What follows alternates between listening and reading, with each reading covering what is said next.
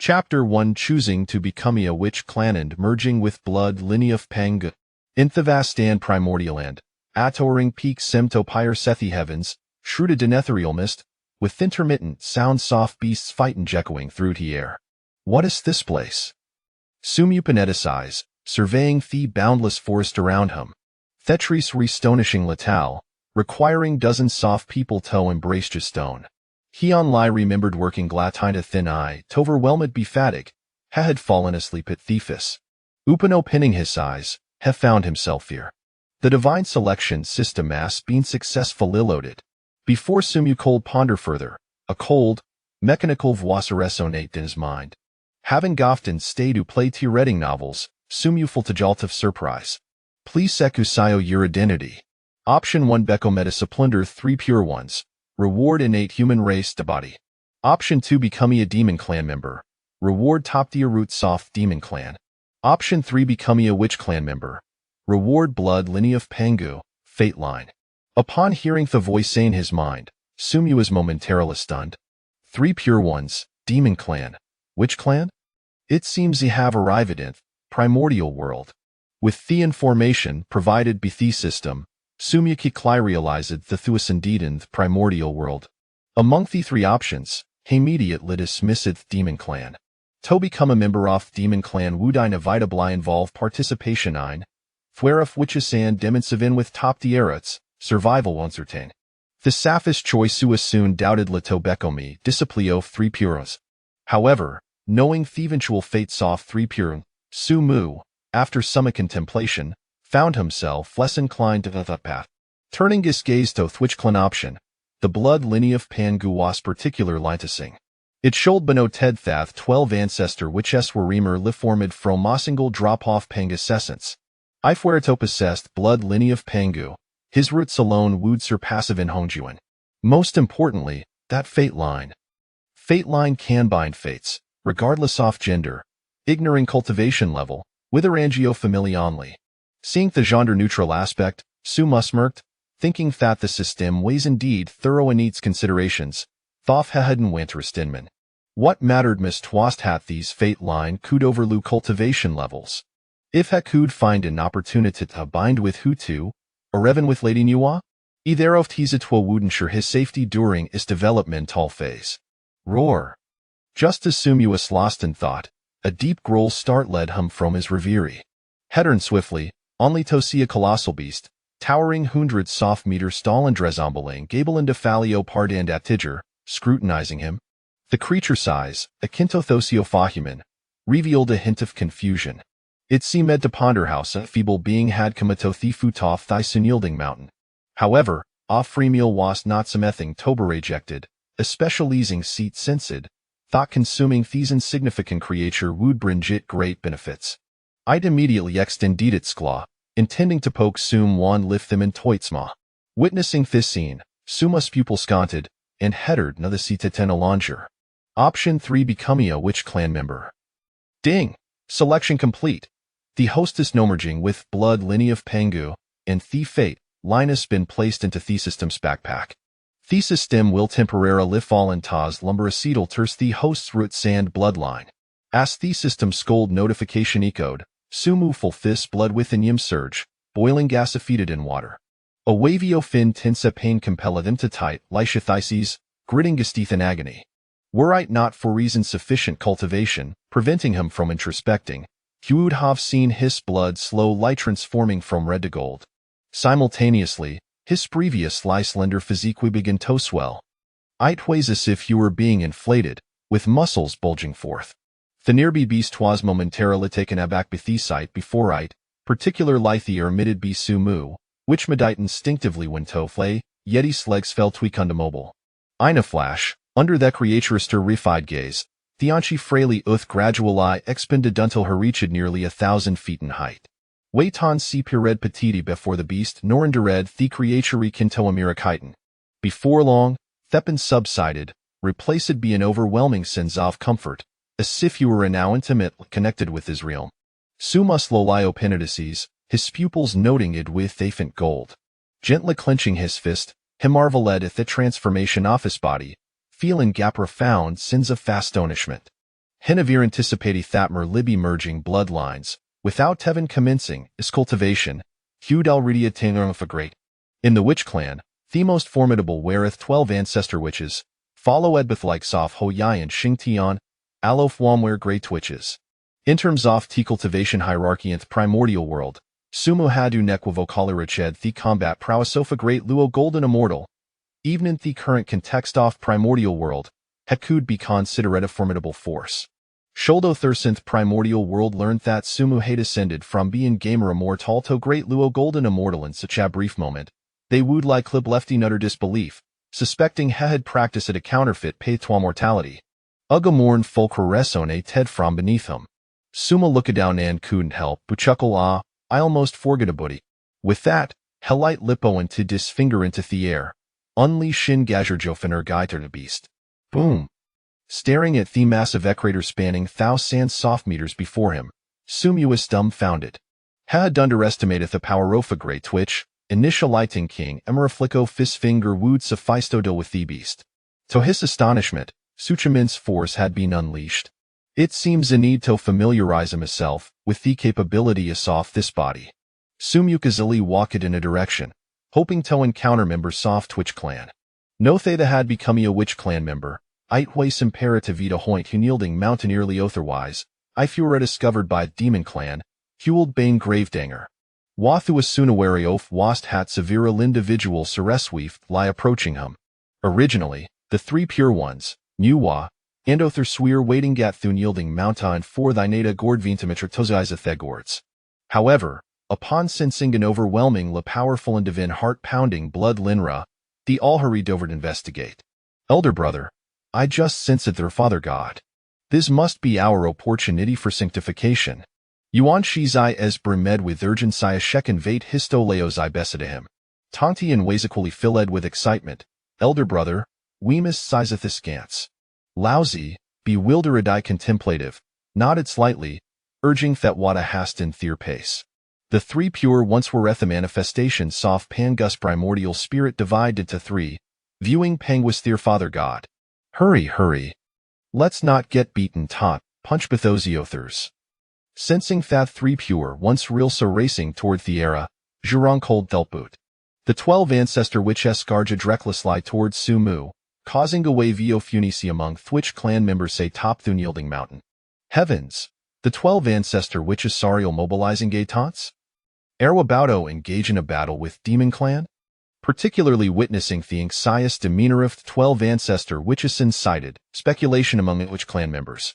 A Thismament, standing by as Mulriver, Sumu Haj returned to a normal human form and fashioned him into regarment from the hide off T beast he had just slain.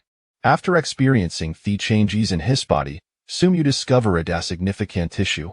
Thegria test flowoth which clanis their laco faprimordial spirit thakenon licultivite their physica form, yet type possess aprimordial spirit. Before he could drive Lintha's realization, Sumu's expression abruptly changed. Oh no, Thibi stikazala kill la dearlier wasensamez con generation demon or an illegitimate child created BD June. Weighs it? In his perception, nearly 20 terrifying gao ras were rapid like converging upon him. From the sheer sensation, Sumu understood that Tanunoft, his individuals possessed the power thing. Could he Bethis unfortunate? Have I just crossed of Yerndal reedy met madam? He could not fathom how had revoked such powerful beings. Those who has a strength outstripped high son were undoubted lie the quay, Sisaintelvel being soft primordial world. And in this brief span since his arrival, the inly action had taken ways Thikazuli's Langoftap beast. Amidst this bewilderment, have found himself enveloped Hedbithos for Samiris. Looking up, the fierce three-figure stow emerge were a three-deos and elder Cladine Simplirobes, a middle-league Edmund dressed in luxurious attire, and a young man standing proudly at this word. Following them ways an exquisite woman, not strikingly beautiful but radiating a matter nalaradhat inspired us in so formed hand familiarity at first glance. Elder brother, this switch clan is no ordinary matter. It shall subdue him first. Thegroup instinctively zins Sumus presence, and Yuan she immediate, liticide dead to take action against them. A Thismament, they were re-enthun yielding mountain if they were to strike a Thwitch clan, Theni need to act swiftly, lest the attract 12 ancestor witches and suffer dire consequences. Fortunately, It seems that Wuklan possesses lie the strength of a great shaman, incapable of footing the method soft hatred individuals up in hearing primordial. I refrained from speaking, merely noting slight lie while positioning Mijal Fawn taunting in front of theathers. Brother, what is the intent behind our actions? Do we intend to monopolize a thrice opportunity? Nuwa's delicate ice narroweth the side to flousy and conscience movements. Theorizing tai, dejuin, and kunpinjekode, area you three pure, one a struli planning to seize a thrice opportunity for ya, ourselves? Although Hongyun is typically a kind-hearted individual, the prospective opportunity before him stirred within, however, with the formidable prowess of flousy and tonction evident, a mere moment of obstruction would suffice for the primordiality of Wuklan. Lousy and Tongti and paid no heed to Thecrode, their gazes imbued with a warning observing hat and it could impede him. The primordial feltelated died visionatoricist, stia juffer and accessory hardships.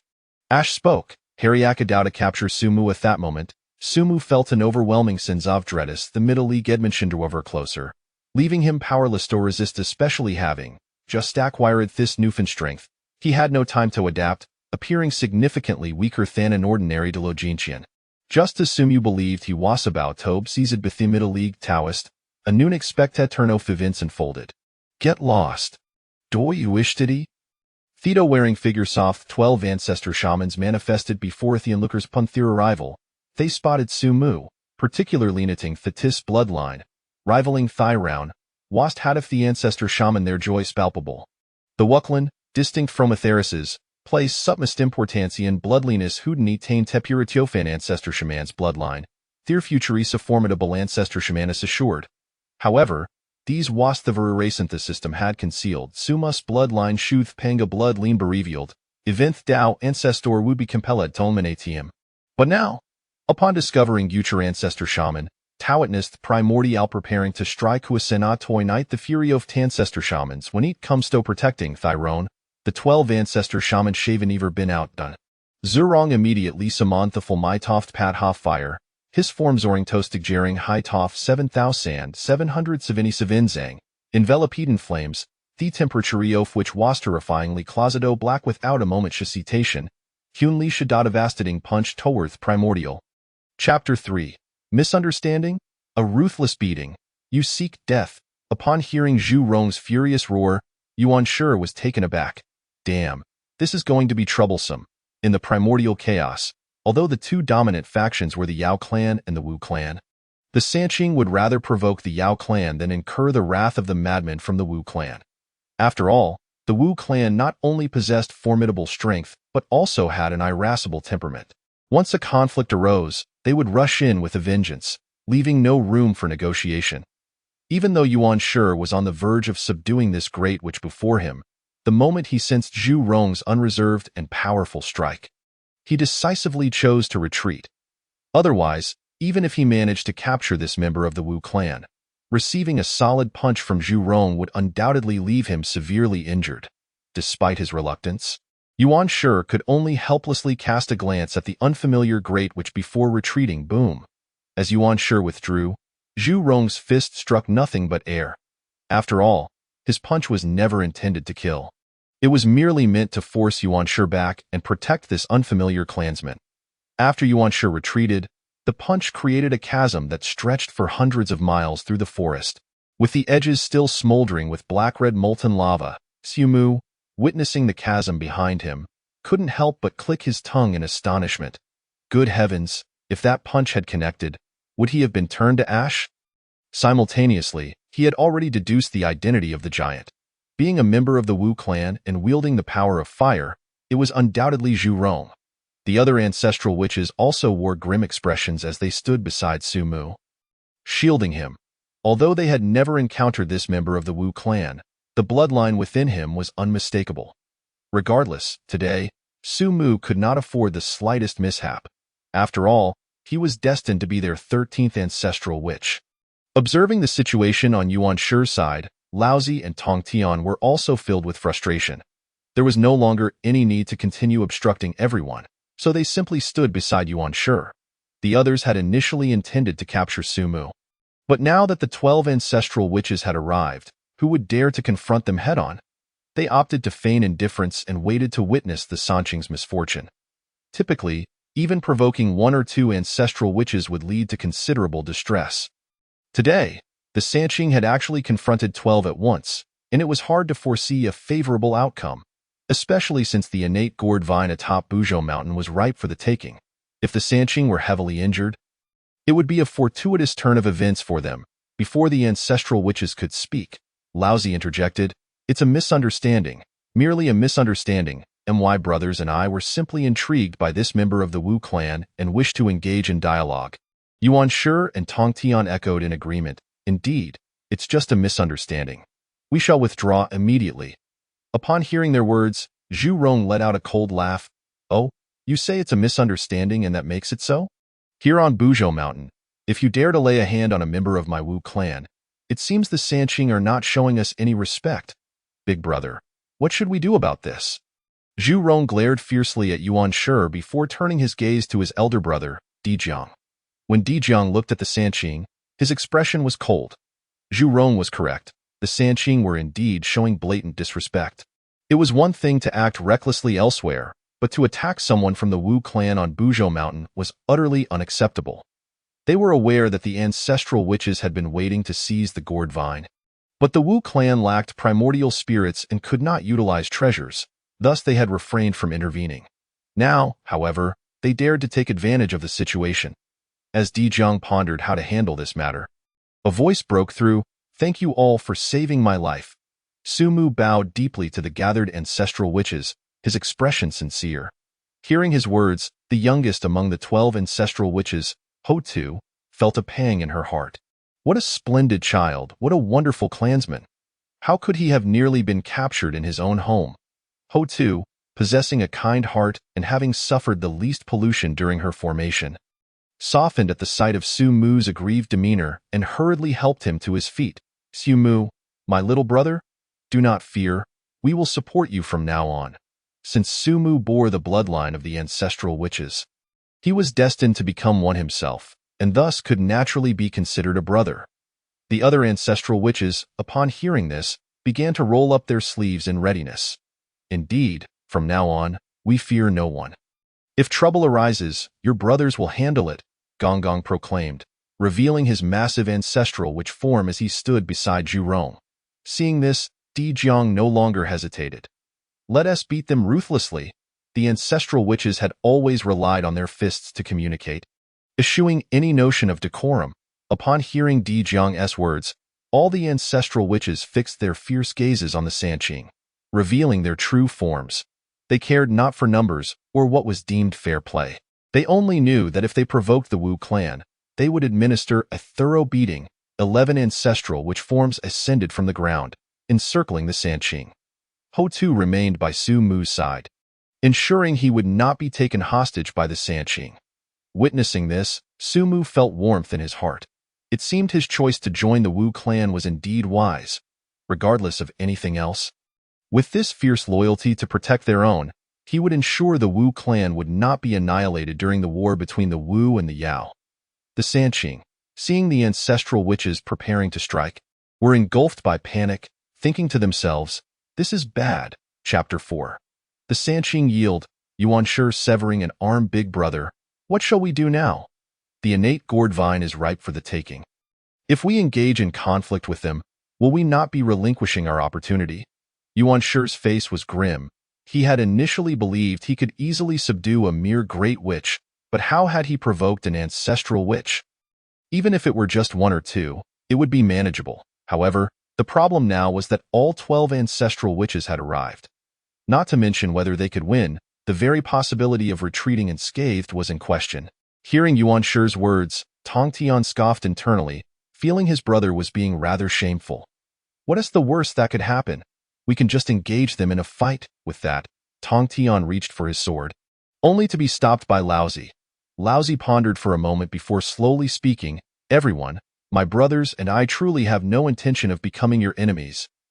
My second brother acted inappropriately. "Why don't we offer some compensation to that member of the Wu clan and let this matter rest?" "Oh, compensation, that might not be out of the question," Dijiang replied slowly. His face darkened. "Big brother, how can you so easily let them off the hook?" The other ancestral witches glared at Dijiang. their faces filled with anger. Meanwhile, the Sanqing were quite pleased with the turn of events. It was just an ancestral witch. How audacious! The Sanqing were willing to offer some compensation, and they certainly would not dare to engage in a life-or-death struggle with them. With a smile on his face, Laozi presented a bottle of 7-turn golden elixir, proclaiming, even for the Wu clan, this would be immensely beneficial, sparing them tens of thousands of years of arduous cultivation. Would you be satisfied with this? Di Jiang shook his head slowly. Laozi had thought this was already a precious offering, believing it was merely a formality to give the Wu clan some face. Why was Di Jiang now being so ungrateful, wanting to extort more? Very well. How about I add this innate high-grade spirit root I found a few days ago? Di Jiang continued to shake his head. After the first and second offers, there was no third. Seeing Di Jiang so insatiably greedy, the Sanqing also felt a bit displeased. Clang! Tong Tian drew his sword and pointed it at Di Jiang, questioning, if you keep pushing for more, why don't you tell us how you wish to be compensated? Upon hearing this, Di Jiang merely smiled. The compensation you mentioned, I have no interest in. It was that Yuan Shi who struck first. I believe it would be most fitting for him to lose an arm. As soon as Di Jiang's words fell, the faces of the Sanqing darkened. The other ancestral witches finally grasped the situation. This was an insult to their opponent. They erupted in laughter. Indeed, we want nothing but that Yuan Shi's arm. Since he used his right hand against our clansmen, he should leave his right hand behind. What my elder brother said is absolutely correct. There's no need for idle chatter with them. Just take that Yuan Shi's arm. In an instant, the 12 ancestral witches exchanged glances, understanding one another perfectly as they encircled Yuan Shi. They completely ignored the presence of Taqing, Tong Tian, and the other powerful beings. Seeing Yuan Shi surrounded, Tong Tian initially wished to assist him but was restrained by Laozi, who raised a hand to stop him. Here on Buzhou Mountain, if we were to engage in battle with the Wu clan, we would undoubtedly suffer. We can only allow my second brother to make some sacrifices. After this, I will certainly concoct a pill to help him recover. Though Tong Tian was deeply dissatisfied with Laozi's words, he ultimately ceased his insistence. This scene, however, did not escape Yuan Shi's notice. He quickly understood that today he would have to shed some blood. If he were to clash with these 12 ancestral witches, he might very well lose more than just an arm. Death could be a real possibility. Weighing the consequences, Yuan Shi made a resolute decision. A glint of ruthlessness flashed in his eyes as he severed his own arm and tossed it towards Su Mu, who stood at a distance. How boring! You practitioners talk a big game, but when it comes to a real fight, you all back down. Nevertheless, since you have severed an arm, my Wu clan will honor our word. Let this matter be settled. Now, be gone. The 12 ancestors of witches witnessed the primitive self severing an arm, yet they chose not to retaliate, but merely mocked him before returning to Su Mu's side. After all, should a life-and-death struggle ensue, while they might slay their adversary, the 3 pure ones would undoubtedly take a few of them down with them, making such a confrontation unnecessary. At this moment, Su Mu was firmly protected by the 12 ancestors, with the severed arm of the primitive lying before him. Mud, quickly collect that old primitive's arm. Absorbing its bloodline will greatly benefit you. Ho Tu remarked, noticing the confusion etched on Su Mu's face. In that case, I shall not decline, Su Mu replied, initially bewildered as to why the primitive's arm was needed, but after Ho Tu's explanation, he no longer hesitated. Seeing the 12 ancestors no longer encircling him, the primitive shot a furious glare at Su Mu before hastily retreating. Laozi and Tong Tian promptly pursued him. What are you all still doing here? Hurry and leave, Zhurong barked, his temper flaring. The earlier restraint from combat left him with pent-up frustration, which now found its target among the crowd of powerful beings who had gathered to spectate. However, the mighty beings from the primordial era remained silent, aware that with the 12 ancestors united, they would only suffer should a conflict arise. Thus they dispersed. Once everyone had departed, Di Jiang cast a grave gaze upon Su Mu. How did you come to possess the bloodline of the ancestors? His tone was icy, laden with an oppressive sense of interrogation. Su Mu understood this was a concern regarding his origins, yet he could not help but chuckle inwardly. Bloodline of the ancestor? I beg your pardon, but I am of the Pangu bloodline. Nevertheless, he refrained from voicing such thoughts, instead feigning ignorance, scratching his head in confusion. I don't know, it was as if a surge of power descended upon me. And thus I became what I am now, a sudden influx of power. I understand. It must be the Father God. We all sense the presence of the Father God just now. Sumu is certainly a favored candidate of the Father God, which is why he has been endowed with the bloodline of the ancestors. Ha ha ha, I knew it. The Father God has not vanished, Ancestor Gonggong exclaimed, initially taken aback before dawning an expression of realization. After hearing his words, the other ancestors nodded in agreement, accepting his assertion. Thus, no one remained concerned about Sumu's identity. Come, Su Di, accompany us back to the Panga Temple. No one shall bully you henceforth. Whoever dares to do so shall face the wrath of our entire witch clan, Di Zhang declared, leading the group with great momentum back towards the summit of Buzhou Mountain. Chapter 5. Utilizing the red thread of fate to bind Nuwa on the journey back to the Panga Temple. Sumu was now safeguarded by the 12 ancestors, his safety assured. However, his mind was preoccupied with another matter. When I chose to become part of the witch clan, I also acquired a red thread of fate. Presently, among the 12 ancestors, only 2 women existed, Ho Tu and Xian Ming. However, as a member of the witch clan, now valued by the 12 ancestors, there was no need to use this red thread for protection within the clan. Initially, Sumu intended to utilize the red thread to bind himself to either Ho Tu or Xian Ming for the sake of protection. After all, he was merely a sudden emergence within the witch clan, and gaining their trust was not guaranteed. Yet, upon seeing their regard for him, he realized there was no need to squander the red thread. Thus, he needed to carefully contemplate how to maximize its benefits. Just now, when the primitive was subdued, I noticed a stunningly beautiful woman nearby. The woman capable of contending with the 3 pure ones for opportunities at such a moment is indeed rare in the primordial era. Could she possibly be? At this, Sumu's mind was made up. However, he still turned to Ho Tu beside him and inquired, Sister Ho Tu, who were those people just now? I noticed there was a woman among them. Could she be a powerful figure? Throughout the journey, Ho Tu had been the one with whom he conversed the most and felt closest. Upon hearing Sumu's question, Ho Tu chuckled lightly and playfully tapped his head. Su Di, are you perhaps interested in that woman? But let me tell you, you have no chance with her. Seeing the puzzled look on Sumu's face, Ho Tu patiently explained, that woman is indeed a formidable being. Her name is Nuwa, a powerful deity rooted in the primordial essence. Although there are generally no conflicts with our witch clan, she will certainly not forge any bonds with us. After saying this, Ho Tu glanced at Sumu discreetly, thinking to herself that he should have given up now. After all, the relationship between the witches and the demons was exceedingly poor, and it was impossible for Nuwa, a master of the demon clan, to be with a witch. No, what is wrong with me? Am I feeling jealous? In an instant, Ho Tu realized her own thoughts and felt her cheeks flush, hastening her pace to avoid detection by Sumu.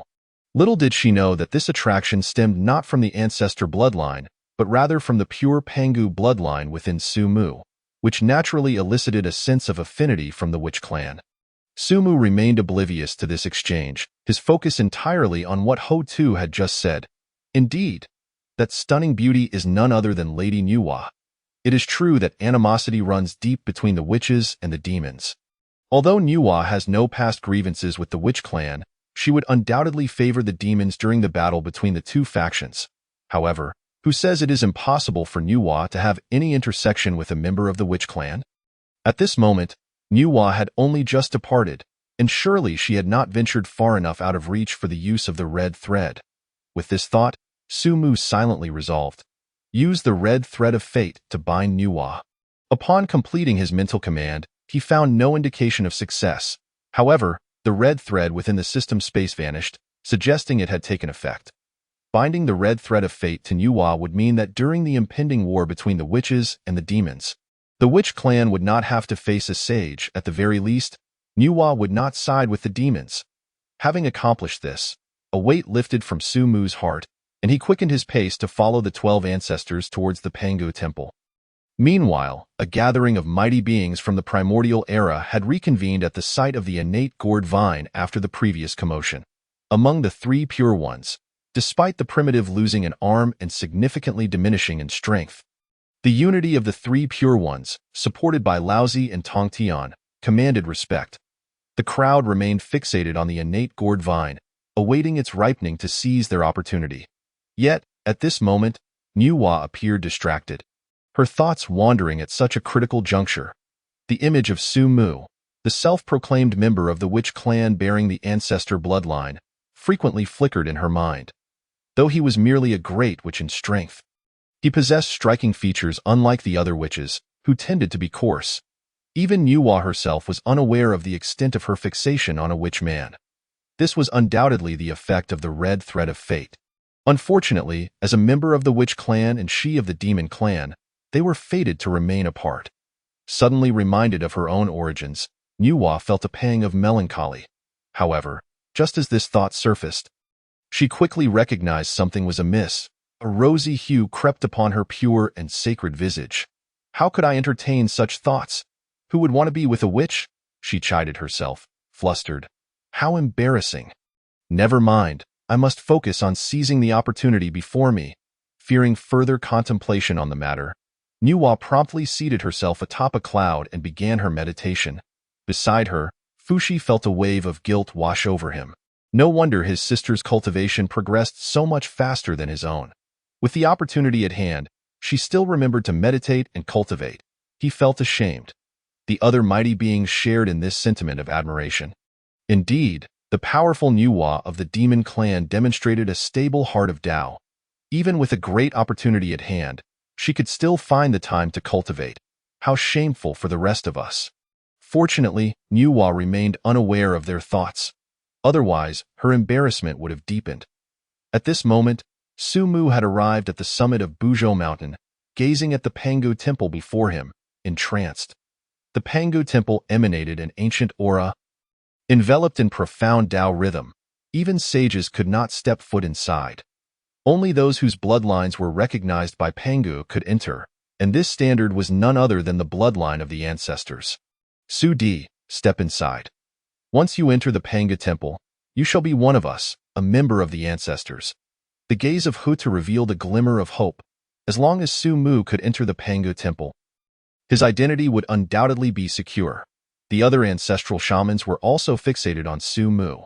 After all, since the primordial deity Pangu forged the heavens and the earth, the shaman clan had only ever consisted of these 12 ancestral shamans, with the other great shamans being derived from their own bloodlines. The sudden emergence of an additional ancestral shaman's bloodline inevitably aroused their suspicions. Su Mu, recognizing the situation, understood that this was akin to his final trial. Yet, he felt no trepidation whatsoever. Possessing the ancestral shaman bloodline would grant him access to the Pangu Temple. In essence, the ancestral shaman bloodline was merely a diluted version of Pangu's bloodline. Given that he bore the authentic Pangu bloodline, how could he possibly be barred from entering the Pangu Temple? Thus, with a smile gracing his face, he stepped forward, one deliberate footfall at a time, towards the grand entrance of the Pangu Temple. Unfaltering under the watchful eyes of the 12 ancestral shamans, as anticipated, he crossed the threshold without the slightest hesitation. Upon entering, Su Mu turned to cast a glance at the ancestral shamans, smiling, only to find their faces etched with astonishment. Chapter 6. Who Shields Whom? The Path of Strength.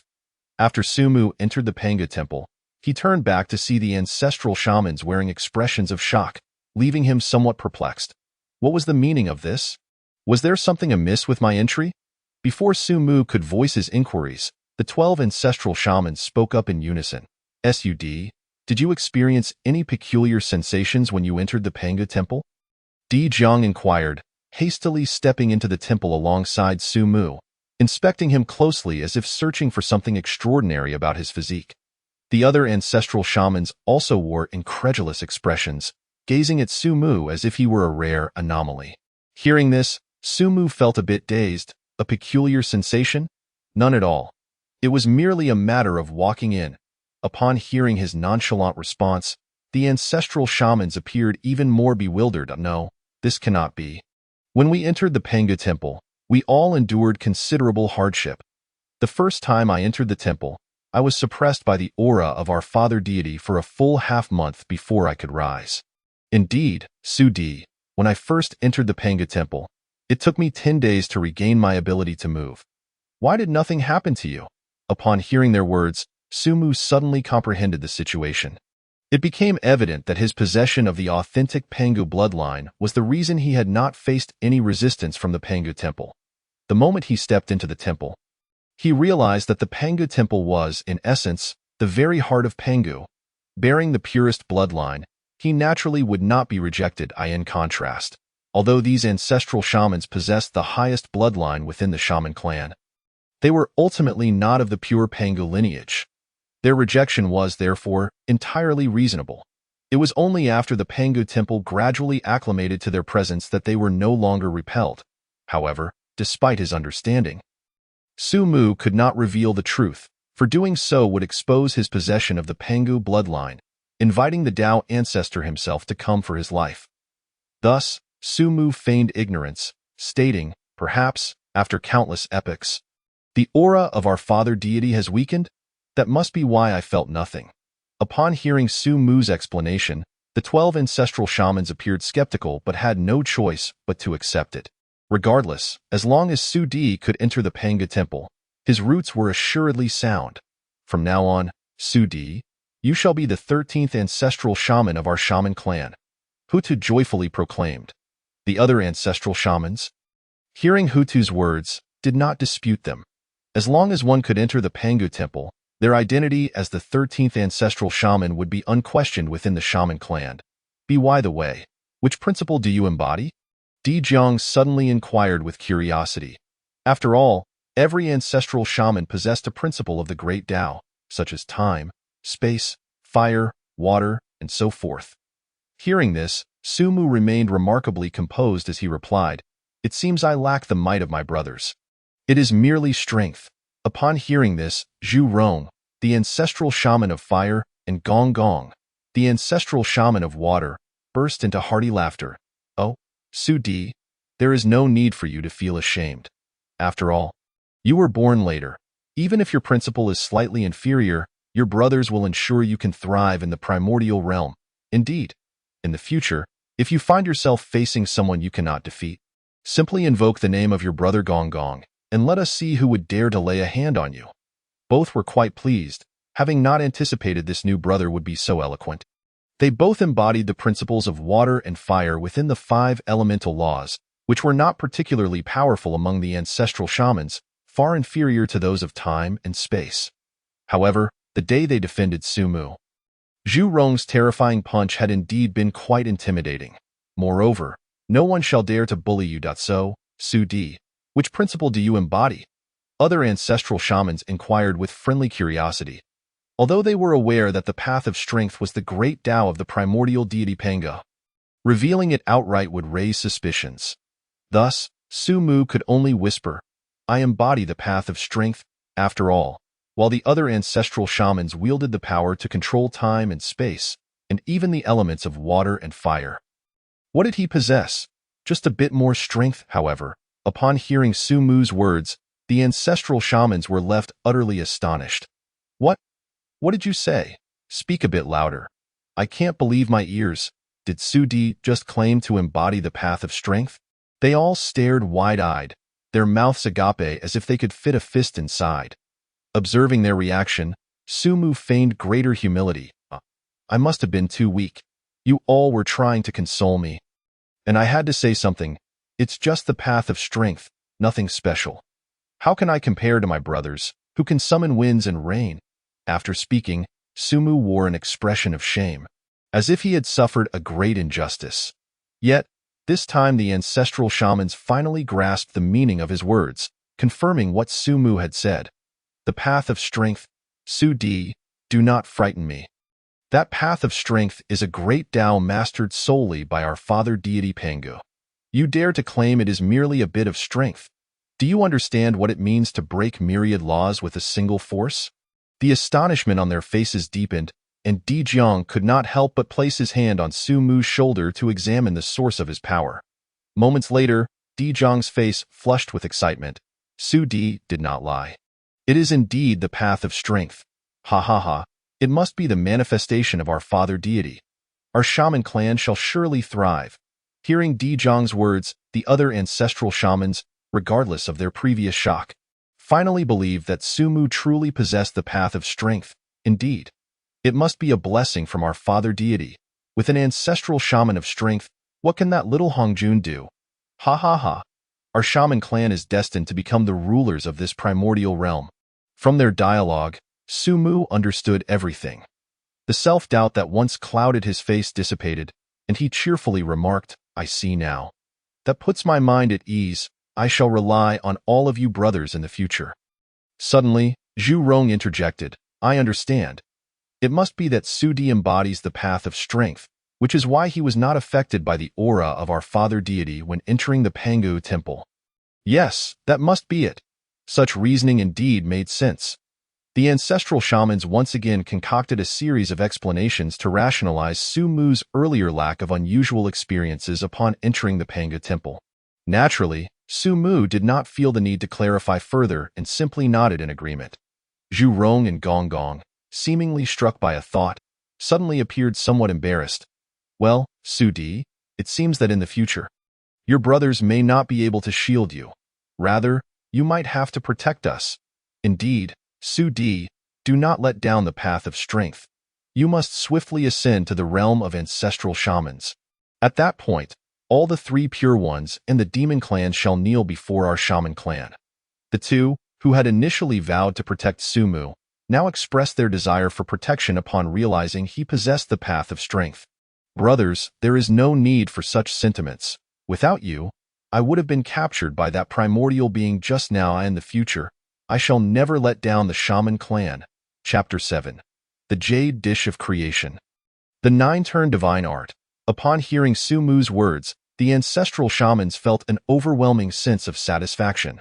Their gazes towards Sumu became particularly affectionate. What a wonderful kin he was, humble, low-key, and deeply grateful. They silently resolved that should anyone dare to bully Sumu, it would be tantamount to declaring war on the entire shaman clan. Huta noticed that Sumu was clad only in rudimentary animal skins. And her heart ached for him. Su Di, now that you have entered the temple, you are on par with us, all being ancestral shamans. Allow Su Di to select a few decent garments and weapons from the Pango treasury. At Hutu's suggestion, Di Jiang nodded in agreement. What my sister says is absolutely correct. Although the shaman clan lived rather casually, with most ordinary shamans like Sumu merely draping themselves in a couple of animal skins for modesty. Those who attain the level of great shamans typically adorn themselves in more respectable attire. As for those like them, the ancestral shamans, they donned garments of various magical artifact grades. While the shaman clan did not forge magical artifacts themselves, one must not forget their formidable strength. They could seize whatever they desired. Thus, the Pangu treasury accumulated a plethora of celestial treasures, divine garments, and magical artifacts. Then I shall humbly accept this command. Sumu did not refuse either. After all, clad in animal skins, he felt somewhat uncomfortable. He subsequently followed Ho-Tu to the Pangu treasure vault. Theo put it plainly, it was merely a space within the Pangu temple, lacking even a single guard. Indeed, only the ancestor shaman could enter the Pangu temple, and thus only the ancestor shaman could access the vault. You may enter and select at your leisure. After bringing Sumu to the Pangu treasure vault, Ho-Tu did not accompany him inside. In any case, the items within the vault, which seemed like treasures to others, held little value in the eyes of the shaman clan. Without a primordial spirit, the shamans could not unleash the true power of these artifacts. Moreover, those precious materials did not greatly aid the shaman clan, for their growth and strength primarily depended on their bloodline. Once the bloodline reached that of the ancestor shaman, as long as they did not perish midway, they would inevitably become ancestor shamans in due time. Sumu bowed slightly, saying, Thank you, Sister Ho. Tuesday then, filled with curiosity, he stepped into the Pangu treasure vault. Hee, our newly arrived 13th brother is indeed quite polite, unlike my elder brothers who are rather coarse. Seeing Sumu enter the Pangu treasure vault, Ho-Tu did not linger but returned to the main hall. Reassured that within the temple, no danger could befall Sumu. Upon entering the Pangu treasure vault, Sumu was immediately taken aback. He had expected a variety of shelves filled with treasures neatly arranged. Yet what greeted his eyes was a chaotic jumble of items piled like clutter in every corner. Precious materials were stacked on the left, while artifacts were heaped on the right, forming small hills. No wonder it is said in the wilds that it is better to provoke the demon clan than to offend the shaman clan. With so many precious materials and artifacts, any shaman capable of refining them must have acquired them through plunder from other cultivators. Sumu made his way towards the pile of artifacts. A flying sword from the later days? Rubbish, I don't want it. A low-grade Taoist robe? Not quite right. As if influenced by the shaman clan's customs. Sumu merely examined each item in his hand before disdainfully discarding them aside. Had these artifacts possessed spiritual consciousness, they would surely have fought back against him. Oh, this sword is quite nice. A superior innate one, and after a while, Sumu finally paused his search, scrutinizing a long sword. As he held it, the sword began to hum and vibrate, as if excited or thrilled to be grasped once more. The hilt bore 2 characters, Huang Quan. The Huang Quan sword, you say? Excellent, you shall be my weapon. Although the shaman clan rarely used artifacts in battle, and even when they did, they could only wield them in a brutish manner without tapping into their true potential. Sumu was different. He was the only shaman possessing a primordial spirit, endowed not only with an exceptionally powerful physique, but also capable of cultivating his primordial spirit and unleashing the full might of artifacts. After placing the Huang Quan sword into his system space, Sumu continued searching until he finally found a satisfactory Taoist robe. This superior innate Taoist robe was perfect. When donned, along with the Huang Quan sword in hand, he would resemble a sword immortal, splendid. Especially when paired with my path of strength, I can twirl a sword flourish with my right hand to capture attention, while my left hand channels the power of the path of strength to deliver a slap that stuns my opponent. Just the thought of it filled him with satisfaction, prompting him to disdainfully shed the animal skins he wore and don the Taoist robe. Now that he possessed both a robe and a weapon, he thought it prudent to see what suitable precious materials were available. Although he had attained the status of an ancestor shaman, his strength still only matched that of a great shaman, equivalent to a golden immortal in the wilds.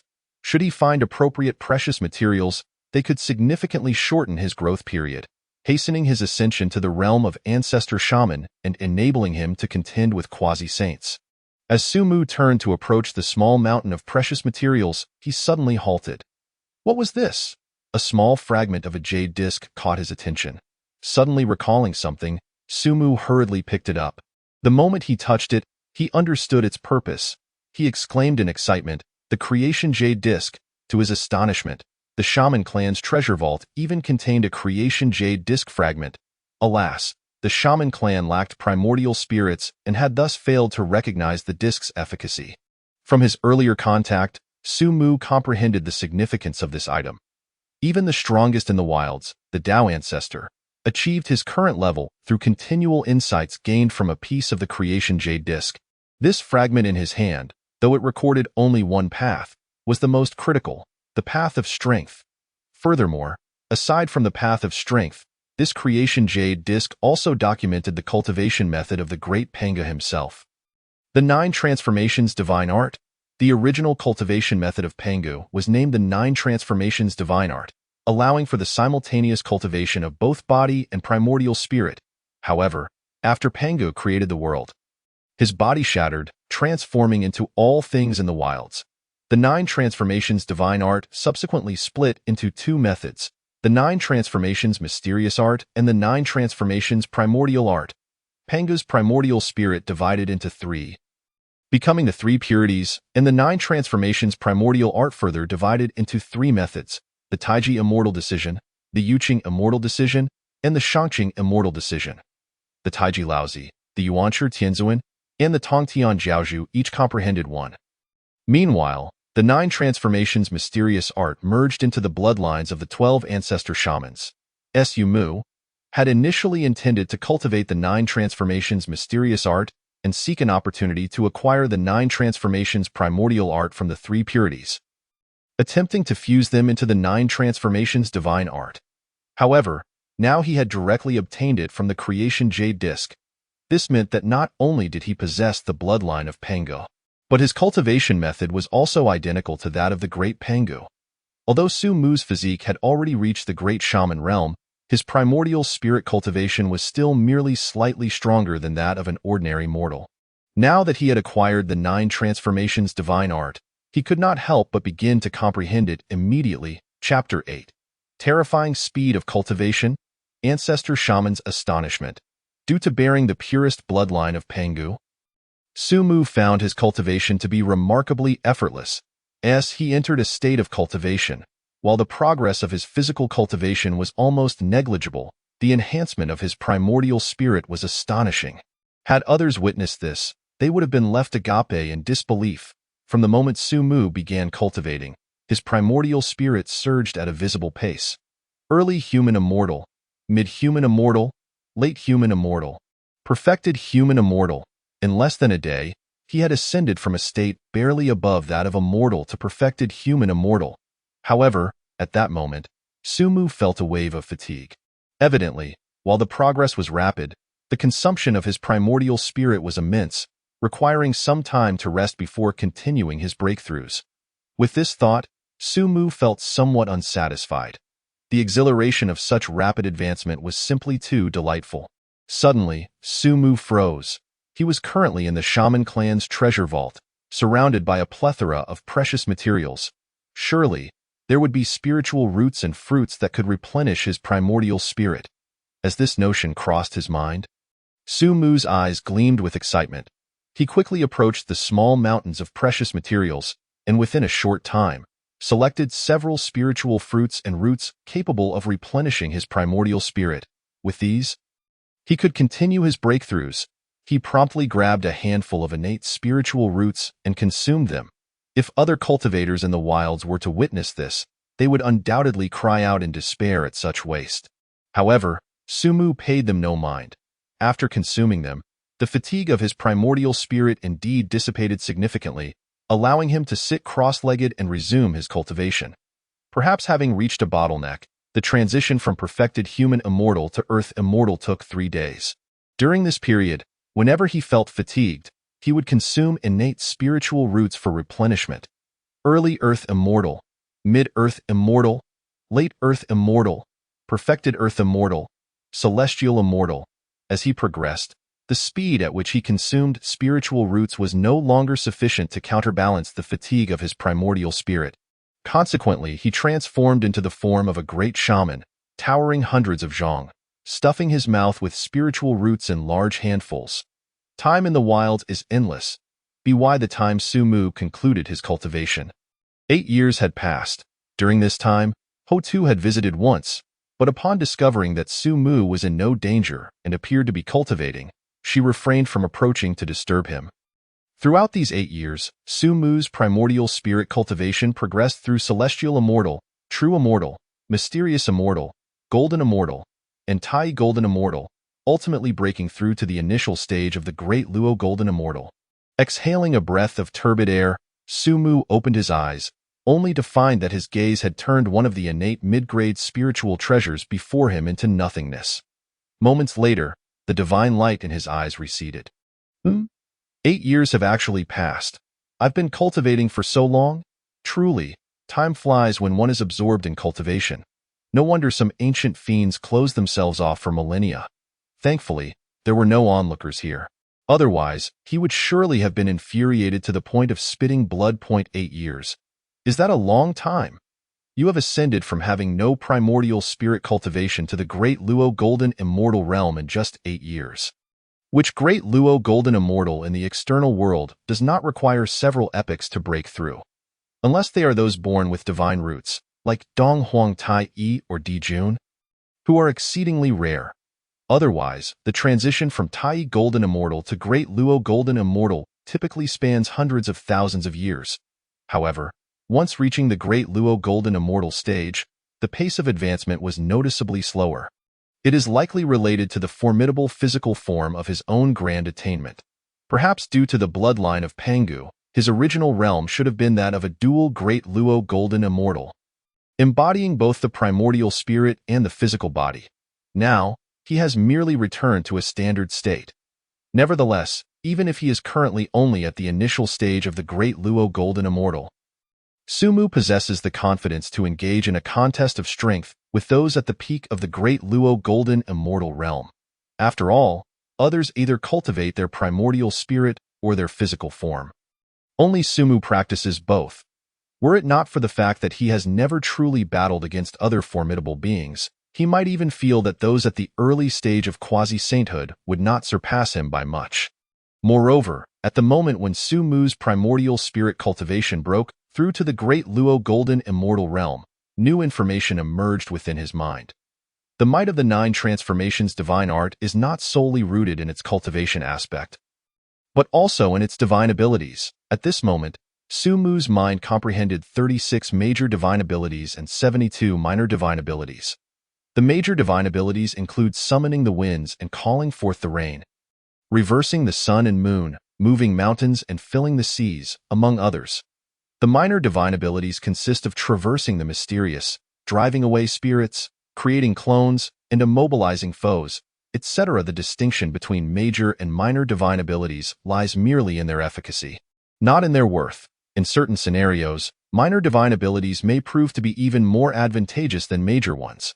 After contemplating for a considerable time, Sumu resolved to first cultivate the major divine ability of the earthly golden light technique. This technique is regarded as a top-tier movement skill in the primordial times, capable of rivaling the golden crow's transformation into a rainbow under the auspices of the Emperor Jun once mastered. It allows for both offensive and defensive maneuvers in battle, enabling a swift retreat thousands of miles away if a strike misses, leaving the enemy vulnerable to attack. The reason for initially selecting only one divine ability for cultivation is that all these abilities are extraordinary, and mastering each requires immense effort. Therefore, he decided to first perfect the earthly golden light technique, which combines both life-preserving and offensive capabilities. The others could follow gradually. With this thought, Sumu once again immersed himself in seclusion. In the timeless expanse of the primordial world, this period of retreat lasted nearly a century before it concluded. Fortunately, the treasury of the Wu clan was vast, covering at least 10,000 miles. Sumu's figure transformed into a golden light, traversing from one end of the treasury to the other, a distance that now only took an instant to cross. At this juncture, his mastery of the earthly golden light technique had reached a small level of accomplishment. It was time to emerge, as he had spent a century within the treasury. At this moment, Sumu had undergone a complete transformation compared to when he first traversed into the primordial continent. Not only did he possess the invincible strength of the Great Luo realm, but his very demeanor had also undergone a profound change. With a mere thought, he transformed into a beam of golden light. Appearing directly within the grand hall, upon glancing around, he discovered that the 12 ancestors of the Wu clan were indeed present within the hall, seemingly awaiting his arrival. As soon as Sumu manifested, the gaze of the 12 ancestors converged upon him. In an instant, the ancestors felt a sense of incredulity. Merely a century had passed, and now, as they looked upon Sumu, he exuded an aura that instilled a hint of danger. It was astonishing to realize that Sumu was still only at the Great Witch realm. How could he possibly evoke such a sense of threat? Zhurong, unable to contain his curiosity, stepped forward to scrutinize him. Sudi, what have you experienced during this century? How have you changed so drastically? To this, Sumu merely responded with a light chuckle. I suddenly had an epiphany, thus I secluded myself for a century. I apologize for making my brothers wait. The others did not dwell on the change in Sumu's demeanor. However, suddenly, they became aware of an anomaly. Wait a moment. Sudi, did you just utilize your innate talent? But why do I sense the aura of divine abilities? Zhu Juin's eyes displayed confusion, his tone revealing disbelief. The crowd also suddenly recognized the issue. Just as Sumu arrived, he transformed into a beam of golden light, moving at a speed that nearly rivaled that of the ancestors. If it were merely an innate talent, they could comprehend it. But if it were a divine ability, when did the Wu clan begin to practice divine techniques? Chapter 9. The Revelation of My Primordial Spirit. The leader of the Wu clan? I decline. Seeing the astonished expressions of the crowd, Sumu did not conceal the truth. Indeed, it is a divine ability that I have just cultivated. His tone was exceedingly calm, as if he were merely stating a trivial matter. Yet, this declaration struck the ancestors like a thunderclap, leaving them in a state of shock. Divine abilities? Can our Wu clan cultivate divine abilities? Zhurong exclaimed, his mind racing. "Yu, do not jest with me." Similarly, Gong Gong, while considering himself more astute than Zhurong, found Su Mu's words utterly outrageous. Given that their clan lacked primordial spirits, how could they possibly cultivate divine abilities? Gong Gong muttered in disbelief. At that moment, Zhurong was completely absorbed in astonishment, oblivious to Gong Gong's teasing. Even if he had noticed, it was not the time to quibble over such matters. Indeed, divine abilities require a primordial spirit for cultivation. Once Su Mu made this statement, the crowd was filled with confusion. Everything seemed plausible, but how did he actually cultivate divine abilities? Was Su Di merely jesting with them? Di Jiang expressed his skepticism. However, when Su Mu spoke again, the crowd was left utterly flabbergasted, even more so than when they had heard about Su Mu cultivating divine abilities. That is because I possess a primordial spirit. Since I possess a primordial spirit, naturally I can cultivate divine abilities, right? Is that not so? Since the dawn of creation in the primordial world, there had never been a precedent for a member of the Wu clan to possess a primordial spirit. Now, upon hearing that Su Mu had won, all the ancestors were on the brink of madness. They had lived for so long without ever hearing of the Wu clan having a primordial spirit. Initially, they had thought that Su Mu had cultivated a divine ability through some special technique and were amazed. But upon learning that Su Mu had a primordial spirit, their shock subsided, replaced by disbelief. Zhurong laughed. "Ha ha ha, Su Laudi, you truly have a sense of humor. I was almost deceived.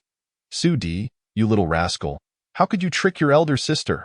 Shiming chimed in, patting his chest as if he had seen through everything. Yet only Zhu Juin's expression changed drastically, as if he had witnessed the resurrection of the Pangu Father God, his excitement rendering him speechless. "Truly? No, it can't be. He really does." The stuttering words left the other ancestors bewildered. Taking a deep breath, Zhu Juin tremulously stated, "Just now, using the law of time, I saw that Su Di possesses a primordial spirit." The ancestors, who had just regained their composure, erupted into chaos once more upon hearing Zhu Juin's words. "Are you certain? This is impossible. It cannot be." Observing the crowd nearly overwhelmed by this revelation, Su Mu decided to directly project his primordial spirit outside his body. "Behold, this is my primordial spirit." The primordial spirit of the early-stage Great Luo Golden Immortal gradually materialized from Su Mu's spiritual platform, drifting within the Panga Divine Hall. Normally, a primordial spirit at the early stage of the Great Luo Golden Immortal would be seen as insignificant, akin to an ant, easily crushed with a mere gesture. However, upon witnessing Su Mu's primordial spirit, the ancestors could no longer remain calm. This was the primordial spirit of the Wu clan. The one and only primordial spirit of the Wu clan. No, that's not right. The original Pangu Father God possessed a primordial spirit. Now, Su Mu not only carried the might of the Father God's path, but also possessed a primordial spirit. Was this a resurgence of the Pangu Father God? In an instant, all the ancestors became cautious, even holding their breath, fearful of harming Su Mu's primordial spirit. It is truly real. The resurgence of our Wu clan's glory is undoubtedly tied to Su Mu. No, not just Su Mu. Suddenly, Di Jiang's expression turned grave as he bowed deeply to Su Mu. The space ancestor Wu Di Jiang pledged allegiance to Su Mu as the leader of the Wu clan, hoping that in the future, the Wu clan may be unified under your guidance. Su Mu quickly retracted his primordial spirit into his body, hastening to assist Di Jiang. However, before he could reach Di Jiang, the other ancestors exchanged glances and simultaneously bowed in homage to Su Mu. "We pledge allegiance to Su Mu as the leader of the Wu clan." In an instant, Su Mu was left dumbfounded. He had initially thought that revealing his primordial spirit would earn him the respect of the ancestors, granting him time for safe development. Yet, he never anticipated their reaction would be so overwhelming. "There is no need for such formality, everyone. Since I, Su Mu, am a member of the Wu clan, I will certainly do my utmost for our kin." Moreover, my brothers treat me with sincerity, and I am not one to forget kindness." Upon hearing Su Mu's refusal, Di Jiang grew anxious. "You possess the bloodline of the ancestors, and now have a primordial spirit. Your future achievements will undoubtedly surpass those of us ancestors." Faced with this situation, Su Mu felt helpless. "I merely wish to be an ordinary ancestor, hoping to quietly cultivate and improve. If I were to become the leader of the Wu clan, would my days still be peaceful? Even if I were to lead the Wu clan, I would need to wait until I possess strength comparable to that of the Dao ancestor. There is no need for further discussion. If I, Su Mu, am ever able to ascend to a realm higher than that of the ancestors, I will certainly lead the Wu clan toward prosperity." Upon hearing Su Mu's words, the ancestors finally agreed to rise. "Then, we shall reserve the position of leader of the Wu clan for you. Su Di, under your guidance, the Wu clan shall undoubtedly unify the primordial world. Even that so-called Dao ancestor cannot impede us." Their desire to pledge allegiance to Su Mu as the leader stemmed from the realization that the Dao ancestor had been growing increasingly powerful. Although they were utterly secure within the Panga Divine Hall, what if, in the future, the Dao ancestor were to target them? Would they merely hide away in the Panga Divine Hall for countless epochs? Su Mu instilled hope in them. He possessed the bloodline of the ancestral shaman and a unique primordial spirit, making his future strength capable of contending with that of the Dao ancestor. Should Su Mu choose to become the leader of the shaman clan, it would bind him to their fate. However, this was not detrimental to Su Mu.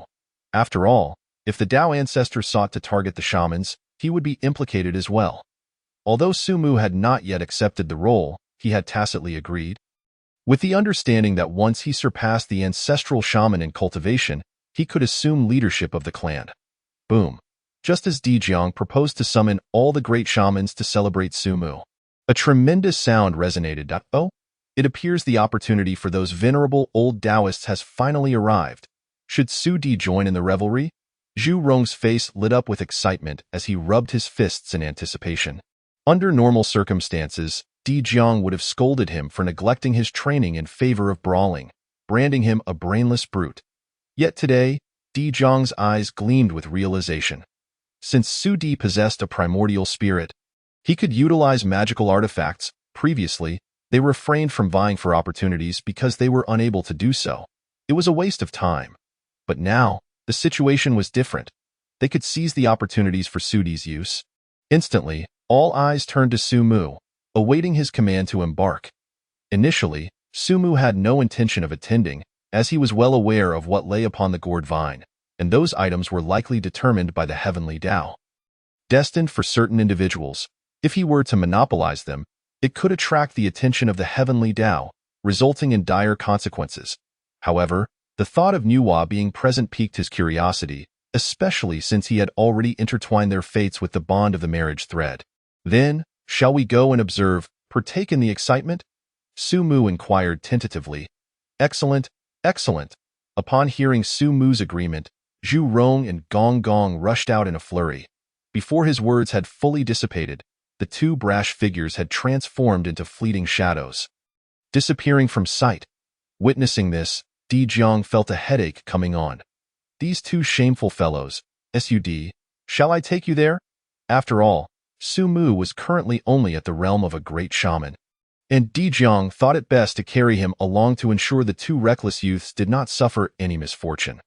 While he outwardly expressed disdain for their antics, he knew that while fighting amongst the shamans was acceptable, engaging with outsiders was a different matter. They were still very much united. Su Mu discerned his thoughts but declined the offer. Instead, he smiled calmly and stated, "No worries, it's just the right opportunity for me to test the effects of the golden light of the earth." Without waiting for Di Jiang and the others to react, he transformed into a brilliant golden beam and vanished from their midst, leaving Di Jiang and the others astonished. This speed. So it turns out, when Su Di made his appearance earlier, he hadn't exerted his full strength. Di Jiang, Ho Tu, and the others dared not delay and hastily summoned their full powers to pursue. They initially believed they would quickly catch up to Su Mu, considering he was a full realm below them. However, to their astonishment, they didn't catch a glimpse of Su Mu along the way. Had they not reached the gourd vine, they would have suspected he had gotten lost. Simultaneously, Sumu's displayed strength and potential further solidified Dejiang and the others' conviction in their decision to appoint him as the leader of the shaman clan. Upon arrival, they found the scene in utter disarray. Zhu Rong, I have already self-mutilated one arm. Why do you persist in this madness? This is utterly intolerable. Eldest brother, third brother, let us combine our strength to slay Zhu Rong and Gong Gong, seize the opportunities, and then escape. The other ancestral shamans cannot stop us. Upon hearing this, Laozi and Yuanshi exchanged glances of discontent. They had not anticipated such unreasonable behavior from the shaman clan, who, having already suffered considerable losses, were unwilling to let it go. If that were the case, let a battle ensue. However, at this moment, Yuanshi had lost an arm and was no match for Zhu Rong, being pushed back consistently. Gong Gong and Laozi fought back and forth. Though slightly at a disadvantage, brother, I'll assist you. Tong Tian drew his sword and intercepted Zhu Rong, granting Yuanshi some respite. Humph, these three old Taoists dare to act so recklessly on my Mount Buzhou. Today, I shall slay them to honor Su Di, Dejiang, and the others' gazes turned icy. Today was meant to celebrate Sumu's ascension as the shaman clan's leader, yet they found themselves embroiled in a conflict with the three pure ones. However, just as they prepared to intervene, Sumu raised his hand slightly. There is no need for my esteemed brothers to act. He then addressed Zhu Rong, saying, Brother Zhu Rong, you may engage in a friendly contest with my friend Tong Tian. Allow me to practice my skills against this Yuanshi. Had Yuanshi been at his peak, Sumu would indeed have felt apprehensive. Yet now, with Yuanshi having lost an arm, his combat prowess significantly diminished. Even if he were to falter, his life would not be in jeopardy. With that, Sumu stepped forward and delivered a powerful punch towards Yuanshi. With the enhancement of the Way of Strength, even the air was compressed and exploded with a series of crackling sounds. Though Dejiang and the others wished to rush in to assist, they did not refuse Sumu's request. Everyone be vigilant. We must not allow Su Di to sustain any harm. Rest assured, elder brother, should Yuanshi dare to injure Su Di, I shall risk my life to ensure his demise. Zhu Meng's eyes glinted coldly at Yuanshi. Meanwhile, Xian Ming chuckled softly, covering his mouth. I had no idea our brother Sumu was so formidable. This truly excites anticipation. At that moment, one person's gaze remained fixated on Sumu. Why has he come? Has he lost his mind? To engage with Yuanshi? Why do none of the ancestral shamans assist him? At his great shaman realm, does he not risk his life? Nuwa's expression betrayed concern as her heart wrestled with indecision. If Sumu were to find himself in danger, would she intervene to save him? Yet, as a powerful figure of the demon race, how could she aid a member of the shaman clan? Meanwhile, many of the formidable beings of the Hong Huang realm observed Sumu preparing to confront Yuanshi, feeling both regretful and relieved. Dijun pondered. This youth poses a significant threat to my demon race. Should he be allowed to grow, the balance between the shamans and demons will surely be disrupted. I hope Yuanshi can muster enough strength to eliminate the shaman. Ideally, this will provoke the shamans into a furious conflict with the three pure ones. Allowing my demon race to reap the benefits, Hong Yun felt a twinge of regret. Although this fellow is of the shaman clan, he is markedly different from the crude shamans. I had originally thought the shaman clan might temper their arrogance under his influence. Alas, how disappointing! In summary, no one believed Sumu could hold his own against Yuanshi. Should Yuanshi find even the slightest flaw, it would mean Sumu's demise. Yuanshi himself thought similarly, as he observed Sumu's approaching fist. Despite its impressive aura, he felt no fear. Instead, he scoffed, saying, Youngster, you are squandering your ancestral shaman bloodline. Had you diligently cultivated for 1,000,000 years to achieve the ancestral shaman level, I would indeed have found it difficult to kill you. However, now, humph, with a huff, Yuanshi's robe billowed without wind, fueled by the gathering spiritual energy. The laws of the Tao surged around him, converging at his fingertip. It appeared he was merely pointing slowly at Sumu. But in reality, this was his full power unleashed. Harnessing the laws of heaven and earth, all his spiritual energy coalesced into that single finger. Should it strike, the great shaman realm Sumu would not only perish but be utterly crippled. The thought of losing an arm to the likes of Sumu intensified Yuanshi's hatred. Simultaneously, Ho-Tu witnessed this scene and bolted forward, but alas, it was too late to catch up. Another figure, draped in faint crimson, surged toward Yuanshi. Stop! He cannot die. Nuwa's beautiful eyes were filled with murderous intent. Resolute, she vowed. Should Yuanshi dare to slay Su-Mu, I shall ensure his destruction today. The surrounding powerful beings of the Hong Huang realm focused intently, even overlooking the imminent ripening of the innate gourd vine. A finger, a punch, at last, collided. A figure was sent hurtling backward amid the tremendous sound. No! A cry erupted, one from Ho-Tu, the other from Nuwa. Yet at this moment, the attention of all was elsewhere. Their eyes widened to the point of nearly popping from their sockets, jaws agape as if they could fit an entire chicken. Yuanshi, how could he be sent flying? This is impossible. Yuanshi has already attained the quasi-saint level. How could he be overpowered by a shaman of the great shaman realm?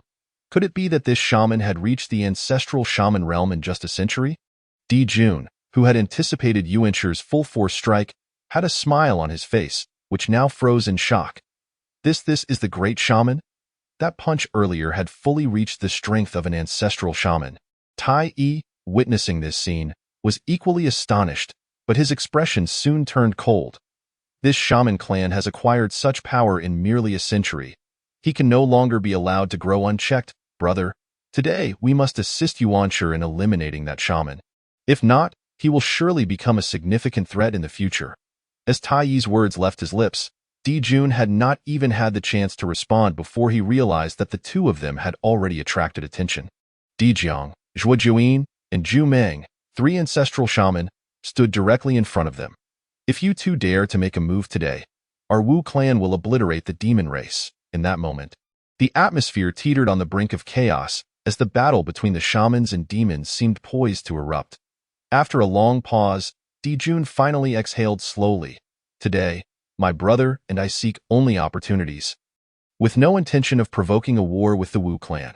Upon witnessing this, Tai Yi could only emit a cold snort and refrain from further words. After all, they were currently at Mount Buzhou, not within the demon court. Should a true conflict arise, their 10 great demon kings would not be able to arrive in time, and the two would find themselves at a distinct disadvantage. Meanwhile, Su-Mu furrowed his brow, fixating on his own fist. This shouldn't be right. This punch. The onlookers were astonished.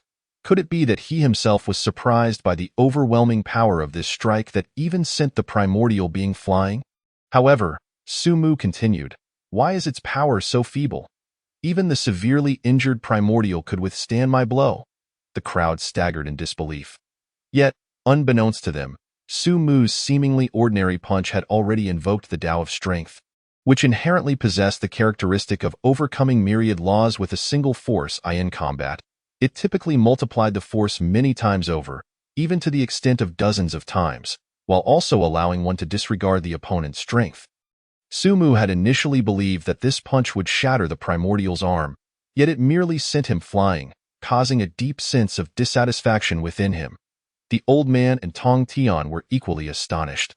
Hastily detaching themselves to check on the primordial, at that moment, the primordial lay on the ground, and had it not been for the faint breath still emanating from him, everyone would have believed him to be dead. Elder brother, the second brother has merely fainted. Tong Tian examined him and, upon confirming his breath, sighed in relief. However, upon noticing the primordial's eyelids twitching slightly, the old man's mouth twitched in response. This is no mere fainting. He is clearly feigning unconsciousness out of embarrassment. Chapter 11. The primordial gourd vine matures. Opportunity descends upon witnessing Su-Mu's punch render the primordial unconscious. Everyone was left in shock. Is this real? Since when can a great shaman knock out a quasi-saint with a single punch? And a quasi-saint at that, a friend of the primordial, one of the 3 pure ones. Red Cloud pondered, his mouth agape, contemplating what would happen if he himself had faced such a punch. The majority present lacked the primordial's formidable strength, and since Su-Mu could knock him out with a single strike, it was evident that his strength was at least on par with theirs. After all, the primordial was currently injured, not at his peak. Yet, this was enough to leave everyone speechless in astonishment, especially Jun and Tai Yi. who felt a profound unease in their hearts. The once balanced power dynamics between the shaman and demon races had now tilted with the sudden emergence of such a terrifying potential from the shaman clan. If given time to mature, should he reach the ancestral shaman realm, the balance would undoubtedly be shattered, bringing calamity upon the demon race. Contrastingly, the thoughts of the great powers from the primordial wilderness diverged significantly. Beyond mere shock, there was a palpable joy regarding Su Mu's strength. Well done. What a magnificent display, truly deserving of the Tao of Strength. With Brother Su on our side, I trust that we shall soon trample that detestable demon court. Di Zhang's heart surged with fervor as he envisioned the shaman clan marching into the demon court, trampling Di Jun and Tai Yi beneath their feet.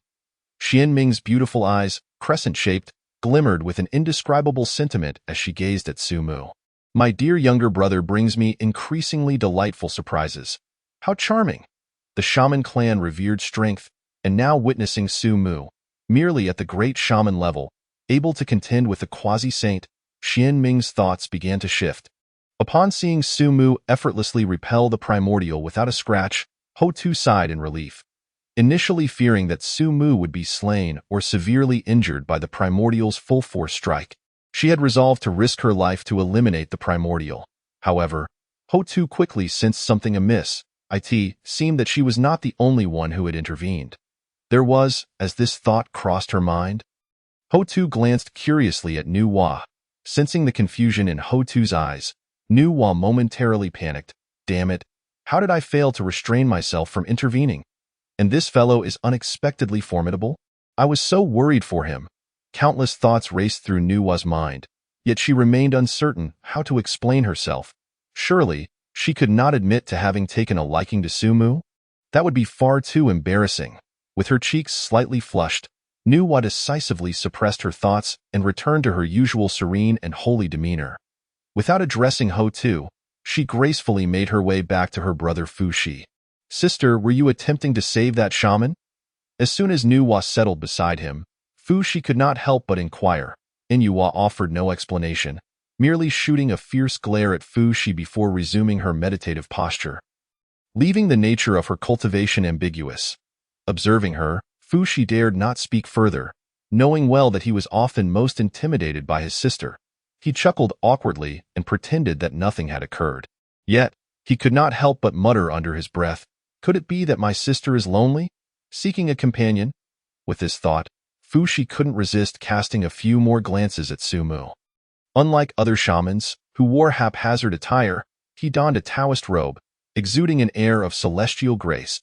If this young man were to become my sister's husband, that might not be so bad. Although Fu Shi and Nuwa were part of the demon race, their dwelling was near Mount Buzhou, and they had not allied with the demon court. Thus, while they harbored some disdain for the shaman clan, they did not outright loathe them. Moreover, Fu Shi recognized Su Mu's might. Now, a great shaman could contend with a quasi-saint, and should he ascend to the ancestral shaman level, would he not be able to kick saints around? Upon witnessing that Su Mu had finished his bout, Zhu Rong and Gong Gong did not pursue further and directly approached Su Mu. Ha ha ha, Brother Su, your strength truly commands my admiration. To knock that fellow out cold with a single punch, how satisfying! Zhu Rong exclaimed, joyfully patting Su Mu's shoulder as if he himself had delivered the blow. Gong Gong, observing this, couldn't help but scoff, casting a sideways glance at Zhu Rong. Humph, no matter how impressive, it's all thanks to Brother Su. What does it have to do with you? The two had always been impulsive due to their conflicting elemental Tao of water and fire, and they would seize any opportunity to clash. Zhu Rong, hearing Gong Gong's words, immediately grew displeased. What, do you wish to test my might again? Su Mu could only manage a wry smile. The shaman clan was indeed boisterous and carefree, even at such a critical juncture. They were capable of internal discord.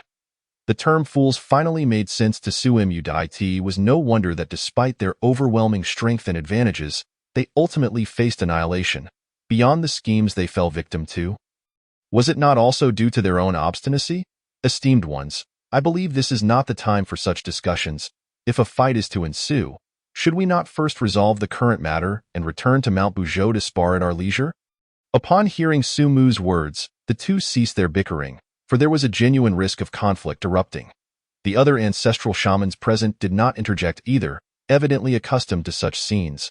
After all, they were waiting to see whether the primordial was truly dead. If he isn't, I'll be the one to finish him off, Zhu Rong said eagerly. Yet, he clearly misunderstood Sumu's intent. Just as Zhu Rong was about to charge in to deliver the finishing blow, Sumu hastily interjected, "The primordial gourd vine is on the verge of maturation. Let us not concern ourselves with the primordial for now." Upon hearing this, not only did Zhu Rong and the others react, but even the great powers of the primordial wilderness finally grasped their purpose for being there. The opportunity was about to mature, and all eyes were sharply focused, ready to seize it the moment it ripened. As everyone's attention shifted, Sumu quietly sighed in relief. He had intentionally spared the primordial, having never intended to kill him. The primordial, being a predestined saint, if Sumu were to slay him today, the heavenly Tao would undoubtedly notice the anomaly. At that point, Sumu could not guarantee that he, as an anomaly, would not be discovered and eradicated by the heavenly Tao. Moreover, his original aim was merely to test his current strength, not to slay the primordial. Engaging with him was merely a whim. Under the watchful gaze of many, the primordial gourd vine underwent a remarkable transformation. A vast amount of spiritual energy gathered at Mount Buzhou, even forming a vortex of spiritual energy. The gourds atop the primordial gourd vine appeared as if they were about to fall. Finally, with a tremor, the primordial gourd vine reached full maturity. Chapter 12. The gourd's ownership, primordial's bloodshed. With a light crack, the first purple gold gourd fell from the vine. Upon seeing the purple gold gourd drop, the assembly of great powers sprang into action, employing their abilities to vie for it. The ancestral shamans intended to join the fray, but Sumu raised his voice to halt them. No need to rush. Let them fight it out first. Sumu observed the fierce contention among the crowd with an expression of utter indifference. There were a total of 7 gourds, and should he take action now, he would inevitably find himself competing with all the formidable beings present. The prospect of monopolizing all 7 gourds was, of course, impossible and would incite widespread ire. If these powerful entities formed an alliance, it would spell considerable disadvantage for his witch clan. In the recesses of his memory, he recalled that the gourd of deep purple chaos, belonging to the primordial supreme, was precisely the last one remaining. By the time the mightiest among them had claimed their respective fortunes and departed, those left behind would surely be no match for his witch clan. The scene descended into chaos, with Laozi and Tong Tian abandoning their pretense of being dazed. The great beings engaged in a sparring match, neither willing to deliver fatal blows, merely testing their strengths against one another. After all, there were 7 fortunes to be claimed, so the assembly of powerful beings was not particularly anxious. Esteemed colleagues, this first purple gold gourd bears a connection to me. After I claim it, I shall withdraw from the fray, declared Laozi, who swiftly seized the purple gold gourd. Upon hearing Laozi's proclamation, the others ceased their attempts to wrest it from him. That esteemed friend ought not to intervene again, Hong Yun remarked, offering a slight bow to Laozi in agreement. The remaining mighty beings turned their gazes toward Laozi, with only Laozi having secured a fortune among the Sanqing. Should he desire to assist the primordial and Tong Tian in claiming the remaining gourds, they would certainly object. Laozi nodded slightly, affirming that he would not take further action. The purple gold gourd's function pleased him immensely, as it could enhance the efficacy of his elixirs, aligning perfectly with his alchemical pursuits. Soon, the second reddish-purple gourd fell, ultimately claimed by ancestor Hong Yun.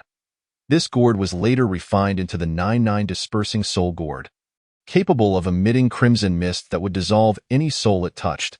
Even the quasi-saints could not withstand it. The third purplish-white gourd was obtained by Dong Huang Tai, who later infused it with the resentful essence of the great witch Hui, transforming it into the immortal slaying flying dagger, which he passed on to his 10th nephew, Lu Ya. The fourth purple-green gourd fell into the hands of Nuwa, who refined it into the summoning banner, capable of summoning all manner of spirits from across the realm. The fifth purple-yellow gourd was claimed by Tong Tian, which housed 2 water-fire cheilants, useful for combat. The sixth purple-green gourd was acquired by Hao Yin, who wielded the Taoist patriarch Hongjuan's decree, making him unchallenged in the contest. Its effects were profoundly extraordinary, capable of nurturing treasures throughout the realm, elevating them to new heights. Finally, the seventh gourd arrived, which, according to the original trajectory of the Honghuang, should have fallen to the primordial. The primordial, who had been feigning unconsciousness on the ground, felt an instinctive pull and approached, awaiting the gourd's descent. This treasure is fated to be mine. The primordial disregarded the peculiar looks cast upon him by others at this moment. Elder brother, I implore you to help me seize this final gourd. The primordial, aware of his current injuries and his inability to contend for this fortune, directly bowed to Laozi in request for assistance. Initially, the onlookers regarded the primordial with a hint of mockery, having realized that he had indeed been feigning unconsciousness. Now, upon hearing that he sought Laozi and Tongtian's aid to snatch the last fortune, their tempers flared. Is it not excessive for you, dear friend primordial, to behave in such a manner? You three have already secured 2 gourds. How can you now seek to claim this last one? Moreover, did not the Taoist of Taching declare that he would refrain from further competition? Do you intend to be untrustworthy?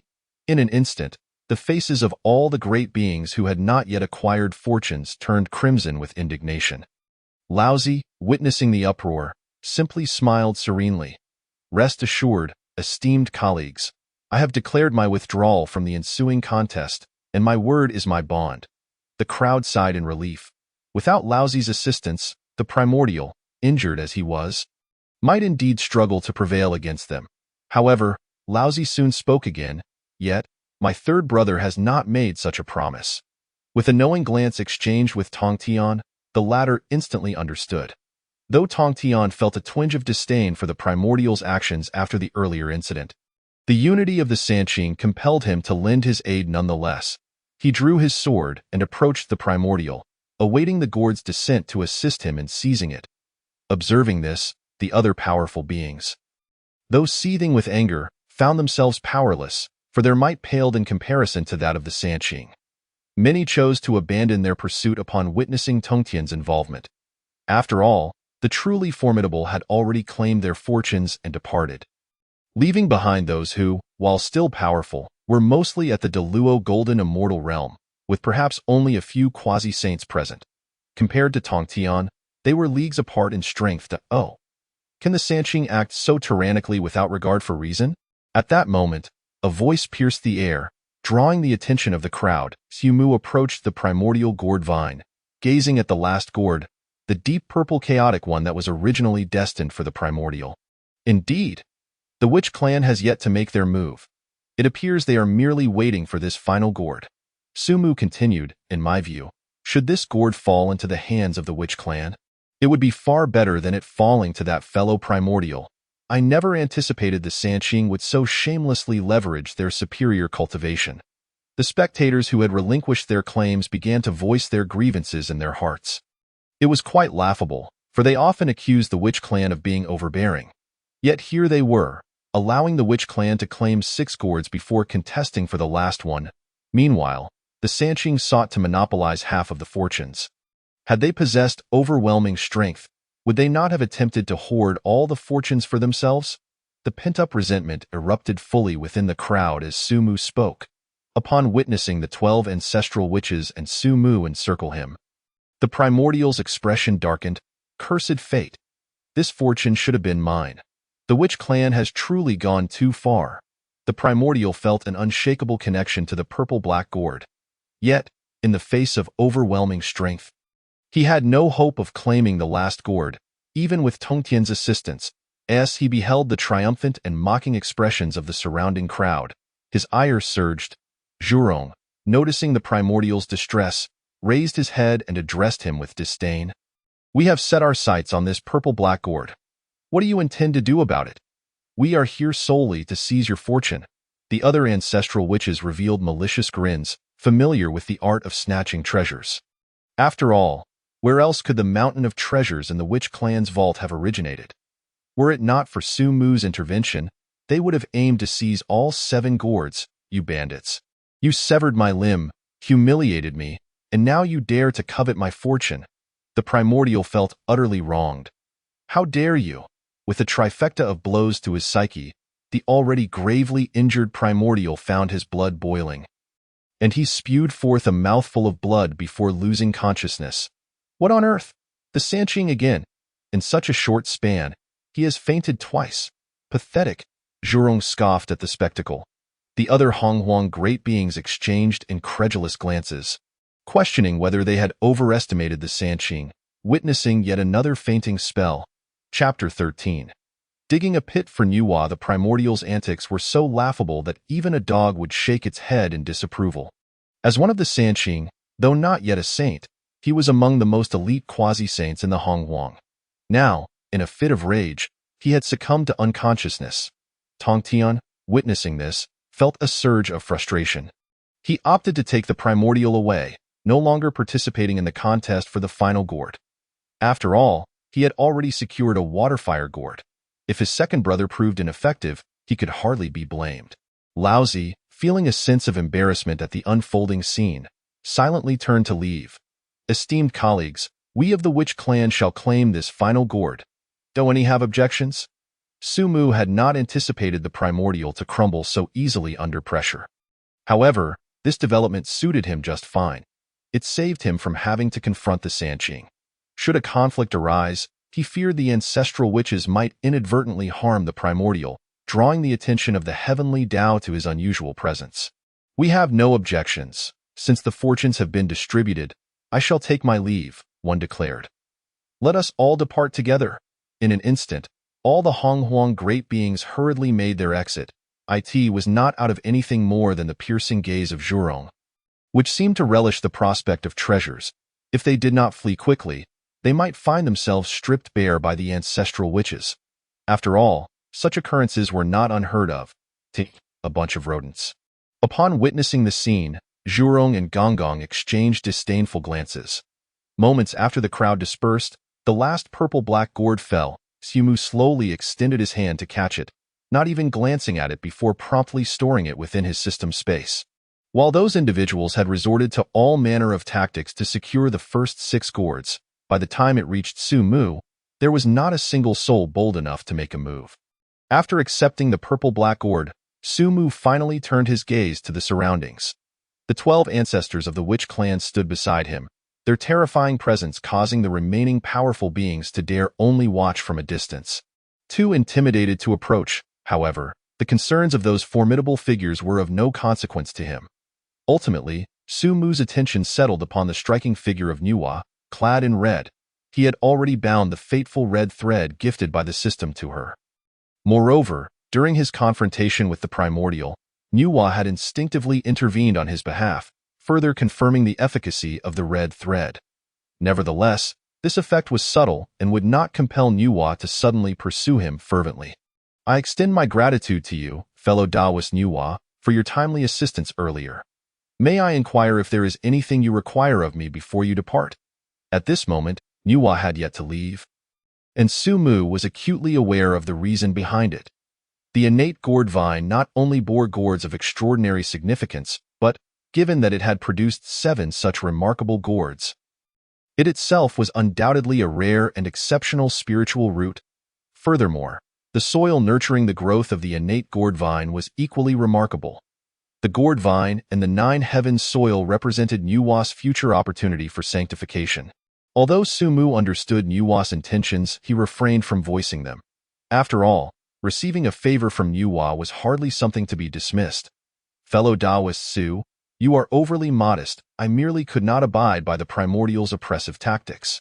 I had not anticipated your strength to be so formidable, and I must admit I misjudged you. Nuwa maintained an indifferent demeanor as she calmly explained her earlier actions.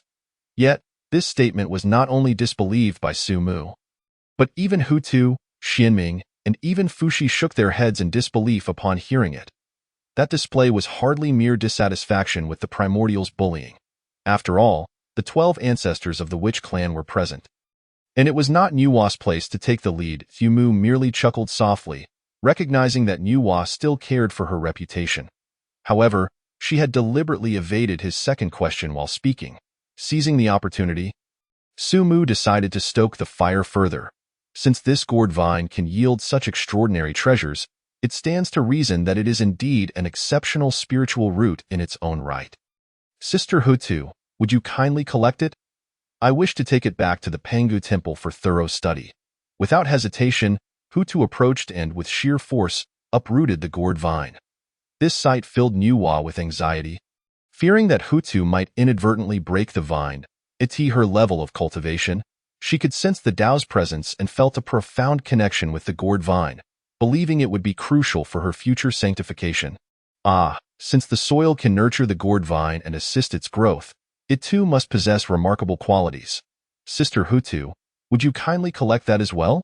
After Hutu had gathered the gourd vine, Nuwa surprisingly remained silent. Sumu couldn't help but smirk inwardly, further fueling the situation. If Nuwa truly held her tongue, he would willingly present these two treasures to her when she sought to attain sanctification. Especially considering their bond through the red thread, the stronger she became, the more advantageous it would be for him. After a brief moment, Hutu had completely gathered the 9 heavens soil beneath the gourd vine. It was undeniable that the witch clan seemed to possess an innate talent for this, as Hutu's efforts resulted in a vast pit spanning dozens of miles, devoid of even a trace of the 9 heavens soil. Brother Su, do you see anything else you desire? I shall assist you in collecting it all. After securing the 9 heavens soil and the gourd vine, Hutu scanned the surroundings. That will suffice. Let us bring these two treasures back to the Pangu temple for further examination. Then let us be off. Very well, fellow Taoist Nuwa, until we meet again. With that, Sumu turned and offered a respectful gesture to Nuwa before departing without a backward glance. Nuwa, witnessing this, felt an overwhelming anxiety. How could he be so callous as to take away her great opportunity? Yet, if she were to ask him directly, she felt reluctant to do so. If it were anyone else, it would be one thing. But Nuwa harbored a unique sentiment towards Sumu, fearing that her request might provoke his disdain. I sense this opportunity bears significant importance for me. Alas, I shall cast aside my pride, at worst. When I achieve sanctification, I shall forcefully.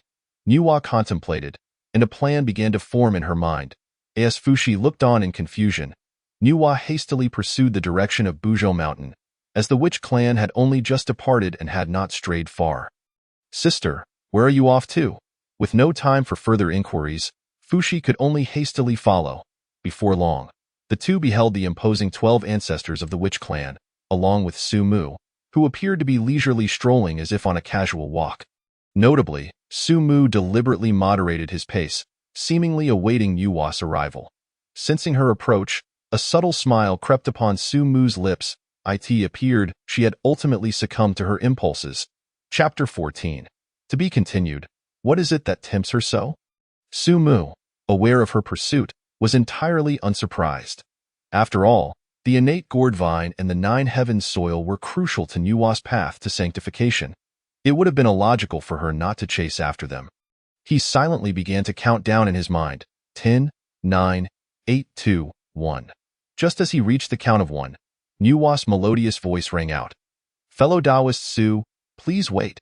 Hearing her call, the 12 ancestors of the witch clan also halted.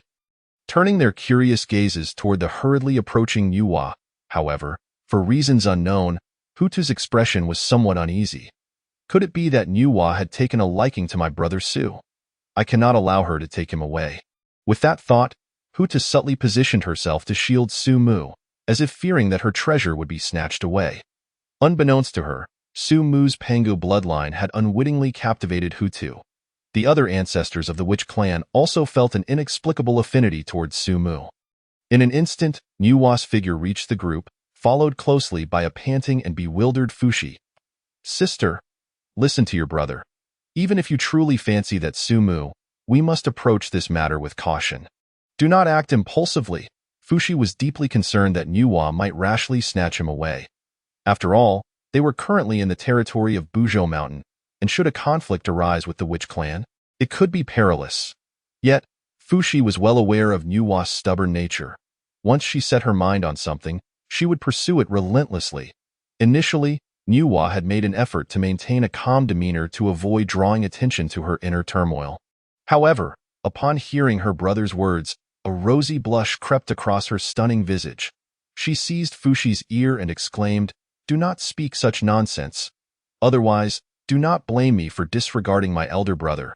Even as she uttered those words, the normally unperturbed witch clan could discern the shyness in her tone.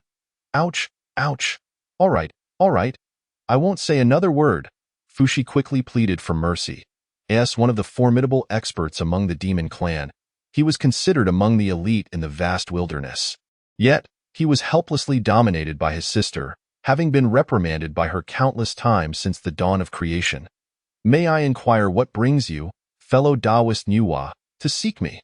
Sumu interjected at an opportune moment, thus alleviating Fushi's plight. After all, he would soon be his brother-in-law, and it was beneficial to extend a favor. Upon hearing Sumu's voice, Nuwa finally released her grip, although the blush on her face lingered. After letting go, she shot a fierce glare at her brother, as if to say, "Just wait until we return home. You'll see how I handle you." "Oh no, it seems I must find an opportunity to slip away later.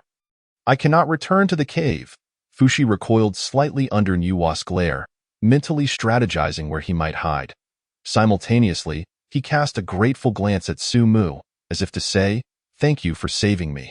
After a moment, Nuwa regained her usual calm demeanor and offered a respectful greeting to Sumu. "Fellow Taoist Su, to speak candidly, I feel somewhat embarrassed about this matter, I must admit. I am in need of what Sister Hutu has taken, the 9 heaven soil and the innate gourd vine." As she spoke, Nuwa cast a glance at Hutu, clearly hinting at her request. However, Hutu interpreted this gaze differently. Could it be that Nuwa intends to challenge me? With that thought, Hutu puffed up her chest slightly. "Humph, clearly, I possess greater merit. Surely Sumu can perceive that." Sumu, however, remained oblivious to Hutu's thoughts. He was certain that Nuwa had come specifically for the innate gourd vine and the 9 heaven soil. Yet, when it came to cunning, few in the vast wilderness could rival Sumu. After all, these ancient beings, who pursued power above all else, often possessed rather straightforward minds. "Oh? Fellow Taoist Nuwa, please speak freely." Initially expecting Sumu to grasp her hint, Nuwa found herself compelled to press on. "Might I ask if you would be willing to part with the gourd vine and the soil? I am deeply moved, for those two treasures hold immense significance for me.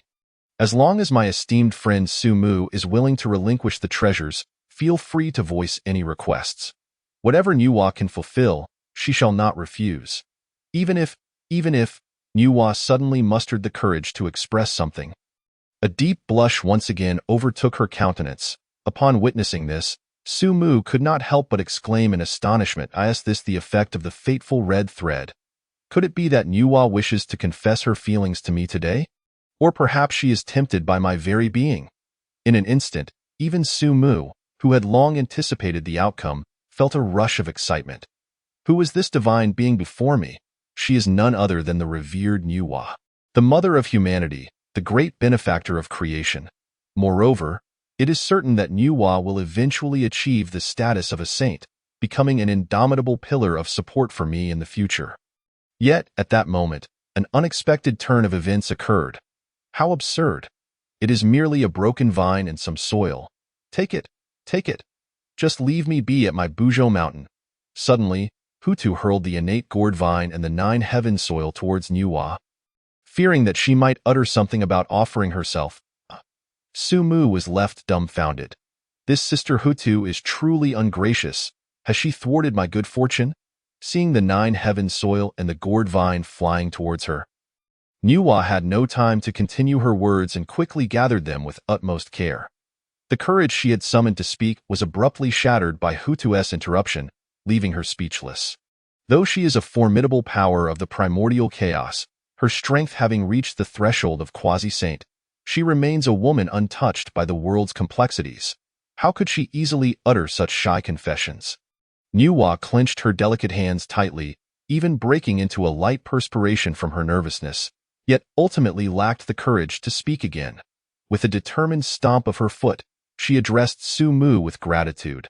"Thank you, esteemed friend, for your understanding. Should you ever require my assistance in the future, do not hesitate to call upon me. I shall never refuse." Sumu, recognizing the futility of the situation, understood that Tadeya's hopes were dashed. Let us speak of these matters at a later time, he replied. Upon hearing Sumu's words, Nuwa initially thought little of it. Suddenly, a thought struck her, and she shot Sumu a fierce glare. Muttering quietly, "Humph, such a scoundrel," she then took hold of the bewildered Fushi, who had yet to make his escape, and left. Although Sumu felt a tinge of regret, he remained unperturbed, since the fateful red thread had already bound him to Nuwa. It was only a matter of time before she would belong to him. What difference does a day or two make?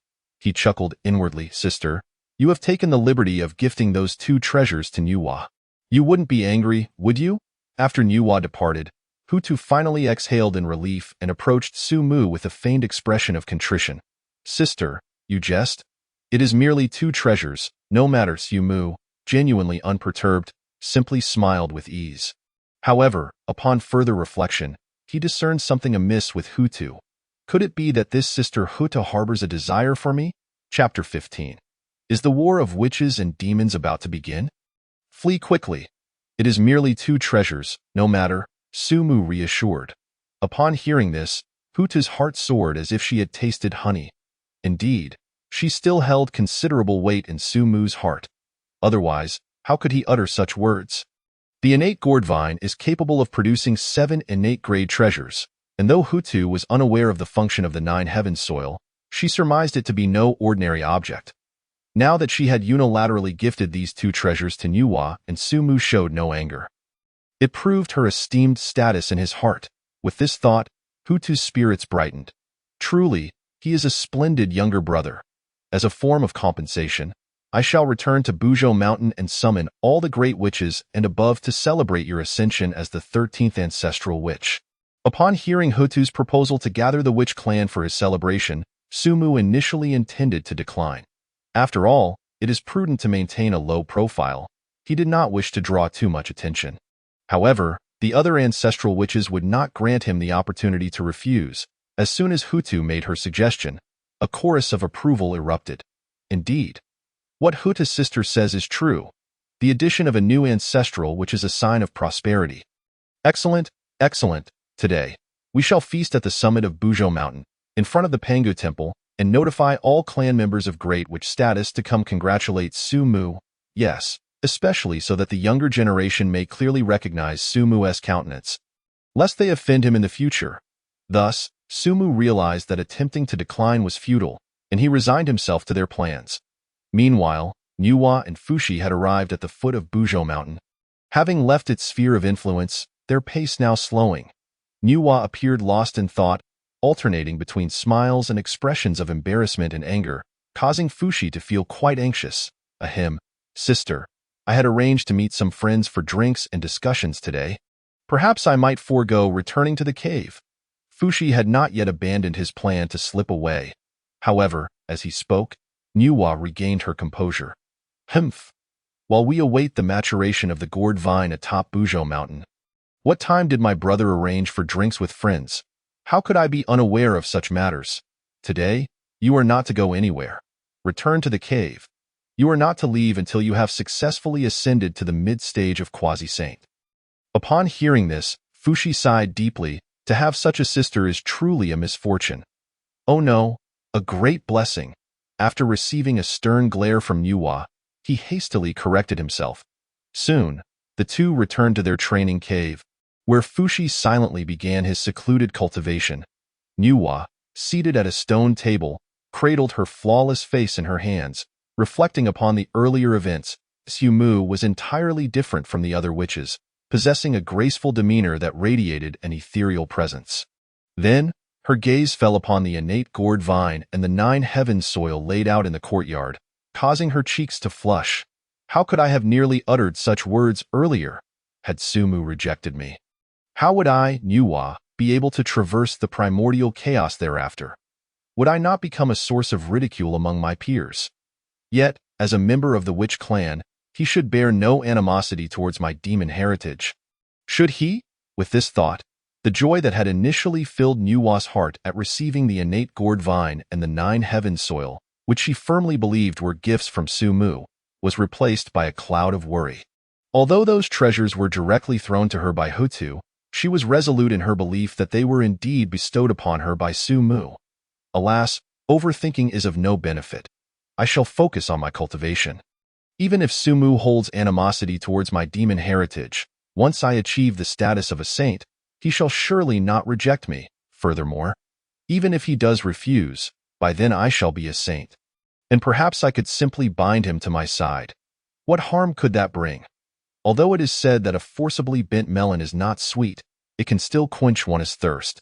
After coming to this realization, Nuwa's resolve solidified, and she sealed the cave with formation arrays, commencing her seclusion and cultivation, yearning to become a saint and to bind Su Mu, to live together.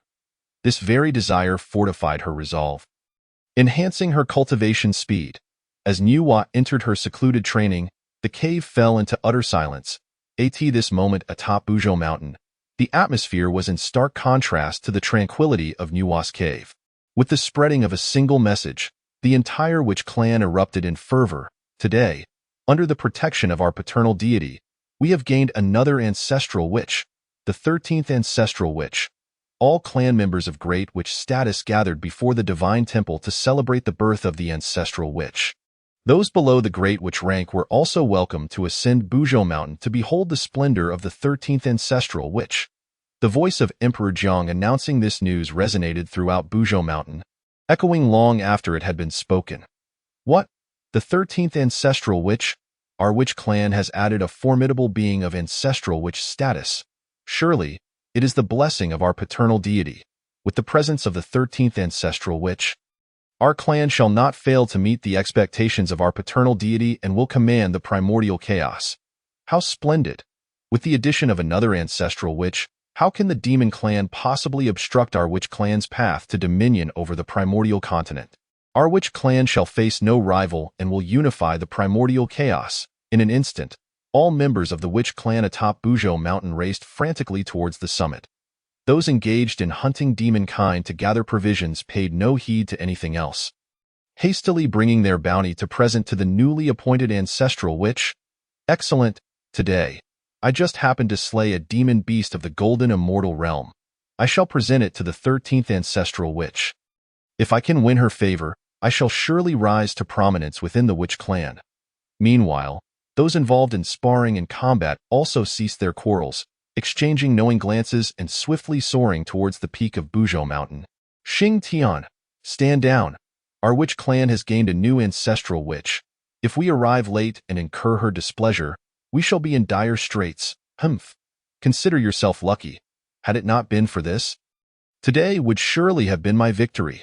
The two great witches, Hou and Xing Tian, who had been battling at the waist of Buzhou Mountain, immediately halted upon hearing Emperor Jiang's proclamation. With no time to bicker, they recognized the urgency of meeting the new ancestral witch. All 12 ancestral witches are formidable. One can only wonder what the demeanor of this 13th ancestral witch will be. As Hou traveled along his path, he found himself already harboring a profound admiration for the newly appointed ancestor shaman whom he had yet to meet. After all, attaining the status of an ancestor shaman meant reaching the pinnacle of the shamanic tribe, where uttering a command was akin to issuing a decree, and none within the tribe would dare to refuse in terms of both strength and authority. This position was unparalleled, evoking an irresistible longing that could only be revered. Never desecrated in no time, the chaos at Mount Buzhou erupted, as the shamanic tribe showed little regard for discipline or order. Countless boulders were shattered by the reckless collisions of the shamans, dust swirling as though a fierce battle with the demon clan was imminent. Meanwhile, the voice of Emperor Jiang resonated only within the confines of Mount Buzhou, leading the outside practitioners of the wilderness to witness the tumult and assume that the shamans were preparing for conflict with the demons. Particularly with the recent news of a new ancestor shaman being added to their ranks, it was only natural to conclude that a great war was on the horizon.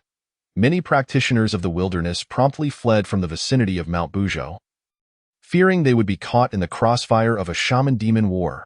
Atop Mount Buzhou, before the Panga temple, Su Mu sat cross-legged in meditation. Though it was termed the mountaintop, its expanse was astonishing, likely exceeding 100,000 miles. Despite the constant influx of shamans, those who ascended to the peak, typically rough and boisterous, became noticeably subdued, speaking in hushed tones for fear of incurring the ancestor shaman's displeasure. Sumu relished the tranquility, contemplating the gains of his journey. If not for the path of power, his strength should now be sufficient to overpower a perfected Deluo golden immortal, after all. While the Primal One bore injuries, he was still among the most formidable forces in the wilderness, possessing the cultivation of an early quasi-saint. With the activation of the path of power, his strength would likely see a tenfold increase. Enough to contend with the might of an early quasi-saint. Reflecting on his encounter with the Primal One, Sumu gained a clearer understanding of his own capabilities. Presently, with Hong Jun's 3 teachings yet incomplete, the pinnacle of power in the wilderness was confined to the realm of quasi-saints. Under the premise of relying on the path of power, he had already ascended to the upper echelon of combatants in the wilderness. However, he also realized that the path of power was not merely a straightforward tenfold enhancement. As he had only recently begun to comprehend it, one could surmise that Pangu, in his prime, with a nearly complete understanding of the path, could potentially wield power magnified 1,000-fold. This was why the 3,000 chaotic deities could not withstand Panga's efforts to forge the wilderness. Almost forgetting this detail, Sumu suddenly recalled something and retrieved an item from the system space. It was the purple-black gourd that rightfully belonged to the Primal One. Now that he had obtained this opportunity meant for the Primal One, it confirmed the validity of his assumptions. The overarching trends in the wilderness were immutable. Yet minor details could be altered. While the Shaman-Demon War was an inevitable calamity, Sumu could indeed make some changes to its course. His intention in confronting the Primal One was twofold: to test his own strength and to observe whether the alteration of the Primal One's fate would provoke the intervention of the heavenly path. As it stood, he felt secure. Nonetheless, the gourd was no ordinary item. He would need to find time to refine it to enhance his capabilities further. While Sumu sat leisurely before the grand entrance of the temple, idly toying with the coveted purple-black gourd, a rough voice broke through his reverie, accompanied by a firm grip on his shoulder. "Hey, you little brat, you don't intend to present that shabby gourd as a tribute to the 13th ancestor shaman, do you? And how dare you sit here in front of the temple so brazenly?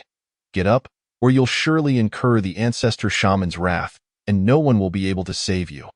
As Xing Tian reached the summit, he immediately spotted Sumu, whose presence was strikingly conspicuous. The other shamans appeared robust and muscular, exuding an aura of formidable strength, while Sumu resembled a practitioner, slender and seemingly frail. Especially as the other shamans stood respectfully, this audacious youth sitting at the temple's entrance seemed to have no regard for propriety. Sumu, lost in thought, was abruptly pulled from his musings. Blinking in confusion, upon glancing around, he couldn't help but marvel at the might of the shamanic tribe. In such a short span, thousands of shamans stood reverently before the Pangu temple, with more arriving in droves. Swelling their ranks rapidly, Xing Tian, noticing that the youth had opened his eyes but did not even glance in his direction, felt a surge of urgency. He grasped Sumu's arm, intent on pulling him aside. Sumu initially wished to break free. After all, despite Xing Tian's imposing physique, his own strength far surpassed that of the muscle-bound shaman. Yet, considering that Xing Tian, despite his brash demeanor, was genuinely concerned about inciting the ancestor shaman's ire and facing dire consequences, Sumu opted against resisting and allowed himself to be led aside. "Kid, which ancestor shaman's tribe do you belong to? I've never seen you around, and judging by your frail appearance, I take it you struggle to hunt for food?" Once they were a safe distance away, Xing Tian heaved a sigh of relief and began scrutinizing Sumu with curiosity. "A tribe? I have no tribe," Sumu pondered, realizing he indeed belonged to no tribe. Upon hearing this, Xing Tian nodded in understanding and a wonder. "You're one of those without a tribe, which explains your pitiful state." He then comprehended that Sumu's apparent lack of decorum stemmed from not having been instructed in the ways of the tribe. "Well then, when I meet the ancestor shaman, I'll do my best to get you into our Xing Tian tribe. From now on, I'll look out for you." Today was a momentous occasion, with the shamanic tribe welcoming a new ancestor shaman. Surely, such a minor detail would not be met with refusal. As Xing Tian spoke, he casually draped an arm around Sumu's shoulders, proclaiming, "Stick with me, and I guarantee you'll grow as strong as I am." To this, Sumu merely smiled in response, choosing not to elaborate. He even recalled how the ancestors Zhurong and Gong Gong had previously offered their protection, only for the tables to turn when they learned of his mastery of the path of power, leading them to seek his favor instead. By the way, little brother, since you're here early, have you had the chance to witness the 13th ancestor shaman's prowess? Is he as robust as the ancestor shaman Zhurong? Xing Tian's utmost admiration lay with the hot-tempered Zhurong, known for his boldness in battle, to which Sumu responded with a hint of exasperation. "I did see him, but he is not as robust as ancestor shaman Zhurong." Xing Tian, undeterred by this revelation, simply shook his head. "That's of no consequence. After all, he is still an ancestor shaman, and his strength must be fearsome. As long as he isn't as scrawny as you, I'll accept him." As if struck by a thought, Xing Tian cast a disdainful glance at Suim Udai in turn. Sumu merely shook his head, chuckling quietly. As time passed, the number of shamans gathered grew exponentially, eventually nearing 1,000,000. With a resounding rumble, the grand doors of the Pangu temple swung open. 1,000,000 pairs of eyes fixated intently on the temple, eager not to miss the chance to behold the newly appointed ancestor shaman. The figure of the ancestor shaman emerged slowly, revealing Emperor Jiang, Zhu Jiuyin, Xian Ming, and Ho Tuesday. When all 12 ancestor shamans finally appeared, anticipation surged among the crowd. The next figure to emerge would be the new ancestor shaman. However, to their astonishment, the 12 ancestor shamans seemed to be searching for something, scanning the area at last. Their gazes converged upon the towering figure of Xing Tian. This moment sent tremors of excitement coursing through him. Have the ancestor shamans finally noticed me? Am I about to ascend to greatness? The other shamans looked on with envy at Xing Tian, all the while overlooking the frail figure standing beside him. Ho Tu approached Xing Tian with her elegant strides, prompting a wave of shamans to bow their heads, unable to meet the eyes of the ancestor shaman. Xing Tian, too, was overwhelmed with excitement, bowing low, only to realize that this little brat beside him remained standing nonchalantly. In a flurry, he reached out to pull Sumu down into a bow. "Are you looking to get yourself killed? Show some respect in the presence of an ancestor shaman." Sumu, feeling quite helpless, could only roll his eyes. "You brother, what are you doing? Do you know Xing Tian?" Ho Tu's voice resonated, drawing puzzled expressions from all around. The most bewildered of all was Xing Tian, whose body trembled with excitement as he pondered. "Who is this Su brother? Why is my name being mentioned?" Though he was baffled, Xing Tian's actions did not cease. He continued to attempt to urge Su Mu into a bow. However, he soon discovered that despite Su Mu's seemingly frail appearance, he could not budge him, no matter how much force he applied. With Ho Tu standing so close, Xing Tian's anxiety intensified. He began to regret his meddling, worrying that if this youth angered the ancestor shaman, he might bear the brunt of the consequences. "Oh, I am not very familiar with him. It is merely that he has stated he will look after me in the future." Mu spoke calmly to Ho Tuesday him. Could the Sudi mentioned by the ancestral shaman be this young man? That seems implausible. Anyone whom the ancestral shaman would refer to as a brother must share the same generation, implying that this lad is the 13th ancestral shaman. I doubt that is the case. The ancestral shaman is so imposing. How could he possibly be of such a diminutive stature? The whispers among the crowd naturally reached the ears of the ancestral shaman. Ho Tu's face, which had been slightly cheerful in anticipation of celebrating Su Mu, instantly darkened. "Enough, silence. Who gave you the audacity to discuss the ancestral shaman? His name is Su Mu, the 13th ancestral shaman of our Wu clan." As Ho Tu spoke, he led Su Mu to the front of the Pangu temple. Upon hearing Ho Tu's words, the Wu clan fell into a brief silence before hastily bowing down. "We were unaware of the ancestral shaman's identity. Please forgive us," especially Xingtian, who trembled even more vigorously. Initially, it was due to excitement and exhilaration, but now it was out of sheer terror. What had he done? That person was indeed the 13th ancestral shaman, Su Mu. What grave error had he committed? To have pulled the ancestral shaman aside and claimed he would look after him was one thing, but to ask the ancestral shaman to join his tribe and associate with him? And to mock the ancestral shaman for being so thin as to appear starved? I am finished. I am truly doomed. In that moment, Xingtian felt an icy chill in his heart. Those who had envied Xingtian, believing he would be favored, now cast sympathetic glances his way. It seemed Xingtian was doomed. To dare treat the newly appointed ancestral shaman in such a manner, it appeared he would face dire consequences today. At that moment, Hui glanced at Xingtian with a hint of pity in his eyes. Although Xingtian often engaged him in fights and competition, it was precisely because of this that their bond had grown closer. Now, witnessing Xingtian's monumental blunder, Hui felt a surge of anxiety. He resolved that if the ancestral shaman were to pass judgment, he would plead for mercy on Xingtian's behalf. Other members of the Wu clan, such as Kwa Fu, similarly resolved to intercede for Xingtian. All the Wu clan members remained prostrate on the ground. As Su Mu did not speak, they did not dare to rise to ask for whether they believed Su Mu was indeed the ancestral shaman. No member of the Wu clan harbored any doubts. Did they not observe how close Ho Tu was to him? Who among the other clans could boast such fortune? Su Di, would you care to say a few words? Seeing that Su Mu had been silent for some time, Ho Tu blinked his long eyelashes and prompted him. Right? Then I shall say a few words. It was only upon hearing Ho Tu's reminder that Su Mu returned to his senses.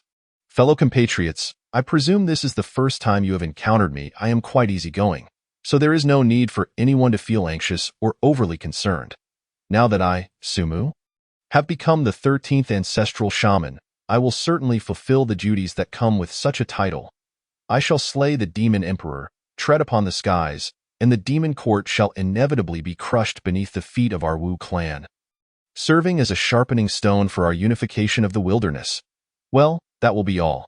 You may rise. Su Mu contemplated briefly, finding little else to say. Thus, he merely sought to inspire some morale, expressing his aspirations for the Wu clan. Upon hearing Su Mu's words, the million members of the Wu clan dared to rise. Thank you, ancestral shaman. Our Wu clan shall, under the leadership of the 13 ancestral shamans, slay the demon emperor and tread upon the skies. Yes, slay the demon emperor, tread upon the skies. Slay the demon emperor, tread upon the skies. The million members of the Wu clan shouted in unison, their voices echoing like thunder. The clouds that had loomed above Mount Buzhou were shattered by this overwhelming roar. In an instant, the skies above Mount Buzhou became clear, sunlight illuminating the mountaintop and every member of the Wu clan. Su Mu raised his head, narrowing his eyes slightly as he gazed at the sun. As if locking eyes with the demon emperor Di Jun from countless miles away, or perhaps declaring war against the demon court. The demon court was indeed established atop the sun star. After a considerable time, growing somewhat irked, Su Mu raised his hand slightly, and in an instant, all the Wu clan fell silent, the atmosphere turning eerily quiet. By the way, that one, Xingtian. Su Mu's finger lightly pointed at the trembling Xingtian, still prostrated on the ground. Before Su Mu could continue, two voices rang out. Hui knelt on the ground, pleading, ancestral shaman, that rascal Xingtian is not of sound mind. He has been quite disrespectful. I implore the ancestral shaman to spare his life. Kwa Fu also knelt, beseeching, Xingtian is an invaluable warrior of our Wu clan. I ask the ancestral shaman to spare him for the sake of his contributions over the years. At this moment, Xingtian lay prostrate, not daring to plead for his own exoneration. In the Wu clan, the hierarchy was strictly defined. The ancestral shaman was beyond reproach. Any who dared to insult him would find their lives worthless. However, he had not anticipated that Hui, who often sparred with him, would plead on his behalf at such a moment. Knowing his death sentence was inevitable, Xingtian implored the ancestral shaman not to trouble Hui and Kwa Fu. With a fierce resolve in his eyes, he did not wish to drag the two down with him. Without further ado, he prepared to drive his hand into his chest, intending to extract his heart as an offering of repentance to the ancestral shaman. Witnessing this scene, Su Mu was momentarily taken aback. Wait, hold on. In the blink of an eye, Su Mu broke free from Ho Tu's embrace and seized Xingtian's arm, preventing him from inflicting harm upon himself. Xingtian, seeing this, assumed Su Mu thought his death would be too lenient, and could only manage a bitter smile. Indeed, Xingqian was aware that his sins were grave, and such a death would indeed be too easy.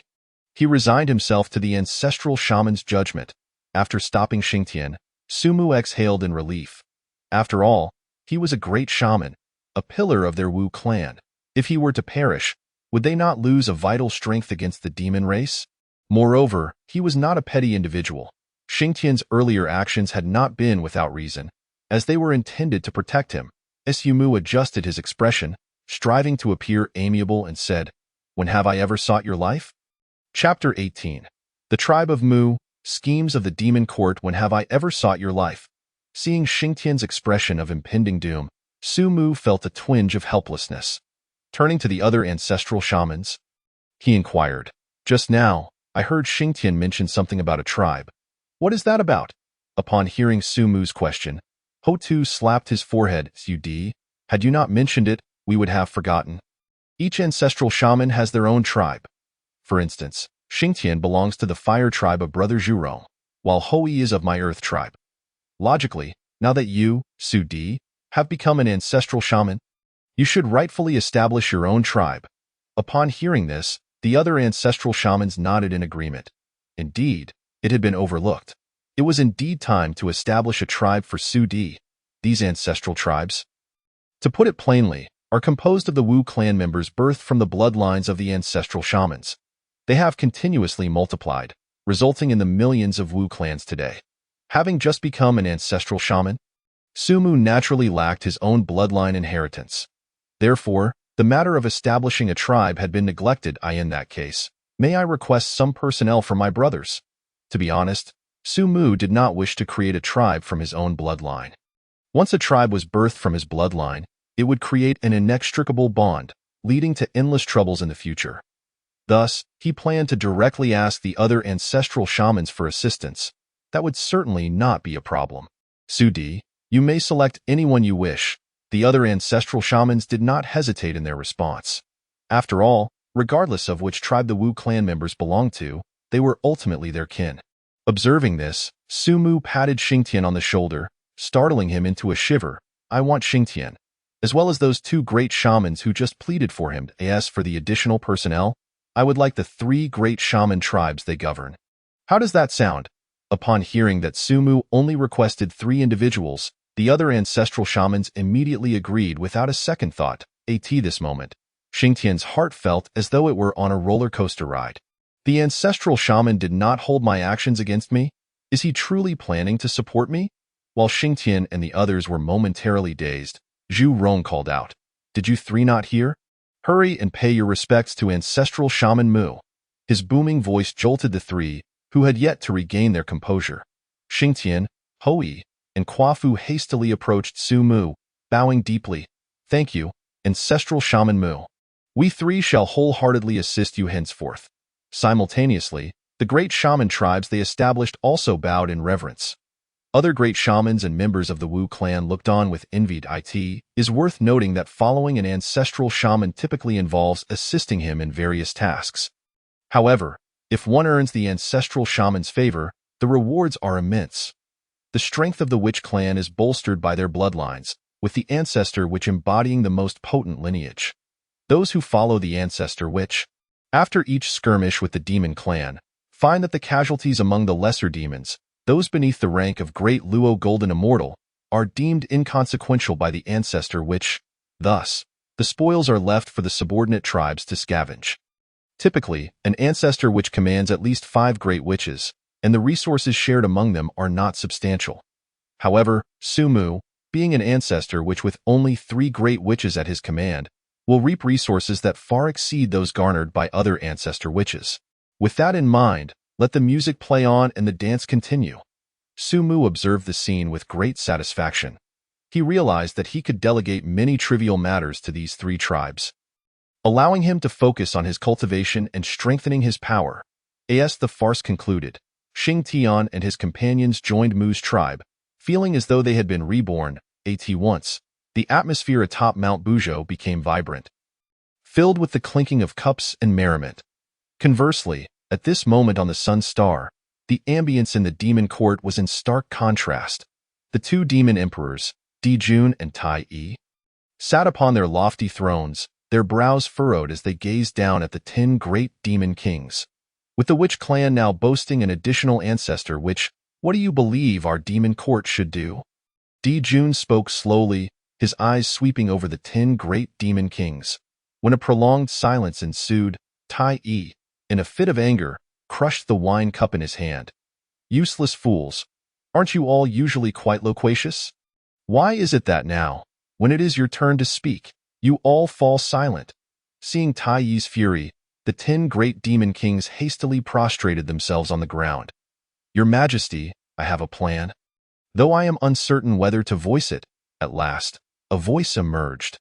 Turning to look, they saw an ethereal elder in white robes, sporting a long goatee, one of the 10 great demon kings, by Zay.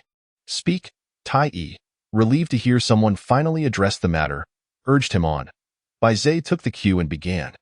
Your Majesties are the innate deities born at the time of the creation of heaven and earth on the sun star. You possess the power of the sun and are truly favored by the heavens, the darlings of the Tao. After flattering them profusely, Bai Zai noted that he had heard there were 2 lunar fairies on the moon star. Chang Shi and Shi He. These 2 lunar fairies, endowed with the power of the moon, are formidable beings at the quasi-saint level, perfectly matched with your Majesties. Moreover, should the powers of the sun and moon merge, the strength of your Majesties would undoubtedly ascend to new heights. At that point, our demon court would not only gain 2 additional quasi-saint powers, but your Majesties would also become even stronger.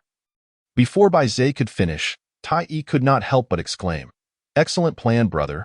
I find Bai Zai's suggestion most remarkable. At this moment, Jun relaxed his previously furrowed brow. During his time in the Zhixiao Palace, he had encountered the lunar fairies. In terms of both power and beauty, they were unparalleled. If he could marry them, the strength of the demon court would undoubtedly soar. What would it matter if the witch clan gained another ancestor witch? After a moment of contemplation, Jun nodded in agreement. Bai Zai speaks wisely. This matter shall be entrusted to you. Prepare generous gifts immediately and proceed to the moon star to propose marriage. Particularly, the thought of the aloof lunar fairy soon becoming his consort stirred excitement within Yun. As you command. I shall make the necessary preparations at once. With that, Bai Zai bowed and gradually exited the Ling Shao Palace. The other demon kings, seeing Jun and Tai finally relax, began to congratulate them. Congratulations, Your Majesty. This is indeed a momentous occasion for our demon court, a true blessing for our demon kin. In an instant, the clouds of gloom that had enveloped Jun and Tai dissipated, replaced by immense joy, as if the lunar fairies had already consented to marry them. Once Bai Zai departed, you shall commence with the arrangements, adorning the demon court in celebration. When Bai Zai delivers the betrothal gifts, we shall select an auspicious day to wed the lunar fairies. Chapter 19. Do not believe or spread rumors. At the banquet of the witch clan, after indulging in some wine, Su Mu discreetly took his leave. He seated himself within the Pangu temple, meticulously contemplating the changes his presence had incited. Following the original trajectory of the primordial era, the witch and demon clans would still find themselves evenly matched at this juncture. The true first great war between the 2 clans would only erupt after the Tao ancestors' 3 teachings concluded. However, with my arrival, the witch clan has gained another ancestor disrupting the balance. The demon clan will undoubtedly not remain idle. Sumu itemized the various strategies the demon clan might employ to restore equilibrium. Presently, what the demon clan lacks is top-tier powerful beings. Whom would they seek to ally with? Nuwa and Fushi, who typically shun conflict, are unlikely candidates for the demon court. Furthermore, given that Nuwa has formed a fateful bond with me, I am certain she would not assist the demon clan against me. The Kuanping? Yet, since the last sermon by the Tao ancestor, the Kuanping has retreated to the northern sea for seclusion. It would be akin to searching for a needle in a haystack to find him. Ah, the lunar fairies. The 2 lunar fairies, Changshi and Shihi, are indeed foundational to the demon clan, possessing considerable strength and currently standing at the quasi-saint level. Moreover, according to the original trajectory, these 2 lunar fairies are destined to wed Jun and Tai. If there exists a means for the demon clan to restore the balance of power with the witch clan, or perhaps even gain a slight upper hand, it would undoubtedly involve courting the lunar fairies. With this thought in mind, Su Mu began to formulate his plan. Observing the joyful celebrations outside the temple, he chose not to disrupt them. He merely conveyed a message to Ho-Tu. Sister Ho-Tu, I am stepping out to attend to some matters. Before Ho-Tu could respond, Su Mu transformed into a beam of golden light, vanishing from the Panga temple and hastening towards the moon star. What schemes is this younger brother concocting now? Could it be that he intends to meet that enchantress Nuwa? Ho-Tu pondered, her heart filled with curiosity, though she did not show it outwardly. After all, Su Mu's strength was now sufficient to contend with quasi-saints. Even if he encountered trouble, he could easily retreat back to Mount Buzhou, avoiding demise in the primordial era. Consequently, the entirety of Mount Buzhou celebrated Su Mu. While he had already departed, as soon as Su Mu appeared outside Mount Buzhou, he altered his aura. Previously imbued with the vitality of the witch clan, it was immediately evident that he belonged to them. Now, however, he concealed his vitality, revealing instead the essence of a great Luo golden immortal. Consequently, unless he encountered the elite beings who had seen his visage atop Mount Buzhou, no one in the primordial era would recognize him. Most importantly, his purpose here was to visit the moon star and establish contact with the lunar fairies. Should he arrive under the guise of a member of the witch clan, even though the lunar fairies had not participated in the conflicts between the two clans, they would undoubtedly remain cautious of his witch identity. As if struck by inspiration, Su Mu opted not to utilize the golden light of the earth to hasten his journey. Instead, he produced a premier innate spiritual treasure. The yellow spring sword would serve perfectly for this purpose. Thus, he transformed into a young man with striking features, clad in a white celestial robe, riding upon an innate flying sword as he soared towards the moon star. After a considerable time, Su Mu arrived beneath the moon star. To his astonishment, there wasn't even a grand formation to guard it. Did they not fear intruders? Upon further inspection, he realized that the moon star lacked any protective formations. Nevertheless, he did not rush in. Instead, he called out, I am Mu Daoran, having admired the lunar fairies for long, and I seek an audience. After waiting for an extended period without any response, Su Mu called out again. Is the lunar fairy present? Yet again, he was met with silence. Su Mu scratched his head. Could it be that the lunar fairy is not home? Perhaps she has gone out for leisure? Well then, I might as well enter the moon star and wait. Without a protective array, I might as well take on the role of a guardian for the two fairies. I trust they would not mind. Su Mu quickly contrived an excuse for himself, even managing to claim a sense of duty. Casually guiding his flying sword, he entered the moon star. Upon stepping onto the moon star, Su Mu noticed an abundance of spiritual roots, far surpassing those found on Mount Buzhou. It made sense. Although Mount Buzhou boasted numerous heavenly treasures, the countless members of the witch clan had long since harvested much of it. Only the more obscure resources remained. However, on the moon star, with only the two lunar fairies residing there, the spiritual roots were boundless. They could never exhaust them. It seemed as though he had stumbled upon two little heiresses. Su Mu couldn't help but marvel. Yet, these spiritual roots held little allure for him, as his own witch clan treasury was overflowing with them, piled high like small mountains. Just then, two melodious voices reached Su Mu's ears. He heard, Hee. Sister, come chase me.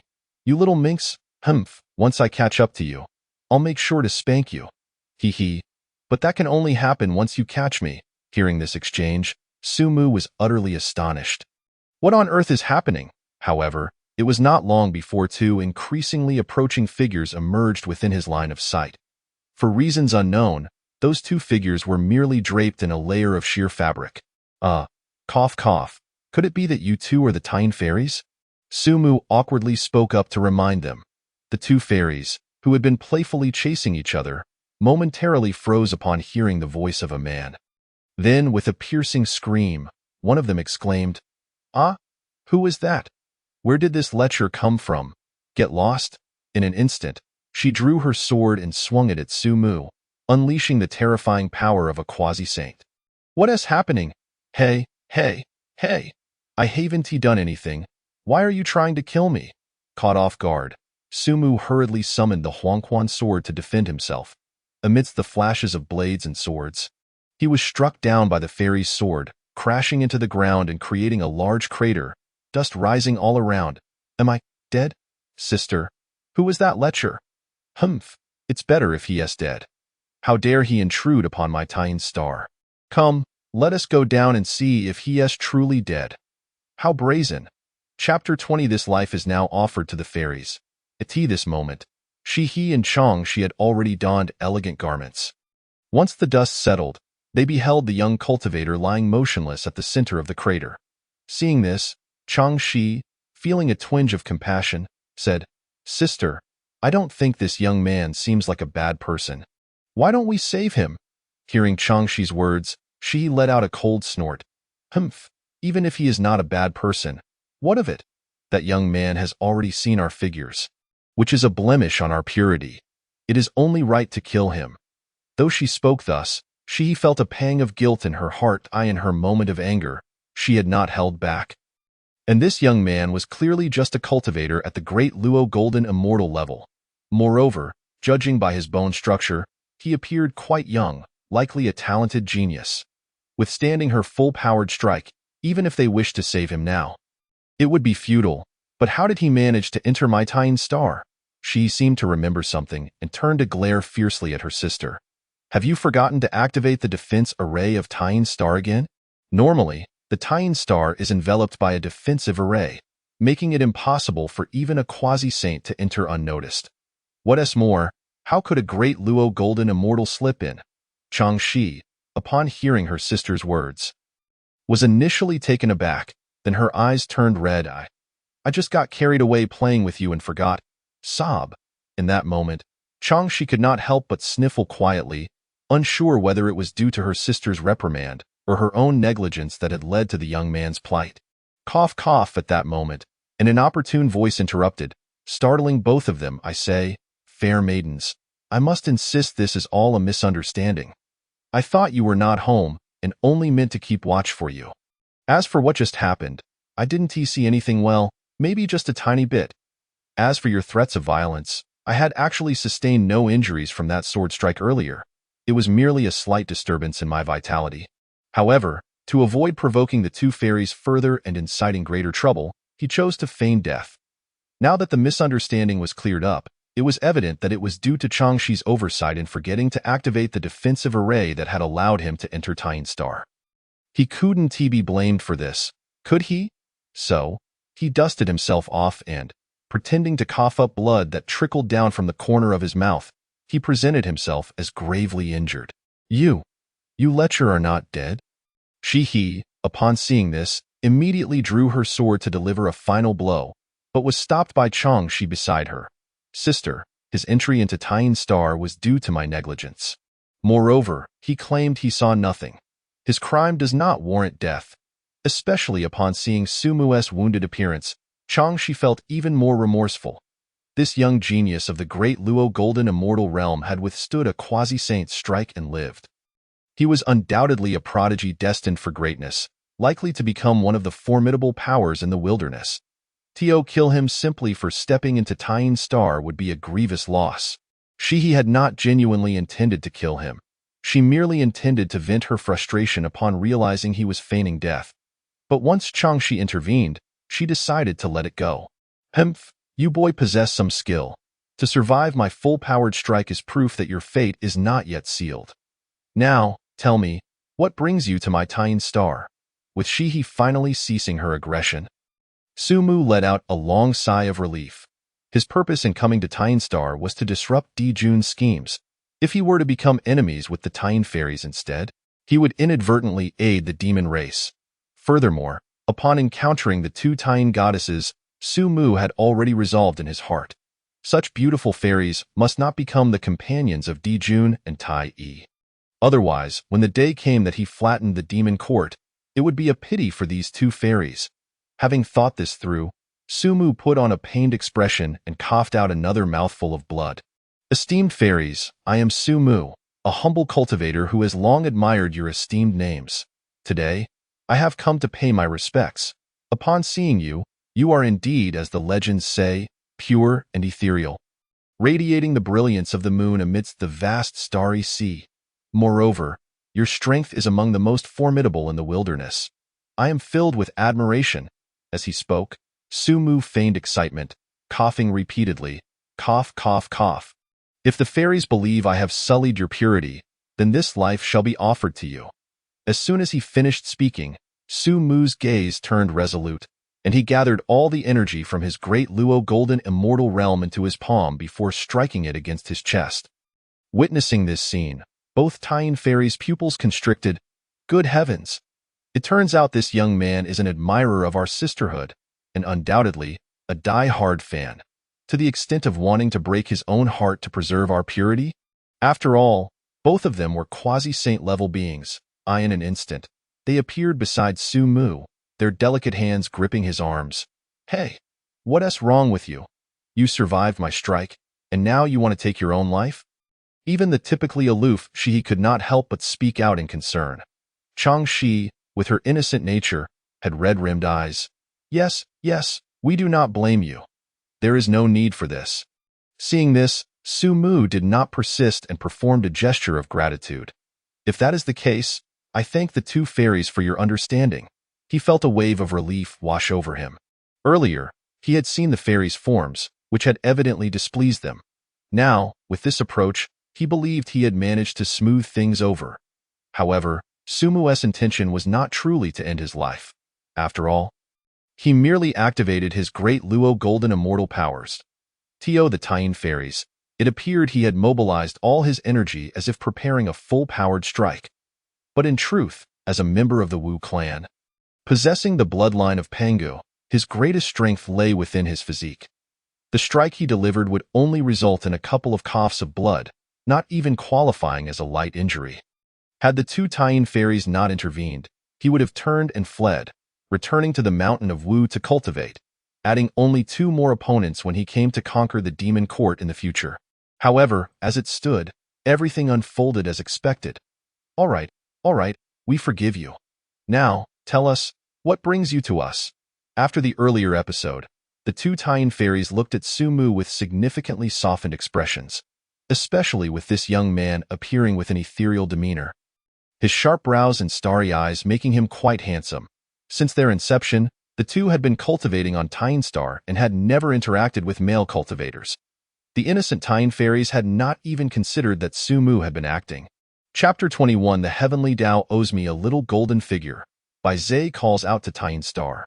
Seeing that the two Taiyin fairies had completely calmed down, Sumu slowly began to speak candidly. "I was originally the holy son of a small tribe, the next sect leader. However, not long ago, my tribe was annihilated by that vile demon emperor. In the end, it was my master who sacrificed his life to ensure my escape. Otherwise, I would have met the same fate as my tribesmen, falling victim to that demon emperor." In that moment, Sumu spoke with such conviction that it seemed entirely real. As he spoke, he picked up the Huangquan sword that had fallen to the ground and noticed a slight dent on its blade from withstanding Shi's earlier attack. "This Huangquan sword is the treasured heirloom of my tribe, entrusted to me by my master before his passing." During this speech, Sumu's gaze flickered with a hint of sorrow as he looked at the dent. "Before my master, I vowed that one day, I would use this Huangquan sword to sever the head of that demon emperor and avenge my people." This heartfelt declaration was filled with raw emotion. Devoid of any artifice, with a kind and innocent disposition, Changshi's eyes were already misted with emotion. Even the typically aloof Shiha felt a pang of guilt, realizing how significant that sword was to him and how he had inadvertently damaged it. Sumu observed their expressions, his confidence surging as he continued with a bittersweet smile. "Alas, I am but a mere Luo golden immortal. What strength do I have to contend with the demon court? Ever since I fled from the tribe, they have relentlessly pursued me. As a mere Luo golden immortal, where can I possibly hide in this vast primordial world? During my attempts to evade them, I fortuitously found myself near the Taiyin Star. I have long admired the two fairies and wished to visit, but feared causing them trouble. However, upon seeing that the grand formation of the Taiyin Star was still inactive and that the fairies seemed to be absent, I thought to offer my assistance in guarding the entrance." At this point, Sumu feigned a shy demeanor, though he admitted to having ulterior motives. The two fairies possess immense strength. If I were to seek refuge on Tyne Star, surely the pursuers from the demon court would not dare to intrude. He sighed heavily and bowed respectfully to the two fairies. Now that I have spoken my piece, I shall not trouble you further. I will take my leave to avoid bringing you any inconvenience. With that, Su Mu turned to depart, limping slightly and coughing intermittently. Sister, Changshi exclaimed, distressed. He is already being hunted by that vile demon emperor. And now we have injured him so gravely. If we let him go, it would be tantamount to sending him to his death. She stamped her foot in agitation. Shiha's gaze also reflected turmoil. Although it was customary for outsiders not to enter Tyne Star, this young man had been grievously harmed due to their actions. If they allowed him to leave, it would be as if they had indirectly caused his demise. Moreover, he was such a fine young man. To avoid causing trouble for them, he was willing to leave despite being on the brink of exhaustion. Just as Shiha wrestled with the decision of whether to retain Su Mu until he had healed, a voice echoed from outside Tyne Star. I am Baze, a demon king under the demon court, seeking an audience with the Tyne fairies. Baze was accompanied by over a dozen elite demons of formidable strength, carrying numerous treasures of heaven and earth. Demon court? The three within Tyne Star were momentarily taken aback by Baze's proclamation. Sumu silently commended Baze for this timely intervention. Fairies, it seems that Baze has already discovered my presence here. You should surrender me to him. Otherwise, we may provoke the ire of the demon court, which would undoubtedly bring calamity upon you. Su Mu then lowered his head with a wry smile. However, the vengeance I promised my master can only wait for the next life. The two Tyne fairies, initially hesitant about whether to keep him for healing, found their resolve solidified upon witnessing the audacity of the demon court. Stay here. Do not worry. Today, no one shall take you away. Shiha reassured Su Mu before rushing out of Tyne Star to confront Baze. Changshi retrieved several innate spiritual fruits from her sleeve and offered them to Su Mu. Here, eat these. They will hasten your recovery.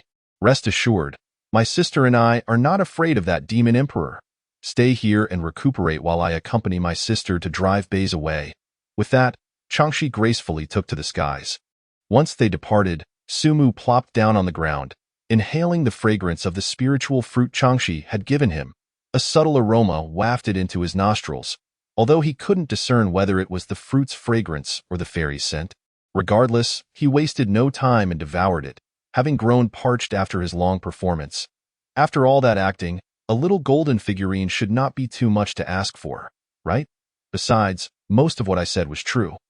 My people indeed suffered greatly at the hands of the demon court. Yes, indeed. How could an honest person like me ever utter a falsehood? It is all the unvarnished truth. After finishing the spiritual fruit, Su Mu carelessly tossed aside the Huangquan sword, which he had previously regarded as a treasure, and leaned against a nearby tree, gazing outside Tyne Star, intent on observing the unfolding drama. Such audacity! How dare you come to my Tyne Star and behave so insolently? Do not think that with Emperor Jun and Tai backing you, we shall fear you. Upon exiting Tyne Star and confronting Baze, Shiha's face was cold as she joined in the rebuke. Initially, Baze had intended to bow in greeting upon seeing the Tyne fairy, but he was taken aback by the sudden reprimand. What was happening? Had the demon emperor offended the two fairies in the past? Confused, Baze dared not act rudely and instead respectfully inquired, Fairies, might there be some misunderstanding? As he spoke, he gestured to the elite demons behind him to bring forth the boxes filled with treasures. Seeing this, Shiha and Changshi's expressions turned even colder. Were they attempting to bribe them with treasures in exchange for the young man's life? Even Changshi, usually gentle, was incensed. Are you insulting my sister and me? Take your things and leave.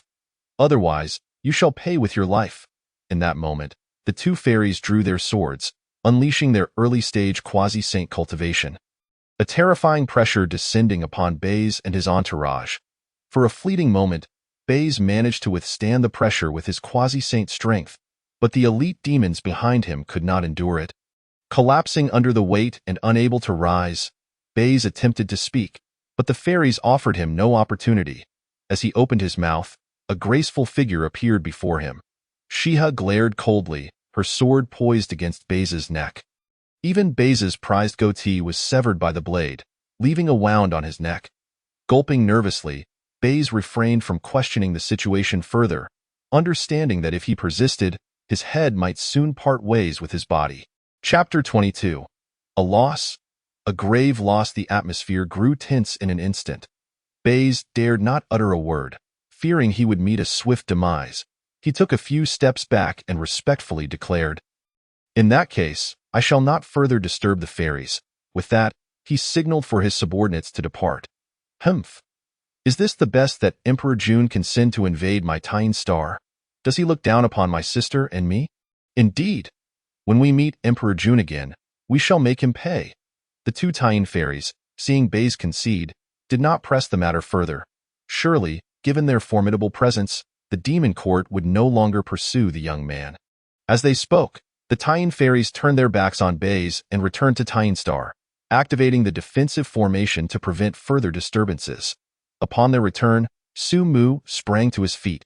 "Thank you, fairies, for your timely intervention. I am deeply ashamed to have brought trouble upon you." Shiha waved her hand dismissively. "It is of no consequence. After all, you were injured because of me, and I cannot bear to see you walk to your demise. Today, my sister and I stand by your side. The demon court will surely not be so brazen again. With our influence, they cannot afford to offend two quasi-saint powers over a mere Deluo golden immortal. Please, remain here to recuperate until you are well enough to depart."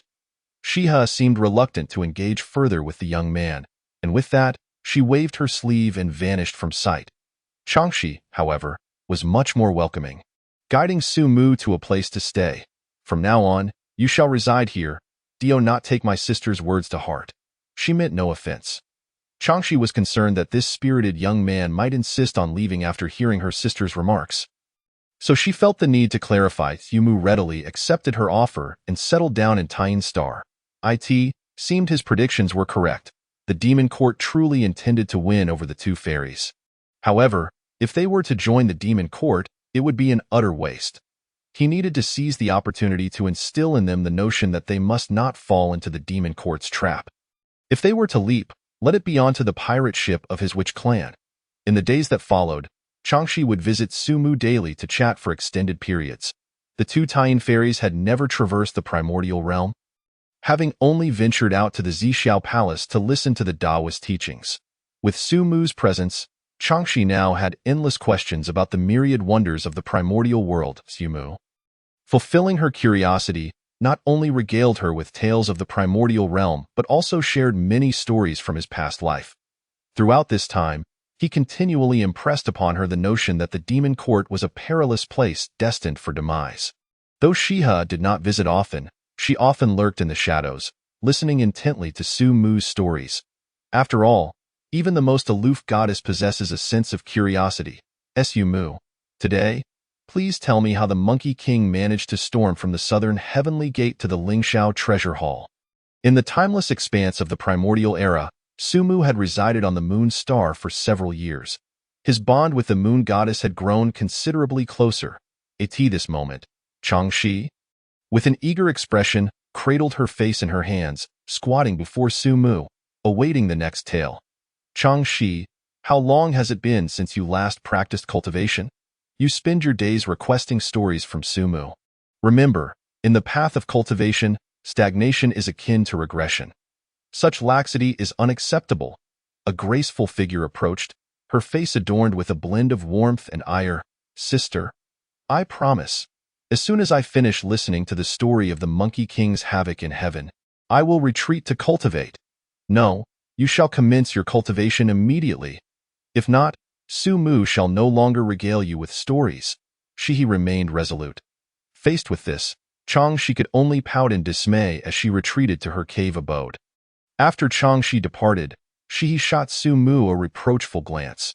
"You constantly indulge my sister with these stories, causing her to neglect her cultivation.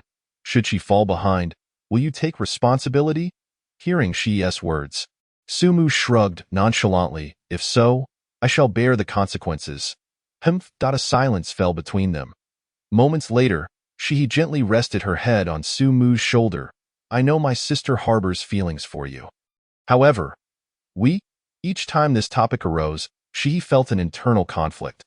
Over the past few years, Sumu had not only grown closer to them both, but had become akin to a Tao partner for Shihi. Yet, in front of her sister, Shihi had never shown this sentiment. To this, Sumu would always respond bluntly, "What of it? I bear no ill will."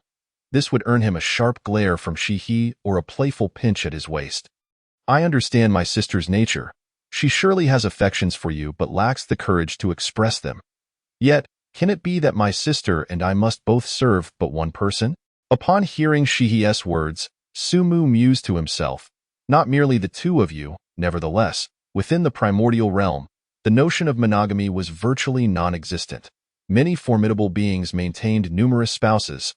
Let nature take its course. But why are you so audacious today? Are you not concerned about Changshi discovering this?" Sumu questioned, puzzled, as such bold behavior was typically reserved for the confines of Shihi's cave. "Fear not, I have set up a formation outside my sister's cave.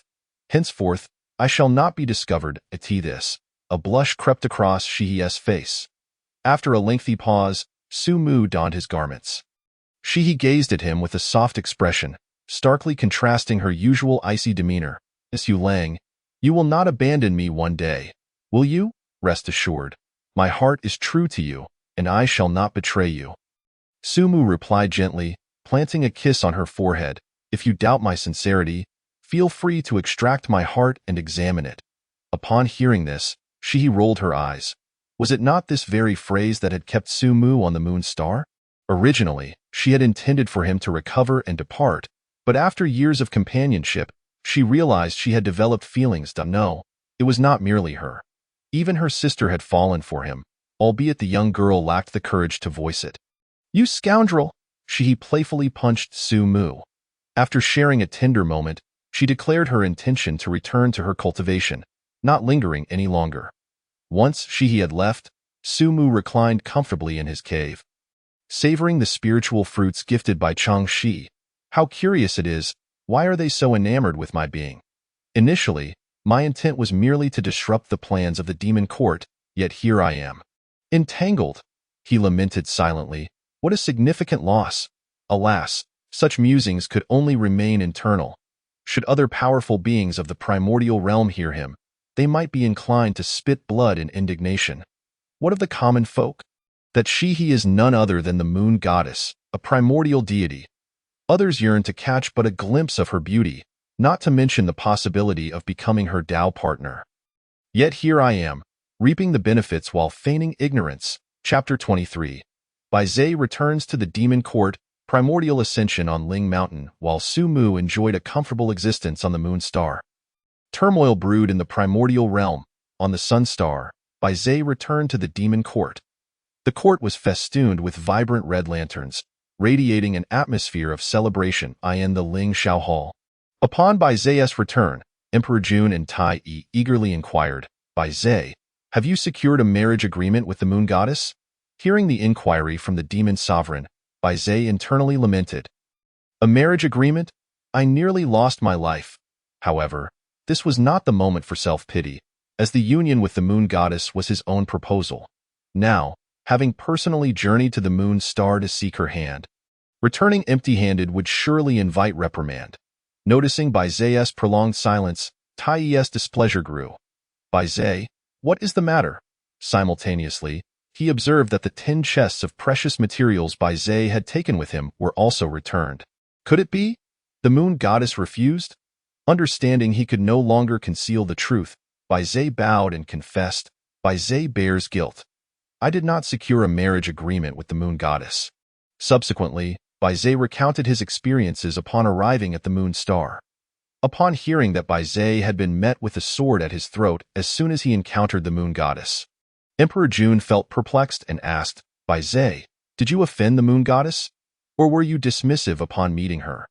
If Bai Zhe's disrespect had caused the moon goddess to harbor animosity towards the demon court, such a transgression would not go unpunished, Bai Zhe quickly denied. "I have never disrespected the moon goddess nor offended her in any way. Those who accompanied me can attest to that. Moreover, when I first met the moon goddess, she had already placed her sword against my throat before I could speak." As he spoke, Bai Zai craned his neck to show Emperor Jun the wound. Although this minor injury would heal easily, it served as proof to present to the demon sovereign. Emperor Jun glanced at the wound and sensed the power of the moon's essence within it.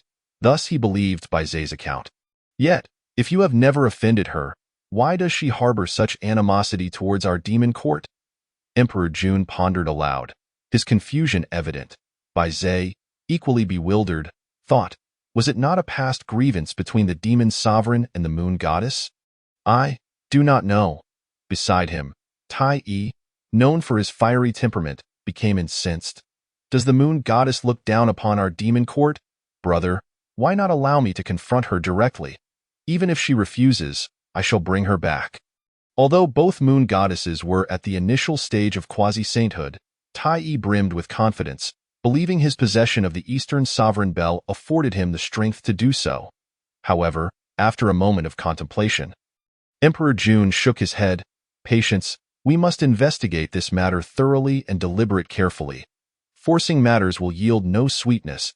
If we are to wed the moon goddess, it must be a grand affair. We cannot allow her to harbor resentment, or she will never hold our demon court in her heart.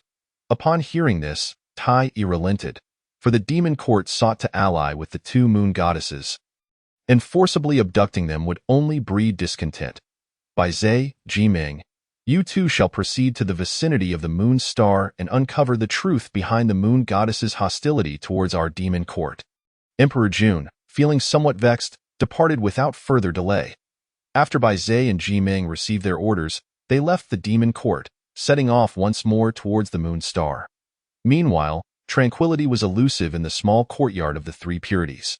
Ever since the last incident where Yuan Shi suffered at Sumu's hands, he returned in a state of constant distraction.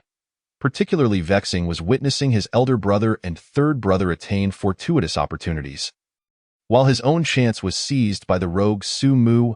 Elder brother, that rogue Sumu has become a festering thorn in my heart. Unless I eliminate him, I shall find no peace. Yuan Shi grimaced as he spoke to Laozi. Laozi, seated in meditation, merely twitched a brow, choosing to remain silent, as if disinterested in the matter. The Wu clan, now immensely powerful, had not only retained the original 12 ancestral witches, but had also gained that rogue Sumu. Engaging in conflict with the Wu clan might very well lead to their own misfortune. Seeing Laozi's silence, Yuan Shi, discontented, turned to Tong Tian. Third brother, will you accompany me to slay that rogue Sumu? Tong Tian, known for his straightforward nature, was not one to shy away from confrontation. Although neither of them possessed strength exceeding that of their elder brother, they were both quasi-saint level. Should they join forces? Escape from Mount Buzhou would still be feasible. To Yuan Shi's surprise, Tong Tian declined this time. Elder brother, the Wu clan is growing stronger by the day. We need not provoke them. Moreover, the next sermon from the Tao ancestor is approaching. It would not be too late to seek retribution once we enhance our cultivation to the late quasi-saint or even perfection stage after the teachings. Once Tong Tian finished speaking, even Laozi, who had been feigning meditation, nodded in agreement. Third brother, your reasoning holds merit. The Wu clan lacks a primordial spirit and cannot comprehend the Tao ancestors' teachings. Their strength is but temporary. Once we achieve sainthood, avenging our past grievances will be as simple as a flick of the wrist. The primordial being, filled with indignation upon realizing that neither of the two was willing to offer assistance, felt a surge of anger rise within. After all, it was not they who had endured grievances, nor were they the ones who had suffered the loss of an arm, been rendered unconscious, or had their opportunities snatched away. In a fit of rage, the primordial turned on his heel and strode out of the small courtyard. If they refuse to help me, then I shall seek aid elsewhere, with a silent sigh. He took note of the disappointment he felt towards his second brother, Tong Tian. Once he departed from the Sanqing courtyard, the primordial found himself engulfed in confusion. Typically, the three brothers would traverse the vast wilderness together, vying for opportunities. Now, with two of his brothers refusing to assist him, he was at a loss as to whom he might turn for collaboration. Particularly, the formidable beings of the wilderness had all suffered at the hands of the three. And although they were wary of confronting the trio due to their formidable power, it was unlikely that they would be willing to lend a helping hand. Suddenly, two potential candidates emerged in the primordial's mind. Although seeking their cooperation would be somewhat of a demotion, he felt he had no other choice. Resolving himself, the primordial swiftly made his way towards the west. Upon the sacred mountain of the west, two figures were engaged in cultivation, radiating a brilliant golden Buddhist light that compelled one to bow in reverence. Abruptly, one of them, sensing something, slowly opened his eyes and, after a moment of contemplation, calmly stated, "Junior brother, today a distinguished guest shall visit our sacred mountain." Chapter 24. The collaboration of Jain, Xuanti, and the primordial, summoning at Buzhou Mountain. Junior brother, today a distinguished guest shall visit our sacred mountain. Upon hearing this, Xuanti awakened from his meditation. After a brief calculation, he arrived at a conclusion. "But brother, what does the primordial seek at our sacred mountain?" Xuanti inquired, perplexed. Typically, the formidable beings from the east held them in contempt, particularly the three from Sanqing, who regarded the two brothers with disdain. Yet, why would the primordial choose to visit them today? Jane merely smiled faintly. "Regardless of his reasons, it cannot be a negative occurrence for us. Come, let us go and welcome our esteemed guest." As they conversed, they could already see the primordial's figure approaching at great speed. Jane and Xuanti rose to greet him at the forefront of the sacred mountain. Upon his arrival, they performed a respectful greeting and exclaimed, "Ah, primordial brother, your visit to our sacred mountain truly brings us great honor." They urged him to enter, eager to learn the purpose of his visit. Without waiting for the primordial to speak, they ushered him into the sacred mountain and prepared a pot of tea made from superior innate spirit roots. Initially, Xuanti had intended to serve tea made from middle-grade spirit roots. But upon Jane's subtle shake of the head, Xuanti gritted his teeth and retrieved the superior grade instead. Seeing the pained expression in Xuanti's eyes, the primordial felt a twinge of disdain. Such tea was something they consumed regularly at the Sanqing courtyard. Why did it suddenly seem like a treasure here? However, this could not solely be attributed to Jane and Xuanti's stinginess, as the West was indeed impoverished. The fierce battle between the Taoist patriarch Hongjun and the demon patriarch Luohua had led to Luohua's ultimate defeat and self-destruction in the West, resulting in the current dire environment where heavenly treasures were scarce and even spiritual veins had been severed.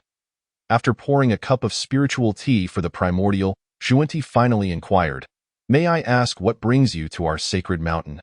"Primordial brother, whatever it is, my brother and I shall do our utmost to assist you."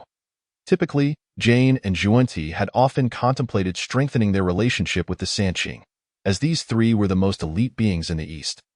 Establishing a good rapport with them would likely ease any resistance from the East. Upon hearing Xuanti's words, the primordial leisurely sipped his tea, reflecting inwardly. Although these two may lack strength, their approach to matters is commendable. The thought that his elder brother and third brother had refused to assist him, forcing him to humble himself and seek help in the West, left him feeling somewhat aggrieved. Nevertheless, having arrived, the primordial decided to be forthright. Setting down his cup, he slowly stated, "I have indeed come seeking your assistance with a matter. Please, primordial brother, do not hesitate to speak." Xuanti's eyes brightened. This was a rare opportunity. The primordial continued, "Have you heard that the Wu clan has recently added a new ancestral shaman?" "We have indeed heard of this," Xuanti replied. "Could it be that your visit is related to this newly elevated ancestral shaman?" Xuanti mused privately. "It is said that you were struck unconscious by this new ancestral shaman, losing your chance at fortune." However, such thoughts remained unspoken. "Indeed, this new ancestral shaman is utterly unruly. I have come to request that you accompany me to teach him a lesson." Upon hearing that the primordial intended to confront the Wu clan at Buzhou Mountain, Xuanti hesitated momentarily.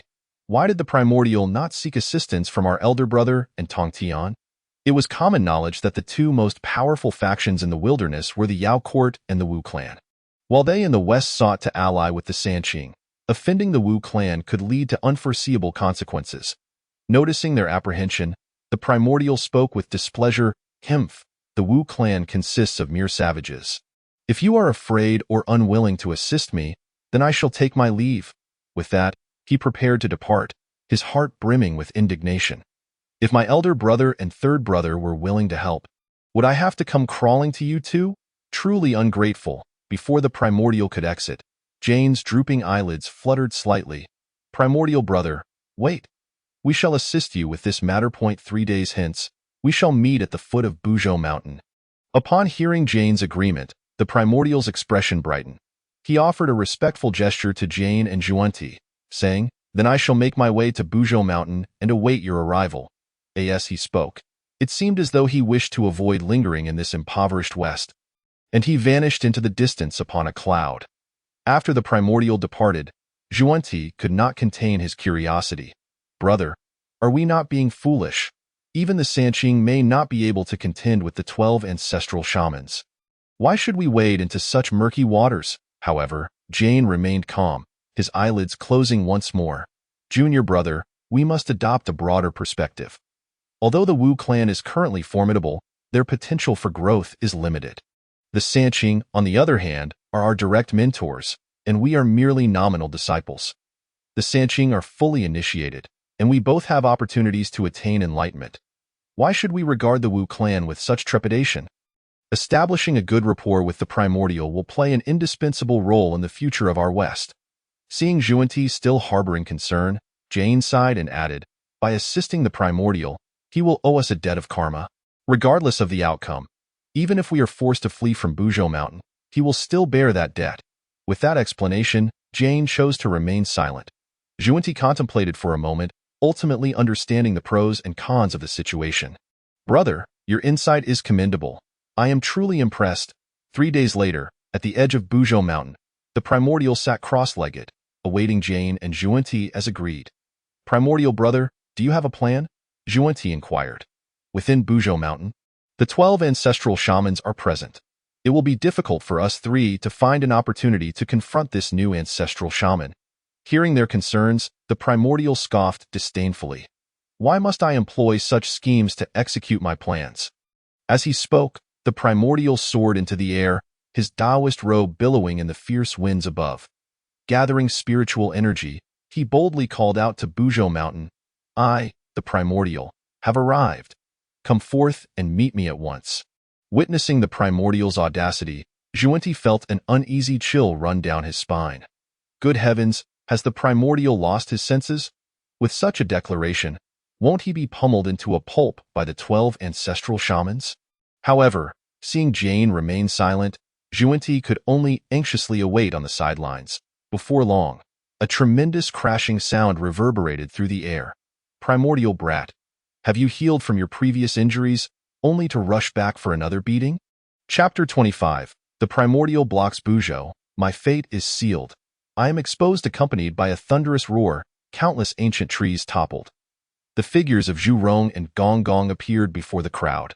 They had been engaged in a contest within Buzhou Mountain, vying to see who could capture more prey in the span of an hour. Upon hearing the primordial shout, they charged forth with reckless abandon. "Primordial brat, what brings you back? Where are your two brothers today? Do you dare to come to Buzhou Mountain alone?" "What audacity!" Zhu Rong exclaimed, entirely disregarding Zhuanti and Jie in his view. Only when all three from Sanqing were assembled could they contend with the 12 ancestral shamans. For the Sanqing were the manifestations of the primordial essence of the father god Pango. They deserved due respect. As for the others, Zhu Rong thought to himself, "Heh, all of you present are merely trifles."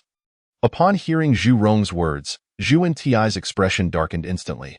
"Are we, the two brothers, not counted as individuals? Clearly, 3 of us stand here. How can it be reduced to just one?" Nevertheless, the purpose of the 2 of them coming here was to fulfill a favor and the ensuing karmic ties with the primordial. They had no intention of provoking the witch clan, so even though they felt discontent, they dared not voice their objections. However, Zhuanti felt quite aggrieved. He had thought that the primordial had some grand scheme. Yet, the reality was that he simply shouted towards Buzhou Mountain, summoning the ancestral witch. Was this not a blatant invitation for a beating? Had it not been for the favor owed to the primordial, Zhuanti would have undoubtedly fled without hesitation. A thrashing from the ancestral witch was no trivial matter. If he managed to escape without being killed, it would be considered a feat. The primordial, however, paid no heed to Zhu Rong's remarks. The very reason he dared to shout like that was due to his understanding of the temperament of the witch clan. Gradually, he spoke. Last time, I was injured and was defeated by that rogue Su-mu. This time, although my wounds have yet to heal, it is indeed time for me to exchange a few blows with him again. What?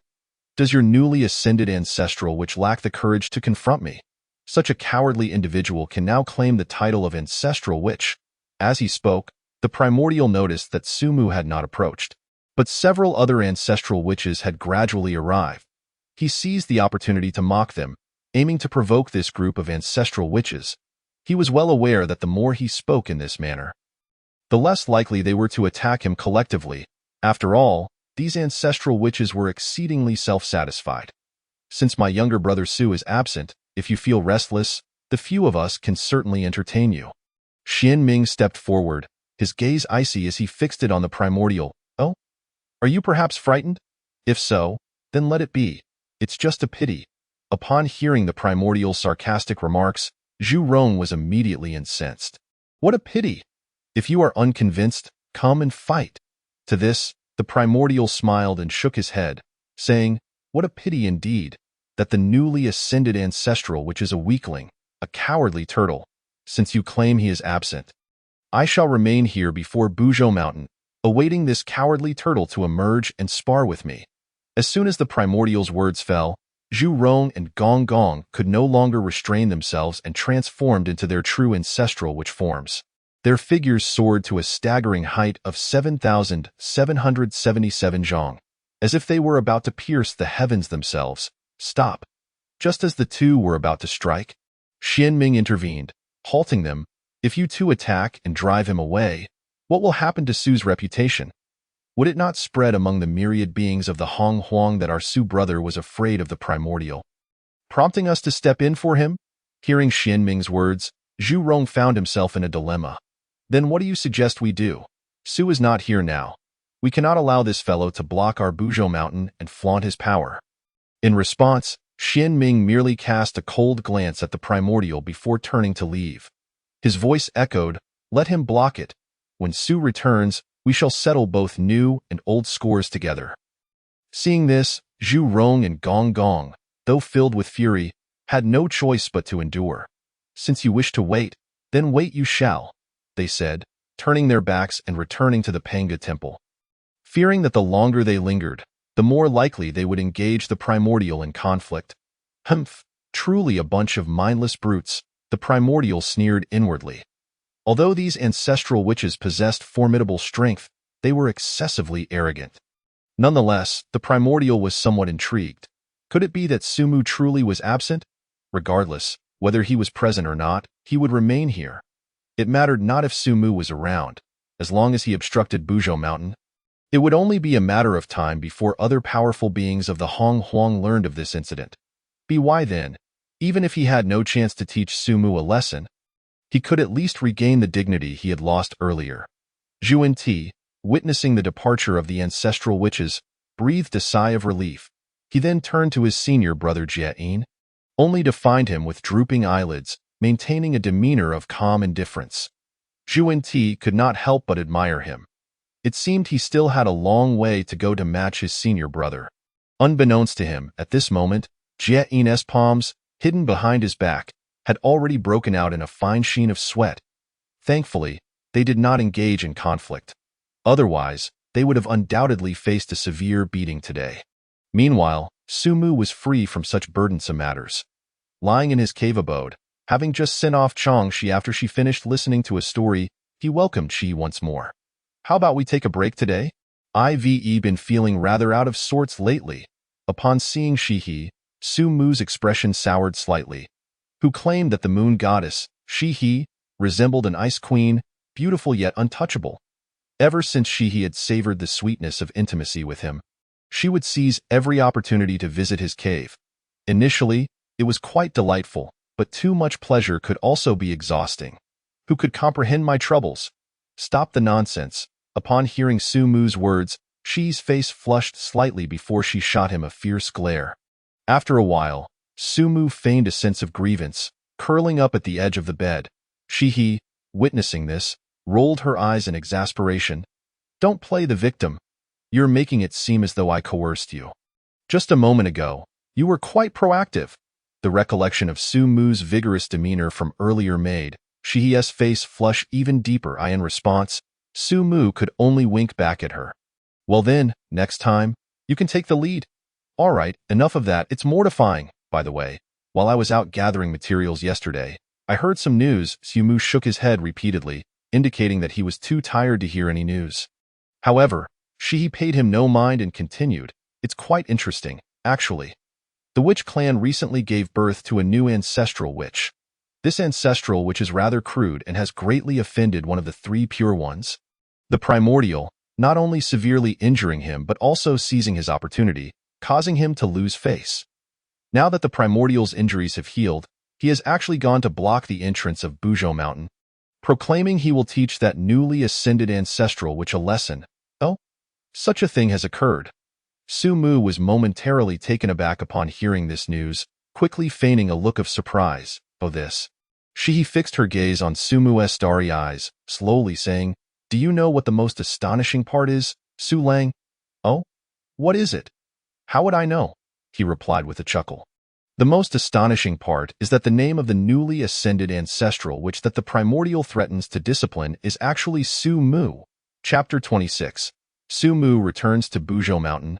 The ambush of the demon court. Su Lang. Do you not wish to know what the most astonishing part is? The most astonishing part is that the newly ascended ancestral witch shares the same name as you. Su Mu. She said this while closely observing Su Mu's reaction. After years of interaction, she had sensed that Su Mu was far from the simple person he pretended to be. How could a great Luo golden immortal be deemed significant enough for the demon court to send someone to hunt him down? Although he had not traveled extensively through the Hong Huang and was somewhat naive, with a little thought, she could identify numerous inconsistencies. Moreover, that day, Bai Zhe had not seemed to be seeking revenge. However, after spending time with Su Mu, it became evident that he bore no malice towards her and her sister. He simply spoke in a manner that often lacked sincerity, hardly uttering a single truthful word. At this moment, Su Mu felt slightly uncomfortable under Shihi's gaze. He could only awkwardly smile. I don't believe in rumors and don't spread them. The Hong Huang is vast. Isn't it quite normal for names to be the same? Besides, perhaps they are homophones with different characters? He could be called Su Mu or Su Mu. Hearing his words, Shihi merely shot him an exasperated look. Forget it, since you are unwilling to speak. I shan't press further. As she spoke, Shihi had already donned her garments and turned to leave. Typically, she spent her time in seclusion, only seeking Su Mu for a chat when she felt troubled during her training. However, as Shihi's figure began to fade from view, her voice lingered. If you need assistance, I can help you resolve this. Although the primordial was one of the three pure ones, his cultivation was still at the early stage of quasi-saint. Shihi was confident that she could contend with him.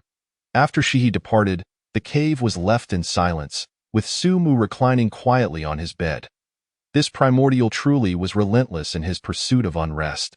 However, since the primordial was blocking Buzhou Mountain, it would be inappropriate for him not to go. Very well, since he had not learned his lesson last time, this time, I shall increase the dosage to remedy his stubbornness. Having made up his mind, Su Mu donned his attire and exited the cave. Glancing at the caves of Changxi and Shihi, he ultimately chose not to disturb their training and slipped away quietly. However, after Su Mu left, Shihi emerged from her cave, her beautiful eyes slightly furrowed as she watched the direction Su Mu had gone. She couldn't help but ponder what secrets Su Lang was still concealing from her. How could a great Luo golden immortal possibly have any ties to the ancestral witches? After a moment of inner turmoil, Shihi finally let out a long sigh, activating the protective formation of the Tying Star and casually setting up 2 layers of arrays in front of her sister's cave dwelling. Having completed these tasks, Shihi departed from the Tying Star, stealthily pursuing the direction of Su Mu. Not far from the foot of Mount Buzhou, within a cave dwelling, Fu Shi, though compelled by Nuwa to enter seclusion, had not achieved any significant results after prolonged cultivation. Thus, he decided to emerge and wander about, hoping to encounter an opportunity for a breakthrough. However, on this particular day, he rushed back to his cave in great haste. Sister, I have something of great importance to discuss. Upon returning to the cave, Fu Shi bellowed, Nuwa, having just concluded her retreat, emerged from the seclusion chamber with a rather displeased expression. Her brows furrowed as she regarded her ineffectual brother. Why must you always be so rash in your endeavors? If you cannot act with composure and prudence, how will you ever ascend to greater realms? After imparting a few admonitions to Fu Shi, she finally inquired, now, what could possibly be so urgent? Having endured his sister's scolding, Fu Shi finally mustered the courage to speak, offering a wry smile. It is not so much about me, but rather concerning Su Mu. Just as he began to elaborate, Nuwa's heart tightened, and she grasped Fu Shi's arm, urgently asking, what has happened to Su Lang? This action made Fu Shi raise an eyebrow. Is this what you call acting with composure and prudence? Sister, your double standards are rather apparent. Yet, he dared not voice his thoughts aloud, merely internalizing his grievances. Fear not, your Su Lang is unharmed. Upon hearing this, Nuwa breathed a sigh of relief, realizing she had overreacted, and quickly released her brother's arm, feigning nonchalance. But was it not that Su Mu had caused great trouble for the Yuan Shi?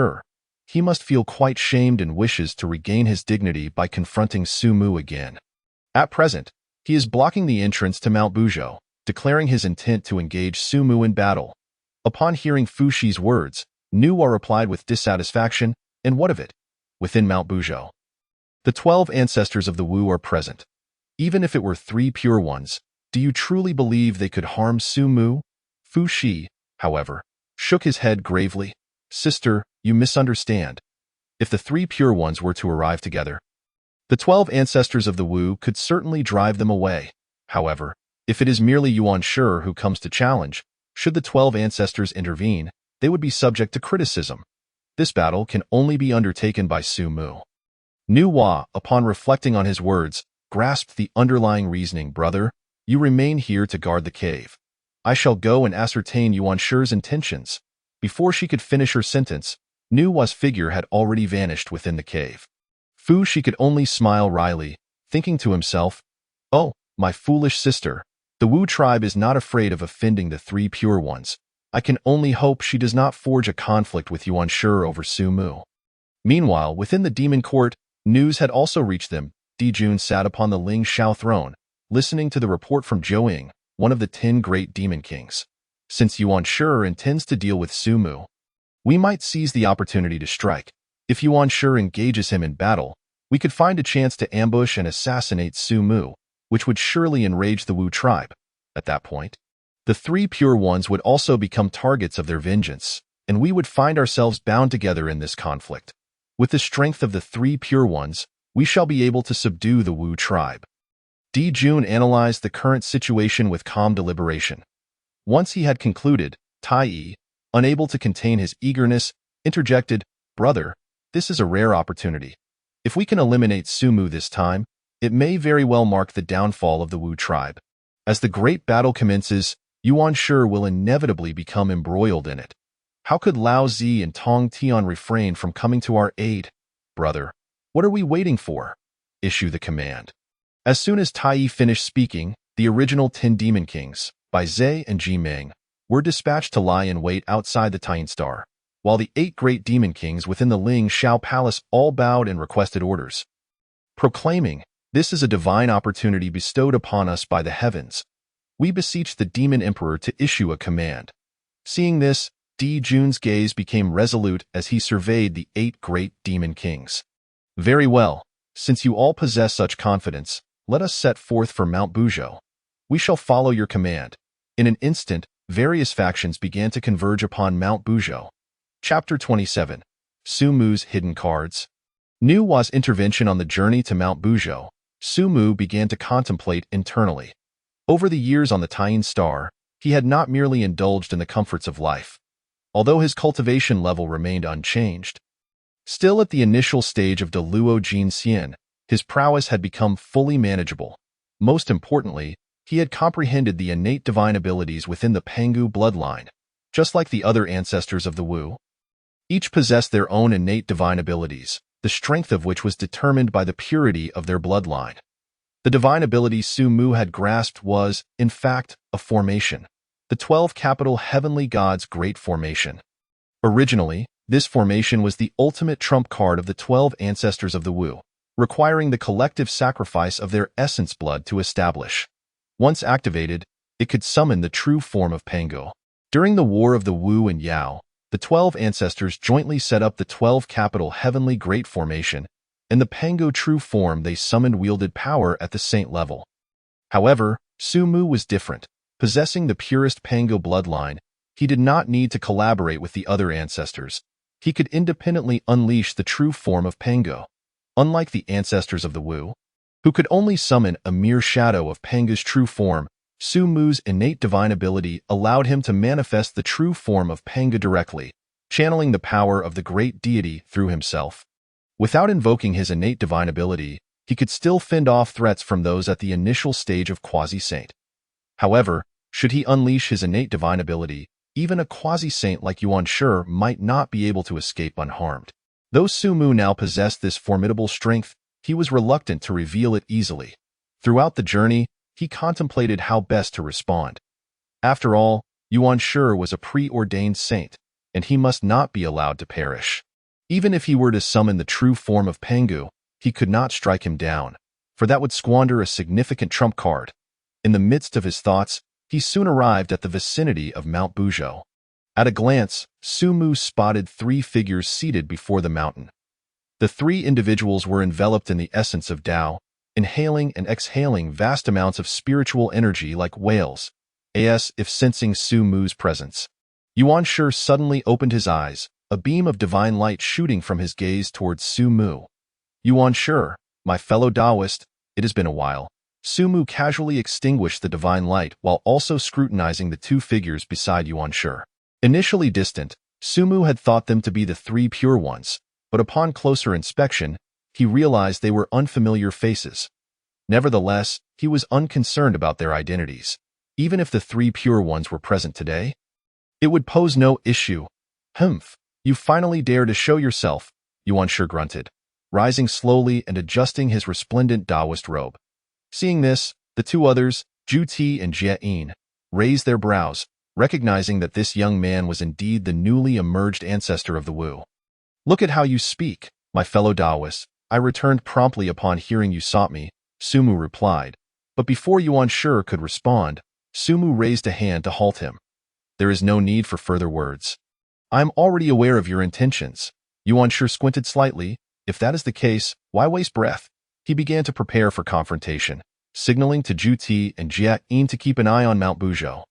However, Su Mu clearly had other intentions. With a wave of his hand, he retrieved an object from the system space and waved it toward Yuan Shi, saying, "Isn't this merely the arm I left with you previously? You must have come seeking this original arm, thinking the new one is inadequate. Since that is the case, here you are." With a smile, Su Mu tossed the arm toward Yuan Shi. Brother Yuan Shi's arm? It suddenly dawned on Yuan Shi why Su Mu sought revenge. He had suffered a significant loss. Zhu Ti and Jie Yin, who had only heard that Yuan Shi had been bested, were astonished to learn that he had lost an arm at Mount Buzhou. However, they maintained their facade of ignorance. Realizing Su Mu was mocking him, Yuan Shi nevertheless reached out to grasp the arm, knowing that if he did not, it would be left behind at Mount Buzhou and likely devoured by some unwitting beast or Wu tribe member. He could not afford to lose face. Yet, just as Yuan Shi was about to seize the arm, it suddenly exploded with a loud bang. His outstretched hand froze in midair, incredulous as he watched the arm detonate before his eyes. Fury surged within him as he could no longer contain himself, striking down towards Su Mu with a palm. "You dare to insult me so?" Unperturbed, Su Mu replied, "Ah, my apologies. I must have thrown it too forcefully. Brother Yuan Shi, you have quite the temper. That is rather unhealthy." Though he spoke with ease, he did not dare to underestimate the primordial, for he was indeed a quasi-saintly powerhouse. If he refrained from employing his trump cards, it would be quite challenging to defeat him. Just then, a sudden flash of red appeared from the void, crashing directly into the primordial with a resounding impact. Observing this, Su Mu raised an eyebrow. "Why has Nuwa arrived? Junior sister Nuwa, what do you mean by this? Are you truly stepping in for the Wu tribe?" The primordial was equally taken aback by Nuwa's sudden intervention. His expression darkening, and Nuwa first cast a reassuring glance at Sumu before turning to the Primordial and offering a respectful bow. Primordial senior brother, your words are excessive. It is merely that the commotion you have stirred here has disturbed my meditation. I was on the verge of a breakthrough, and this interruption may cost me thousands of years to find another opportunity. Senior brother, why not withdraw today, and I shall no longer hold this against you. At her words, the Primordial's fury nearly reached its peak. They had all recently achieved the quasi-saint level, while she appeared to be on the brink of progressing to the mid-stage. The three pure ones had yet to reach that level. What a feeble excuse! If you intend to defend this youth, must you resort to such nonsensical justifications? As he spoke, the Primordial gestured to Jane. Jane immediately understood and approached Nuwa, offering a courteous bow. It is an honor to meet you, Nuwa's sister.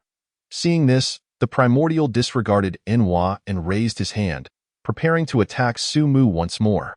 Though Nuwa was eager to intervene, Jane stood in her way, rendering her powerless. Let us see who can assist you this time. In an instant, the Primordial's terrifying pressure surged towards Sumu. Sumu focused intently, ready to respond cautiously. That old fool dares to strike at my brother Su. Suddenly, a figure emerged from the earth. It was the Earth Mother, Hutu. With a resounding boom, Hutu revealed her true form, towering at 7,777 zhang. Standing between the Primordial and Sumu. You old thief, you dare to attack my brother Su here in Buzhou Mountain. Do you not respect my Wu tribe? As she spoke, she clashed palms with the Primordial, both retreating 3 steps. Why does this brat have so many allies? The Primordial felt a headache coming on. First, Nuwa arrived, and now Hutu. Was this youth's luck and romance truly so abundant? However, the Primordial had no intention of engaging in conversation with Hutu. Jane, this matter is yours to handle. Upon hearing this, Jane's eyelids sprang open, his eyes glowing with hidden power. In an instant, he positioned himself before Hutu, politely bowing. I have long admired the illustrious name of the Earth Mother.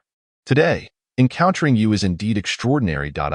Jane from the West, have no intention of opposing the Wu tribe. I am merely acting on someone else's behalf, so I hope for your understanding. While his words were courteous, he stood firmly in front of Hutu, preventing her from taking action against the Primordial. Hutu spat in disdain. You, a scoundrel, do not stay well in the West but come to Buzhou Mountain to flaunt your power. If anything were to happen to my brother Su today, I swear by the name of our Father God, I shall slay both you and your companion from the West. Hearing Hutu's words, Jane felt a pang of distress. He had only intended to make a minor appearance to curry favor with the Primordial, yet the Wu tribe's reaction was so intense. Hutu had even sworn by Pangu's name. But there was no turning back once he had chosen to act. He declared, I apologize. The two immediately clashed. Simultaneously, Jane sensed that the other 11 ancestral witches from Buzhou Mountain were hastily approaching. He urged the Primordial brother, let us resolve this swiftly. If we wait for the other ancestral witches to arrive, it may not end well for us today. The Primordial understood this logic as well. Seeing that no one was left to obstruct him, he cast a cold glance at Sumu. This time, no one will come to your rescue. With that, he once again summoned his spiritual power and struck down at Sumu. At this moment, Sumu felt quite vexed. Was it merely a Primordial? Even without using his trump cards, he should not be defeated. At the very least, it should end in a stalemate. Why the fuss? One after another, they acted as if he were a weakling with a combat power of merely 5. As the Primordial's palm came crashing down, Sumu decided not to wait any longer. Fearing that others might disrupt his plans, under the influence of the Way of Power, his strength surged several dozen times. His body and primordial spirit reached their utmost limits. Clenching his left fist, he swung his right hand in a sword flourish, daringly charging toward the Primordial. Since he had not learned his lesson last time, he would leave him something to remember this day. In a flash, the two were nearly upon each other. Observing this, the hidden figures in the celestial realm grew increasingly tense. They waited for the opportune moment to strike down Sumu as the two clashed. With one decisive blow, they would retreat swiftly, waiting for the Primordial and the Wu tribe to turn against each other. Then they would step in. Dijun fixed his gaze on Sumu, fearful of missing the opportunity. Other powerful demon beings also began to gather their spiritual energy, prepared to act at the right moment. But just then, a figure suddenly appeared between Sumu and the Primordial. Sumu quickly restrained his energy, unable to suppress his exclamation, "Another one!"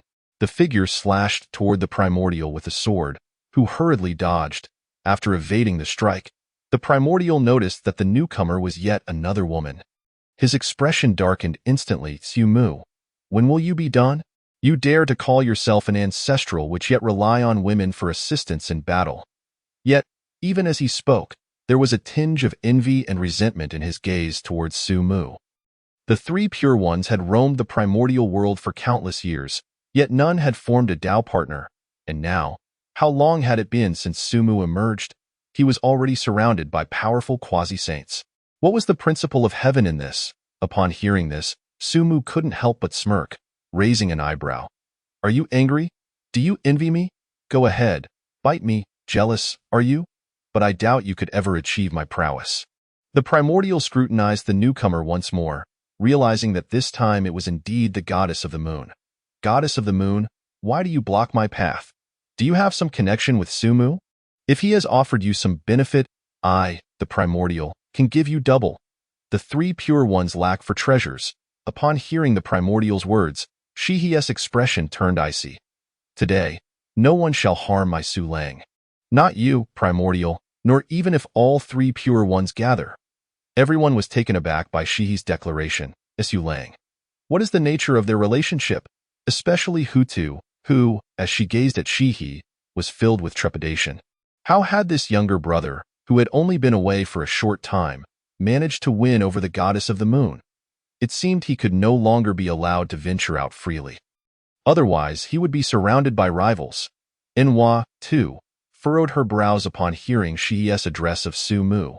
"When did Su Lang become acquainted with the Goddess of the Moon? It appears I must tighten my grip. Otherwise, I may lose my position." Faced with this, Sumu could only wave his hand, indicating that he was unaware of anything. "Shihi, it's all right. This fellow may not necessarily be able to defeat me." As he spoke, he attempted to pull Shihi behind him. Yet Shihi shot him a fierce glare. "Su Lang, you have hidden quite well, when you claim to be pursued by the Demon King. Now you say you cannot even defeat the Primordial? Humph. Once this matter is settled, we shall settle accounts, however." Since Sumu was confident, Shihi did not press further. She stood by, watching the Primordial intently, prepared to act if Sumu showed even the slightest sign of weakness. This time, no one intervened. The Primordial unleashed his full power, striking down at Sumu, the rhythms of the Tao swirling around his palm. Spiritual energy condensing at the tip. Meanwhile, the Primordial's heart seethed with hatred. This brat's fortune and love was simply outrageous. "Today, I shall slay him, ridding the primordial world of a calamity." Sumu, seeing this, smiled indifferently. "Come at me." With his left hand, he met the primordial strike, and under the enhancement of the way of power, that punch was sufficient to defeat an ordinary quasi-saint in the initial stage. Yet, it was evidently insufficient against the primordial. Simultaneously, he swung his right hand, aiming a sword strike at the primordial's arm, as if intending to sever it once more. "Hmph, bold." The primordial paid no heed to this, knowing that with his vast powers, he could easily crush this mere Daluajinxian-level combatant with a single palm strike. In an instant, the two clashed. With a resounding explosion, beasts within 100-mile radius were sent sprawling in terror, while birds and creatures alike fled in panic. The primordial had assumed that a single strike would severely wound Sumu, but his pupils suddenly constricted. "This child can actually contend with me? Impossible!" Seizing the moment, Sumu launched a sword strike toward the primordial's arm, betting that the primordial would underestimate him. Who could have anticipated that a Daluajinxian-level combatant could rival the top quasi-saint powers of the primordial world?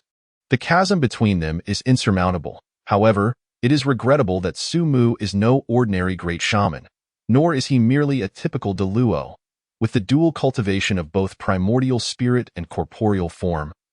Combined with the cultivation of the ancient Panga's divine technique, the 9 transformations of mysterious arts, along with the innate Pangu bloodline and the path of strength. All these augmentations have culminated in the current prowess of battling at the level of a quasi-saint. Although the primordial was startled, he remained composed, raising a finger to clash against Su Mu. The two immediately found themselves locked in a stalemate. Suddenly, several figures launched a surprise attack. The hidden Dijun, seeing the opportune moment, could no longer restrain himself. All gazes turned towards Su Mu, with Ho-Tu and Nuwa particularly anxious, yet they had no time to intervene. Dijun positioned himself before Shihi. While Tai Yi and the 8 great demon kings advanced directly toward the now stalemated Su Mu. Lang. Brother Su, be cautious. Chapter 29. Demonic Clan, Death Approaches. Unveiling hidden cards, the commotion stirred up in Buzhou Mountain drew the attention of numerous powerful beings in the primordial realm, especially the quasi-saint powers, who gathered near Buzhou Mountain, eager to gain insights through observing the battle between quasi-saints. Initially, upon seeing the celestial maidens and goddesses surrounding Su Mu, many powerful beings were already overwhelmed with envy. This Su Mu is indeed a remarkable talent. While it is understandable for Ho-Tu to stand up for him, even Nuwa has come to his aid. Who could disagree? Even the usually elusive goddess of the moon has stepped forth for Su Mu. The crowd then witnessed the clash between the primordial and Su Mu. Surely, I am not mistaken. This newly ascended ancestor shaman is astonishingly formidable. With merely the strength of a Deluo, he can engage one of the 3 pure ones? If he reaches the ancestor shaman level, could he not exchange blows with the saint? Countless powers gasped in awe. Yet, beyond their astonishment at Su Mu's strength, there lingered a deeper apprehension towards the shaman clan. With the shaman and demon clans standing in balance within the primordial realm, if the emergence of Su Mu as a new ancestor shaman were to lead to the subjugation of the demon clan, the shaman clan could seize absolute dominance. Such a scenario would yield no benefit for them. Look, are those not the people from the demon court? Suddenly, someone exclaimed. The crowd focused their attention and gasped in shock. The demon court has laid an ambush within Buzhou Mountain. At this moment, Su Mu and the primordial are locked in combat, while the demon court's Tai Yi and the 8 great demon kings have united in their assault. Su Mu is finished. What a pity. Such a genius, one seldom seen in countless epics, now poised to meet his demise at the hands of the demon court. The powerful being sighed in lamentation. On Buzhou Mountain, everyone's gaze remained fixed on Su Mu. Although Ho-Tu and Nuwa wished to intervene, it was too late. Shihi, who had originally stood by Su Mu's side, was now obstructed by Dijun. In her desperation, Shihi attempted to circumvent Dijun to rescue Su Lang. Dijun, should you dare to harm my Su Lang, I shall ensure the annihilation of every being within your demon court.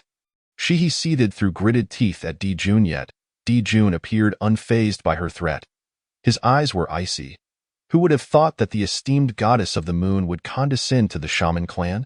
Does she believe that I, as the demon emperor, am unworthy of her? Dijun observed keenly as Shihi had just intervened to assist Su Mu, reflecting on his earlier attempt to propose to her on the moon star. Only for Bai Zhe to be driven away by Shihi, he understood the situation. How infuriating! That detestable Su Mu has stolen a march on me. If you wish to save him, it is not impossible. Simply swear to marry alongside your sister into my demon court, to become our queen, and I shall spare Su Mu today. Otherwise, he shall perish before you. Dijun's words exuded the majesty of a demon emperor. As if Su Mu's fate lay entirely within his grasp. Upon hearing Dijun's proclamation, Shihi turned pale, her heart racing with anxiety yet feeling utterly powerless. Dijun's strength was not inferior to hers, and she could not rescue Su Mu in a moment's time. But must she truly watch Su Lang perish before her eyes? Su Lang, very well. I shall agree. I, Shihi, vow before the heavenly Tao. With gritted teeth, Shihi resolved within herself, and no matter what, she could not allow Su Lang to fall before her. Dijun, witnessing this, was elated. Feeling his visit today was indeed worthwhile. Others present fell silent, their eyes fixed on Shihi. They never expected her to go to such lengths for brother Su. Alas, it is a pity for this goddess of the moon, who, much like myself, harbors deep affection for Su Lang, willing to sacrifice everything for him. Ho Tu and Nuwa felt a surge of emotion. How could Di Jun act in such a manner, unperturbed by potential scandal? Alas, the plight of the goddess of the moon is indeed tragic. For the sake of her beloved, she is willing to give everything. I hold profound respect. Regrettably, I lack the power. Otherwise, I would certainly intervene. Many powerful beings in the primordial realm held a fondness for the goddess of the moon. However, given the demon court's overwhelming might, few, aside from the three pure ones and the shaman clan, could dare to confront them. He, today shall establish a vow before the heavenly Tao. At this moment, Shihi's expression was eerily calm, almost unnaturally so. Mechanically, she gazed at Su Mu, each word a solemn promise. Di Jun and Tai Yi beamed, as if they had already brought the two goddesses of the moon into the demon court. Due to Shihi, Tai Yi and the 8 great demon kings merely approached Su Mu, enveloping him within their range of attack, yet they did not strike immediately. Just as everyone believed the matter was settled. Su Mu suddenly smiled. Why foolish, she eared. It is merely the demon court. Rest easy and watch. As Su Mu spoke, a smile adorned his face, yet his eyes brimmed with murderous intent. Boom. The true form of Pangu. The path of strength, the 9 transformations of divine arts. With a thought, Su Mu activated all 3 powers. Demons, perish. As Su Mu unleashed his innate divine abilities, his form shot upwards. Originally, as a great shaman, he stood at 5,555 zhong. But he showed no sign of stopping. 7,777 zhong, reaching the mid-stage of ancestor shaman, and still growing. 8,888 zhong, 9,999 zhong. Finally, Su Mu's form ceased its expansion. As he activated the path of strength once more, chains of laws manifested around him, resonating with the sounds of 3,000 paths transforming into chains. However, they ultimately vanished as if fleeing from the vicinity of Buzhou Mountain, leaving behind a single golden-red chain of law, the path of strength. Empowered by the true form of Pangu, the path of strength compelled the other 3,000 paths to yield. One force shatters myriad laws. Once the path of strength emerged, the efficacy of other paths was rendered negligible. Su Mu wrapped the iron chain around his arm, his bulging muscles appearing as if they could burst forth with power. As the 9 transformations of divine arts circulated, the vigor of blood and spirit surged recklessly into Su Mu's body. Ultimately, the chain of the path of strength slowly transformed in his hand into an axe that appeared ordinary yet exuded an ancient aura. Upon witnessing this scene, Ho Tu's jaw dropped in astonishment. This is the Father God? At this moment, Su Mu bore no semblance of a Deluo. The primordial, previously engaged in a stalemate with him, had already retreated several miles in fear.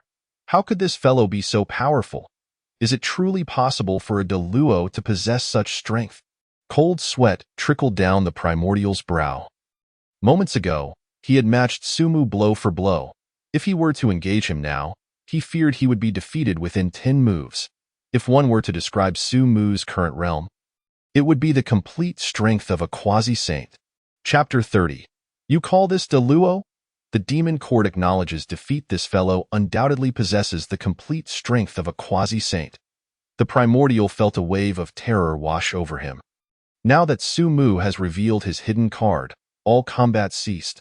The complete strength of a quasi-saint. What need is there for them to fight? Su Mu alone is sufficient to sweep away all present. This is the aura of the Father God. I seem to glimpse the figure of the Father God. The other ancestor shamans rushing over were also drawn in by Su Mu's aura. Hastening their steps to discern the situation, Ho Tu gazed at Su Mu's true form of Pangu in astonishment, her mouth agape in disbelief. Su Lang possesses such power?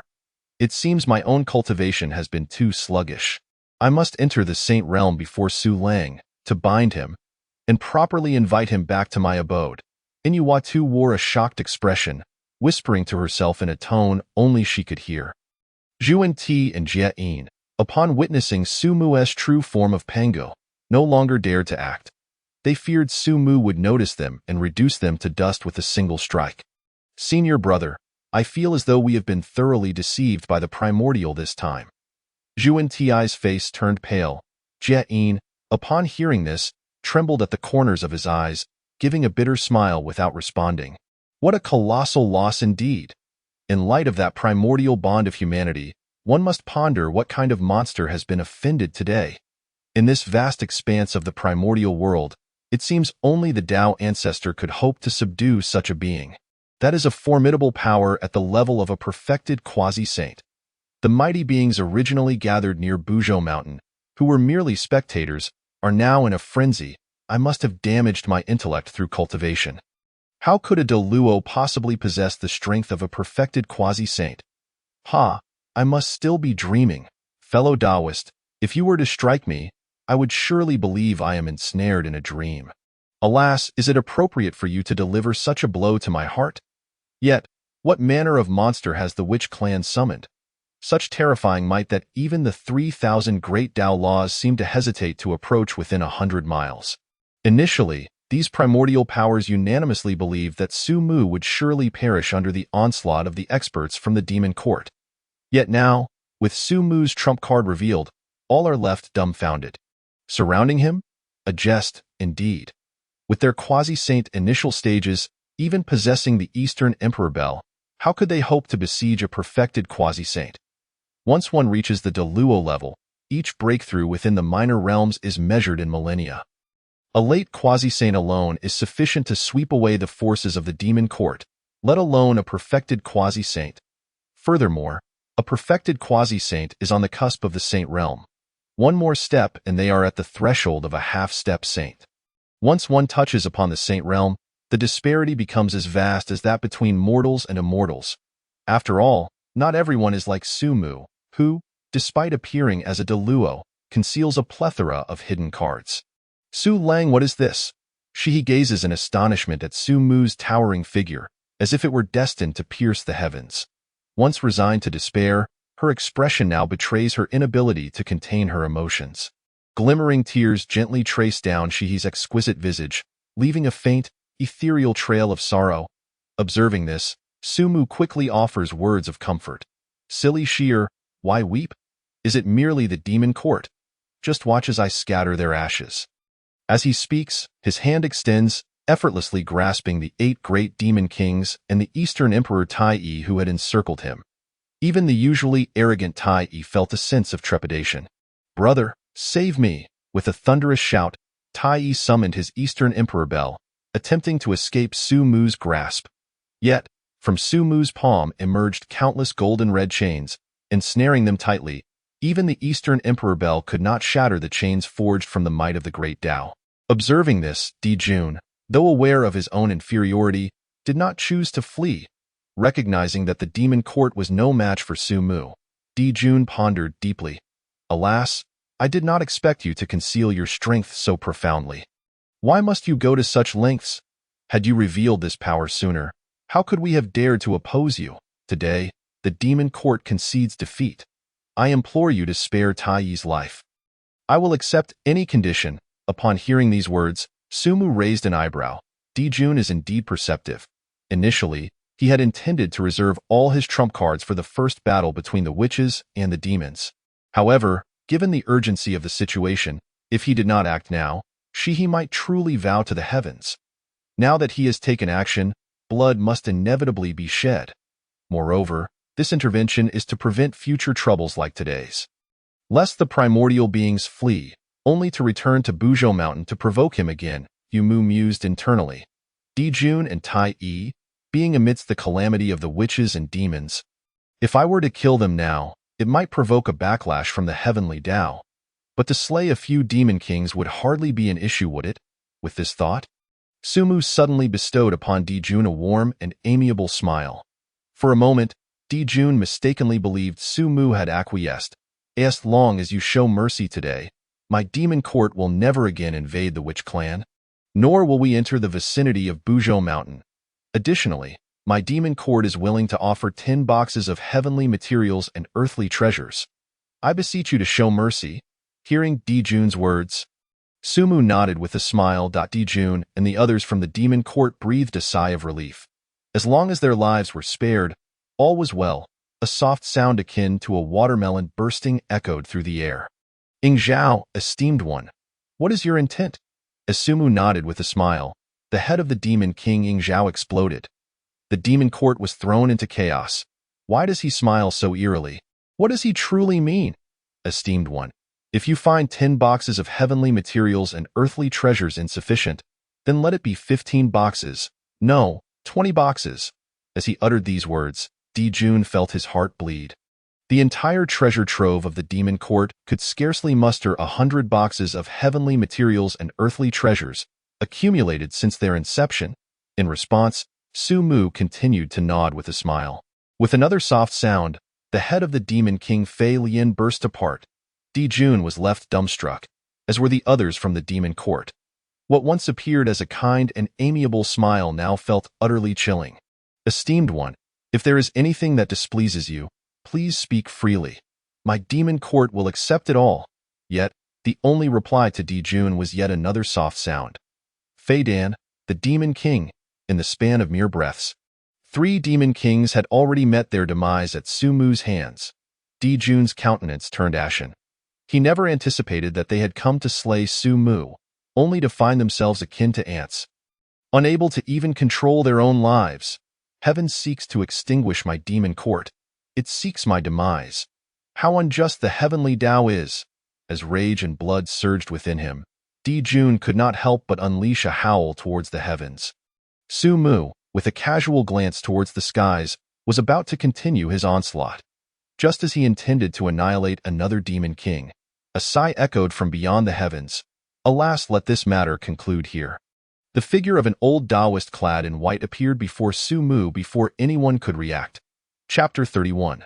Tao Ancestor Hong Jun, returning to the divine hall of Buzhou Mountain. The old Taoist wore a simple Tao robe, devoid of any aura, resembling an ordinary elderly mortal. Yet, all present, including Su Mu, had no inkling of how he had come to be there. From the moment this white-robed Taoist appeared and spoke, all eyes were drawn to him. Di Jun, as though seeing a savior, quickly bowed and implored, Tao Ancestor, I beseech you to uphold justice for my demon court. The primordial being lurking nearby also hurried forward to pay his respects. I bow before the Tao Ancestor. Zhuan Ti and Jia Yin quickly donned smiles, respectfully bowing. We pay our respects to the Tao Ancestor. Having paid their respects to the Tao Ancestor, Nuwa and Shihi did not dare to be negligent. The myriad powerful beings near Buzhou Mountain, who had been mere onlookers, also bowed from afar to the Tao Ancestor. How fortunate I am to witness the Tao Ancestor. In this life, I have enough.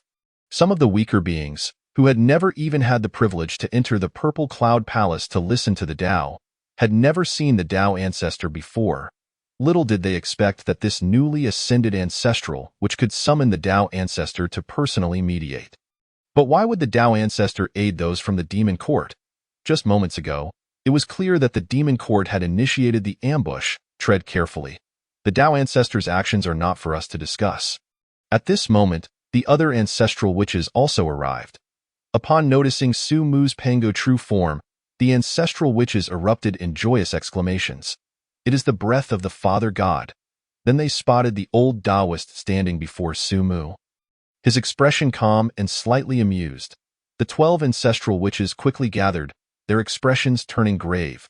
Hong Jun, what is your purpose in coming to Buzhou Mountain? While others revere the Tao Ancestor, the witch clan holds only the Father God in esteem. Disregarding both heaven and earth, and certainly not venerating saints, in response to the shouts of the 12 ancestral witches, Hong Jun appeared unperturbed. With a slight wave of his hand, the space warped, and the demon court figures in Su Mu's grasp were transferred to Di Jun's side. When he turned to look at Su Mu, a trace of barely perceptible astonishment flickered in the Tao Ancestor's gaze. This matter ends here. The fate of the demon court is not thus. Hong Jun's voice was calm, as if discussing something trivial.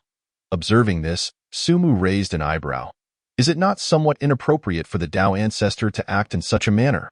Today, it was not I who sought trouble, but rather those from the demon court who ambushed me while I was unprepared. What? Are they allowed to ambush me, yet I am not permitted to retaliate? As soon as Su Mu's words fell, The 12 ancestral witches erupted in protest. Indeed, why is it permissible for the demon race to bully our witch race? Yet we are not allowed to strike back? Hong Jun, now that you are the Dao ancestor, can you act in such a manner? We, the witch clan, refuse to accept this. To this, Hong Jun merely smiled lightly. Little one, I know you are forcing my hand to appear. Today, let this matter conclude, and in the future, I shall provide you with an explanation. With that, Hong Jun did not linger, casting a meaningful glance at Su Mu before vanishing into thin air. Simultaneously, all those from the demon court were teleported back to their realm. After the Dao ancestors' departure, the primordial being, Zhuan Ti, and Jia Yin sensed the situation was amiss and took the opportunity to flee. With the 12 ancestral witches gathered together, Su Mu's formidable presence also left them astonished. Should they not escape now, they risked not just death, but also grievous injury. Brother Primordial, we have done our utmost today. Understood. Consider it that I, Primordial, owe you both a favor. Upon concluding, the primordial being exhibited a desire to refrain from lingering with the two individuals any longer. Promptly turning back towards the Sanqing courtyard, it was astonishing to learn that Su Mu possessed the combat prowess of a perfected quasi-saint. This revelation must be conveyed to the elder brother and the third brother. The figures of Jane and Zunti, too, dared not overstay their welcome, hastening their return to the western spirit mountain. Once all had departed, the presence of Nuwa, Shiha, and the 12 ancestors of witchcraft finally breathed a sigh of relief. Su Mu also dispersed the essence of Pango, returning to his ordinary form in an instant. The backlash from overexertion surged forth, leaving Su Mu's countenance as pale as death, devoid of color. Su Lang, are you all right? Shiha exclaimed, rushing to support him with palpable concern. Hutu and Nuwa, witnessing this, initially contemplated stepping forward but, after exchanging glances, silently opted to leave Su Mu in Shiha's care. After all, the feelings Shiha harbored for Su Mu had not gone unnoticed by the onlookers. Zhurong, upon realizing that everyone had taken their leave, could not suppress his urge to inquire about Su Mu's earlier manifestation of Pangu, only to be met with a sharp reprimand from Xinming behind him. You reckless fool. Let's return to the Panga shrine first. We can discuss matters in detail once Sudi returns. Zhurong, feeling aggrieved, rubbed his head and followed suit with the others. It's nothing. A few days of rest will suffice. Su Mu reassured, gently wiping the tears from Shiha's face. Remember this. I, Su Mu, shall never abandon you, nor allow you to leave my side. His gaze was resolute, and his tone grave. Shiha, gazing upon his visage, felt a tumult of emotions within her, a myriad of words yearning to escape her lips, yet she found herself at a loss for where to begin. Ultimately, she planted a fervent kiss upon him. You rascal, don't make me worry like that in the future. Even then, Shiha struggled to accept the reality. Her initial intention had been to discreetly follow and protect Su Lang. Who could have anticipated that this scoundrel was so adept at concealment? In the vast wilderness, aside from the Dao ancestor, it seemed no one else could rival him. Humph. Initially, he deceived me and my sister into believing he was being pursued by the demon clan. How could such a great demon have chased him? 3 of them perished in an instant. The 2 basked in their warmth for a considerable time before Shiha reluctantly bid farewell to Su Mu. My sister is alone at home, and I cannot bear the thought of her being unattended. Su Lang still has many matters to attend to, so I shall return to the Tying Star. Otherwise, my sister will surely worry if she finds us both missing. After parting ways with Shiha, Su Mu then turned his attention to the remaining 2 individuals present. First, he performed a gesture of respect toward Nuwa. I am grateful for your timely intervention. Dao friend Nwa, oh not jest, with your strength, there was no need for us to offer assistance. Nuwa replied with a wry smile. Now that you are unharmed, I shall take my leave. However, just a few steps away, she suddenly clenched her teeth, summoning courage from an unknown source. Should you find yourself with leisure, do consider visiting my cave dwelling. With that, Nuwa vanished like a fleeting shadow. Your brother is indeed fortunate, with the Tying goddess willing to sacrifice everything for you. And now Nuwa extending an invitation. Hudu shot a scathing glance in the direction Nuwa had departed, her tone dripping with sarcasm. Yet, upon uttering those words, Sumu felt a pang of jealousy. What troubles you, Sister Hutu? Are you perhaps envious? I can't help but feel a sourness in your words. Pfft, who would envy you? Have you suffered during your time away? Huda swiftly diverted the subject. Yet, as soon as the question left her lips, she felt rather foolish. Not particularly, indeed. How could one suffer when surrounded by such tenderness? Come, let us return to the shrine. I am certain the elder brothers are eager to inquire about certain matters. With that, the two walked side by side towards the peak of Buzhou Mountain. Chapter 32. Whispers Afloat. Assassinate Sumu. If you wish to perish, do not involve us. This conflict concluded in a manner unforeseen by all, elevating Sumu's renown throughout the primordial realm. Hey, Dao friend, are you aware of Sumu? Indeed, he is the newly ascendant ancestor of the witch clan, the one who subdued the primordial being and swept through the demon court. That day, I happened to be near Buzhou Mountain. Let me tell you, had it not been for the Dao Ancestor's intervention at the last moment, the primordial being, Jane, Zunti, and the formidable beings of the demon court would have all met their end, thanks to Sumu's fortune. I was granted the opportunity to witness the Dao Ancestor with mine own eyes. In the primordial realm, similar dialogues proliferated endlessly. The rumors grew increasingly exaggerated. Have you heard? Sumu nearly flattened the demon court. And it was ultimately the Dao Ancestor who intervened to mediate. Hey, Dao friend, your information seems inaccurate. I heard from my maternal uncle that it was the Dao Ancestor himself who personally intervened to stop Sumu. Have you heard? That Sumu from the witch clan was besieged by the demon court and the primordial being, and when the Dao Ancestor intervened, Sumu, in a fit of rage, actually engaged the Dao Ancestor in battle. Ha! Do you take me for a fool? Engaging the Dao Ancestor in combat? I do not believe it. Am I lying? At that moment, my sister-in-law was in the vicinity of Buzhou Mountain, witnessing it firsthand. Alas, it was ultimately the Dao Ancestor who prevailed and managed to halt Sumu. Have you heard? Sumu fought the Dao Ancestor to a standstill at Buzhou Mountain. He must have already attained the combat strength of a saint. The witch clan will undoubtedly become even more formidable. Your information is outdated, Dao friend. I have heard that Sumu ultimately gained the upper hand, and the Dao Ancestor was unable to defeat him, yet still managed to protect the individuals of the demon court as they departed. The tales grew increasingly absurd, and these events transpired while Sumu remained blissfully unaware within Buzhou Mountain. In Wuzhuang Temple, old ancestor Hongyun was indulging in divine wine and ginseng fruits with his old friend, Zenyuanzi, relishing the moment. Old friend, did you not encounter that Sumu at Buzhou Mountain? The rumors circulating in the outside world claim that Sumu can contend with the Dao Ancestor, which I find hard to believe. Yet has his strength truly become sufficient to sweep through the demon court, alongside the primordial beings? Zenyuanzi had also heard the whispers circulating in the primordial realm. But as a listener of the Dao within the Purple Cloud Palace, among the throngs of worldly guests, he did not believe Sumu could genuinely rival the Dao Ancestor. Upon hearing this, Hongyun reflected on the events of that fateful day at Buzhou Mountain. After a long moment, he sighed. To be honest, I observed him then, and he seemed merely a great Luo golden immortal. Although the primordial being suffered a setback at his hands, it was due to the primordial being's prior injuries, and the 12 ancestors of witchcraft were also present to bolster his defenses. But how long has it been since? Not even a century.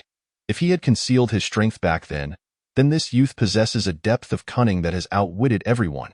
If he was truly just a great Luo in strength back then his meteoric rise in less than a century is nothing short of astonishing. After hearing Hongyun's analysis, Zenyuanzi nodded in agreement.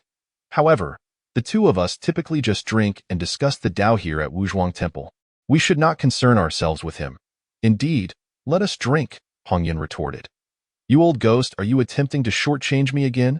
Within the demon court, after Dijuan and the others were teleported back by the Dao Ancestor, they immediately convened in the Lingshao Hall for discussion.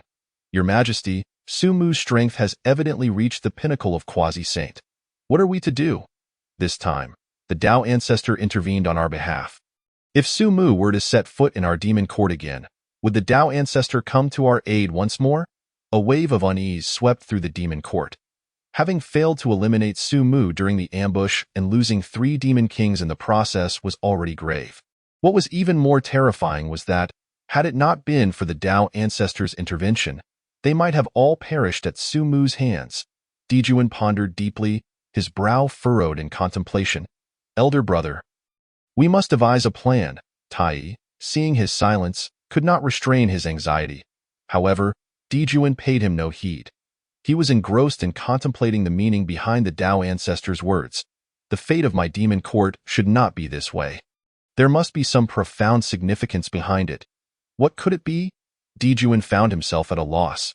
Upon hearing these words, Tai was momentarily taken aback.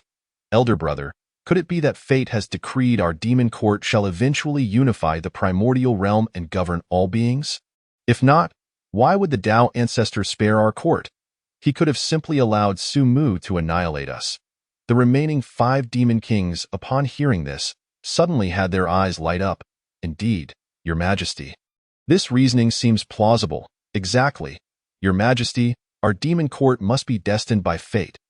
Hence, the Dao ancestor would lend us his assistance. Hearing the consensus among his peers, Dijuan began to feel that perhaps there was merit to their words. Could it be that I have overthought this? Regardless, we must avoid provoking the Witch clan for the time being, and no one can predict whether the Dao ancestor will lend us aid again. If we gamble incorrectly, our demon court will face utter ruin. Upon hearing Dijuan's words, the others nodded in understanding. Just then, 2 figures entered the Lingxiao Hall, those being the Bai Zhe and Ji Ming who had been dispatched by Dijuan to lie in wait outside Tian Star. As they stepped into the Lingxiao Hall, Bai Zhe immediately noticed the peculiar expressions on everyone's faces. Some were sorrowful while others bore smiles. What could be the reason for such a contrast? However, Bai Zhe and Ji Ming dared not delay. First bowing in respect before reporting, Your Majesty, we have uncovered the truth.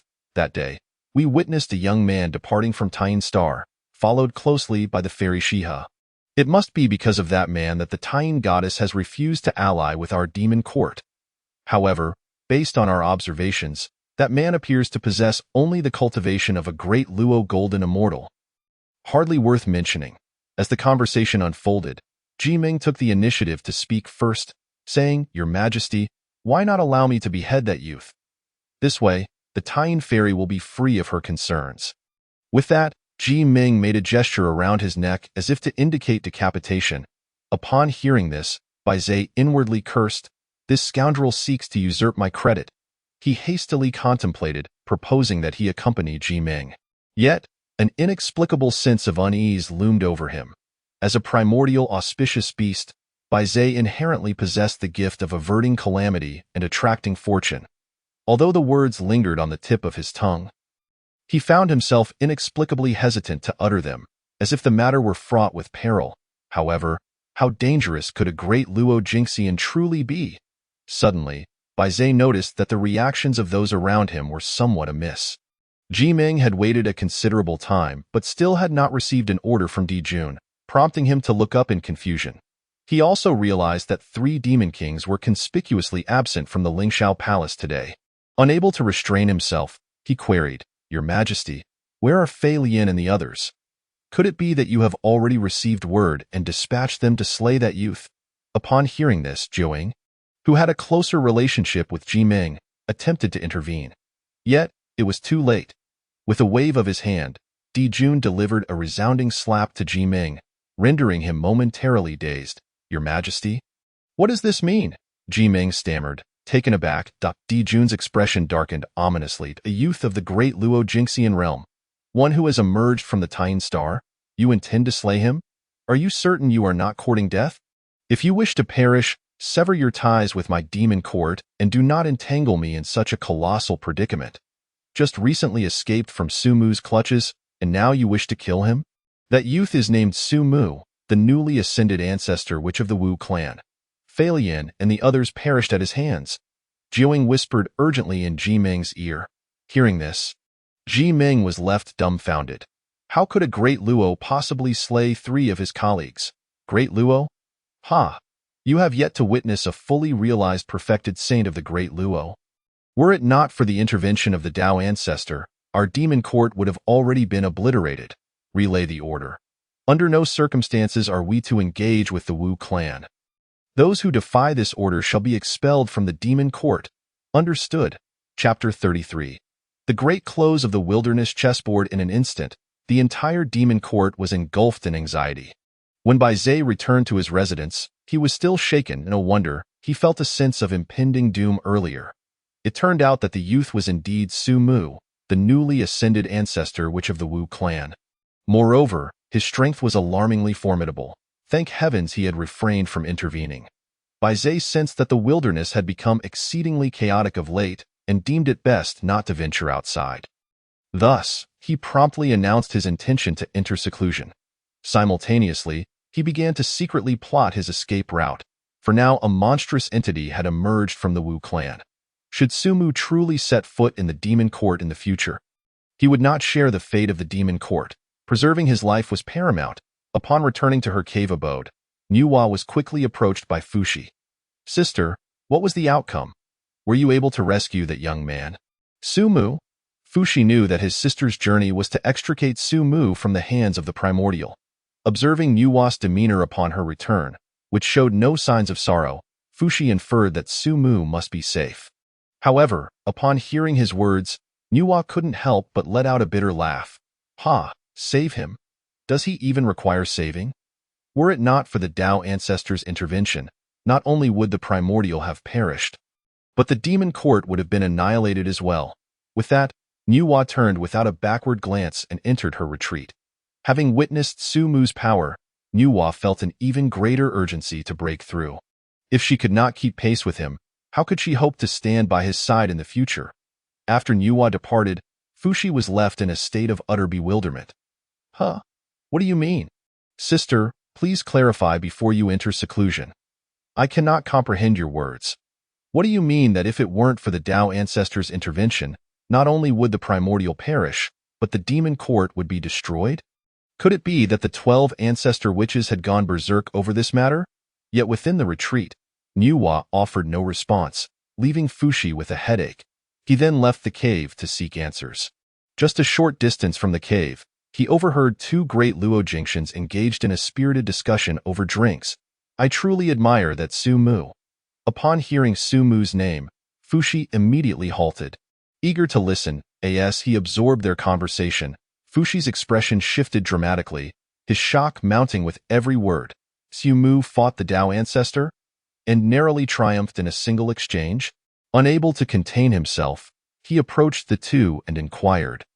Is this true? The two were startled, initially prepared to react, but upon realizing they were in the presence of a perfected saint, they quickly quelled their irritation. One of them earnestly asserted, Indeed, I witnessed it with my own eyes. If you do not believe me, you may inquire throughout the wilderness. Ah, yes, you may freely ask around, for the news has spread throughout the wilderness. Who does not know Su Mu's name? The other added. By the way, do you know Su Mu? Why are you so concerned? Upon hearing this, Fushi raised his head proudly, nostrils flaring. Know him? More than simply knowing. He is my brother-in-law. The two exchanged incredulous glances. Hemph. Seeing their reaction, Fushi was unfazed and strutted away. He soon encountered several other groups, and after inquiring, he was left astounded. Unbelievable. My brother-in-law is capable of battling the Tao ancestor? No wonder my sister said that. Now it makes sense. In that moment, Fushi felt a surge of pride. His future brother-in-law could contend with the Tao ancestor. Surely, he could walk with confidence throughout the wilderness. The three purities? They were nothing in comparison. Thus, unbeknownst to Su Mu, Fushi had gained a formidable brother-in-law. Outside the small courtyard of the three purities, the primordial endeavored to calm himself, striving to maintain a neutral expression. As he pushed open the door, Laozi did not open his eyes.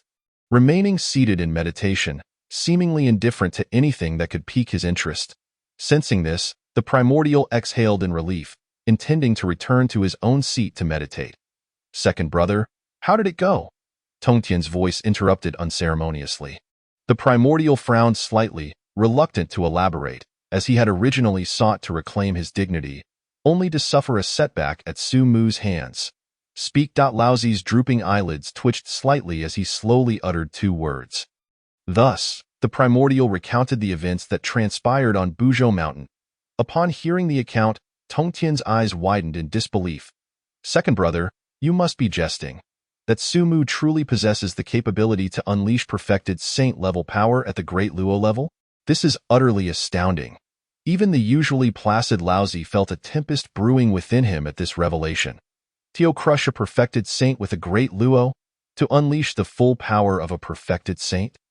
Even he himself could not claim such strength, at best. A fully realized Great Luo could contend with an early-stage perfected saint, but would certainly not be a match for one in mid-stage. Yet, he overlooked a crucial detail.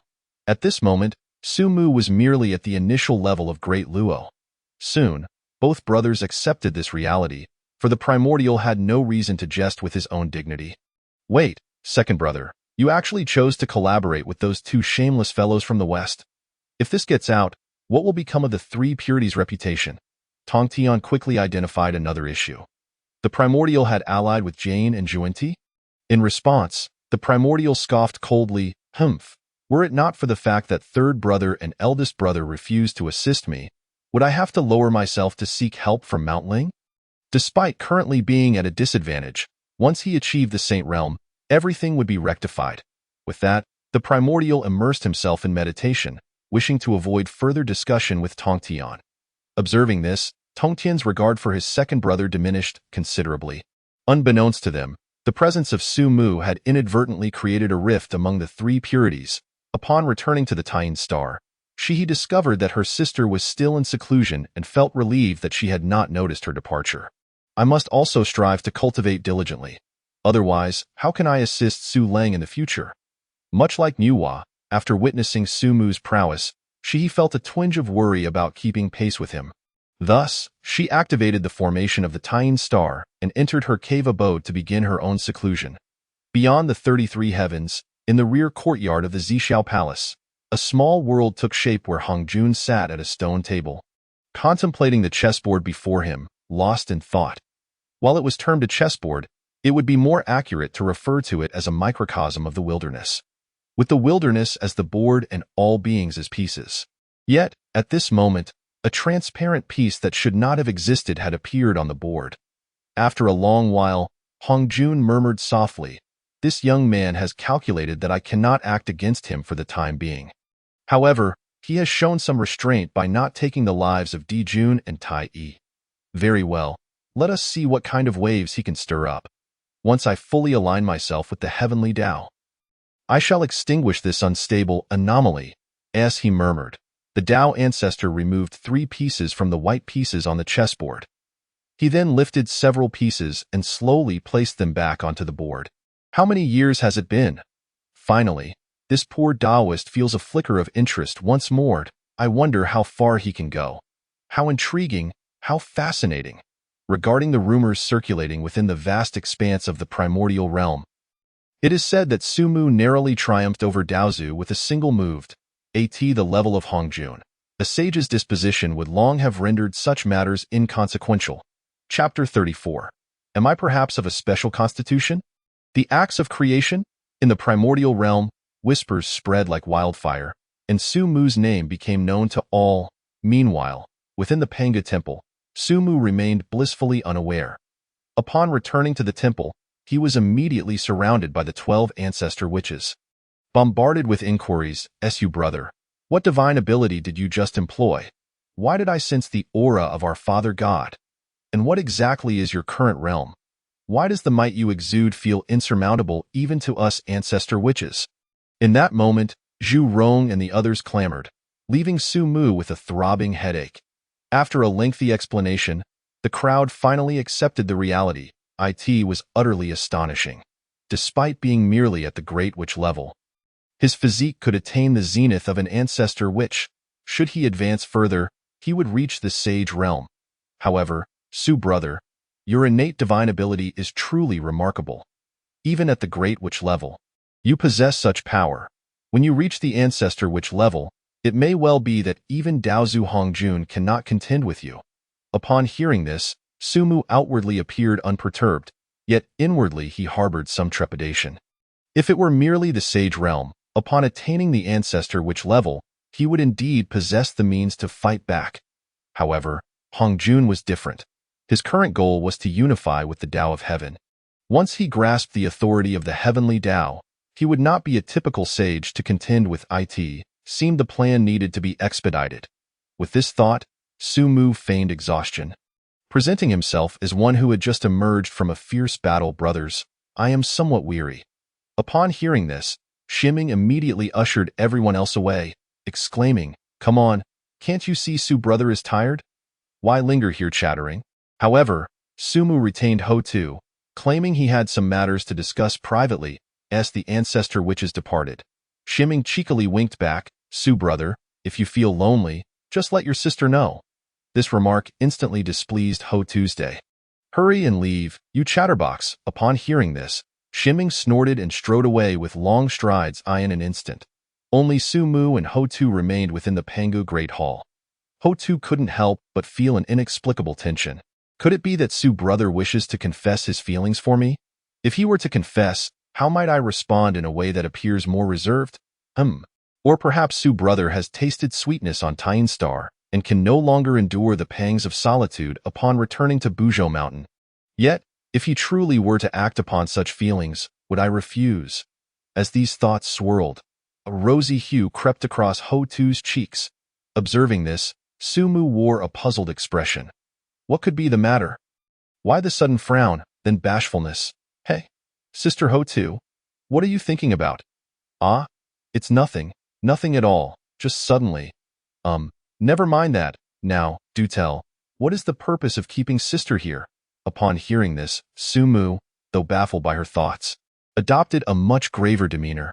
After all, this concerned the survival of the witch clan, as well as his own continued existence within the primordial realm. "Sister, are you aware of the earthly Tao?" "Naturally, I know. The heavenly Tao, earthly Tao, and human Tao. Currently, the heavenly Tao reigns supreme, while the earthly and human Taos languish." Sister, please come closer, for this matter is of great importance." Sumu gradually leaned closer to Ho-Tu's ear. Feeling the warmth near her ear, Ho-Tu experienced a slight tingling sensation, her face flushing deeper. This boy, how audacious to engage in such boldness within the temple. However, as Sumu whispered, Ho-Tu's expression shifted from shock to solemnity. After a long moment, once Sumu had finished speaking, her face remained one of astonishment. "Is this truly the case?" Sumu nodded gravely. "Indeed, this concerns the survival of our witch clan. I would not speak lightly of it. I implore you to keep this secret, even from our brothers, until it comes to fruition, for then our witch clan shall have a foundation to stand upon." Hearing his words, Ho-Tu's expression turned serious. "This is understood. I grasp the implications. You must be weary from employing those divine abilities just now, so I shall take my leave. Dio ensure you rest well." As she turned to leave, Ho-Tu seemed to remember something and glanced back, mimicking Xuanming's earlier gesture. With a flutter of her long eyelashes, she added, "If you find yourself feeling lonely, sister is always here for you." With that, she departed with long strides, leaving Sumu dumbfounded. Could it be that my body possesses some special constitution unknown to me? Why does every one of them seem so eager for my form? I wonder what he is doing right now. Nevertheless, after Ho-Tu's departure, Sumu did not idle but made his way to the Pangu treasury. Once again, he entered the treasury with ease, gazing at the mountain-like piles of heavenly materials, earth treasures, and magical artifacts, unable to suppress a soft exclamation. Whether it was merely his imagination or not, Sumu felt as though the mountains within the treasury had grown significantly taller. It appeared that during his years on Tyne Star, the witch clan had indeed amassed considerable resources. As he rummaged through the stacks of artifacts, he took his time, sifting through the heaps. Most were inferior treasures of the postnatal variety. However, Sumu regarded these lower and middle-grade treasures with disdain. In the primordial realm, treasures were classified as either innate or postnatal, and the difference between them was not as significant as one might think. After all, innate treasures are born alongside the universe, while postnatal treasures are crafted by mortals imitating innate treasures. In terms of power, sometimes postnatal treasures could even surpass innate ones. Innate middle-grade treasures? Rubbish, not worth my time. Postnatal top-grade treasures? Alas, what use is a hammer to me? What is this? While searching for a suitable treasure, he suddenly stumbled upon an ancient axe that appeared familiar. Yet this axe seemed utterly ordinary, lacking any discernible grade. As if it were merely a mundane object. Yet inexplicably, Sumu found himself drawn to this axe. He reached for it and examined it closely. It struck him that this axe bore a remarkable resemblance to the axe of creation he had condensed upon awakening his true Pangu form. Yet this axe was evidently just an ordinary item. Momentarily perplexed, Sumu wondered if he had misjudged it or if it was merely a coincidence. Suddenly, inspiration struck him. If he could not discern its nature, he might as well probe with his spiritual sense. With that thought, he extended his spiritual sense towards the axe. Soon as his essence made contact with the axe's surface, Sumu was taken aback. What in the world? In an instant, his spiritual sense was drawn into the axe. A wave of dizziness washed over him, and when he regained clarity, he found himself in an unfamiliar environment, bewildered by the strange surroundings. He thought, "Where is this? What has happened to me?" Suddenly, a deep voice resonated from behind him. "Child, do not fear. I have awaited your arrival for a long time." Chapter 35. Becoming the player in the game. Strength once more elevated. "Child, do not fear. I have awaited your arrival for a long time." A deep voice echoed from behind, prompting Sumu to turn swiftly. To his surprise, he found a middle-aged man standing behind him, wearing a warm smile and occasionally nodding his head. For reasons unknown, upon seeing this man, Sumu felt an overwhelming sense of familiarity. This feeling of kinship calmed him considerably. With utmost respect, he bowed and inquired, "May I ask who you are?" The man waved dismissively. "No need for such formalities. Come, sit, and let us converse." As soon as the man finished speaking, the entire world shifted, transforming into a quaint courtyard. Within the courtyard, the melodious chirping of birds and fragrant blossoms filled the air. The man settled in a pavilion, beckoning Sumu with a gentle wave. Not one to hesitate, Sumu strode forward and took a seat opposite him. To his astonishment, he discovered a chessboard laid out upon the stone table before him. Had he visited the back garden of the Zhixiao Palace, he would have gasped in recognition, for this chessboard was nearly identical to the one in Hongjuan's garden. Likewise, this board was set with the cosmos as its layout, and the myriad beings as its pieces. Noticing Sumu's gaze fixed on the chessboard, the man chuckled heartily, pointing to one of the most distinctive pieces. "This is you, me? And what of the black and white pieces? The demon court, the witch clan." Connecting the dots, Sumu inhaled sharply. This was a chessboard representing the primordial realm, with all sentient beings as its pieces. Yet he felt no anger at being but a pawn, for in truth, he was indeed insignificant in the grand scheme. "I dare ask the esteemed elder's name?" Sumu respectfully rose once more, performing a courteous bow. This man before him could maneuver the entirety of the primordial realm. As the player in this game, his identity must be anything but ordinary. At the very least, he should be comparable to Hongjun. Could it be Yang Mei? Or perhaps impossible? The great Panga had perished when he split the heavens and the earth. The bloodline within you resonates with mine. Do you suppose my identity is? The man threw his head back and laughed heartily, observing the astonished Sumu with great interest. The bloodline was strikingly similar. If he possessed the bloodline of Pangu, did that not make him Pangu himself? Sumu exclaimed in shock. Yet, if Pangu had not perished, how could Hongjun be in control of the primordial chaos? Right? Yet also wronged in truth. It was merely a remnant soul. Moreover, after encountering you today, this remnant soul must depart. As he spoke, the man's gaze towards Sumu revealed a look of satisfaction. "You are quite remarkable. Henceforth, this game shall be played by you." For a moment, Sumu felt utterly bewildered. Pangu had not died, and had left behind a remnant soul, and this game was to be played by himself? With the primordial chaos as the board and all beings as pieces, Sumu believed he lacked the capacity for such a task.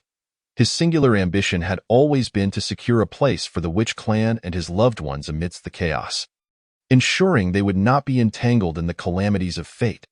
Now, Sumu found himself in a state of inner turmoil. Observing his hesitation, the man did not rush him, merely watching him with a calm smile, waiting for his decision. After a long pause, Sumu exhaled deeply. Senior, to be honest, I harbor no grand ideals or ambitions.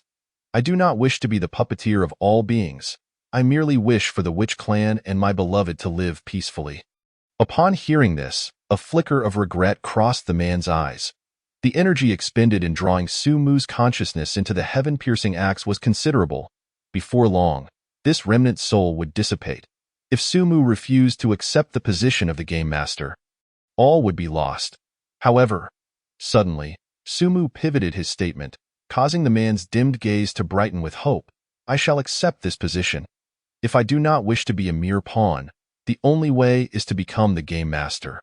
Even if I lead the Witch clan and my beloved to remain hidden and indifferent to the world, it would ultimately be an uneasy existence. As he spoke, Sumu's resolve grew ever stronger. He harbored no lofty ideals or ambitions. He sought merely for stability. Yet, in the primordial chaos, where could one find such peace?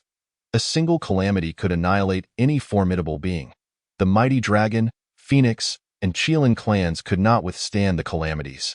Now, as a member of the Witch clan, caught in the calamity of the witch and demon, if he wished to extricate himself, he must transform from pawn to Game Master. Excellent, you grasp this well. I am reassured. However, I would like to hear how you intend to ascend to the position of Game Master. Hearing the words of Panga's remnant soul, Sumu understood that this was likely a test. To be candid, the only plan that comes to mind is to leverage Hutu's transformation into reincarnation, thus seizing dominion over the underworld to contend with the heavenly Tao. Yet, it is evident that the heavenly Tao is becoming increasingly perfected, with the underworld and human realm being thoroughly suppressed. Developing the underworld to a level capable of resisting the heavenly Tao is surely no easy feat. After listening to his words, Panga's remnant soul nodded in satisfaction, a hint of solace in his gaze. Your ability to conceive such ideas is commendable. In that case, proceed with your endeavors. My remnant soul's energy is nearly depleted. I hope this energy will assist you. As he spoke, Panga's remnant soul touched Sumu's forehead. Furthermore, I bestow upon you the authority of the underworld. As for the human realm, you must strive to claim it for yourself. Sumu wished to say more, but feeling a steady influx of spiritual energy entering his body, he dared not lose focus and quickly dedicated himself to guiding the energy. Not merely spiritual energy. A multitude of insights regarding the great Tao have unexpectedly manifested in my mind. Are these the realizations of the great Pangu? Boom. Before long, Sumu's realm surged to the mid-stage of the great Luo Golden Immortal. Simultaneously, his physical form ascended to the mid-stage of the Great Witch. Yet this was far from exhausting the spiritual energy within him. Late-stage Great Luo Golden Immortal. Late-stage Great Witch.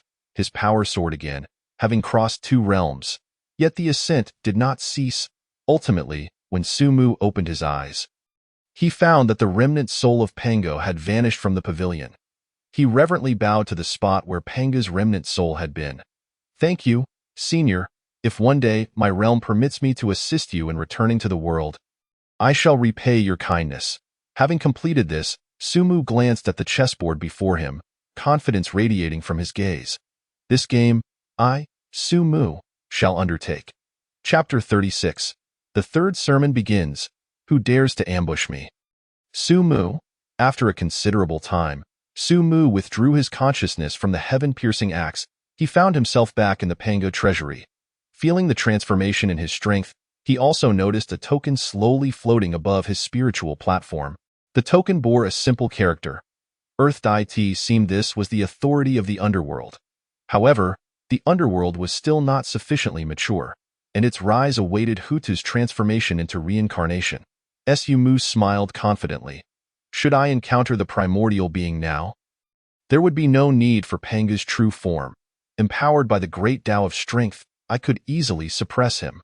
Most importantly, this time, the elevation of my realm was not the sole treasure.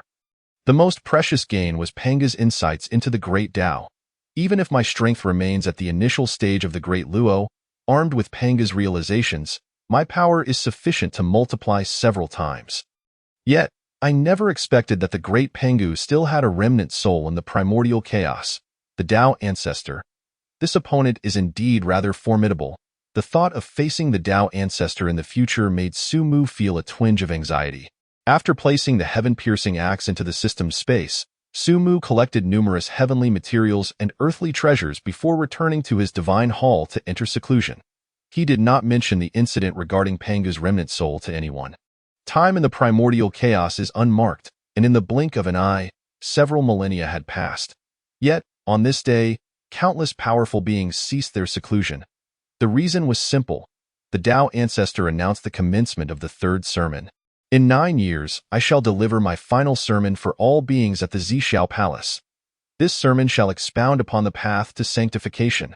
The voice of the Tao ancestor resonated throughout every corner of the primordial chaos. Countless mighty beings felt a stirring in their hearts as they gazed towards the heavens. The path to sanctification. The Tao ancestor intends to teach the path to sanctification. In an instant, all-powerful beings rushed forth from their seclusions towards the Zhixiao Palace.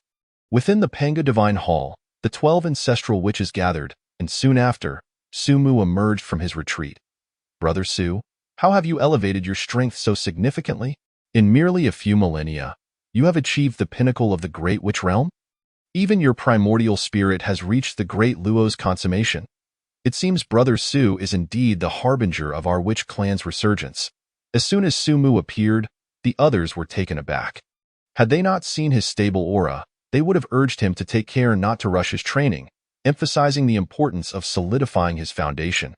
Who had ever seen someone train at such a pace?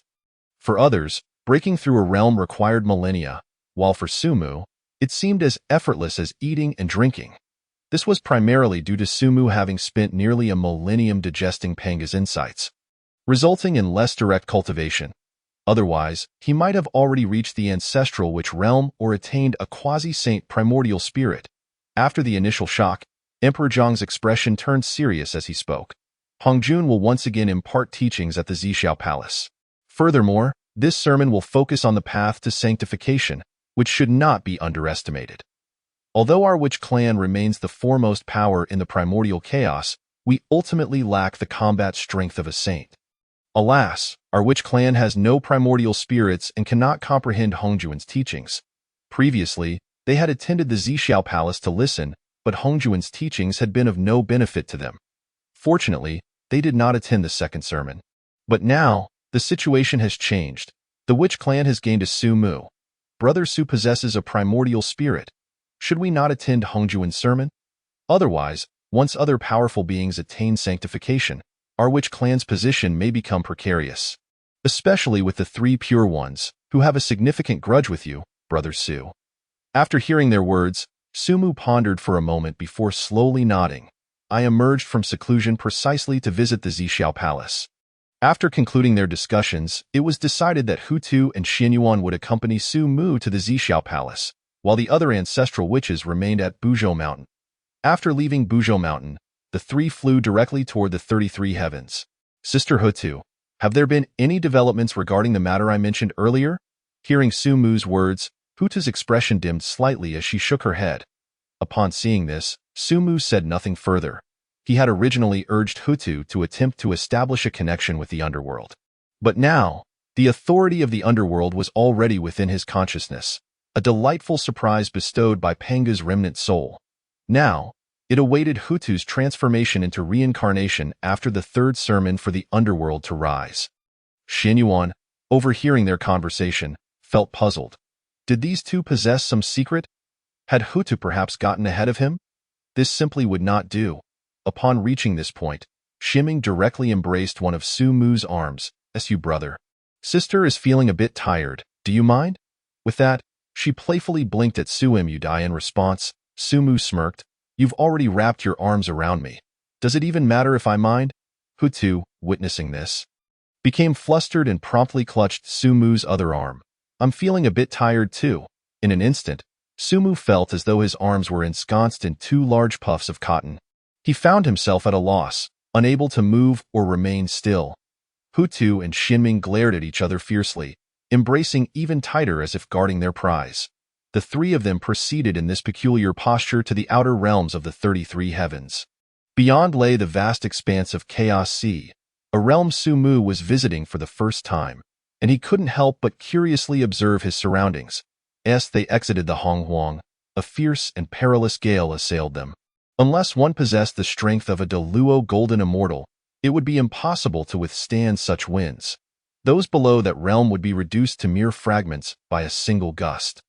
Ah, how ironic that Hongjun claims anyone with fate can venture to the Zishao Palace to listen to the Tao, Shimming scoffed, showing no regard for the Tao ancestors' reputation. However, despite the treacherous winds, they posed little threat to the trio, who found the gusts rather pleasant, akin to a gentle massage, given their formidable physical prowess at the ancestral shaman level. They strode boldly into the gale, unperturbed by its force. Meanwhile, many other formidable beings of Hong Huang had also gathered. Observing the scene, they could only feel a twinge of envy. After all, practitioners of Hong Huang cultivated their primordial spirits, and even those at the quasi-saint level would not dare to confront such winds with their physical bodies. They relied on their spiritual power to form a barrier, allowing them to navigate the gales with ease. That can't be Su Mu, can it? Truly, his romantic fortunes are outrageous, one mused. Not just fortune, I dare say he has become a veritable peach blossom tree. Another remarked, glancing at themselves, struggling against the winds, then turning back to Su Mu, flanked by one on each side, strolling as if in a gentle breeze. It's fortunate he's of the shaman lineage. Otherwise, these romantic entanglements would surely drain him dry. Su Mu was acutely aware of the envious glances directed at him. However, he thought to himself, what does it matter to me? Let them watch. They can't be stopped.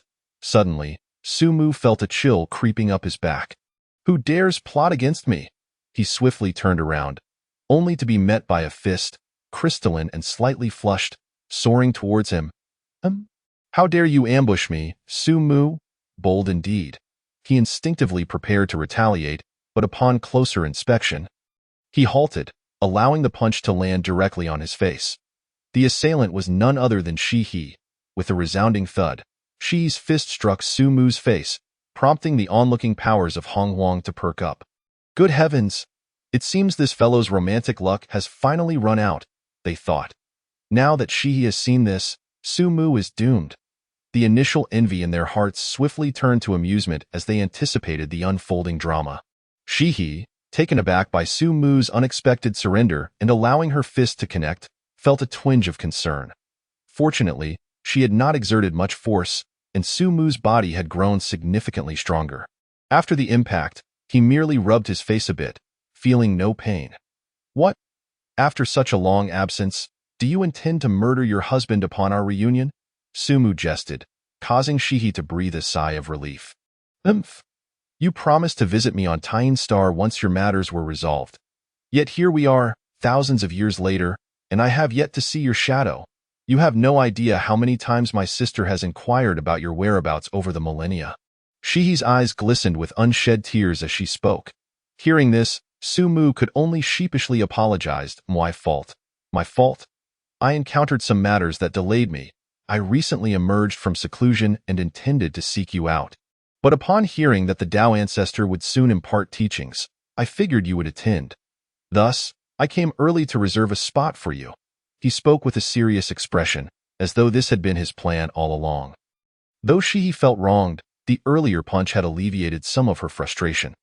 However, witnessing Su Mu being flanked by two others reignited her annoyance. So, this is why you haven't come to find me. Enjoying yourself on Buzhou Mountain? Upon hearing this, Su Mu's head throbbed. He quickly withdrew his arm but held no ill will towards Shi. After all, her feelings for him were well known following the events at Buzhou Mountain. Ah, Su Mu. You two have come to listen to the Tao ancestor? A delighted voice rang out, belonging to Chang Shi, who had just caught up with Shi He. Thankfully, the young girl had arrived late and missed witnessing Su Mu's earlier predicament. Otherwise, she might have burst into tears from indignation. As she approached, however, her expression darkened. Tell me, why did you leave without a word? You promised to regale me with stories once I finished my seclusion. Do you have any idea how much I have missed you over these thousands of years? My sister has been so distraught during her meditations, emerging every few days to check if you had come. Upon hearing her sister's words, she blushed. Stop talking nonsense. There are so many people around. Who is talking nonsense? Clearly, it is the truth, Changshi insisted. Just as she was about to say more, she swiftly cut her off, fearing any further embarrassment. After several gentle reassurances from Su Mu, the two lunar goddesses finally chose to forgive him. The onlooking powers of Hong Huang, who had anticipated a spectacle, were left dumbfounded. Is this even possible? If all else fails, you should just start a class. I would kneel to attend. Finding a Tao companion is so difficult for us, yet this fellow's companions seem to be available in bulk. Now gathered outside the gates of Zhixiao Palace, the day of teachings had yet to arrive, and the doors remained firmly shut, leaving the assembly to wait outside. As time passed, more and more formidable beings of Hong Huang arrived. Soon, the Sanqing, the three pure ones, made their entrance, and numerous powers greeted them with respect. Laozi remained silent, occasionally nodding at those he deemed worthy of acknowledgement. Tong Tian was notably more enthusiastic, engaging in casual conversation with other powerful beings. While Yuanshir's expression remained dark, unwilling to engage with anyone, he had taken note of Su Mu, surrounded by four stunning women, and felt the sting of humiliation from their previous encounters. Yet, with the Tao ancestor set to impart teachings on the path to sanctification, Yuanshir's heart brimmed with hope. Though he was no match for Su Mu presently, should he attain sainthood, Su Mu would be of little consequence. Enduring this moment would surely be worthwhile, however, while Yuanshir sought to endure. Su Mu had no intention of allowing him such comfort. If it isn't my dear friend Yuanshir, what brings you here? I recall our last encounter on Buzhou Mountain, where you sought to engage me in combat. Yet, upon my defeating the Yao court, I discovered you had already fled the scene. I hadn't even warmed up. Previously, during their encounter on Buzhou Mountain, after being ambushed by the Yao clan, Su Mu had used his trump card. He had intended to further humiliate Yuanshir, but the Tao ancestor's intervention had thwarted that plan. After the Tao ancestor departed, Yuanshir had long since vanished. Humph. Upon hearing Su Mu's taunts, Yuanshir's expression darkened further. Yet he refrained from retorting. Other powerful beings of Hong Huang observed this exchange with disdain for Yuanshir. He often prided himself on being one of the Sanqing, looking down on others wherever he went. Now, having been bested, twice, by Su Mu, he appeared much more subdued. It's not as if we have wronged him. Why should he ignore us after we greet him? He deserves every bit of humiliation. However, none possessed Su Mu's formidable strength to voice such sentiments aloud. Noticing Yuanshir's reluctance to respond, Su Mu lost interest and decided to ignore him. Before long, another grand procession approached, boasting a presence that seemed even more imposing than the Sanqing. It was the Yao court. At the forefront walked Dijuan and Tai, followed closely by 7 quasi-saint-level demon kings. Many of the Hong Huang powers instinctively made way for them. Dijuan and Tai strode through the parted crowd with an air of sovereignty. Suddenly, they halted mid-stride. The 7 demon kings, seeing their leaders stop, assumed someone had dared to obstruct their path. Who dares stand in the way of the Yao court? Have they a death wish? Upon hearing the words of the 7 great demon kings, Emperor Jun immediately felt a chill of cold sweat trickling down his forehead. In his heart, he yearned to flay the demon king who had spoken. Ahem, no matter, let us take a detour. The reason is simple. The individual before them is none other than the one they most fear in the demon court at this moment. Su Mu. Why does our esteemed demon emperor appear so anxious? Could it be that I, Su, have frightened you? Noticing this, Su Mu broke into a grin. That smile, who could see it and not exclaim, what a truly innocent child. Yet, this very smile only served to heighten Emperor Jun's unease. This grin feels eerily familiar. It was precisely this way that this fellow smiled before casually crushing 3 demon kings. Su Mu, we are outside the Zhixiao Palace. Should you choose to act, it would surely provoke the displeasure of the Tao ancestor. You ought to think this through. Chapter 38. Who is your brother-in-law? It turns out to be the elder brother-in-law. Hearing Emperor Jun's words, Su Mu's smile blossomed even more radiantly. What are you saying, Dao friend Jun? Why would I resort to violence? To be frank, our previous encounter was quite amicable. How about I visit the demon court after this lecture concludes? We could indulge in a grand celebration for 7 days and nights, drinking until we are utterly inebriated. Upon hearing Su Mu's proposal, Emperor Jun's face turned a ghastly shade of green. Come to my demon court for a drink? And not leave until we are drunk? What if, upon inebriation, you raze my demon court to the ground? However, knowing his own strength paled in comparison, and lacking the verbal prowess of Su Mu, he decided to take his leave with a perfunctory gesture. Let us discuss this another day. With that, he swiftly retreated with the demon kings behind him to a secluded corner, awaiting the opening of the Zixiao Palace. Seeing him act thus, Su Mu could not help but curl his lip in disdain. How dull. I had anticipated that this great demon emperor would engage me in combat, yet he turns out to be a soft shell. Alas, another opportunity to flatten the demon court has slipped away. The members of the demon court, who had not strayed far, stumbled at his words, hastening their steps. The numerous mighty beings of the Honghuang had arrived in droves, and upon witnessing this spectacle, their eyes widened in astonishment. In the past, the witch and demon clans were evenly matched, with occasional skirmishes, yet it was rare to witness either side backing down. This sight was indeed an eye-opener. It seemed that henceforth, the strongest power in Honghuang would remain solely with the witch clan. While the demon clan's fortunes had waned, Dao friend, your words are misguided. Dio, remember that the witch clan cultivates the physical body, not the primordial spirit. What the Dao ancestor speaks of is the path to sanctification. Should Emperor Jun or Tai Yi achieve the status of saint, it is entirely possible that the demon court may surpass the witches. Your reasoning holds merit. Just as the crowd was settling down after witnessing a farce, they were suddenly drawn by another voice. Where is my brother-in-law? Where is he, Dao friend? Has my brother-in-law Su Mu arrived? Upon hearing this, all eyes turned curiously towards Fushi, who was inquiring about his brother-in-law Su Mu's whereabouts. What was happening? Could it be that Nuwa Daoist had also become Su Mu's partner? To speak frankly, my admiration for Su Mu now rivals that of the Dao ancestor. In the realm of cultivation, the Dao ancestor is unparalleled, but when it comes to matters of romance, it seems no one could rival Su Mu. Hutu and Xianin, both members of the witch clan, were already close to Su Mu, and I could accept that. Yet, the moon goddess, with her simple nature, had been deceived by Su Mu.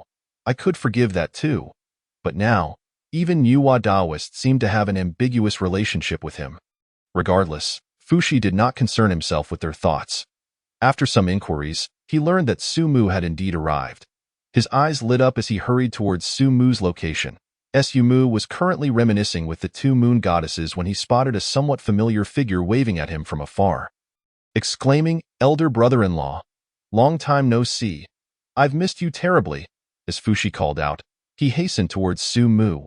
Witnessing this scene, Xianin, Hutu, and the two moon goddesses exchanged puzzled glances at Su Mu. Shiha coldly inquired, "Do you have other romantic entanglements?" Upon hearing this, Su Mu shook his head in confusion. "Not that I am aware of. Perhaps you have mistaken me for someone else?" Nevertheless, even as Su Mu denied it, Fushi had already reached the group. "Elder brother-in-law, I knew you would come." Hastily, Su Mu waved his hands in objection. "Dao friend, you must not speak of such things. When did I gain you as my elder brother-in-law?" "What? Brother-in-law, you cannot say such things. You must not let down my sister." At Su Mu's words, Fushi immediately donned a pained expression. This left Su Mu utterly bewildered. "Who is your sister? Who are you?" The main issue was that Fushi had not intervened during the incident atop Mount Buzhou, leaving Su Mu with no impression of him. Could someone be plotting against me, Su Mu? Just as everyone was in a state of confusion, a figure clad in red rushed over, grabbing Fushi by the ear. She scolded, "Enough. If you continue to speak nonsense, do not blame me for being disrespectful to my elder brother." Nuwa's face was flushed as she had overheard the murmurs of the crowd on her way over. Inquiring about Fushi's search for his brother-in-law, Su Mu. Upon Nuwa's arrival, coupled with her words, Su Mu instantly understood. "Oh. So you are the elder brother-in-law. Nuwa Daoist, please hold your hand. How could you treat my elder brother-in-law so?" As he spoke, Su Mu approached Fushi with a demeanor of familiarity, clasping his hand and engaging in pleasantries. Fushi looked at Su Mu with gratitude. This brother-in-law had saved him once again, however, he couldn't help but wonder. Does this brother-in-law have so many women around him that he can't even remember his elder brother-in-law? Hearing Su Mu's words, Nuwa's face grew even rosier. She wanted to reprimand Su Mu but found herself inexplicably unable to speak. A hint of joy flickered in her heart. Could it be that he likes me? The four women surrounding Su Mu were equally stunned. How could this fellow change his demeanor so swiftly? Just moments ago, he acted as if he did not recognize Fushi, yet now he was the affectionate elder brother-in-law. However, they recalled Nuwa's behavior during the incident atop Mount Bujo and initially thought that Su Mu had attracted new romantic interests. Now that they saw it was Nuwa, they felt relieved. Only Changshi had reddened eyes. Had Su Mu already taken a partner? Did that mean I have no chance? After exchanging pleasantries with Fushi, Su Mu turned his attention to Nuwa. It has been thousands of years since our last meeting. Dao friend Nuwa has grown even more beautiful. Hearing this, Nuwa's face flushed with a soft hue. Your strength has also grown significantly. If Su Mu complimented her progress in cultivation, she would not have been particularly pleased. However, upon hearing him say she was more beautiful, she felt as though her heart were filled with honey. In an instant, the number of individuals surrounding Su Mu had grown from 3 to 7. The mighty beings of Honghuang felt their eyes had truly been opened. I must take the opportunity to visit Mount Bujo and inquire how Dao friend Su achieved this. Just look at the enchanting fairies surrounding him, and then glance at us. Pfft. Old ancestor Hongyun glanced at Xinyuanzi beside him, feeling that without comparison, there would be no pain. Xinyuanzi merely smiled bitterly. Let it be. It is beyond our reach. We shall make do. During this time, no further incidents occurred, and everyone awaited in silence. Finally, on this day, the gates of the Zixiao Palace slowly swung open, attended by 2 young acolytes. With Haoyin and Yaodai standing on either side, all the mighty beings of Honghuang immediately perked up. Please, you may enter. Chapter 39. You all sit. I shall be casual, please. You may enter. Upon hearing this, all the mighty beings rose and began to make their way toward the gates of the Zixiao Palace. The 3 pure ones entered first, and the others dared not compete. The members of the demon court also streamed in, while the rest chose to stand aside. However, after these 2 groups had entered, the numerous mighty beings present still did not choose to enter, but instead fixed their gaze on Su Mu, who was engaged in lively conversation. Brother-in-law, should we not also enter?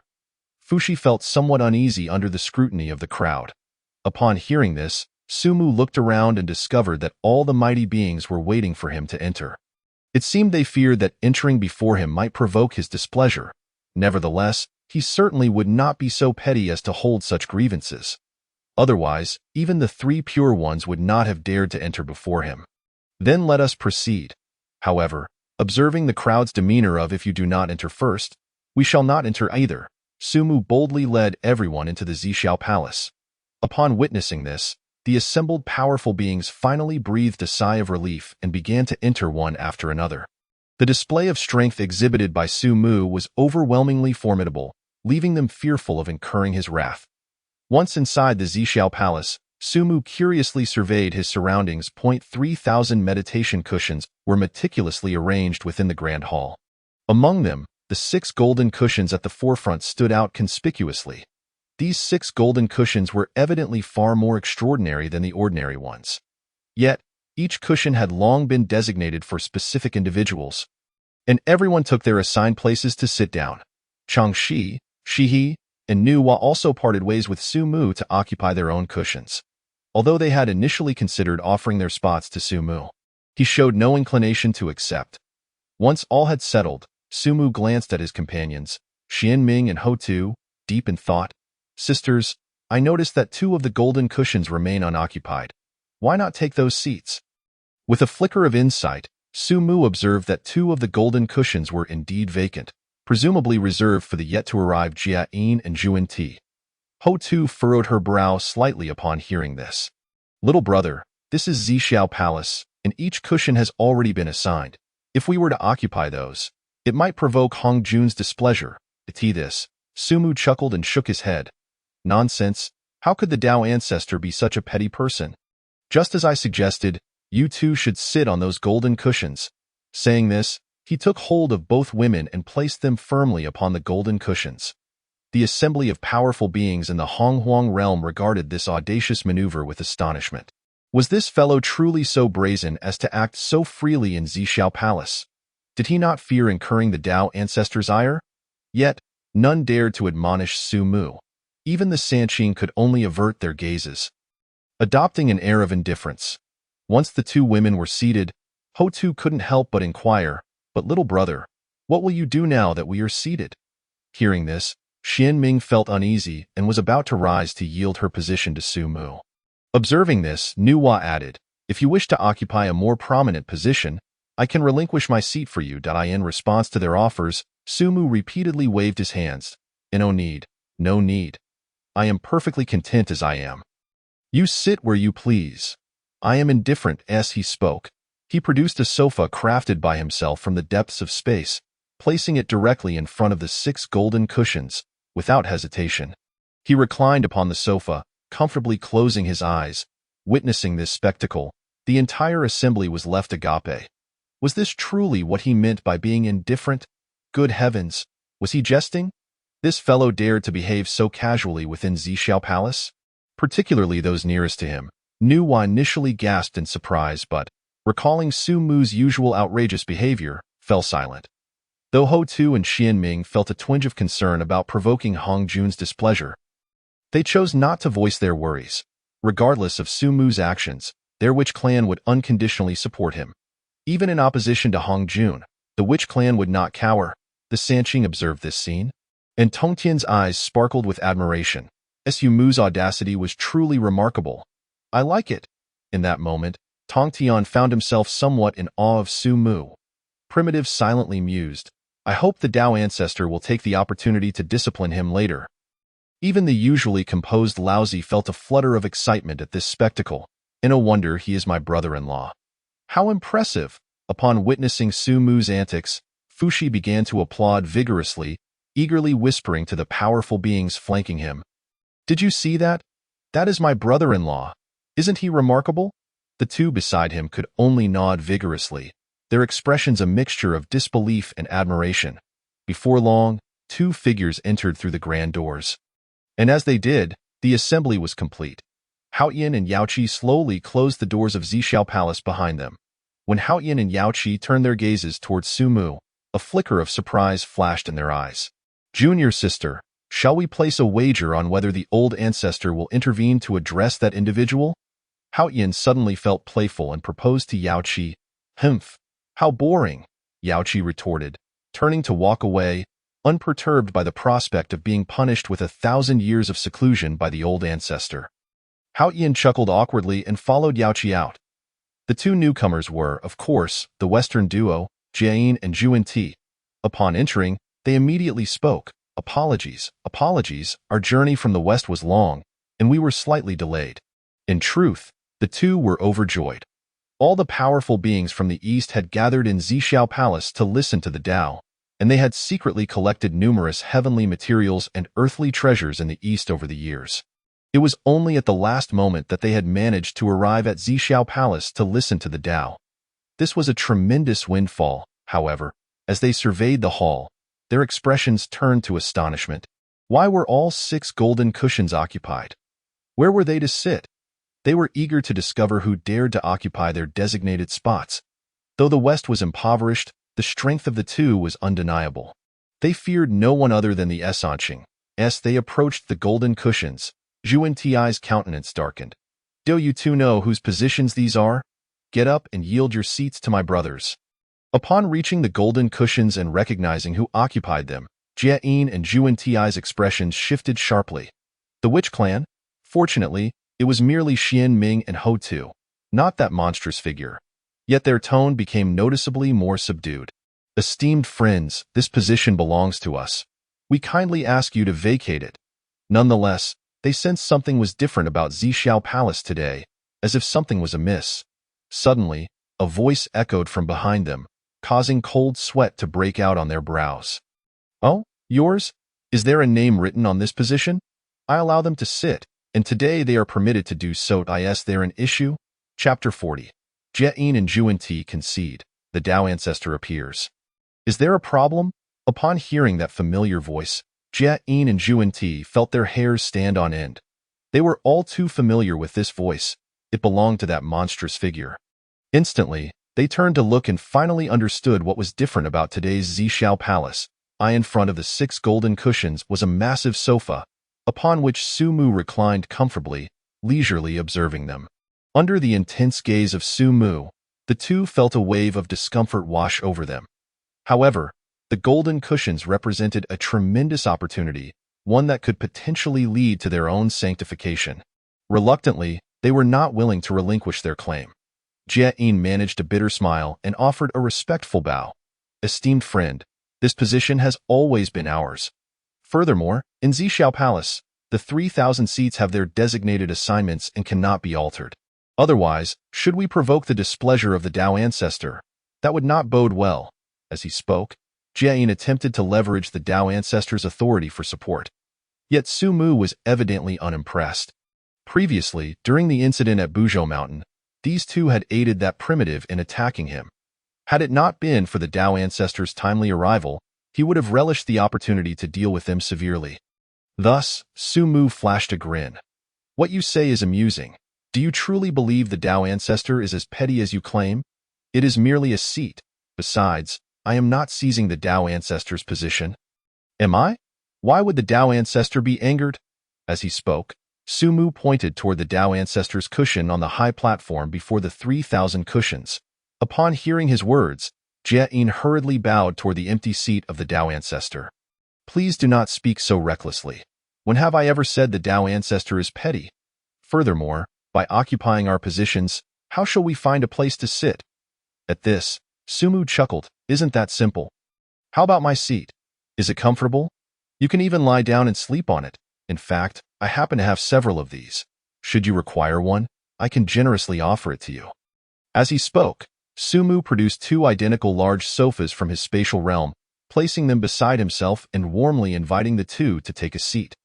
Witnessing this scene, not only were Jie-in and Juan-Ti left speechless, but all the attendees in the grand hall were equally dumbfounded. Did this fellow truly possess no sense of reverence for the Tao ancestor? It was long rumored that the witch clan held no respect for heaven and earth or the sages. Having seen it firsthand, I, a humble practitioner, now believe it. This fellow's audacity is truly astonishing. Juan-Ti's expression darkened upon observing the unfolding drama. Since you possess such comfortable seating, why not allow Ho-Tu and Xian-Ming to sit instead of us? Upon hearing Juan-Ti's remark, everyone was taken aback and turned their gazes towards Su Mu. Why would he, possessing such seemingly comfortable seating, still seek to seize Jie-in's and Juan-Ti's positions? Even Ho-Tu and Xian-Ming were left puzzled. Could it be that Su Mu harbored some grand scheme? What was so extraordinary about these cushions? Upon hearing these words, Su Mu rested his chin on his hand and pondered for a moment. Subsequently, he gazed intently into Juan-Ti's eyes and replied gravely, "Of course, it is simply because I find you two quite disagreeable. Moreover, now that I have invited you to sit, yet you dare not take a seat? Should I be blamed for that?" Noticing that the two dared not occupy the sofa, Su Mu displayed a look of resignation as he retracted the couch. Juan-Ti's face turned a shade of green upon hearing this. He initially intended to argue further but was restrained by Jie-in. "Brother, it matters not. This is the Zhixiao Palace, and we should avoid unnecessary complications." With that, he performed a gesture of respect towards Su Mu, stating, "Since my friend is unwilling to give up his seat, then so be it." After speaking, he directly pulled his junior brother Juan-Ti to sit cross-legged on the floor beside the main hall. Witnessing this, the others expressed their sympathy. Indeed, Su Mu was not to be trifled with. Just look at those two. Although they are typically quite shameless, they are nevertheless among the most formidable beings in the primordial chaos. And now, simply because they have offended Su Mu, they found themselves without even a place to sit during this discourse. However, the majority held no good feelings towards Jie-in and Juan-Ti. Especially at this moment, Kuan-Peng, seeing that the two had lost their seats, felt an immense sense of satisfaction and relief. Were it not for the fact that they were in the Zhixiao Palace and it was inappropriate to make a ruckus. Kuenpeng would have cheered for Su Mu. After all, it was these two shameless individuals who had seized the seats belonging to him and Hong Yun. Otherwise, he would have been the one sitting on the golden mat at this moment. Now, at least he still had a mat to sit on, while those two were directly seated on the ground. With the two retreating, Sumu paid them no further mind and settled into a comfortable position on the sofa, nearly falling asleep. Alas, there were too many people around. Otherwise, he would have let Shi test the softness of the new sofa he had crafted. Just as Sumu lamented this in his heart, an extraordinary phenomenon erupted within the hall. Dragons, phoenixes, and cheilants, along with various auspicious beasts, coalesced out of thin air and soared about. Golden lotuses sprouted from the ground, emanating an alluring aura of the Tao. The resonance of the laws filled the entire Zixiao palace to the brim. Upon witnessing this, the crowd instantly understood that the Tao ancestor had arrived. Looking up, they indeed saw Hong Jun appearing atop the high platform, quietly observing the scene below. Aware that Su Mu was also present, Hong Jun could not help but feel a slight twitch at the corner of his eye as he took in the situation. This fellow truly knows how to have fun. Initially, upon seeing Ho Tu and Xian Ming occupying the mats belonging to Jia Yin and Juan Ti, Hong Jun felt little disturbance within. After all, given that lad's style of doing things, it was quite reasonable for him to seize two mats as a form of revenge against Jia Yin and Juan Ti. However, to see this scoundrel reclining on the sofa, looking as if he were about to drift off to sleep, what does that imply? Am I, the Tao ancestor, to be disregarded? I have merely taken a mat. Moreover, does it appear as though you have come to listen to the Tao? Though Hong Jun felt a wave of exasperation within, being the Tao ancestor, he maintained an outward composure, unperturbed as a mountain. Upon seeing the figure of the Tao ancestor, everyone promptly rose and bowed deeply. We humbly welcome the Tao ancestor. May the Tao ancestor show mercy and impart wisdom for the myriad beings of the primordial chaos. Thank you, Tao ancestor. The scene was grand. Even Ho Tu and Xian Ming could not help but rise, feeling somewhat awkward remaining seated while everyone else stood. Observing this spectacle, Sumu felt a twinge of conflict. Everyone has risen. Would it be too out of place for me to remain seated? Should I rise or not rise at all? However, before Sumu could resolve his inner turmoil, the Tao ancestor gently waved his hand, declaring, no need for excessive formalities. After everyone expressed their gratitude to the Tao ancestor, they took their seats once more. Unfortunately for Jia Yin and Juan Ti, deprived of their mats, they were frantically trying to catch the Tao ancestor's attention with furtive glances. Yet the Tao ancestor paid them no mind. Truth be told, were it not for their status as predetermined saints, he would hardly regard them. Otherwise, he would not have merely accepted them as nominal disciples while taking the three pure ones as his true disciples. This discourse would focus on the path to sanctification, lasting 3,000 years. Chapter 41. The discourse begins. Sumu breaks through. Upon hearing the Tao ancestor's words, everyone felt a surge of excitement in their hearts. Achieving sainthood is the ultimate goal for all practitioners. Without attaining sainthood, one would inevitably perish within the primordial chaos. However, once one becomes a saint, they become bound to the primordial realm. As long as the primordial chaos endures, the saint can be reborn infinitely. Noticing that everyone was attentively waiting for him to impart wisdom, Hong Jun nodded in satisfaction. As for Sumu, this anomaly, Hong Jun chose to disregard him and let him be. The path of the saint has three aspects: to attain enlightenment through strength, through merit, and through the method of severing the three corpses that I employ. The Tao unfolds in 50 stages. The heavenly Tao encompasses 49, and the remaining one eludes, transforming into a thread of life. The Tao itself is not difficult, easy to comprehend. The practice is no different, yet the wisdom and folly of humanity diverge. The wise seek within themselves, resonating with the times and the earthly phenomena. Hence they easily grasp the truth. The foolish, however, chase after external desires, veiled by their passions, thus find it difficult to act at that moment. As the Tao ancestor began to expound, his eloquence flowed like a lotus in bloom, enveloping the entire Zixiao palace in the resonance of the saintly Tao. Auspicious clouds proliferated, and golden lotuses emerged. Various auspicious beasts materialized from the void. With the aid of the saintly Tao resonance, everyone entered a state of enlightenment. The extent of their gains would depend on their own comprehension and fortune. However, there were some anomalies among them. For instance, Ho-Tu and Xian Ming, due to the absence of primordial spirits in the witch clan, could not comprehend what Hong Jun was articulating. Listening intently, they soon found themselves drowsy. The two cast curious glances at Su Mu, as they had come to the Zixiao Palace to listen to the Tao specifically because he possessed a primordial spirit. Should Su Mu gain insights during this discourse, it would be immensely beneficial for their witch clan. Yet, upon observing him closely, they were utterly flabbergasted. While they merely felt drowsy, Su Mu had already closed his eyes and fallen asleep. As for why they realized he was asleep and not merely listening to the Tao, well, when others listen, they might occasionally scratch their faces or smack their lips, right? At this moment, not only did the two notice Su Mu's slumber, but so did the Tao ancestor. This lad, could it be that his talent is so poor he cannot comprehend my teachings? A wave of doubt washed over Hong Jun initially. He thought this fellow came to listen to his discourse to enhance his cultivation, but now it seemed utterly incomprehensible. Suddenly, Su Mu mumbled in his sleep. "Lift your buttocks a bit higher."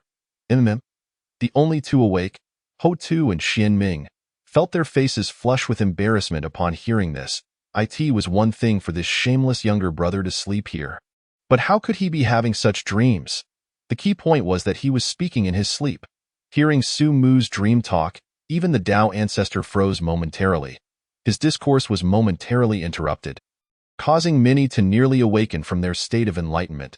Observing this, the Tao ancestor quickly intensified the resonance of the saintly Tao, unwilling to lose focus.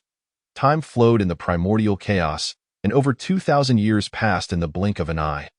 During this time, countless powerful beings in the primordial chaos had achieved breakthroughs in their enlightenment. Su Mu had awakened several times from his slumber, only to succumb to boredom and fall asleep again. However, he was not entirely asleep. During this time, he was also absorbing the resonance of the saintly Tao, silently refining it to loosen his own bottleneck. Originally, his perfected De Luo bottleneck was nearing shattering after these 2 millennia. Finally, on this day, Su Mu suddenly sat upright, altering his previously lazy posture. This action immediately caught the Tao ancestor's attention. This lad? Is he about to break through? Just as the Tao ancestor was momentarily distracted, a sudden change erupted within the Zixiao Palace, as a significant amount of saintly Tao resonance was actively drawn in by Su Mu, forming a small vortex. Yet, that was not sufficient. Eventually, even the golden lotuses on the ground and the auspicious beast phantoms soaring in the air were drawn towards Su Mu. In an instant, many individuals began to awaken, having lost the enhancement of the saintly Tao resonance. Upon seeing this, the Tao ancestor swiftly waved his hand, intensifying the release of the saintly Tao resonance. In particular, to avoid disrupting others, the Tao ancestor consciously directed a portion of the saintly Tao resonance towards Su Mu, enveloping him in a golden shell. Seeing the 3,000 powerful beings stabilize once more and not awaken prematurely due to Su Mu's breakthrough, the Tao ancestor finally breathed a sigh of relief. After this discourse, he would merge with the heavenly Tao, and he could not afford any mistakes. At this moment within the Zixiao Palace, only Ho-Tu and Xian Ming remained outside of a state of cultivation. They had been quite bored for the past 2,000 years. Observing Su Mu's unusual movements, they also perked up. After a long while, with a cracking sound, the golden shell enveloping Su Mu began to shatter.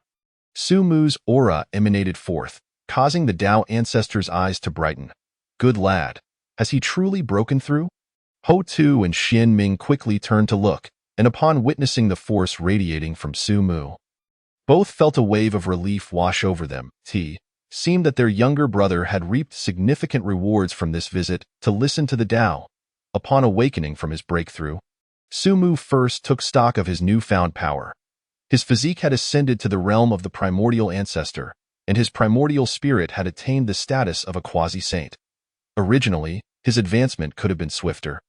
However, such haste would inevitably hinder the enlightenment of others. Thus, Sumu chose a more gradual path to his breakthrough, ensuring that the teachings of the Tao ancestor remained unspoiled. The reason for this was clear. Sumu had discerned that the Tao ancestor was actively aiding him in his ascent. After fully absorbing the extent of his strength, the golden eggshell had vanished entirely, seamlessly integrated into Sumu, thereby solidifying his power further. Lifting his gaze to the Tao ancestor, Sumu's eyes reflected a hint of perplexity. He found it difficult to comprehend why the Tao ancestor would take such initiative to assist him. Nevertheless, having benefited from the Tao ancestor's kindness, Sumu performed a respectful gesture of acknowledgement. In response, Hong Jun merely smiled and nodded, continuing to eloquently articulate sacred truths, the essence of sagehood emanating steadily from him, causing the previously dissipated ethereal manifestations of auspicious beasts to coalesce once more. As if to elucidate the confusion reflected in Sumu's eyes, the Tao ancestor's voice resonated within Sumu's mind. In regard to the previous matter, I had mentioned that I would provide you with an explanation. Today, we have thus resolved the cycle of cause and effect. As I am on the verge of merging with the heavenly Tao, it is in my best interest to minimize my own karmic ties. Otherwise, the resultant backlash from the heavenly Tao would be significantly intensified due to these ties. Upon hearing this, Sumu grasped the situation. The Tao ancestor's prior intervention to rescue individuals from the demon court on Mount Bujo had incurred a karmic debt, which was now being settled with this act of providence. As time flowed steadily on, the Tao ancestor's teachings approached their conclusion. Eventually, he ceased his discourse.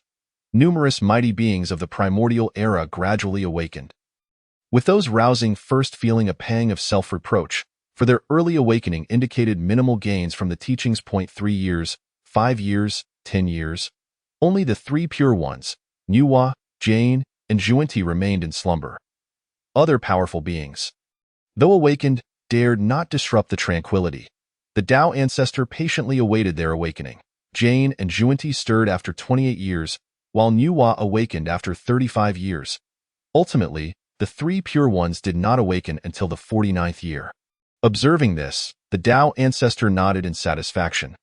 These 3 could indeed be considered his direct disciples, their talents commendable.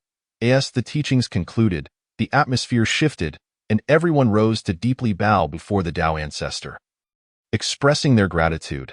Thank you, Tao ancestor, for your boundless compassion. Each individual had derived significant insights from this discourse, their hearts brimming with appreciation for the Tao ancestor. Even Hutu, Xinyuan, and Sumu, although not prostrating like the others, performed a respectful gesture.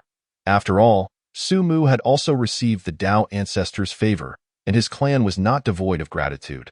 With a wave of his hand, the Tao ancestor signaled for everyone to take their seats. I have sensed a deficiency in the heavenly Tao. Henceforth, I shall merge with the heavenly Tao to mend its void. His voice resonated from the Zhixiao Palace, echoing throughout the entirety of the primordial world. All beings bowed deeply in reverence. The 3,000 guests within the Zhixiao Palace were equally moved by his declaration. It is well known that merging with the heavenly Tao entails relinquishing one's freedom.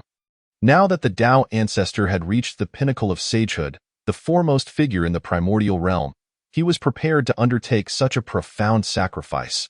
Compassionate Tao ancestor. The crowd bowed once more in homage. However, Sumu chose to remain reclined upon his comfortable couch, observing the Tao ancestor's performance. This shall be my final lecture, and thus I grant you the opportunity to pose 3 questions. Should you harbor any uncertainties, now is the time to voice them. The Tao ancestor concluded, quietly surveying the assembly, awaiting their inquiries. Yet, his gaze ultimately rested on the 3 pure ones. The assembled beings understood immediately. Although the Tao ancestor had ostensibly offered the opportunity for 3 questions to all, his focus on the 3 pure ones clearly indicated a preference for his direct disciples. The mighty beings of the primordial era, having attained their current levels of cultivation, were no fools. They decisively remained silent, patiently awaiting the 3 pure ones to speak. The 3 pure ones swiftly grasped the Tao ancestor's intent. Observing this, Jain and Zhuanti felt a twinge of envy. As fellow disciples of the Tao ancestor, they recognized their inferiority to the 3 pure ones. Laozi contemplated for a moment before respectfully performing a gesture of acknowledgement and inquiring, "Master, I have a question." Hong Jun turned his attention to Laozi, quietly awaiting his question. All eyes were drawn to Laozi. Suddenly, an incongruous voice interrupted. "Dare I ask, Tao Ancestor, what is your age?" The assembly fell into stunned silence. Who was this? What was happening? Although the questions were meant for the three pure ones, surely the rest could also benefit from them. But what kind of question was this? What concern was the Tao Ancestor's age to you? In an instant, all gazes shifted toward the source of the voice, revealing Su Mu lounging on his couch, stretching as if just roused from slumber. Yet, his gaze remained fixed on the Tao Ancestor, as if awaiting a response to his inquiry. Laozi had barely articulated half of his question when Su Mu's interruption left him unable to maintain his composure. Glancing towards Su Mu in disbelief, after a lengthy silence without a response from the Tao Ancestor, Su Mu scratched his head in confusion. "Tao Ancestor, could it be that my question is not valid?" Upon hearing this, the Tao Ancestor's eyelids twitched. This rascal was up to mischief once more. However, since the words had been spoken, the Tao Ancestor could not retreat. With an expression of calm, he replied, "Since the birth of chaos, my age surpasses that of the primordial world, spanning countless epochs." Upon hearing the Tao Ancestor's response, Su Mu nodded and reclined once more. The assembly watched in disbelief, their expressions contorting. This was one of the Tao Ancestor's 3 opportunities for questions, and it had been squandered so frivolously. However, their attention quickly returned to Laozi, eager for his inquiry. Laozi again performed a respectful gesture. "Master, my question is, Tao Ancestor, I perceive that your ability to conjure auspicious clouds is truly remarkable. How might I learn such a divine technique?" At this moment, Su Mu's voice rang out once more, driving the assembly to the brink of madness. What on earth was this child asking? Was this question even relevant? What significance did the auspicious clouds hold? Even Laozi, with his typically calm demeanor, felt the urge to curse. He shot a fierce glance at Su Mu, wondering if this fellow intended to sabotage his opportunity. Even the Tao Ancestor, who had maintained a serene countenance for millennia, furrowed his brow at this moment. What was wrong with this child? He had previously conducted himself with some measure of decorum. What was his intent today? However, the Tao Ancestor still responded. To summon these auspicious clouds and ethereal beasts, one need only reach the quasi-saint level to engage the spiritual energies of heaven and earth. As for the essence of sagehood and the birth of golden lotuses, that requires one to attain the level of a saint. Upon hearing this, Su Mu nodded vigorously, utilizing his primordial spirit to channel the spiritual forces of heaven and earth. Indeed, ethereal beasts began to manifest before him. "Thank you, Tao Ancestor, for your guidance." With that, Su Mu dissipated the auspicious manifestations and returned to his comfortable position on the couch. At this moment, all the mighty beings of the primordial era felt a surge of frustration, believing Su Mu's 2 questions to be an utter waste. Yet soon, they discovered a startling fact. He had already reached the quasi-saint realm. How few years had passed since he ascended to the Deluo level. How powerful must he be now, given that he could suppress quasi-saints with his Deluo strength? In an instant, the hearts of all the powerful beings were filled with astonishment, especially for Yuan Shi, who had planned to leverage this opportunity to gain significant strength and subsequently team up with his brothers to teach Su Mu a lesson. However, if Su Mu had indeed advanced to the quasi-saint realm, he felt uncertain about his chances of success, given Su Mu's extraordinary prowess. Nonetheless, Yuan Shi was not overly concerned. After this lecture, once he attained sagehood, he would no longer be subject to Su Mu's suppression. As the realization of Su Mu's strength dawned upon them, the powerful beings felt a mix of resentment and trepidation, refraining from voicing any reprimands. After all, being targeted by such an extraordinary individual would not bode well for their futures. No, to be precise, once they left the Zixiao Palace, whether they could return to their own abodes unscathed was already in question. As Su Mu settled back into his seat, the Tao Ancestor turned his attention to Laozi. This time, Laozi was not as composed as before. He did not even perform a gesture of acknowledgement, fearing that Su Mu might pose yet another trivial question. he directly inquired, "Dare I ask, Tao Ancestor, how many positions of saints exist within the primordial realm?" Having undergone the teachings, Laozi had begun to sense that the number of saints was indeed finite. Upon hearing Laozi's question, the assembly collectively exhaled in relief. Finally receiving a question of substance, the Tao Ancestor, feeling a weight lift from his shoulders, had genuinely worried that Sumu might pose yet another impractical inquiry. The Tao Ancestor pondered for a moment before responding. "In this world, 9 is the utmost number, and I occupy one of them." Upon hearing the words of the Tao Ancestor, everyone was instantly enlightened. There can be a total of 9 saints in the world, and with the Tao Ancestor occupying one of those positions, it implies that there are still 8 remaining. As the Tao Ancestor's voice faded, Laozi wished to continue his inquiries. After all, the 2 questions posed by Sumu could hardly be considered genuine questions. However, the Tao Ancestor did not grant him the opportunity to speak further, declaring that since it was 3 questions, it would indeed be 3. This item is known as the Hongming Purple Qi. By simply absorbing and refining the Hongming Purple Qi, one can attain the qualification to become a saint. As he spoke, the Tao Ancestor waved his hand to summon 7 strands of Hongming Purple Qi, which danced in his palm. The Hongming Purple Qi appeared to possess a distinct consciousness, almost as if it were a living being. Upon hearing the Tao Ancestor's words, everyone's eyes lit up. Hongming Purple Qi? Simply refining it grants one the qualification to become a saint. A divine object, indeed.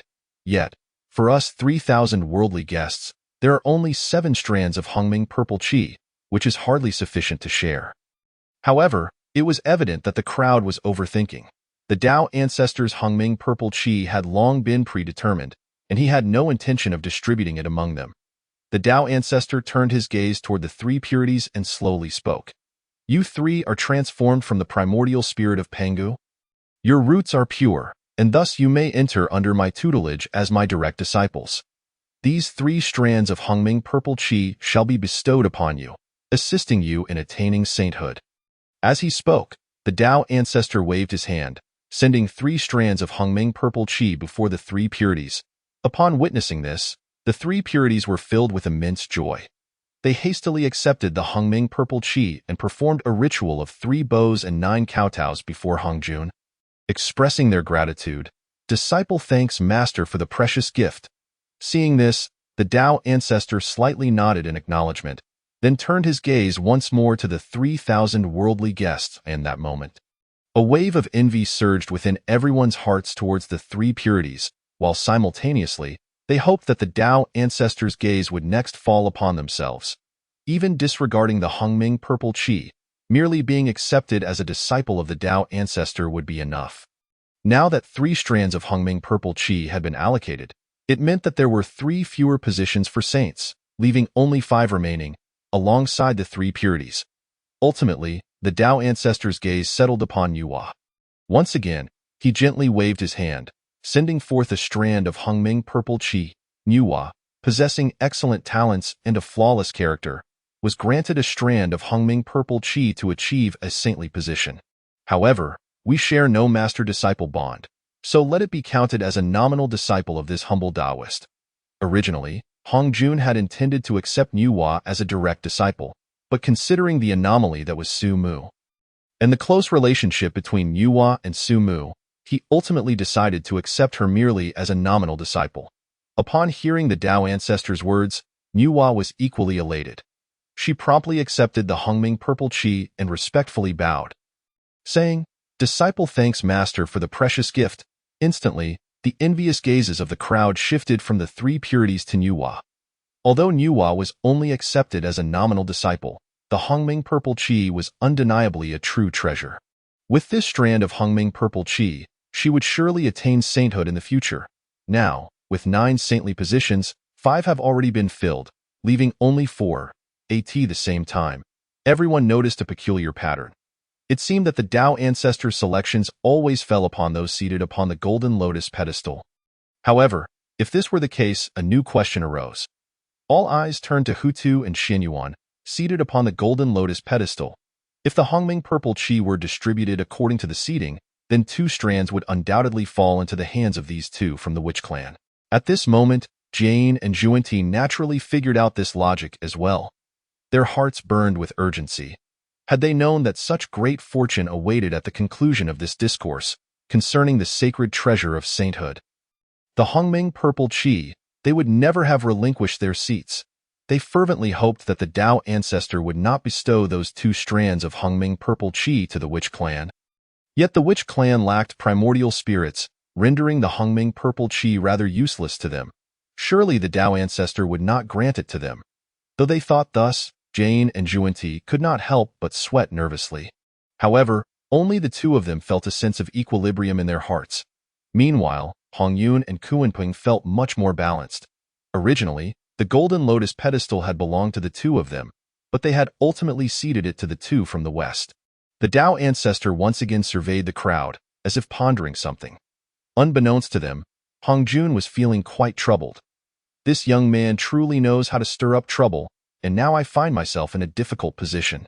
He could not possibly give those 2 strands of Hongming purple chi to the witch clan, and yet Jane and Juanti were destined to become saints, a fate even he could not alter. Ultimately, he could only sigh inwardly. The Tao ancestor spoke slowly. Jane, Juanti. Upon hearing the Tao ancestor call these 2 names, everyone was momentarily taken aback. Only Jane and Juanti were overjoyed. You 2 have made tremendous contributions to the West over the years. You may be my nominal disciples, and I shall bestow upon you the Hongming purple chi to achieve sainthood. With that, the Tao ancestor gently waved his hand, and 2 strands of Hongming purple chi floated toward Jane and Juanti. At this moment, the Tao ancestor had only 1 strand of Hongming purple chi left in his possession. Hearing the Tao ancestor's words, Jane and Juanti immediately knelt in reverence. Disciple pays respects to master. Thank you for the precious gift. The weight that had been lifted from their hearts was immense. As long as they obtained the Hongming purple chi, the saintly positions were theirs to claim. However, upon witnessing this scene, the crowd was left dumbfounded. If the distribution of the Hongming purple chi were truly based on the previous seating arrangement on the golden lotus pedestal, it should have been awarded to Hongyun and Kuenping. Yet if it were not distributed according to the previous seating, then it should have gone to Hutu and Xianyuan. Yet, who would dare to voice their dissent against the Tao ancestors' decisions? Although there was discontent in their hearts, they could only acquiesce. Moreover, the Tao ancestor still had 1 last strand of Hongming purple chi remaining. Now that everyone on the golden lotus pedestal had received their share of Hongming purple chi, surely the final strand would fall to one of them. Thus, all eyes were fervently fixed upon the last strand of Hongming purple qi at present. Of the 9 saintly positions, 7 had already been allocated. Seeing that the Tao ancestor remained silent for an extended period, a sense of urgency enveloped the crowd. They hurriedly knelt, beseeching, Tao ancestor, benevolent one, we implore you to bestow upon us this opportunity. The Tao ancestor, upon witnessing this, pondered for a moment. As it stands, I have but 1 strand of Hongming purple chi left. This final strand shall be contested by you all based on your own merits. With that, the Tao ancestor secretly placed a method upon the purple chi and then relinquished control over it. Suddenly, the Hongming purple chi transformed into a streak of flowing light, soaring directly towards Hongyun. The assembled great beings attempted to seize it, but they were far too late. Upon seeing the Hongming purple chi racing towards him, Hongyun's heart leapt with joy. Just as everyone thought this strand of Hongming purple chi would be claimed by the venerable Hongyun, an unexpected turn of events occurred. Oh, this little thing is quite unique. Sumu suddenly sprang into action, employing the golden light of the earth, and swiftly caught up to the Hongming purple chi. Seizing it in his grasp, Chapter 44. You are so lofty. You are so remarkable. You dare use our sacred treasure for sainthood as a belt? This little object is rather exquisite. Sumu grasped the Hongming purple chi in his hand, leaving the other great beings utterly dumbfounded. Even the Tao ancestor raised an eyebrow, wondering if this fellow was about to create another disturbance. However, given Sumu's well-known strength, none of the great beings dared to contend with him. Sumu scrutinized the Hongming purple chi, which struggled to flee towards the venerable Hongyun, seemed to shimmer with countless stars, concealing myriad paths of the Tao within. This is quite the item. Perfect for a belt. As he spoke, Sumu directly removed the belt from his Taoist robe and proceeded to wrap the Hongming purple chi around his waist. Satisfied with his new accessory, Sumu declared, "Dear friends, since the Tao ancestor has stated that this Hongming purple chi rightfully belongs to the one of fate, and now that it has come into my possession, it seems I am indeed destined for it. By the way, do I look handsome like this?" As he spoke, Sumu continually flaunted his appearance to Hutu, Nuwa, Shiha, and others. However, one cannot deny it. He truly looked impressive. Originally, Sumu was quite handsome, with sharp brows and bright eyes that exuded the unique charm of youth. Clad in celestial robes, he already possessed a remarkable presence. Now, with the addition of the Hongming purple chi as a belt, he appeared even more extraordinary. "Su brother is the most dashing. I adore it," Hutu exclaimed, playfully feigning infatuation. Nuwa's gaze momentarily froze, almost lost in admiration. When Shiha looked at Sumu, her eyes seemed to carry a hint of enchantment, secretly thinking, "My Su Lang is undoubtedly the most handsome man in the world." While this crowd was thoroughly captivated, the assembly of great beings remained utterly dumbfounded. "You are so lofty. You are so remarkable. You dare use our sacred treasure for sainthood as a belt?" They were filled with dissatisfaction. Directing their pleas to the Tao ancestor, Sumu, being of the witch clan, cannot utilize this Hongming purple chi. Moreover, such a divine object should not be treated as a mere belt. Is this not a waste of its true potential? Indeed. This is the opportunity for attaining sainthood. How can it be so recklessly squandered? The crowd was unable to accept that their chance for sainthood had been casually appropriated by Sumu as a belt. Yet, the Tao ancestor found himself in a quandary. This young man was truly presenting him with a challenge. Originally, this strand of Hongming purple chi was meant for Hongyun, intended to incite Kuanping's ire and lead to Hongyun's demise. However, now that the Hongming purple chi had fallen into Sumu's hands, how could Kuanping possibly harm Hongyun? In a moment of silence, Daozu gazed at Sumu. Upon meeting Daozu's eyes, Sumu smiled inwardly. He preemptively spoke, effectively sealing off any retreat for Daozu. "I am deeply grateful to Daozu for bestowing upon me the precious belt." Upon hearing Sumu's words, Daozu could only sigh. "Very well. If it pleases you, take it." Although Sumu had disrupted Daozu's original plan, there was not a significant ripple in Daozu's heart. The primordial purple energy was originally divided into 9 parts. The reason only 8 were presented today was that one was reserved for the future 3 sovereigns and 5 emperors. Since Sumu had taken the primordial purple energy that originally belonged to Hongyun, Daozu thought it would suffice to discreetly grant the last portion to Hongyun after the discourse concluded. At that time, it would not affect the grand trend. As for the era of the 3 sovereigns and 5 emperors, Sumu could still be permitted to claim this primordial purple energy. In an instant, Daozu felt a flicker of interest. This lad has finally piqued my curiosity. Not bad. He has indeed won this round. Upon hearing Daozu consent to Sumu taking the primordial purple energy, the myriad powerful beings of the Honghuang were instantly stricken with despair. Some, unwilling to accept defeat, even considered uniting with their companions to seize the primordial purple energy as they exited the Zixiao Palace. However, the responses they received were mostly along the lines of, "If you wish to die, do not drag me down with you." Who exactly is Sumu? When he was merely at the early stage of Deluo, he had already caused trouble for the primordial, and at the peak of Deluo, he suppressed the likes of the primordial, Jane, and Juenti, alongside the entire might of the demon court. Now that he had broken through to the quasi-saint realm, you dare to snatch primordial purple energy from him? Have some dignity. Do you think you are Daozu? Seeing that the dust had settled, Daozu proclaimed loudly, "Today, my 3 lectures have concluded successfully, and soon I shall merge with the heavenly Tao. I hope all of you will not neglect your cultivation." As his voice faded, Daozu's figure vanished without a trace. All the powerful beings of Honghuang bowed in reverence to the place where Daozu had departed. "We bid farewell to Daozu. We bid farewell to our master." After Daozu's departure, everyone prepared to leave as well. Sumu, feeling that he had lingered in this place for several millennia and found it exceedingly dull, disregarded the other powerful beings and directly took hold of Hutu and Xianming, calling upon Shiha, Nuwa, and others to leave the Zixiao Palace. Upon exiting the Zixiao Palace, Nuwa expressed that she felt a calling and thus separated from the group to return to her own abode. Although the two lunar goddesses were reluctant to part with Su Mu, they had gained many insights from this discourse that required time to assimilate. Thus, they too reluctantly bid farewell to Su Mu.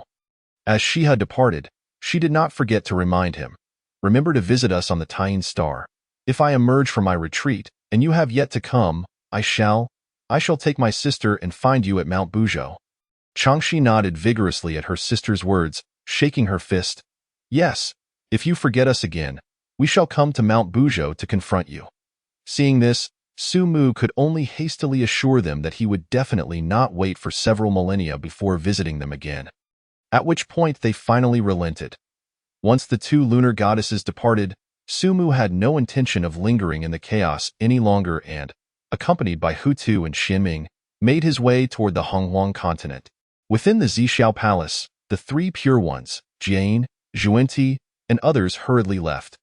After all, they had obtained the primordial purple energy, and each was eager to return to seclude themselves for absorption and refinement. However, many powerful beings still remained. The demon court lingered in the Zixiao Palace, and upon witnessing Su Mu's departure, a demon king quietly approached Emperor Jun and suggested, "Your Majesty, should we not pursue and seize that primordial purple energy?" Hearing this, Emperor Jun, furious, smacked the demon king on the head. He was already struggling to evade Su Mu, and now they spoke of seizing it? What a joke! Originally, Emperor Jun had hoped to seize this opportunity to attain sainthood, thus eradicating his fear of the witch clan. But now that the primordial purple energy had been taken by Su Mu, what was there left to discuss about becoming a saint? At this moment, Bai Zhe seemed to have had an epiphany. "Your Majesty, Dao Zhu mentioned that there are 9 positions of sainthood, yet only 7 portions of primordial purple energy have been distributed, with Dao Zhu occupying 1. That leaves only 8 positions. Does this not imply that there exists a final portion of primordial purple energy within Honghuang?" Upon hearing Bai Zhe's words, Emperor Jun's eyes lit up. The remaining powerful beings who had not yet left also registered Bai Zhe's statement. Their hearts suddenly stirred. Indeed, there must still be a final portion of primordial purple energy within Honghuang. In an instant, the powerful beings throughout the Zixiao Palace hurriedly departed. Seeing this, Emperor Jun did not dare to delay and immediately instructed Bai Zhe to return to the demon court, notifying all the experts to begin searching for the whereabouts of the last portion of primordial purple energy throughout Honghuang. He himself, along with Tai Yi and the other demon kings, set off to scour the landscape. Chapter 45. The name of Su Mu spreads across Honghuang. Nuwa seeks out Su Mu in a fleeting moment. Turmoil erupted across the Honghuang continent. All quasi-saint realm beings were on the hunt for the traces of that last portion of primordial purple energy.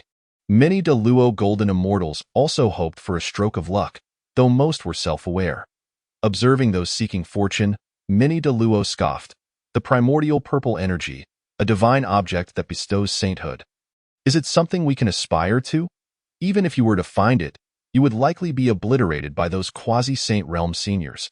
However, numerous Deluo golden immortals sought the primordial purple energy primarily to offer it to quasi-saint beings, hoping to gain favor.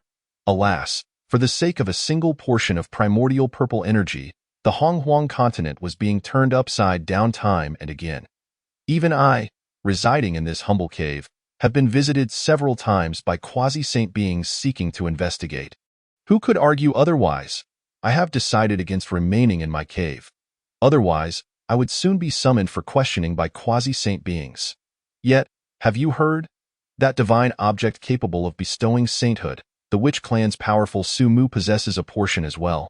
Oh, as a member of the witch clan, what use does he have for that primordial purple energy? My friend, your knowledge is rather limited. He has no intention of absorbing or refining the primordial purple energy. Wouldn't that be a waste of such a divine object? This signifies a position of sainthood. To speak frankly, you might be startled. He directly uses that primordial purple energy as a belt. The issue is, even if the quasi-saint beings in Honghuang were aware that Su Mu used the primordial purple energy as a belt, none dared to steal it.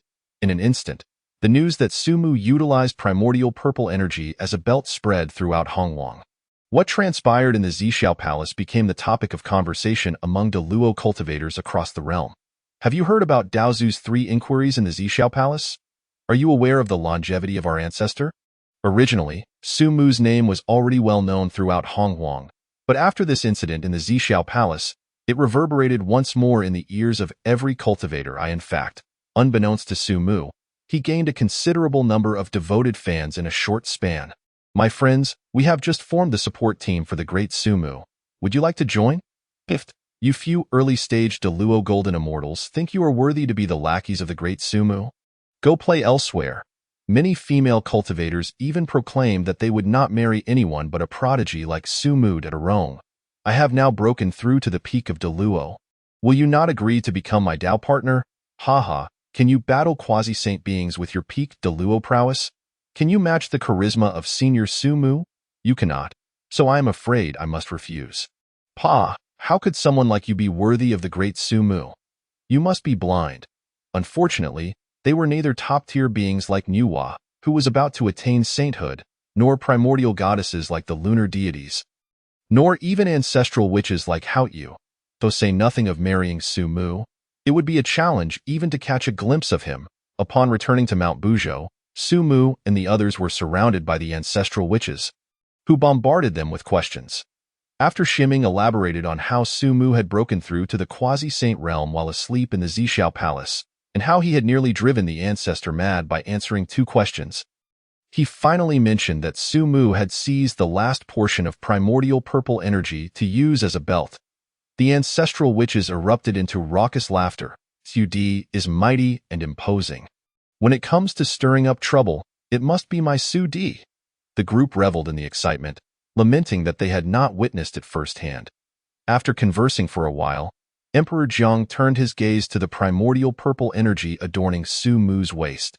Su Di, speaking of which, you possess a primordial spirit, and now your primordial spirit cultivation has reached the quasi-saint realm. Do you not intend to refine and absorb this primordial purple energy to attain sainthood? You merely use it as a belt? Hearing Emperor Jiang's words, everyone nodded in agreement. The reason for proposing that Sumu attend the discourse at the Zhixiao Palace was precisely because he possessed a primordial spirit, allowing him to pursue the path to sainthood that Hongjun had laid out. However, to this, Sumu simply shook his head gently. My path does not require external forces such as primordial purple energy. Nor is it the same as the one traversed by Daozu. He cultivated the techniques of the great Pangu, mastering the 9 transformations divine art, and was also endowed with the essence of the path of strength. As long as he proceeded step by step with steadfast determination, he could ultimately substantiate his path without the need to rely on the primordial purple energy for the acknowledgement of the heavenly Tao. Furthermore, should he absorb the primordial purple energy, although he would gain the recognition of the heavenly Tao and attain a holy position, he would simultaneously be subjected to its constraints. The reason for seizing this primordial purple energy was also for future strategies. Upon hearing this, the others refrained from further inquiries. Sus disciple was well aware and thus proceeded accordingly. After a considerable period, Sumu Yin expressed that he had grown weary after listening to the teachings at the Zhixiao Palace for 3,000 years, and returned to his divine hall to rest. The 12 ancestors of the witch clan did not dwell on the matter, choosing not to disturb Sumu. Only Hutu and Xinyuan exchanged exasperated glances at Sumu. Listening to the claim of having listened for 3,000 years? Weary? One would wonder who it was that lay on the sofa still dreaming. Such words were truly, rather embarrassing. Unlike those who had not received the primordial purple energy, the duo of Jane and Juanti retreated to Ling Mountain and began their seclusion. The 3 pure ones also returned to their small courtyard for seclusion, diligently studying their respective primordial purple energies. Nuwa, upon returning to her cave dwelling, likewise entered into seclusion. Time in the primordial realm is unmeasured, and hundreds of years passed in the blink of an eye. During this period, Nuwa found herself troubled. For some unknown reason, during her seclusion, the image of that man would inexplicably surface in her mind. Even when she settled her emotions through her cultivation, it would not be long before it reappeared.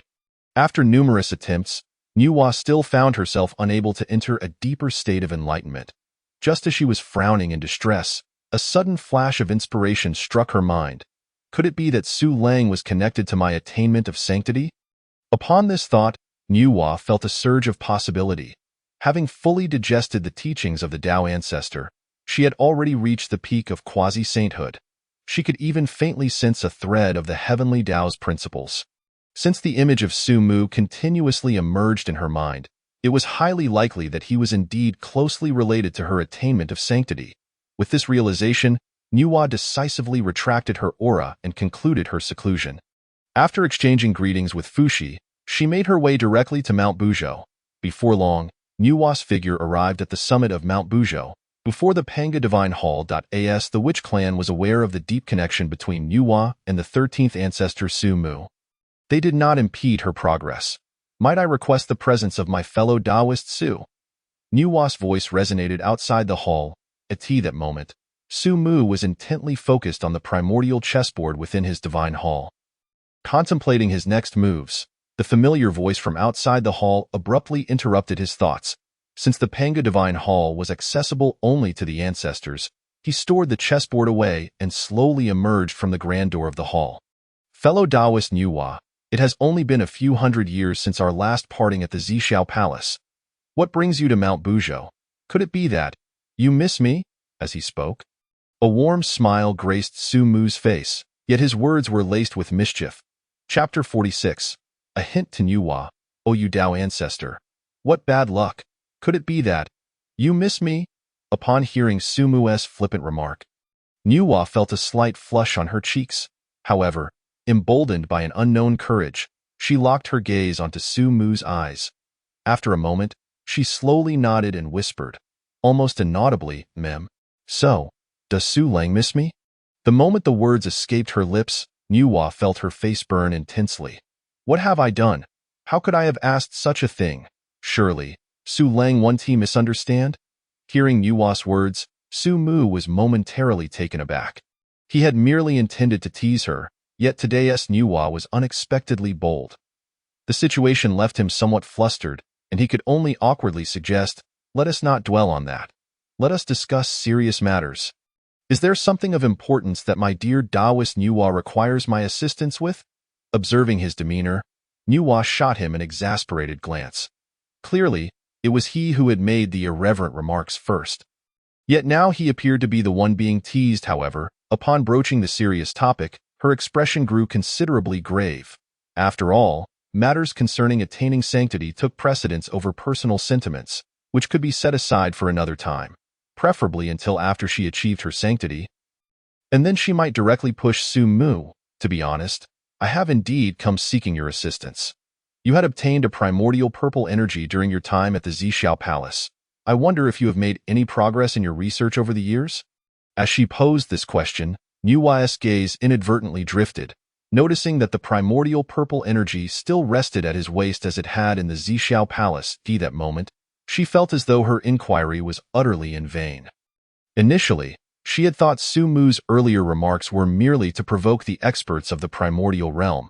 Yet it turned out he genuinely treated the primordial purple energy as a mere belt. Hearing Nuwa's question, Su Mu quickly understood and replied with a nonchalant smile, "I see. Taoist Nuwa must be troubled regarding your attainment of sanctity. Am I correct?" Nuwa nodded fervently. "Indeed. Might you have any insights to offer? I have been in seclusion for hundreds of years, yet I find myself entirely at a loss regarding the path to sanctity. I implore you to enlighten me."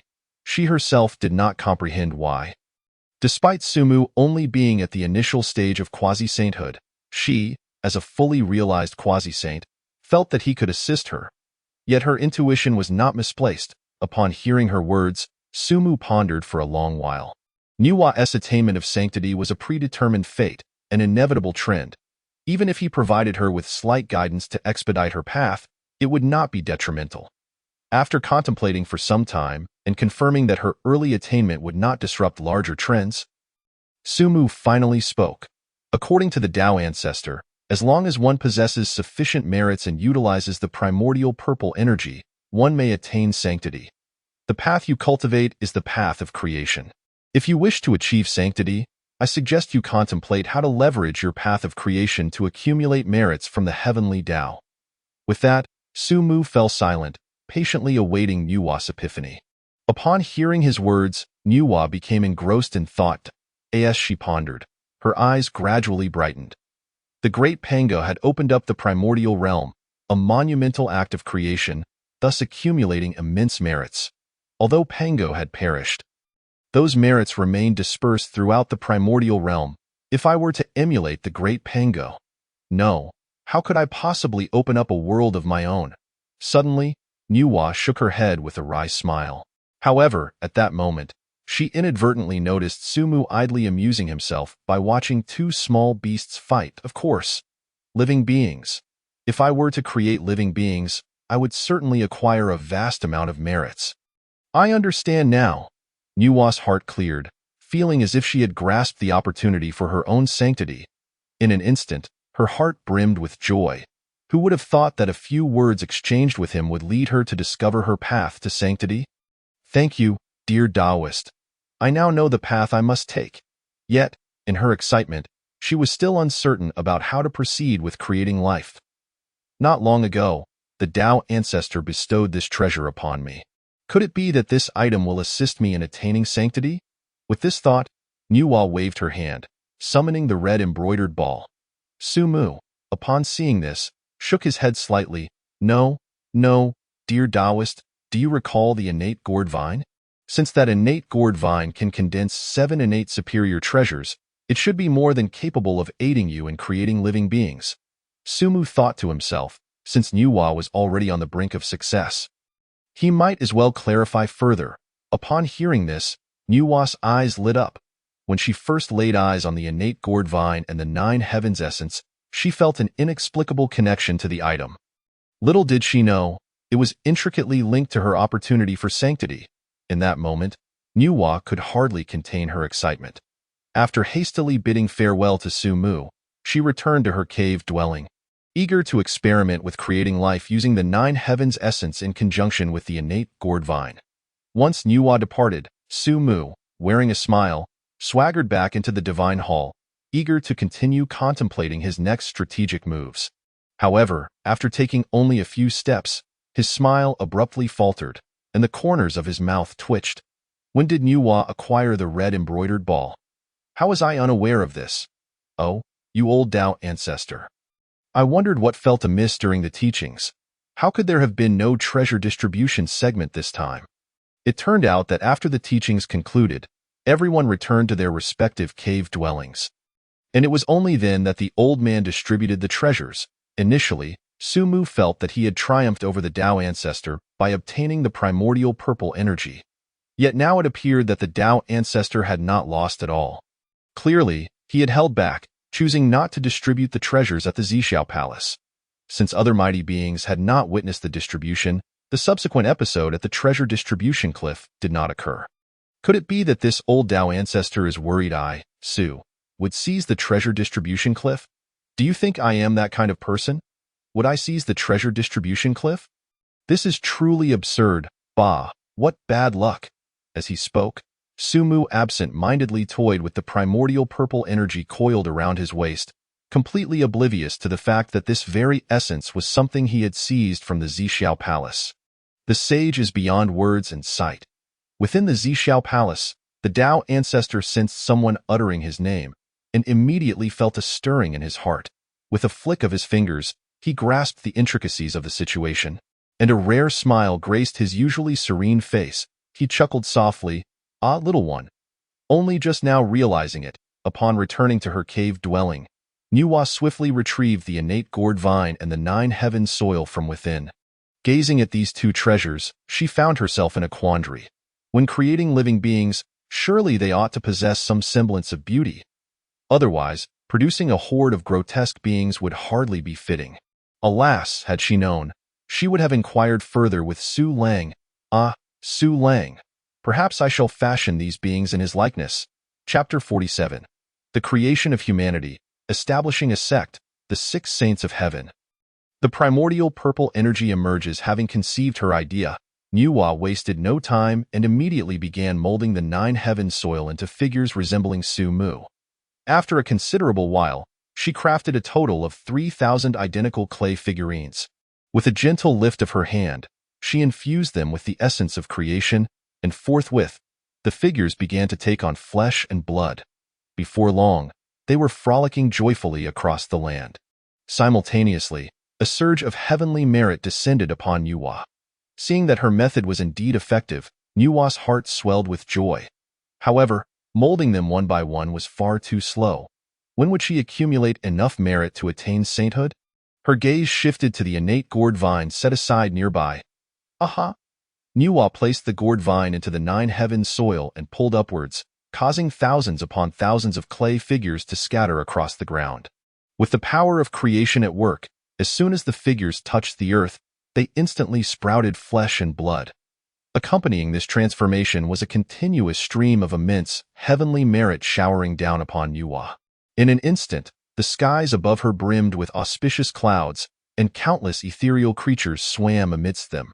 After a considerable time, Nuwa wiped the beads of sweat from her brow, observing the dwindling 9 heavens soil, and finally ceased her actions. Feeling the vast reservoir of merit she had amassed, Nuwa realized that today she could attain sainthood. As her methods commenced, she absorbed and assimilated the boundless merit. When she opened her eyes again, a faint golden shimmer danced within them at that moment. Although Nuwa's visage appeared largely unchanged, her aura was strikingly different. Previously imbued with maternal warmth, Nuwa now radiated an even more profound sense of sanctity, evoking a reverent awe that deterred any from gazing directly upon her. I, Nuwa, today shall create humanity and attain the position of a saint through my merit. Her voice resonated through every corner of the primordial world, eliciting a response from the heavenly Tao. 80 million miles of purple energy surged eastward, enveloping auspicious clouds and heralding the emergence of divine beasts. Countless golden lanterns, golden lotuses, and precious jewels cascaded from the clouds like a steady stream of water from an eave. An endless flow signifying the distinction of a saint.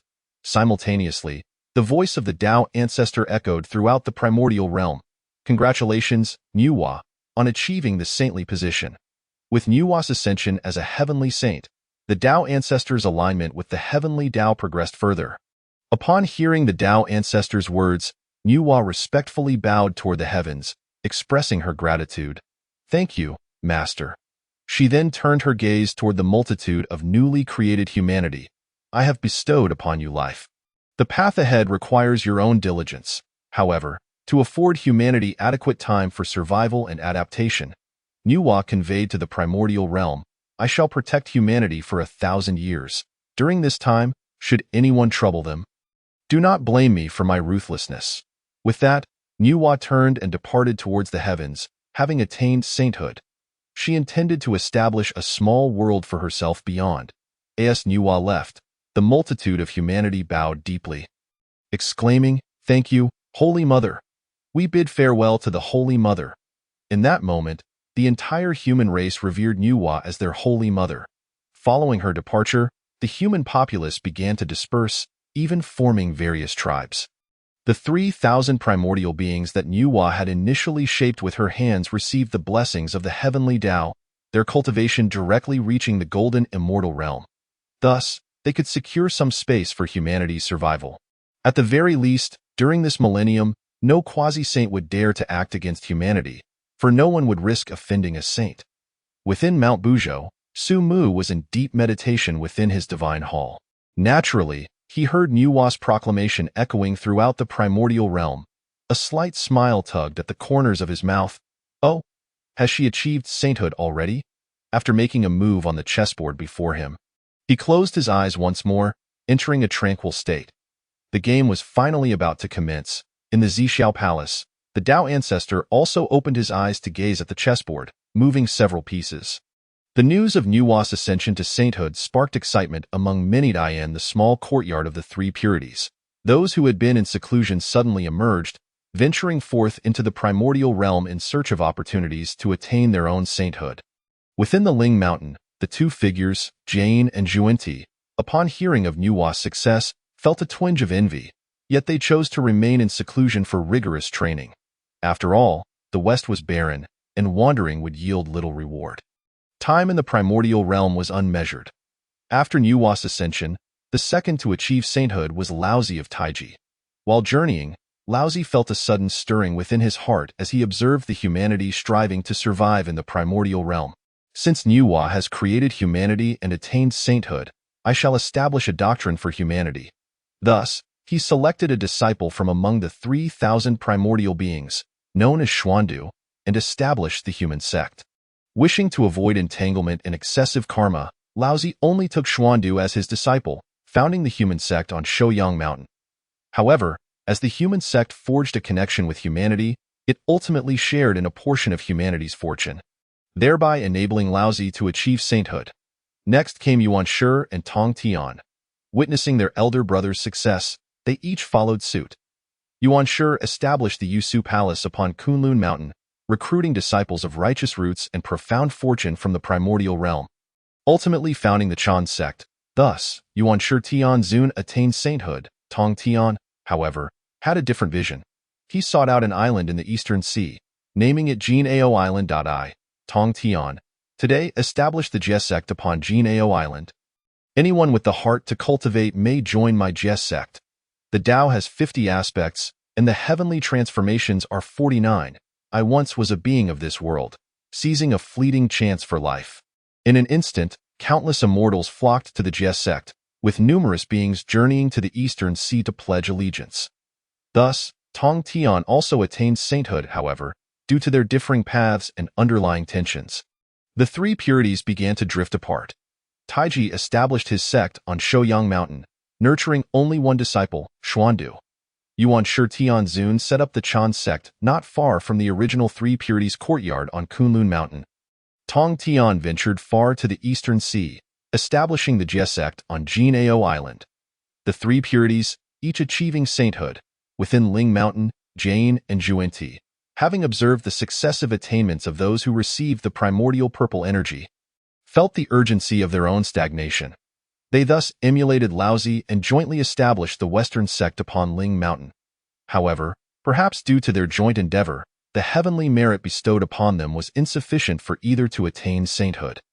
In a state of desperation, they began to establish oaths to the heavenly Tao. Ultimately, they secured enough merit by pledging 48 great vows in advance. Henceforth, the Western sect was established on Ling Mountain. With Jane and Zhuanti both achieving sainthood, in a short time, with the emergence of 6 saints in the primordial realm, the heavenly Tao bestowed abundant blessings and opportunities. The dynamics of the primordial realm shifted. The previous balance of power between the witches and the demons was overshadowed by the sects led by these saints. Meanwhile, within the demon court, Di Jun's expression darkened. How long has it been? Why is there still no sign of the primordial purple energy? Useless. A bunch of good-for-nothings. As Di Jun's fury erupted, all the demon kings shrank back, too fearful to utter a sound. Suddenly, a prominent demon rushed into the Lingshao palace in a flurry. Just as the others were about to reprimand him for his lack of decorum, the demon's words silenced them all. Your Majesty, Your Majesty. There is news of the primordial purple energy. Chapter 48. The imminent battle between the witches and demons. Hong Yun's decision. Your Majesty, Your Majesty. There is news of the primordial purple energy. Upon hearing this revelation, Di Jun could no longer sit still, hastily rising to stand before the prominent demon. Quickly, tell me, where is the primordial purple energy? Did you bring it back? The demon was taken aback by Di Jun's fervent reaction but dared not delay. With no time to catch his breath, he hurriedly explained, the primordial purple energy has been located by the venerable Hong Yun. However, he was accompanied by the Jinyuan Daxian, and the two of them returned to the Wuzhuang Temple. Many powerful beings have already gathered outside the Wuzhuang Temple. Upon hearing this, Di Jun disregarded anything further the demon had to say. He immediately commanded, notify all those above the Great Luo Golden Immortal rank to set forth for the Wuzhuang Temple. Upon issuing the command, Emperor Jun did not even wait for the other demon kings. He set off immediately with Tai Yi towards Wuzhuang Guan, fearing unforeseen circumstances. In the present chaotic world, the 3 pure ones and others had already attained sainthood, and the authority of the demon court had considerably diminished, to the extent that even the Wu clan dared not provoke them. The sole opportunity for them to reclaim dominance over the chaos lay in that final strand of Hongming purple qi. Should either Emperor Jun or Tai Yi attain sainthood, the demon court could once again reign supreme over the primordial realm. At Mount Buzhou, Quafu arrived outside the temple to seek an audience with Su Mu. Upon hearing Quafu's request for an audience, Su Mu stretched languidly. It seems the Tao ancestor has already entrusted that strand of Hongming purple qi to Hong Yun. After returning to Mount Buzhou, he dispatched all members of the Mu tribe under his command to remain vigilant regarding any movements near Wuzhuangguan. Now that Quafu had returned, it was evident that something had transpired at Wuzhuangguan. As Su Mu stepped out of the Pangu temple, before Quafu could speak, he interjected. Has Ancestor Hong Yun obtained the Hongming purple qi? Upon hearing this, Quafu felt a surge of admiration. The Mu ancestor was indeed formidable. Despite having said nothing, he had already deduced that it was Hong Yun who acquired the Hongming purple qi. Indeed, while everyone else was scouring the vast primordial realm for the Hongming purple qi. The Mu ancestor had foreseen that it would ultimately manifest at Wuzhuangguan. Yes, Ancestor Wu, the Hongming purple qi has now fallen into Hong Yun's possession, and he is currently hiding with Xinyuanzi in Wuzhuangguan. Although numerous formidable beings have gathered outside Wuzhuangguan, they find it impossible to breach the barrier set by Xinyuanzi's accompanying treasure. Acknowledging Quafu's words, Su Mu nodded calmly. Understood, you may rest now. Yes, Ancestor Wu, should there be any matters, do not hesitate to call upon me. With that, Quafu strode away. Su Mu smirked inwardly. This group of mighty beings in the primordial realm all aspire to reap the benefits without effort.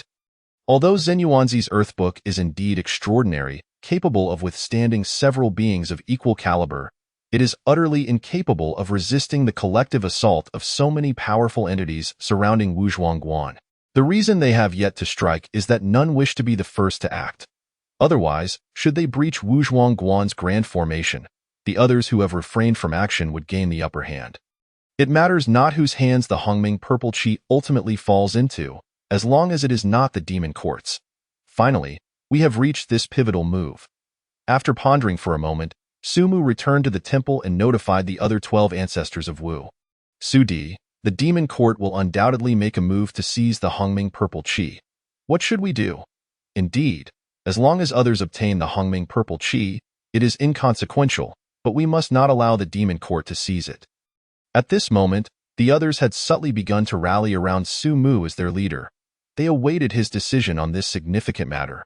You are correct, we must inevitably confront the demon court.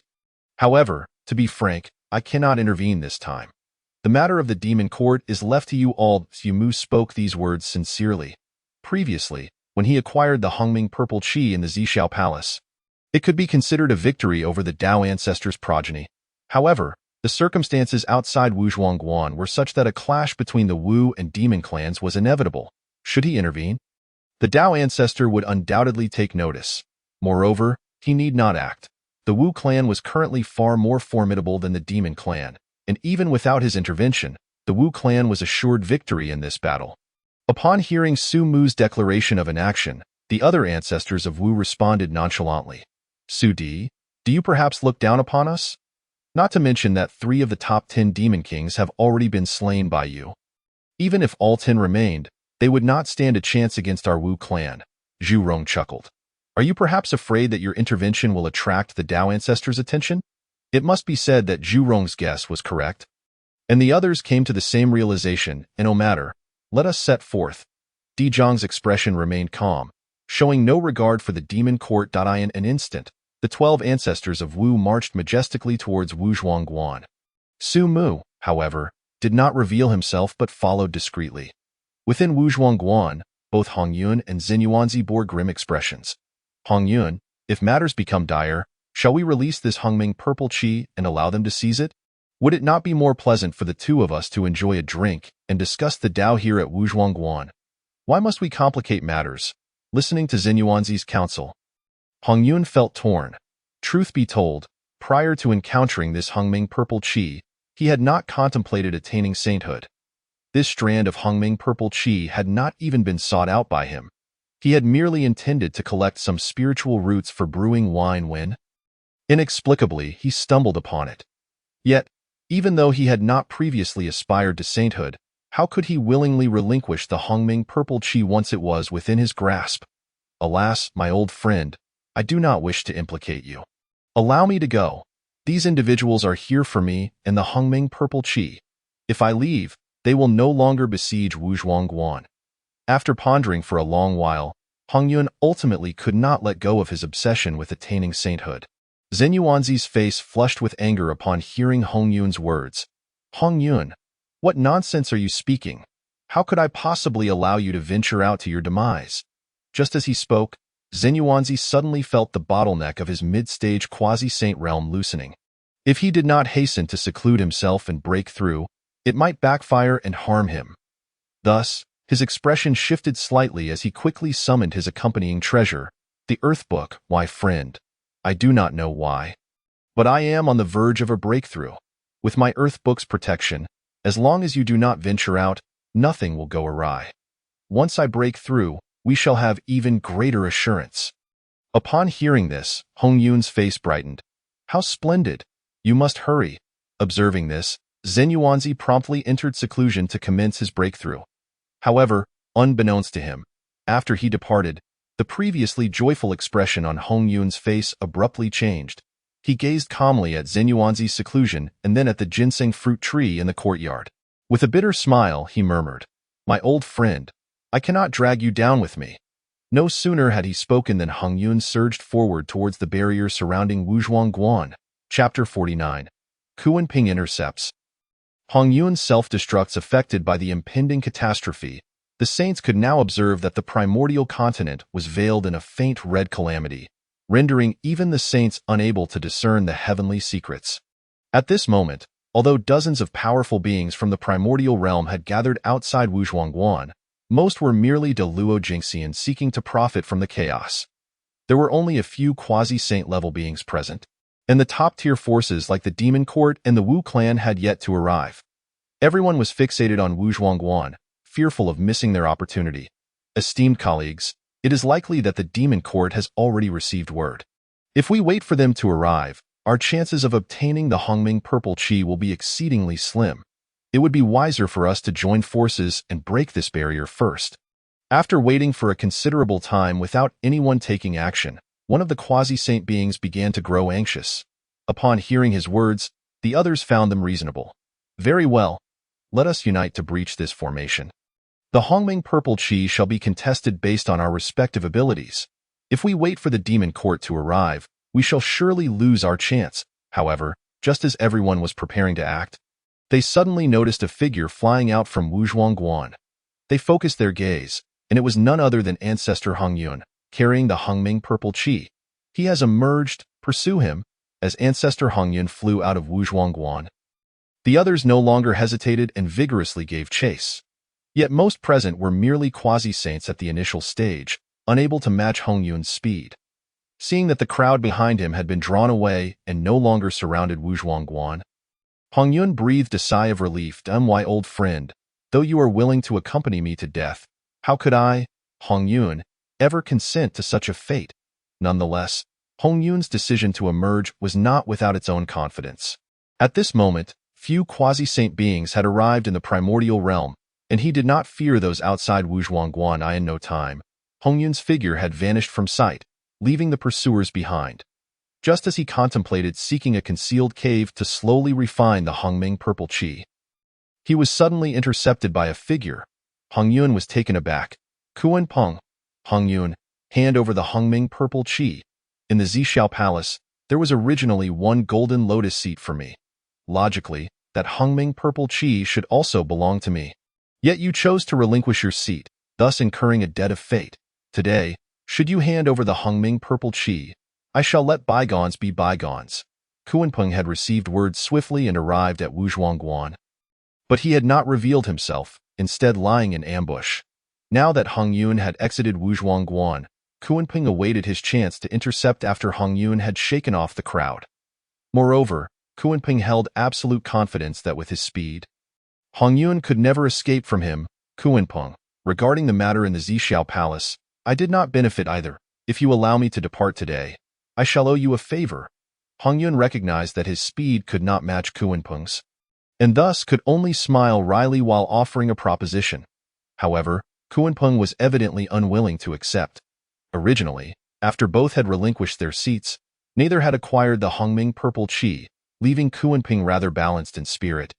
Yet upon hearing that Hongyun had indeed discovered the last strand of Hongming purple qi, he was instantly displeased. By what right do I lose the opportunity for sanctification after yielding my seat? While you, Hongyun, are granted another chance at the primordial purple aura. If that is the case, let us engage in this contest. The Kuanping wasted no words and was poised to strike. Upon witnessing this, Hongyun's expression turned grave. He could not afford to underestimate his opponent. After all, the Kuanpeng's realm was comparable to his own, and he was also being pursued by countless formidable foes. As soon as they clashed, Hongyun summoned the 99 scatter soul gourd he had obtained from Buzhou Mountain. With a whoosh, a crimson mist erupted from the gourd.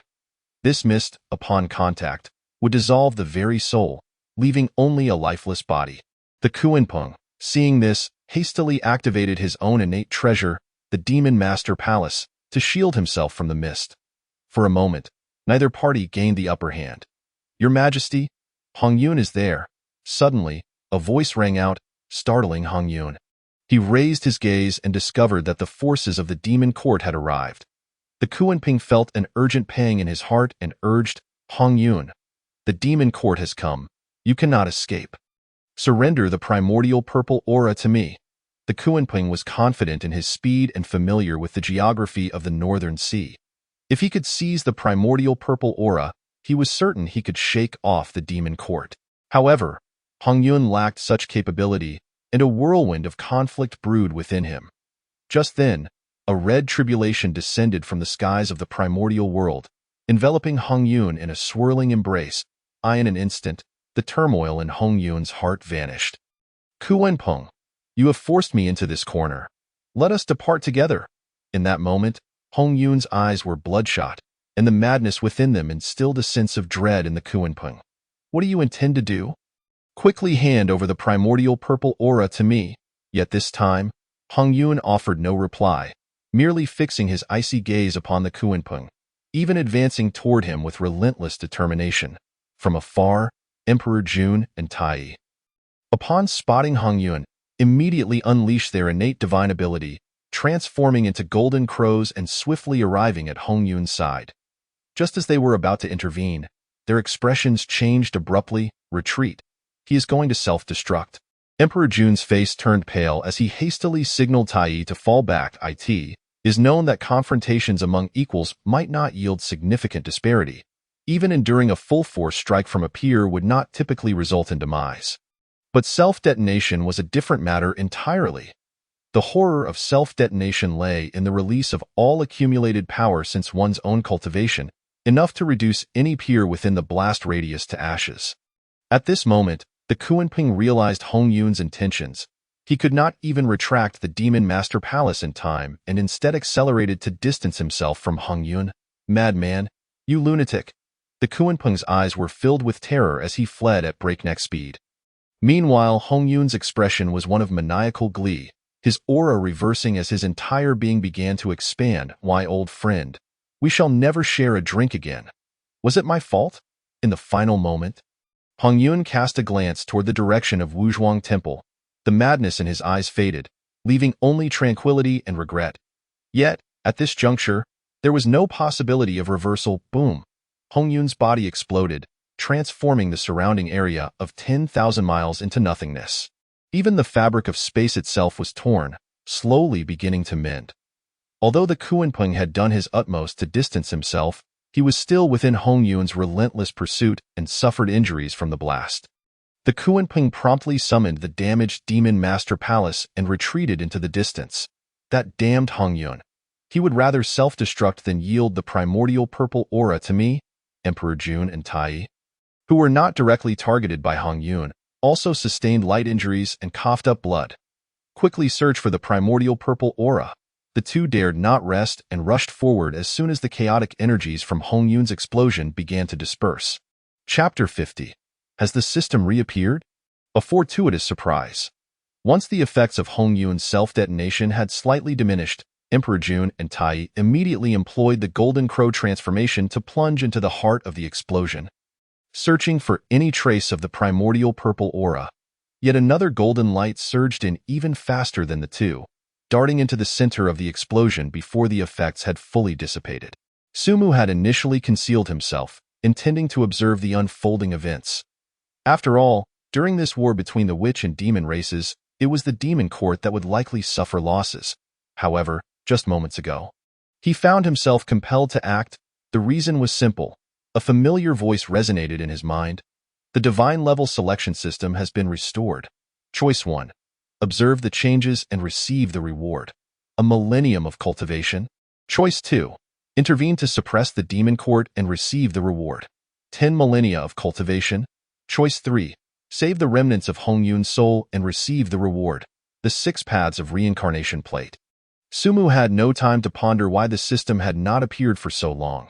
Among these 3 options, without a doubt, the third was what he needed most at this moment. Many years ago, he had instructed Hutu to actively comprehend the Tao of Earth, seeking a chance to transform into reincarnation. Yet all these years had passed without any progress on Hutu's part. A critical move that weighed heavily on Sumu's mind. Now, with the system's revival, all of this could be achieved. Thus, upon seeing Hongyun's self-detonation, he surged into the center of the explosion, shielded by his formidable physique and quasi-saint cultivation. Upon entering the explosion's epicenter, Sumu immediately spotted Hongyun's dissipating primordial spirit. At this point, Hongyun had lost his corporeal form, and his primordial spirit was on the brink of vanishing, devoid of even a semblance of consciousness. Sumu found himself in a quandary. Hongyun's primordial spirit was far too frail and required a suitable treasure for containment. But where could he procure such a treasure? Suddenly, Sumu's eyes brightened as he glanced at the already damaged 9-9 Scatter Soul gourd nearby. This gourd, refined by Hongyun, would surely be a fitting vessel. Without hesitation, Sumu lifted the 9-9 Scatter Soul gourd and commanded, "Gather." With a swish, Hongyun's primordial spirit was drawn into the gourd, and Sumu quickly enveloped it with his own spiritual energy to prevent its further dissipation. Once this was accomplished, the system's voice echoed in his mind. "Ding, congratulations, host. For completing Choice 3, the 6 paths of reincarnation plate has been secured in the system space." Upon hearing that he had obtained the 6 paths of reincarnation plate, Sumu felt a surge of elation and turned to leave. Just as he was about to depart, a flicker of purple light caught his peripheral vision. This primordial purple aura has not been obliterated. He dashed over and picked up the fragment of the primordial purple aura, only to discover that it was no longer whole. It was merely a segment. Could it have been severed by the explosion? With this thought, Sumu began to search the area. Bolstered by the golden light of the earth, he gathered all scattered fragments of the primordial purple aura in less than a breath's time. 3 long, 5 short, totally reduced to 8 segments. Was this not precisely a response to the 3 sovereigns and 5 emperors? A flicker of suspicion flitted through Sumu's mind, yet he did not linger. Swiftly employing the golden light of the earth to depart. Initially, he had only intended to observe from the shadows, but unexpectedly, he had reaped such immense rewards. Not only the primordial purple aura, but also the 6 paths of reincarnation plate. Most importantly, the system had reappeared. Just as Sumu departed, Emperor Jun and Tai rushed in. The two searched high and low but could not find a trace of the primordial purple aura. Moments later, the Demon Kings arrived, and under Emperor Jun's command, they began to scour for the primordial purple aura. The powerful beings who had pursued Hongyun also made their entrance but were intercepted by the Demon Court's experts. Barred from approaching, the Demon Court behaves with such tyrannical arrogance. They dare to claim that the Witch Clan is unruly. It appears, in truth, that it is the Demon Court that is the most unreasonable in the primordial world. The primordial purple aura belongs to those with affinity. By what right do they prevent our search? Nevertheless, regardless of their grievances, the Demon Court's strength left them with no recourse. As time passed, the expressions of Emperor Jun and Tai grew increasingly grim. Brother, could it be that the primordial purple aura was reduced to ashes by Hongyun's self-detonation? Upon hearing Tai's words, Emperor Jun resolutely shook his head. Impossible. What kind of divine object is the primordial purple aura? How could it be obliterated to nothing? Wait. Someone must have come here. Suddenly, Emperor Jun's face turned cold, and his eyes blazed with fury. That Hongyun's treasure, the 99 Scatter Soul Gourd, is a supreme innate spiritual treasure. Even after withstanding Hongyun's self-detonation, it should have left behind remnants. Just look. Where is there even a fragment of the 99 Scatter Soul Gourd left? As Emperor Jun's words fell, Tai beside him was left in stunned silence. Indeed, even if Hongyun self-destructed, how could a supreme innate spiritual treasure be obliterated without a trace? Who dares to steal the primordial purple aura right under the nose of my demon court? Emperor Jun's enraged voice reverberated across 100,000 miles. Meanwhile, in a hidden cave, a certain individual studying his newfound treasures suddenly sneezed. Achoo. What is going on? Could it be that Nuwa misses me? Or perhaps Changshi, Shiha, Hutu? Who exactly is thinking of me? Never mind. I'll sort that out later. First, I need to investigate this troublesome system. Though Emperor Jun's inquiry yielded no results regarding the thief of the primordial purple aura, it did attract a response. Emperor Jun is there. Hurry. We cannot allow him to obtain the primordial purple chi. I, Zhu Rong, shall pave the way. The 12 ancestors of the witch clan, having just arrived, sensed the overwhelming aura of Emperor Jun from afar. Paying no heed to his words, under no circumstances must we allow Emperor Jun to escape today. Who knows if he truly had the primordial purple chi stolen, or if it is merely a ruse? Should he return to the demon court and break through to the sage level, the status of the witch clan would be gravely threatened. As Zhu Rong spoke, his excitement surged, and he transformed into his true ancestral form. Charging ahead. Seeing Zhu Rong take the lead, Gong Gong was immediately displeased. If anyone is to go first, it should be me. Thus, Gong Gong also transformed into his ancestral form and rushed towards the demon court. Originally, their physical forms measured 7,777 zhang, but after so many years, they had once again broken through, reaching over 9,000 zhang. In terms of primordial spirit cultivation, all 12 ancestors were at the late stage of quasi-saint. Once they reached 9,999 zhang, they would attain the pinnacle of quasi-saint power. Observing the two men rushing towards the demon court as if they were vying for treasure, the other ancestors could only shake their heads helplessly. Brother, perhaps next time we should not bring these two along, as it may adversely affect the impression of the witch clan among others in the wilderness. Speaking of which, Di Zhang's face darkened. He was tired of hearing the rumors in the wilderness that the witch clan were a bunch of brash fools who only knew how to brawl. Appearing brainless in the eyes of others, now, he began to understand why such an impression had formed. You speak true. Chapter 51. The first great battle of the witches and demons. The great array of the heavenly stars versus the 12 heavenly god-killing array. You speak true. Di Jiang also recognized this issue. Logically, how could a person of such intellect and valor as myself be labeled a brute? Di Jiang murmured to himself. The others silently glanced at Di Jiang but said nothing. However, despite their words, they did not delay their steps. Seeing Zhu Rong and Gong Gong rushing out, everyone hastened their pace to avoid letting the two suffer losses. As they charged into the demon court's camp, Zhu Rong raised his hand and sent the demon court's Taoist experts flying, not even casting a glance in their direction. Where is my son, Emperor Jun? Come forth to greet me. Zhu Rong's voice thundered like a clap of thunder. Gong Gong, not to be outdone, proclaimed. Where is my son, Tai Yi? Their voices roared like thunderclaps, even causing the nearby demon court experts to feel dizzy. Upon hearing their voices, Emperor Jun, already seething with rage, turned even grimmer. Damn it, why has the witch clan come? Although he had not found the primordial purple chi, the witch clan now had that monstrous being. He did not wish to confront it directly. Therefore, with gritted teeth, he issued the command. We withdraw. Despite being mocked by Zhu Rong and Gong Gong, Emperor Jun maintained his composure. Confronting the witch clan head-on would yield no benefits. However, Tai Yi's gaze flickered as he surveyed the approaching witch clan members. Brother, that Su Mu has not come. Why not today? We shall slay the 12 ancestors, and then the witch clan will be left with only Su Mu as their top combatant. unable to stir up any significant upheaval. Unbeknownst to them, a wave of calamity descended, enveloping Emperor Jun and Tai Yi. The calamity that now shrouded the wilderness had shifted from a pale red to a deep crimson that seemed to bleed. A flicker of struggle flashed across Emperor Jun's eyes, which then turned vacant, mirroring Tai Yi's expression. "You speak true? Then let us battle, just in time. Our demon court's great array of the heavenly stars has made significant progress. Today shall be the day we extinguish the witch clan.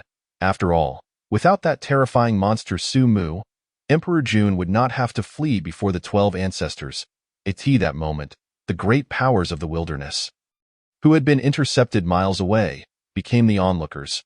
Hearing Zhu Rong and Gong Gong's words, they inwardly cheered. Well said, the demon court is truly overstepping their bounds. It would be best if the witch clan could crush them. Where is my Su god? Why do I not see my Su Laoda's presence? I am but Su Laoda's #1 lackey.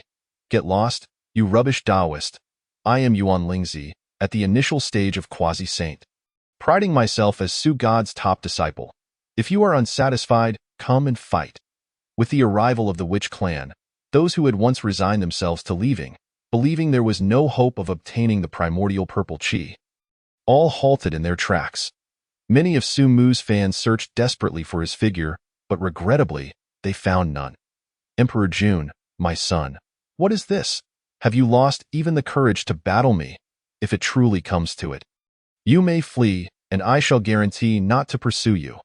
When he saw Emperor Jun's prolonged absence, Zhu Rong's face bore a mocking expression. Gong Gong chimed in continuously to in an instant. The demon court's people felt their heads buzzing with fury. The various demon kings stepped forward before Emperor Jun, pleading, "Your Majesty, the witch clan is bullying us too much. If we do not engage in battle, the demon court shall have no dignity left in the wilderness." "Indeed, Your Majesty, let us fight." Emperor Jun's expression turned icy as he scanned the crowd. "Well spoken, then let us engage in battle. Set up the great array of the heavenly stars." The 12 ancestors were exceedingly powerful. Although he had brought hundreds of Taoist experts, their levels were insufficient to make a difference. However, setting up the array would be a different matter. The great array of the heavenly stars could harness the strength of 365 Taoist experts, drawing upon the power of the stars to launch an attack. Yes, set up the array. Set up the array. Instantly, all the experts of the demon court ceased their interception of the wilderness powers and gathered around Emperor Jun. The demon kings centered around Emperor Jun and Tai Yi, while the 365 Taoist experts united with the demon kings to jointly establish the array, the great array of the heavenly stars. Rise! The array is formed at once. The demon court's array was completed, with 365 Taoist experts, 7 demon kings, and 2 demon emperors, their powers coalescing into one. Zhu Rong, you wretched child, die for me. Emperor Jun's eyes turned frigid as he activated the array to attack Zhu Rong. This strike, bolstered by numerous layers of power and drawing upon the strength of 365 stars, reached the level of sage-level combat power. Upon witnessing this, Zhu Rong's eyes narrowed sharply. "What the hell? Emperor Jun, I sought to duel with you, and you bring hundreds of people to gang up on me?" Zhu Rong, though reckless, was no fool. He certainly dared not withstand such a powerful blow head-on. Unfortunately, there was no escape. Boom! The array's attack struck Zhu Rong, causing his ancestral form to begin to shatter. Step back. Seeing this, Gong Gong pulled Zhu Rong behind himself, bracing against the ensuing energy from the attack. Otherwise, Zhu Rong might very well have perished from this strike. "Phew, thank you." Zhu Rong let out a long breath and expressed his gratitude to Gong Gong. "Oh, not thank me. We are in the midst of battle."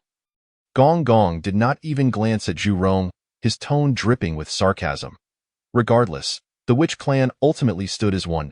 With a single strike, Zhu Rong was grievously injured, immediately boosting the morale of the demon court. A mere witch clan. Were it not for the fear of that Su Mu intervening, how could you possibly contend with my demon court? Emperor Jun scoffed coldly, and once more launched an attack at Zhu Rong. "Damn it, do you think my witch clan lacks trump cards? The 12 heavenly god-killing array." Zhu Rong, seeing that Emperor Jun would not relent, was instantly enraged. he shouted loudly, looking towards the other ancestors who had just arrived. Hearing Zhu Rong's call and observing the array set up by the demon court, the other ancestors showed no hesitation. With the demon court's array now capable of unleashing sage-level combat power, if they did not reveal their trump cards, it would truly be dire. Set up the array. The 12 heavenly god-killing array. Rise, Di Jiang commanded coldly. Die in an instant. The aura of the 12 ancestors began to intertwine, and in a flash, a figure coalesced. As the form solidified, Emperor Jun's eyes widened in shock. How can they summon the true form of Pangu? Initially, he thought that only Su Mu possessed the ability to manifest Pangu as true form.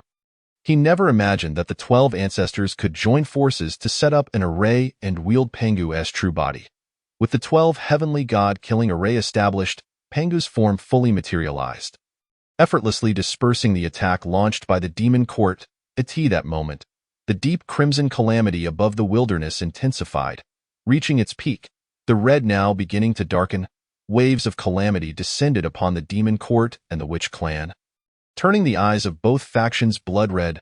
Perish, you wretched beings of the demon court. Chapter 52. The demonic court's disastrous defeat. The Tao ancestor strikes. Perish, you wretched beings of the demon court. The 12 ancestors, united in forming the 12 heavenly god-killing array, summoned the ethereal figure of Pangu, which gradually solidified. The axe comes. The ethereal figure of Pangu intoned softly.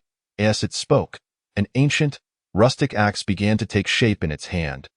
Inscribed with the 2 archaic characters for open heaven, the people of the demon court felt an unsettling apprehension at this sight. What immense power does the great Pangu possess, even if it is merely an ethereal image of Pangu? It must not be underestimated. Change the formation, Emperor Jun hastily commanded. The great array of the heavenly stars instantly contracted, countless star powers descending from the heavens to envelop them. The 12 ancestors exchanged knowing glances, a cold smile spreading across their faces. Dio, you think you can block this axe? What a joke! In unison, the 12 ancestors ignited their blood essence, solidifying the open heaven axe in Pangu's grasp. The first axe, open heaven. As the ethereal form of Pangu descended with a mighty axe, there was no sign of turbulence. It appeared as though an ordinary woodcutter was simply chopping wood. This return to simplicity encapsulates the essence of truth. However, what seemed mundane to others was far from ordinary in the eyes of the demon court. This strike directly locked onto their vital energy, leaving them no option but to endure it. With a thunderous roar, the axe struck the grand array of the heavenly stars. This blow was mightier than any previously unleashed by the demon court's formation, wielding the power of a sage. Boom, boom, boom. Numerous Deluo golden immortals within the array could not withstand such pressure and perished in an explosion. Even the 7 great demon kings were forced to spit blood, with Emperor Jun and Tai Yi feeling a sense of suffocation from the blow. Yet, this was not the end. A second strike. The ground itself trembled. Upon realizing that the first blow had not shattered the demon court's formation, the 12 ancestral witches hastened to burn their essence blood, once again summoning the ethereal form of Pangu for a second strike. Boom! Crack! With the second axe descending, the grand array of the heavenly stars was on the verge of collapse, nearly shattered into fragments.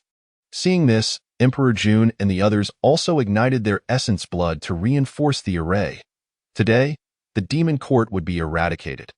As Emperor Jiang observed that the demon court was close to breaking point, he exchanged glances with the other ancestral witches and urged the 12 heavenly deities' great formation to its zenith. The third axe, Chaos, unlike the previous 2 strikes, which, though powerful, bore an unadorned and simple demeanor. This chaotic axe manifested a grand and overwhelming illusion. Pangu stood there as if supporting the heavens, surrounded by countless corpses of chaotic demons. As the axe descended, it seemed poised to carve out a new primordial world. For this strike, the 12 ancestral witches paid a tremendous price. The essence blood they burned would require a millennium of repose atop Mount Buzhou to replenish. Yet, all of this was deemed worthwhile by Emperor Jiang and his companions. As long as they could annihilate the demon court, they were utterly confident that this blow would be insurmountable for the demon court. It could even be said that not even any one of the three pure ones would dare to withstand this axe. Opting instead to evade its lethal edge, as the axe drew nearer, despair filled the eyes of everyone in the demon court. The sheer terror of this strike was evident, revealing a power far surpassing that of the previous two combined. The demon court was finished. I refuse to accept this. I refuse. Emperor Jun's expression turned frantic, initially believing that without Su Mu's presence, they could exploit the opportunity to annihilate the 12 ancestral witches using their formation. They were taken aback to discover that the witch clan, often perceived as naive, harbored such profound depths, concealing such a terrifying trump card. The powerful beings of the primordial world, previously kept at bay by the demon court's might, now retreated in panic. This strike was far too fearsome, capable of wreaking havoc even from a distance. Those who once relied on the demon court's powers to shield them now chose to distance themselves from certain death. Who could have foreseen that the witch clan possessed such cunning? With such a formidable trump card, they waited until today to unleash it. Seemed that after today, the primordial world would witness the end of the demon clan's reign, with only the great teachings of the sages capable of contesting with the witch clan. Once it was believed that the emergence of the great teachings of the sages signified the decline of both the witch and demon clans. However, today, they realized how mistaken they were. The demon court could indeed unleash a sage-level blow through the grand array of the heavenly stars. Even the witch clan, long thought to lack cunning, had their own hidden cards. Surpassing even the demon court, they held the demon court firmly in check.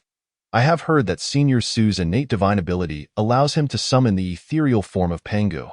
Could it be that this was a technique passed down to the witch clan by Senior Su? Many had witnessed Su Mu manifesting the true form of Pangu, subduing the demon court and the primordial beings.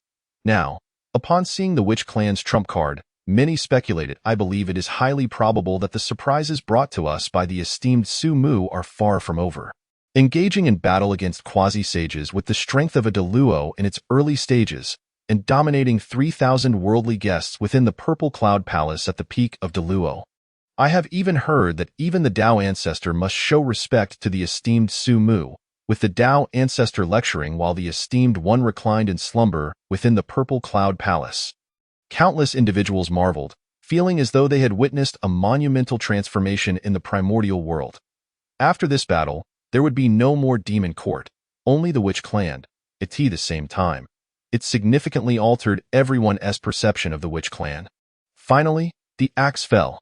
It struck the demon court's formation with a cracking sound. The grand array of the heavenly stars could no longer withstand the blow and shattered into pieces. The numerous experts of the demon court, including Emperor Jun and Tai Yi, found themselves on the brink of death beneath this axe.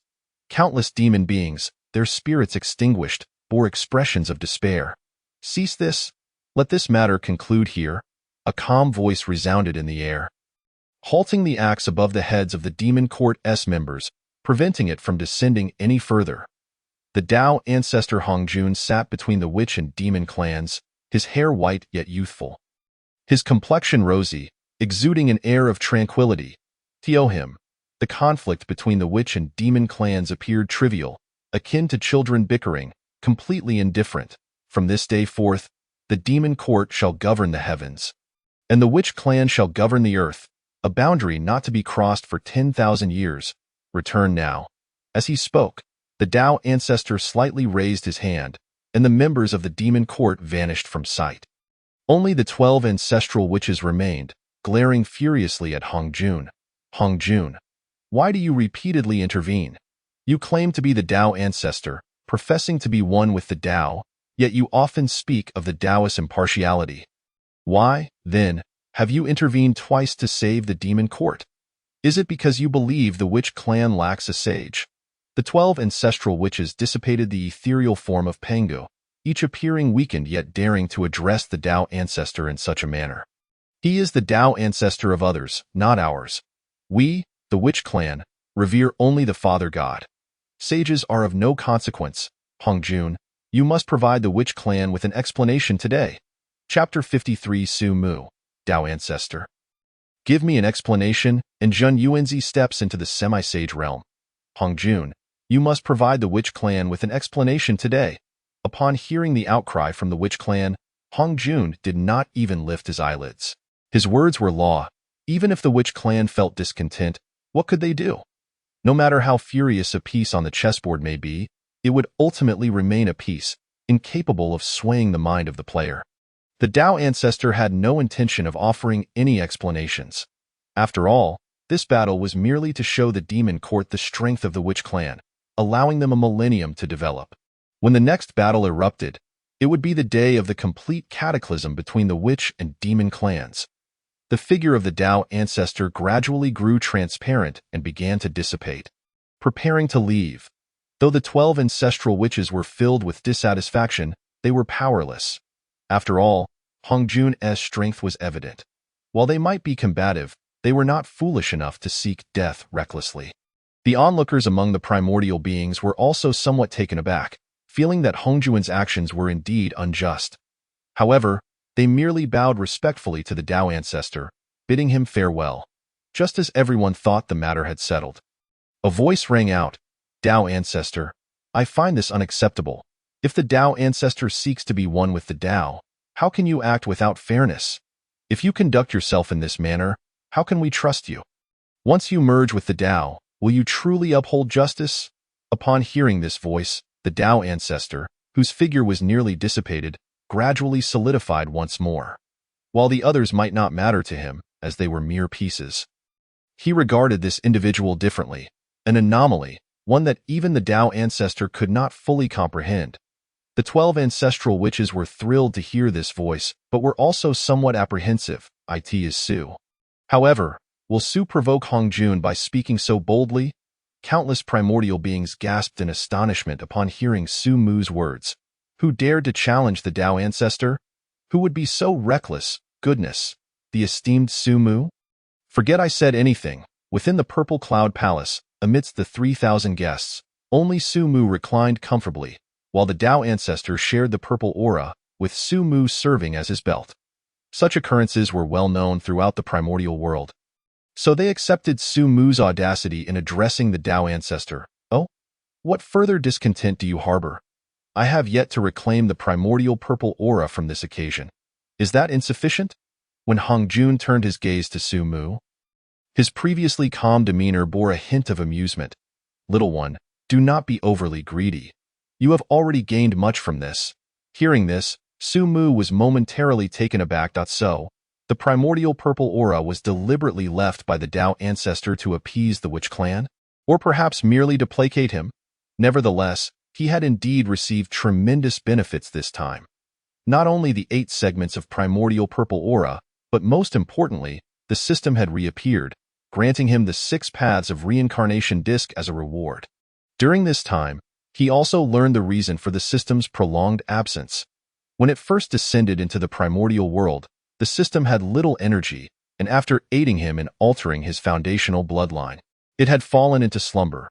Only now had it fully recovered, but due to his strength and power, the system would no longer easily fall into slumber. I see. Then may I ask the Tao ancestor, if after a millennium, the witch clan were to step into the demon court, would you intervene again? Upon hearing this, the Tao ancestor shook his head slightly. After a millennium, I shall no longer intervene in the affairs between the witch and demon clans. Are you satisfied? Upon hearing the Tao ancestor's assurance, Su Mu ceased his entanglement, performing a gesture of respect. I respectfully bid farewell to the Tao ancestor. Why, brothers and I require rest, so I shall take my leave first. With that, Su Mu turned his back, leading the 12 ancestral witches towards Buzhou Mountain, leaving the Tao ancestor momentarily stunned. Ha! This lad possesses a certain charm. While others departed with utmost reverence, he, although appearing respectful in words, simply turned and left without a backward glance. Very well, I shall observe how you handle the calamity of the witch and demon clans in 10,000 years. The 2 clans cannot continue to exist within the primordial chaos. It is an inevitable trend of the heavenly Tao that cannot be altered. Even if, at that time, the witch clan annihilates the demon court in a cataclysm, they will inevitably suffer from internal strife under the influence of fate, gradually withering away.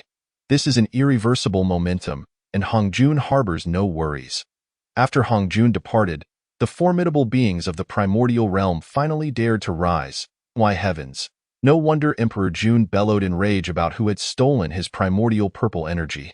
It turns out that the esteemed Sumu had taken it. However, that previous primordial purple energy was utilized as a belt. What of the current one? For what purpose shall it be used?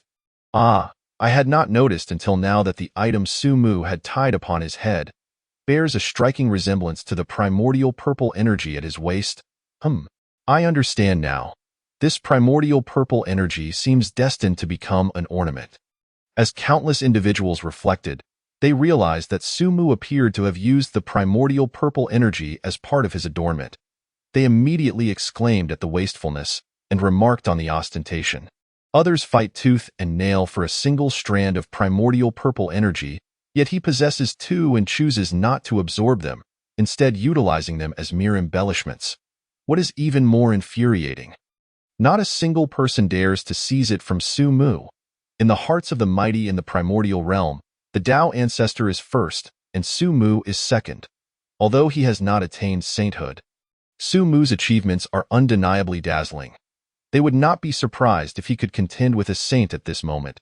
If Emperor Jun were to learn that the primordial purple energy he desperately sought had been taken by Sumu, one can only imagine his despair and fury. The beings of the demon court were sent back by the Tao ancestor. Concerned for the 12 ancestral witches, Sumu personally accompanied them back to Buzhou Mountain, intending to safeguard them within the divine temple for recuperation. Originally, the formidable beings of the primordial realm who sought to seize the primordial purple energy were preparing to depart at this juncture. A hurried figure emerged from Wuzhuang Temple. Red Cloud, you must not come to harm. I have just broken through to the late quasi-saint level, and once I return to Wuzhuang Temple, I shall surely protect you. During this period of seclusion, Zhen Yuanzi had advanced from the mid-quasi-saint level to the late quasi-saint level. Now, he brimmed with confidence. With his companion treasure, the Earth Membrane Earthbook, no one could easily breach Wuzhuang Temple. Yet Red Cloud felt an unsettling premonition as he noticed that those who had once surrounded Wuzhuang Temple were now departing in small groups. He casually seized a great Luo Golden Immortal. Inquiring, where is Red Cloud? Where is he? The great Luo Golden Immortal, suddenly captured by Zhen Yuanzi, trembled in fear. Red Cloud Sr. has self-destructed. Over there. He pointed towards the direction of Red Cloud's self-detonation. Zhen Yuanzi's vision darkened, his recently attained realm almost faltering. Red Cloud, self-destructed? Without a moment to ponder, Zhen Yuanzi vanished from his spot, only to reappear in a vast pit spanning tens of thousands of miles. Sensing Red Cloud's lingering essence, Zhen Yuanzi fell silent.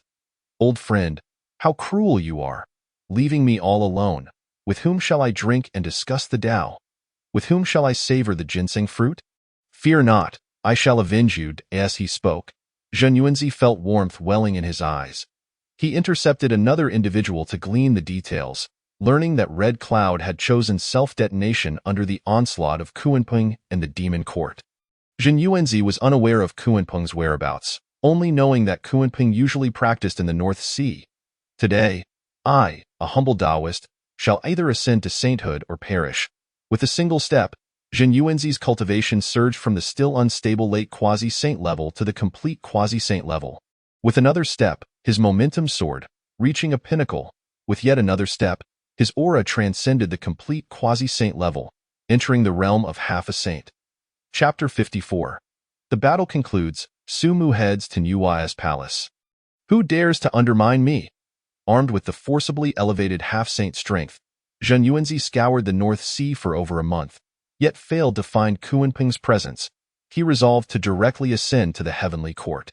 Emperor Jun and the others had just returned to the heavenly court and had yet to rest and recuperate when they received word that Zhen Yuanzi had arrived at the southern heavenly gate. Zhen Yuanzi? How dare that insignificant Zhen Yuanzi act so recklessly? Come, follow me to subdue him. This shall bolster the prestige of our demon court. With that, Emperor Jun and Tai burst forth from the Lingshao Hall. However, upon witnessing Zhen Yuanzi's half-saint cultivation, the two were left dumbfounded. Ultimately, they deployed the Grand Celestial Star Formation, forcing Jin Yuanzi to retreat. In this battle, the demon court suffered further losses of dozens of great Luo Golden Immortal experts.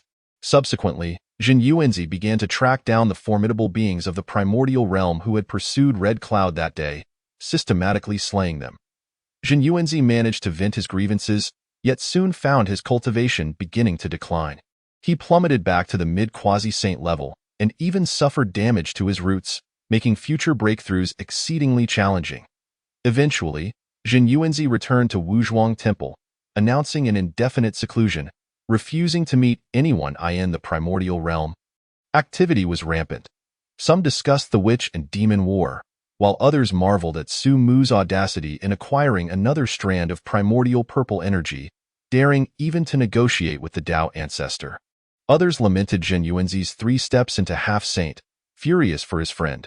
Xiandu, curious, sought out Laozi, asking, "Master, is it true that Su Mu of the Witch Clan is as formidable as the legends in the primordial realm suggest?" Upon hearing Su Mu's name, Laozi's eyelids twitched slightly. It is best not to provoke him. After a moment of silence, Laozi ultimately refrained from explaining, merely cautioning him against inciting Su Mu, for he could calculate many matters. Yet Su Mu remained an enigma. Consequently, he had never engaged in combat with Su Mu. Even now, as a saint, he harbored a tinge of trepidation towards Su Mu, within the Yushu Palace of the Teachings of Clarity. Upon receiving news from his disciples, Yuan Shi felt an overwhelming indignation.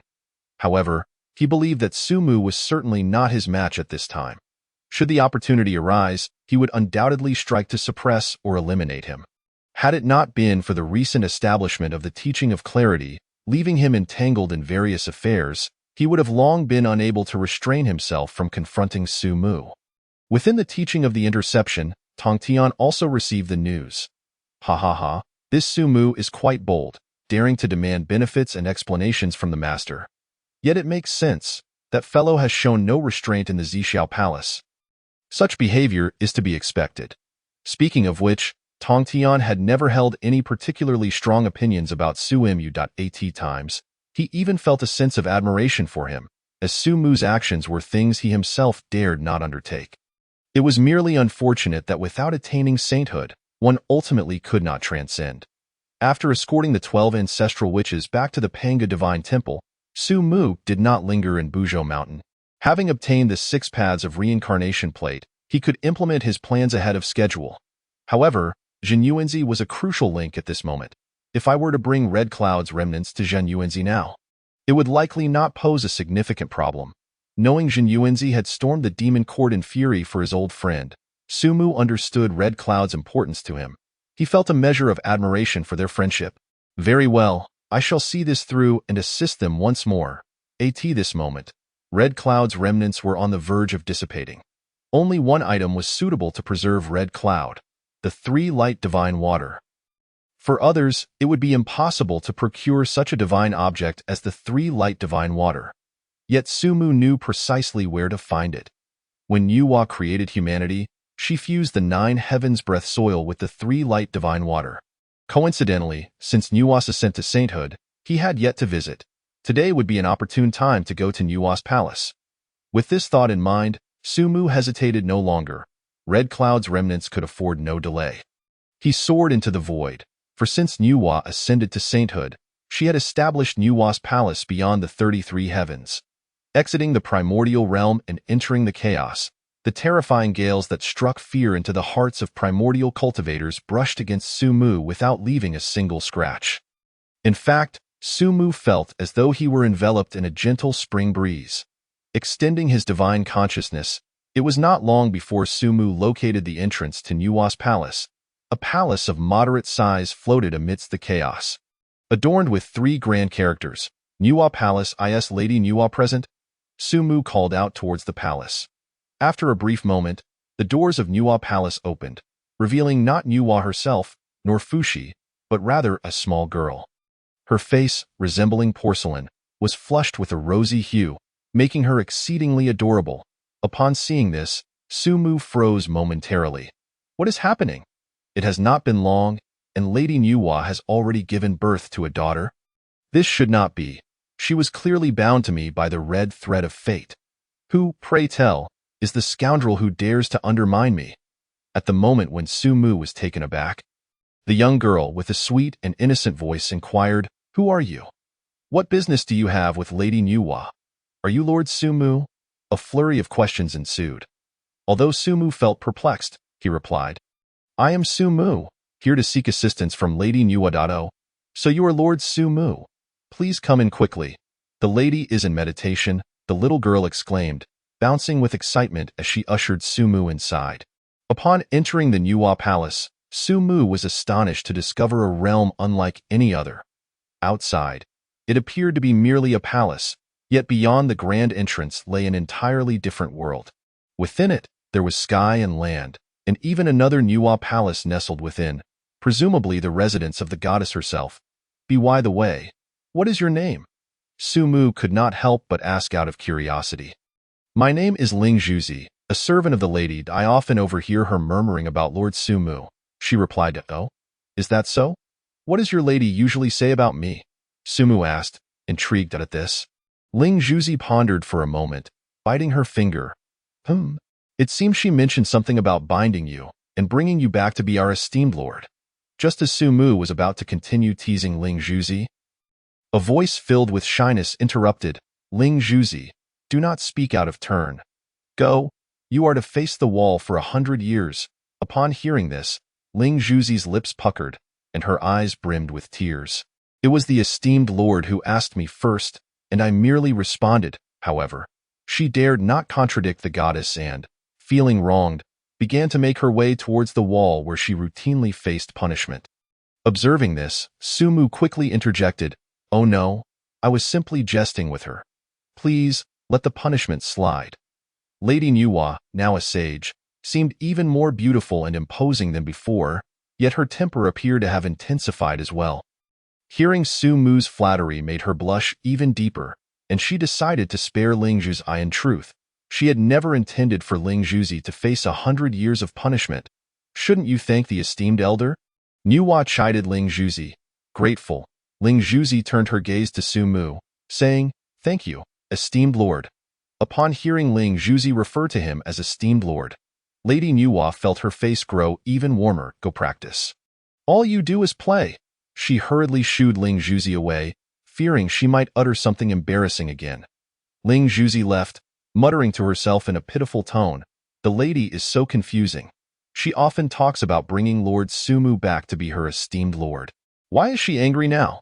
The adult world is truly complex. Once Ling Juzi returned to her room, Lady Nuwa quickly explained to Sumu, "Ling Juzi is a spirit pearl I casually inspired out of boredom in the Nuwa palace. Her intellect is akin to that of a 3-year-old.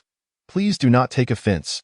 Sumu waved his hands dismissively, "Not at all, not at all. Children speak freely. However, should you ever wish to bind me as your lord?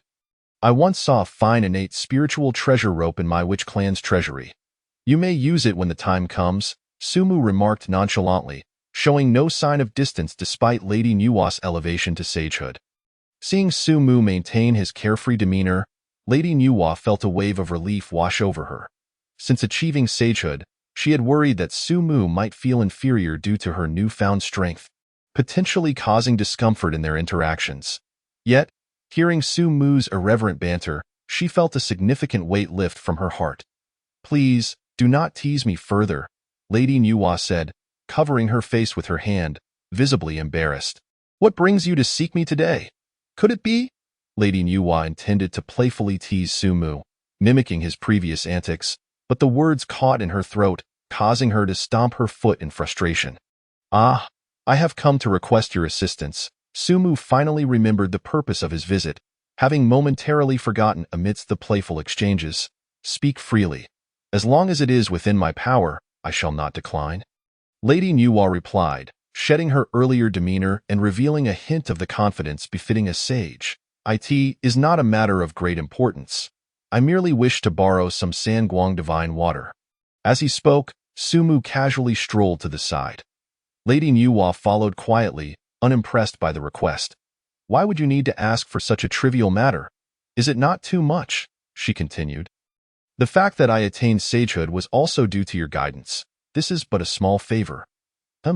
But why do you need Sangwang divine water? Are you injured? Lady Nuwa's tone turned serious. Concern etched across her features. The Sangwang divine water is known for its healing properties. Could it be that Su Mu had sustained an injury? Yet, upon closer inspection, Lady Nuwa relaxed, for she could see that Su Mu was in perfect health. I am not injured, however. During our previous battle, the 12 ancestral witches of my clan exhausted a great deal of energy. I am simply requesting some Sangwang divine water to aid in their recovery. Ah, I see. Please follow me, Lady Nuwa said, leading Su Mu to a small pond. With a graceful gesture, she indicated, "This is the Sangwang divine water. Take as much as you need." Upon hearing her words, Su Mu gazed at the pond, which could easily be mistaken for a small lake. Even he, with his composure, was taken aback. "This is all Sangwang divine water," he exclaimed. "Do you use it for growing lotus flowers? Raising goldfish?" Seeing his expression, Lady Nuwa felt a sense of pride swell within her, lifting her chin slightly as if she were a proud swan. "What of it? As a sage, I no longer require such trivialities. Feel free to help yourself." Initially, Su Mu had thought Lady Nuwa lacked a need for Sangwang divine water, yet he had not anticipated such lavishness. It is essential to note that this water is a divine treasure in the primordial realm, formed from the fusion of 3 divine waters: sunlight, moonlight, and starlight. Each of these substances is known to dissolve either the primordial spirit or the physical body. Yet, when combined, they transform into the premier healing elixir of the primordial world, the Sangwang divine water. Noticing that Su Mu stood before the pond, seemingly transfixed, Lady Nuwa grew curious. Given her understanding of Su Mu, who had dared to act recklessly even in the Zhixiao Palace, why would he be daunted by a mere pool of Sangwang divine water? Just as she was about to inquire, Su Mu spoke first. With a sheepish grin, he scratched his head and said, "Lady, could you lend me a container? I have no way to collect the Sangwang divine water." Upon hearing this, Lady Nuwa slapped her forehead in realization. Of course. It was not shock that rendered him speechless. He had simply come unprepared, expecting to take the divine water without a vessel. Yet, instead of feeling annoyed, Lady Nuwa found herself secretly delighted, interpreting it as a sign that Su Mu did not view her as a stranger. "Here you go," she said, producing a porcelain vial that, despite its modest appearance, contained enough space to hold hundreds of square feet of liquid. "Thank you." Su Mu accepted the vial gratefully and promptly filled it to the brim with Sangwang divine water. During this process, he also retrieved the Jujio San Hun Hulu and sprinkled a few drops of the divine water over the remnants of Hong Yun's soul. As the Sangwang divine water was absorbed, the fading remnants of Hong Yun's soul solidified considerably, alleviating the risk of complete dissolution. With prolonged nourishment from the Sangwang divine water, there remained a possibility for him to regain consciousness. Seeing this unfold, Lady Nuwa inquired curiously, "Is this the remnant soul of Hong Yun? And is this treasure also his gourd?" When the gourds were divided on Mount Buzhou, Lady Nuwa had received one as well. So she recognized Hong Yun's gourd. She had not anticipated that Hong Yun, whom everyone believed to be utterly lost, had actually been saved by Su Mu's intervention. The two then returned to a pavilion, sipping tea and engaging in light conversation. Now that he had acquired the Sangwang divine water, Su Mu indicated it was time to depart, stating, "I have other matters to attend to and cannot linger any longer." Lady Nuwa instinctively urged him to stay, saying, "Why not sit a while longer? Typically, in this Nuwa palace, it is just Ling Zhuzi and me. My brother is often away on travels, making it rather lonely." Another time, Su Mu replied, "I truly have matters to attend to. We shall converse again later. Farewell for now." Upon witnessing the scene, Su Mu blinked his eyes. Although he found being with Nuwa quite pleasant, there were more pressing matters at hand. Unable to retain him, Nuwa had no choice but to escort Su Mu out of the Nuwa palace. After Su Mu departed, just as Nuwa was about to return, her body suddenly stiffened. "Incorrigible scoundrel, hmph! Once again, you dare to bully me." Chapter 56. Youngster, carry a message for me. I refuse to acknowledge the way. After Su Mu's departure, Nuwa returned to the palace, only to discover that Ling Zhuzi had stealthily slipped away. Ling Zhuzi sensed Nuwa's gaze and froze in place, wearing a bitter expression. She had thought the goddess would accompany the great lord, yet here she was, returning so soon. Why, my lady, do you not stay with the great lord a little longer? Hearing Ling Zhuzi's words, Nuwa, who had intended to reprimand her, could not help but sigh. She wished to spend more time with Su Mu, but their relationship was still undefined. You do not understand. He has his own affairs to attend to. After speaking, Nuwa returned to the pavilion, picking up the teacup used by Su Mu, feeling its residual warmth. Why, lady, have you begun to miss the great lord already, having just departed? Ling Zhuzi peered in inquisitively. Nuwa's train of thought was interrupted, and her face flushed suddenly. What was she doing? Fortunately, Ling Zhuzi was still too young to comprehend. Why, lady, did you not mention that your treasure could govern fates of love? Why not bind the great lord Su Mu to yourself? Upon hearing Ling Zhuzi's suggestion, Nuwa, who had planned to scold her, was momentarily taken aback. Indeed, if I were to bind Su Lang to me with the red embroidered ball, would it not ensure our union? In that instant, Nuwa's eyes sparkled with newfound determination. Little did she know, she had already been entwined by the red thread of fate with Su Mu, far surpassing the efficacy of the red embroidered ball. Very well, you may accompany your brother on his next outing, Nuwa declared before retreating to her chamber. Ling Zhuzi immediately erupted in joyous celebration. Usually confined to the Nuwa palace, she could only occasionally join Lord Fuxi on outings.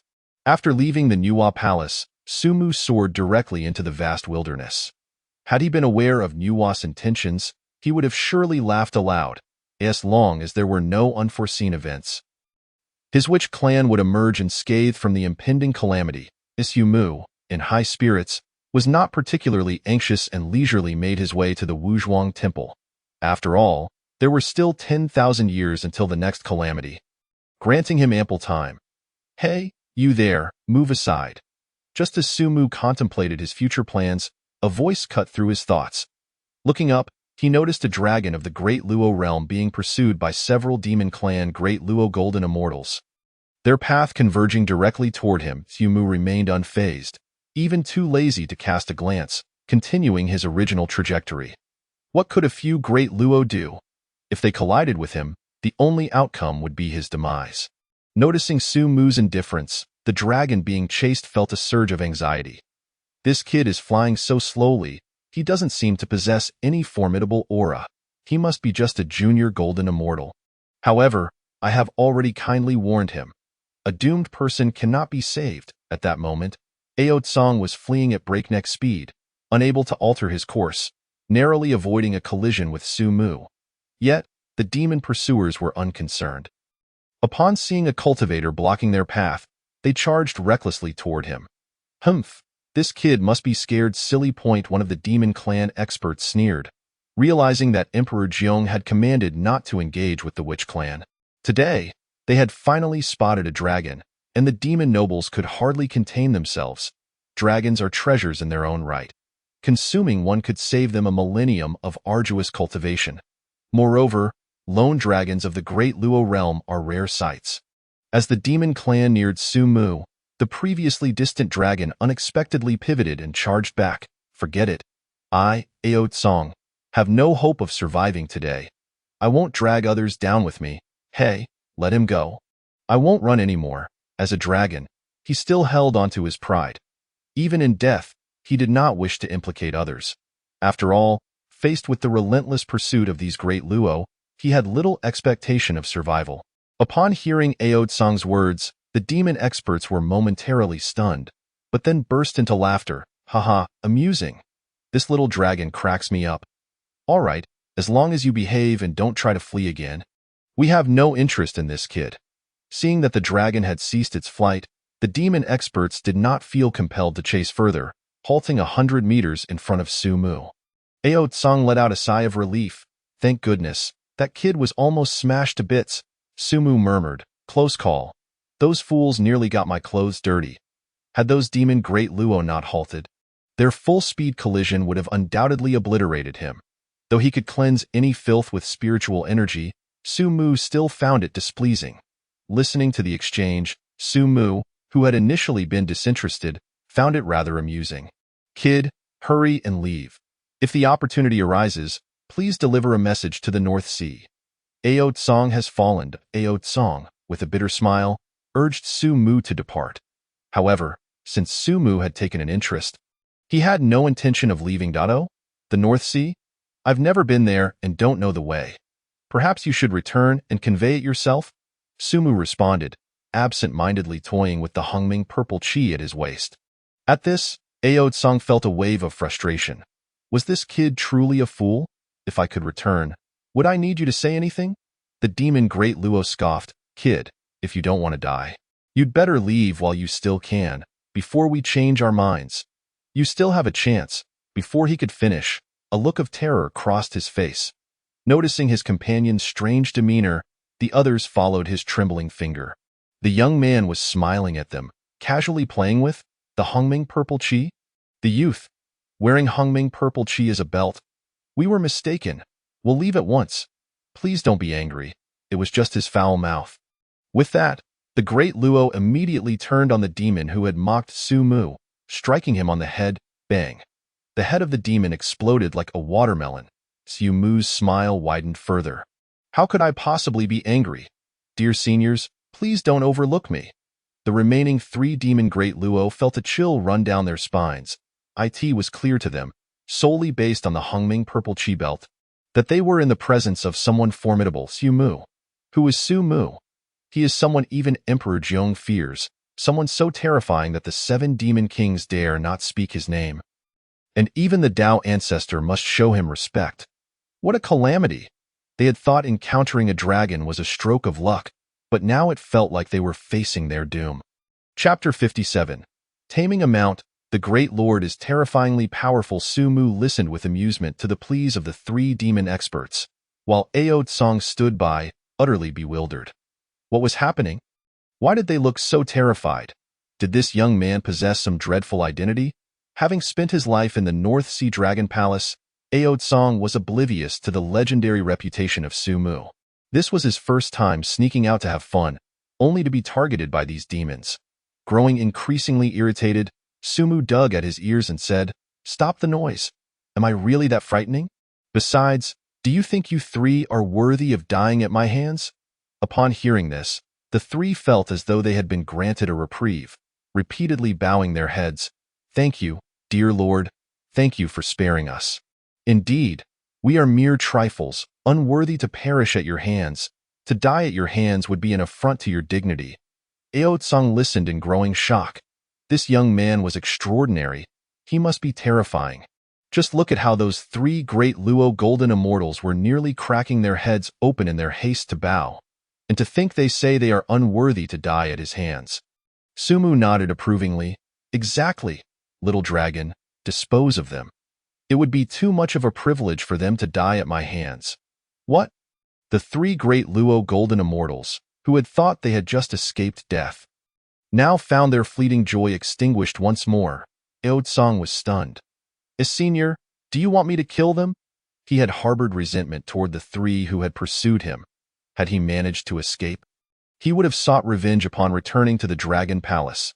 Little did he expect to have the chance to slay them himself. Yes, make it swift, and let them leave in peace. Understood, Senior. With Su Mu's backing, Ao Tsong immediately opened his dragon mouth and lunged at the 3 individuals. Though they initially intended to resist to the bitter end, a mere glance from Su Mu rendered them powerless. With a single anguished cry, the 3 were swallowed whole by Ao Tsong. Observing this, Su Mu turned and leisurely continued on his way. He had never intended to intervene in such trivial matters.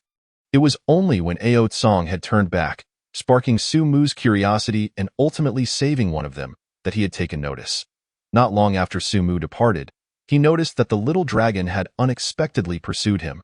As soon as he halted, Ao Tsong lowered his head. Thank you, esteemed elder, for saving my life. With no means to repay the favor, Ao Tsong offered, seeing that you have no mount, if you would not mind. I wish to follow you and serve you faithfully, working tirelessly without complaint. Initially, upon hearing that the little dragon had come to express gratitude, Su Mu waved his hand, intending to leave, for such matters seemed insignificant to him. Oh? A mount? Su was suddenly taken aback by Ao Tsong's subsequent words. It dawned on him that he indeed ought to seek a steed, which would make his journeys considerably more comfortable. Moreover, the grand physique of Ao Tsong, measuring thousands of meters, exuded an impressive aura. After all, dragons were part of his future plans, and encountering this little dragon today felt like destiny. After pondering for a moment, Su gradually nodded. Very well. Upon hearing this, Ao Tsong immediately condensed a drop of his heart's blood and respectfully presented it to Su. By mastering this drop of blood, Su would hold sway over Ao Tsong's lifeblood. Su casually accepted it into his system space. To be honest, he was indifferent to such gestures. However, since Ao Tsong had already pledged his loyalty, he was not one to be stingy. He took out a few drops of the 3 light divine water he had just collected from the palace of Hua Huang and sprinkled them on Ao Tsong. Previously, Ao Tsong had sustained many injuries while being hunted, but as the drops of divine water fell, all discomfort vanished in an instant, even the latent ailments from his prior training dissipating as well. This is 3 light divine water? Ao Tsong's dragon eyes widened in astonishment. As a dragon, he had heard tales of this supreme healing elixir. Yet, considering his minor injuries, how could he dare waste such a miraculous remedy? In that moment, Ao Tsong felt a surge of gratitude. If he had initially sought to repay a debt of gratitude and cling to a powerful ally, he was now thoroughly captivated by Su. I, Ao Tsong, vow by the heavens that I shall never betray my master. Seeing this, Su nodded with satisfaction. This little dragon was indeed perceptive. Master, where are you headed? Ao Tsong inquired as he instinctively positioned himself beneath Su. Allowing him to stand atop his dragon head, Tio Wu Zhuangguan. We must head in that direction. After mentioning Wu Zhuangguan, Su noted Ao Tsong's slight embarrassment, likely due to his unfamiliarity with its location. So he pointed him in the right direction. All right, master, please take your seat. With that, Ao Tsong summoned all his strength and soared in the indicated direction. Su, relishing the leisurely pace, settled into a cross-legged position, propping his head with one hand and enjoying the rush of the wind at high speed. He silently commended himself for choosing to acquire a steed, not to mention the ease of travel. Having a dragon as a mount was certainly not a matter of disgrace. This also spoke to Ao Tsong's lack of rigid pride typical of dragons, as he was willing to become another's steed out of gratitude. After soaring at breakneck speed for a while, Ao Tsong gradually began to tire, and the velocity stabilized. During this time, he learned of Su's name. The journey was long, and given Su's prominence in the primordial world, Ao Tsong had overheard many discussions regarding his esteemed master. I wonder what the great Su is doing now. He once single-handedly subdued the demon court, which left me in awe, merely suppressing a demon court. Even Daozu must give Su some regard. The demon court is hardly worth mentioning. How enviable to have the primordial purple chi as a belt. How wonderful it would be if I could possess primordial purple chi. Ao Tsong absorbed the various discussions about Su, and the more he listened, the more astonished he became, feeling he had made the right choice in aligning himself with such a powerful figure. Although he had resided in the Dragon Palace for a long time, he was well aware that the demon court was among the top forces in the primordial realm, and to subdue it alone spoke volumes of his master's strength. What astonished him even more was that even the Daozu had to show some deference to his master. At the same time, Ao Tsong also noticed the belt at Su's waist, shimmering in purple gold and radiating a starlight that seemed to encompass myriad laws of the universe. Is this primordial purple chi? Truly extraordinary. I, Ao Tsong, am ready to take flight. In that moment, Ao Tsong felt that his future was filled with brilliance. As time passed, the duo of man and dragon arrived before Wu Zhuangguan, only to find its grand doors firmly shut. The young man seated upon the dragon's head spoke slowly. Taoist friend? Jin Yuanzi, may I trouble you to open the door for a meeting? Chapter 58. Is Hongya not dead? Taoist friend Jin Yuanzi, may I trouble you to open the door for a meeting? Su waited for quite some time, yet the doors of Wu Zhuangguan remained unyielding. He spoke again. I am Su, and I have urgent matters to discuss with Taoist friend Jin Yuanzi.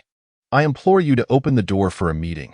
After a brief moment, the doors of Wu Zhuangguan creaked open, However, it was not Jin Yuanzi who appeared, but rather a young acolyte. The acolyte peered outside, astonished to see someone riding a colossal dragon. Esteemed elder, my master has instructed that Wu Zhuangguan is closed and will not see anyone.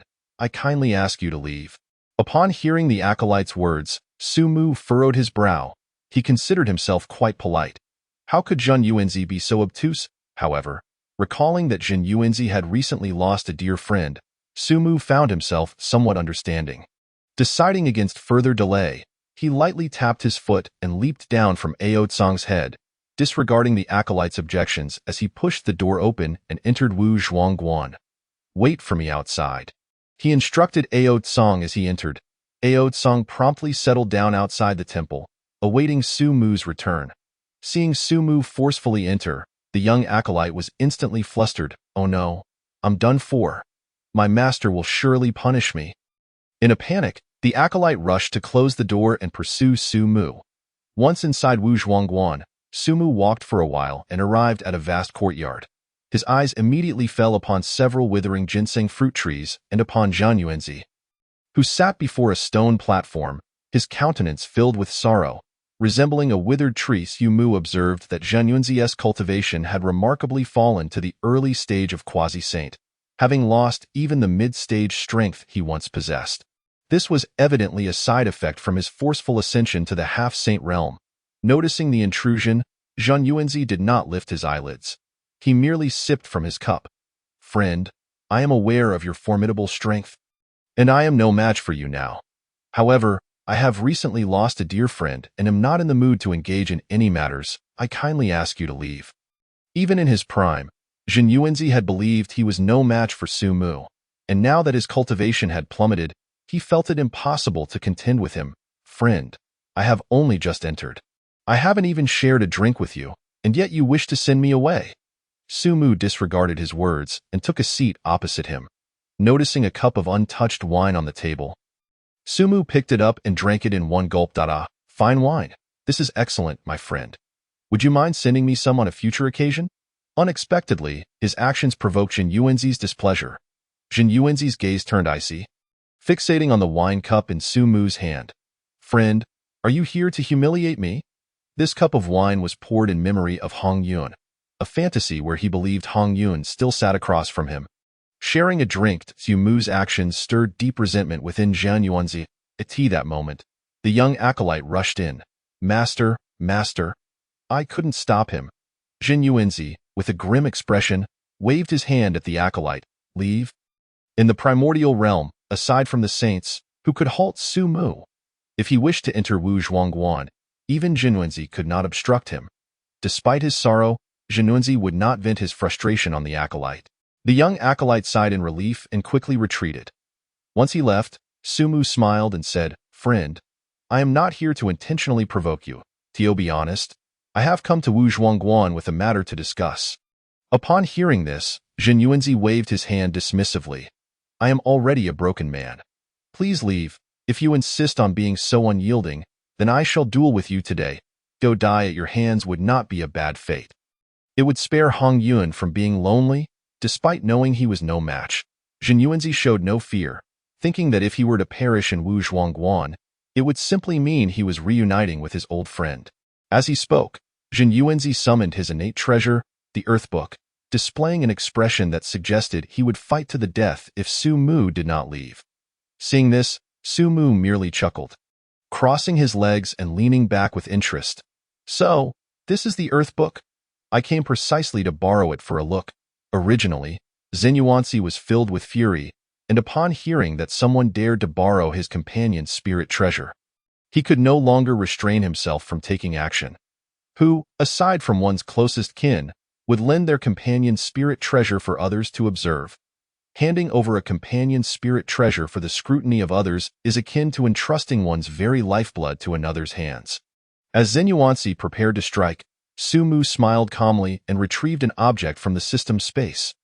Wait a moment, my friend. Do take a look at this. With that, he tossed a gourd towards Jin Yuanzi. Jin Yuanzi's pupils constricted as he hastily withdrew the gathered spiritual energy and accepted the gourd thrown by Su Mu. The 9-9 dispersing soul gourd. While I am indeed grateful for your kindness in delivering Hongyun's relic, I must respectfully decline your request to observe the Earth Book. Upon receiving the 99 dispersing soul gourd, the resentment in Zenuanzi's heart dissipated entirely. What troubled him most was that the old rascal Hongyun had perished, and he had failed to preserve any of his significant relics. Now that Sumu had presented him with this 99 dispersing soul gourd, he felt a flicker of gratitude towards Sumu. However, to suggest that this would suffice for him to observe the Earth Book was simply out of the question. My friend, do not be hasty in your conclusions. Please first examine what lies within the gourd, Sumu said with a confident smile. Intrigued by this statement, Zenuanzi extended his spiritual sense to peer inside the 99 dispersing soul gourd. This is a fragment of Hongyun's soul. Hongyun, is he not dead? Zenuanzi murmured, his lips trembling as he beheld the remnants of Hongyun's soul within the gourd, his eyes glistening with unshed tears. Seeing this, Sumu chuckled, my friend, while Hongyun is not dead, he is left with but a sliver of unconscious remnants of his soul. Although I acted swiftly to rescue him, the damage inflicted by the self-detonation was irreparable.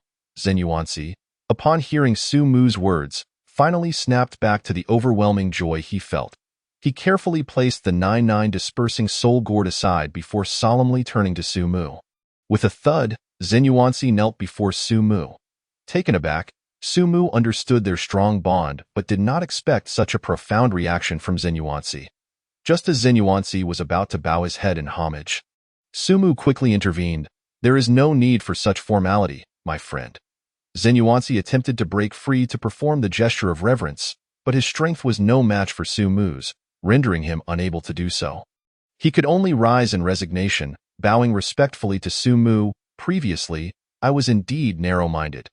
Please do not hold it against me. Saving Hongyun is akin to saving my own life. You are deserving of this bow. After bowing, Zenuanzi presented the Earth Book he had summoned, offering it to Sumu. Such great kindness cannot go unacknowledged. Please take this Earth Book. Chapter 59. The Secrets of the Earth Book. A special choice from the system. Such great kindness cannot go unacknowledged. Please take this Earth Book. Upon hearing that Zenuanzi intended to bestow the Earth Book upon him, Sumu felt a surge of emotion. Indeed, he was a man of integrity. From Zenuanzi's solemn expression and tone, Sumu sensed that he genuinely wished to gift him the Earth Book. However, Sumu smiled and shook his head, accepting the Earth Book into his hands.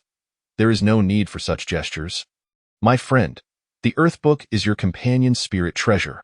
I am not a thief. Simply allow me to borrow it for a century to study. Upon hearing this, Zenuanzi was deeply moved. The power of the Earth Book was well known throughout the primordial realm, renowned as a top-tier defensive treasure. Yet, Sumu had selflessly declined to accept the Earth Book, choosing instead to merely borrow it for observation. In response, Zenuanzi bowed deeply once more. Your righteousness is commendable. Sumu waved his hand dismissively, saying, rest assured, my friend. I shall not take it elsewhere. I will study it right here in the Wuzhuang Temple. Hearing this, Zenuanzi promptly retrieved some spiritual wine and a few ginseng fruits. My friend, I was remiss before, failing to offer proper hospitality. Please enjoy these refreshments. Should you find them insufficient, do not hesitate to let me know. As he spoke, he poured a cup of spiritual wine for Sumu. Since learning that Hongyun had not completely perished and retained a fragment of his soul, Zenuanzi's once dimmed spirit reignited with hope. Although a mere remnant of a soul is difficult to revive, hope had finally emerged. While Zenuanzi's sudden warmth made Sumu somewhat uncomfortable, he allowed it, wishing to avoid any further displays of reverence, which he was not fond of. Without overthinking, Sumu directly delved into the Earth Book, beginning to comprehend its profound mysteries. Time passed steadily, and before he realized it, a century had slipped by. During this century, Sumu would immerse himself in the Earth Book for a period, then withdraw his consciousness to rest. All the while savoring numerous ginseng fruits, he even shared a fraction of the 3 light divine water he had collected from the Nuwa palace with Zenuanzi. Although it was merely a minuscule portion from the ceramic bottle, Zenuanzi's gratitude towards Sumu grew even deeper. During this time, Zenuanzi, aided by the 3 light divine water, managed to recover from the hidden affliction caused by his earlier forced breakthrough. With a bit more recuperation, he would likely reach mid-stage quasi-saint, and perhaps even return to late-stage quasi-saint status. Yet, most of Zenuansi's time was devoted to meticulously caring for the fragment of Hongyun's soul, with the nourishing effects of the three light divine water and Zenuansi's diligent attention. Hongyun's remnant soul had solidified considerably over the century. If all went well, in a few hundred years, Hongyun might regain some semblance of consciousness. One day, Sumu awoke from his contemplation, his eyes sparkling with excitement. Indeed, the Earth Book, one of the three tomes of heaven, earth, and humanity, cannot merely be a defensive artifact. The heavenly book, the divine ranking of the gods, could bestow celestial ranks and govern the heavenly beings. The human book, the register of life and death, could unveil the fates and karmic ties, even allowing for modifications. How could the Earth Book, the very membrane of the earth, be limited to mere defense? To his astonishment, the Earth Book also possessed the ability to bestow divinity upon mountains, rivers, and lakes. Should one fully comprehend its essence, they could harness the might of the earth and even rival the saints. After years of study, Sumu finally grasped the Earth Book's true capabilities. My friend, the power of the Earth Book is not confined to mere defense. I hope you do not squander its potential. As he spoke, Sumu returned the Earth Book to genuine My benefactor. Have you discovered the secrets of this Earth Book? Zenuansi inquired curiously. After all, this Earth Book was his companion's spirit treasure. Yet, after all this time, aside from its formidable defense, he had yet to uncover any additional uses for it. The time is not yet right to speak of it. I have overstayed my welcome these past days, and it is time for me to depart. Sumu did not directly answer Zenuansi's question. Having already hinted that the Earth Book held more than just defensive power, he trusted that with dedication, Zenuansi would uncover its secrets. When the moment was appropriate, he would offer further guidance if necessary. Upon hearing that Sumu was leaving, Zenuansi did not attempt to persuade him to stay. His thoughts were consumed with the fragment of Hongyun's soul. He worried that he might not be able to host Sumu adequately. Since my benefactor wishes to depart, I shall not hold you back. Should you ever require my assistance in the future, I shall not hesitate to oblige, Zenuansi solemnly pledged, earning Sumu's deeper admiration. Such a loyal and righteous individual was someone worth cultivating a relationship with in the future. Farewell. There is no need to see me off, Sumu remarked as he exited the Wuzhuang temple. Zenuansi bowed deeply once more in farewell. I bid you a respectful farewell, my benefactor. Please awaken swiftly, old friend. The kindness Sumu bestowed upon you cannot be repaid solely by me. As he whispered, Zenuansi retrieved the 9 dispersing soul gourd from his robes, gazing into the gourd at the gradually solidifying soul of Hongyun, his heart brimming with anticipation. Even the previously listless ginseng fruit trees within the Wuzhuang temple regained their vitality over the past century. Master! Upon seeing Sumu emerge, Ao Tsang hurriedly approached. Sumu naturally seated himself atop Ao Tsang's dragon head, crossing his legs. Where shall we go, master? Ao Tsang inquired, soaring into the sky to the Buzhou mountain. Sumu casually replied, Huh? Wait, we won't be going to Buzhou mountain. Let us change our destination to the human tribe. Ao Tsang did not dwell on it, following Sumu's lead without question. Very well. Master, please hold on tight. Initially, Sumu intended for this journey to conclude perfectly. Having garnered Zenuansi's favor and confirmed the function of the Earth Book, it was time to return to Buzhou mountain and deliver the 3 light divine water to the 12 ancestors of sorcery. However, a sudden voice altered his course. Ding, God-level choice. Assist the human tribe, confirm. This time, there were no options presented. Nevertheless, Sumu did not hesitate and promptly chose yes. Regardless of the circumstances, he had once been part of the human race, and his ties to them were unbreakable. Having chosen to assist the human tribe, rewards will be dispensed based on the changes made by the host. At that moment, Ao Tsang was flying toward the primordial continent, where the human tribe had established numerous settlements. However, the largest of these was still located at the foot of Buzhou mountain, the very site where Nuwa had created humanity, regarded as the ancestral land by the human tribe, and thus the population was densest there. Assisting the human tribe, currently, They remain within Nuwa's millennium of protection, so the demon tribe has yet to make a move against them. It appears that one ought to assist the human race in accelerating their developmental progress, so as to better confront the impending onslaught of the demon tribe in the future. Having contemplated these matters, Sumu has already devised a plan in his mind. Chapter 60. The current state of the human race.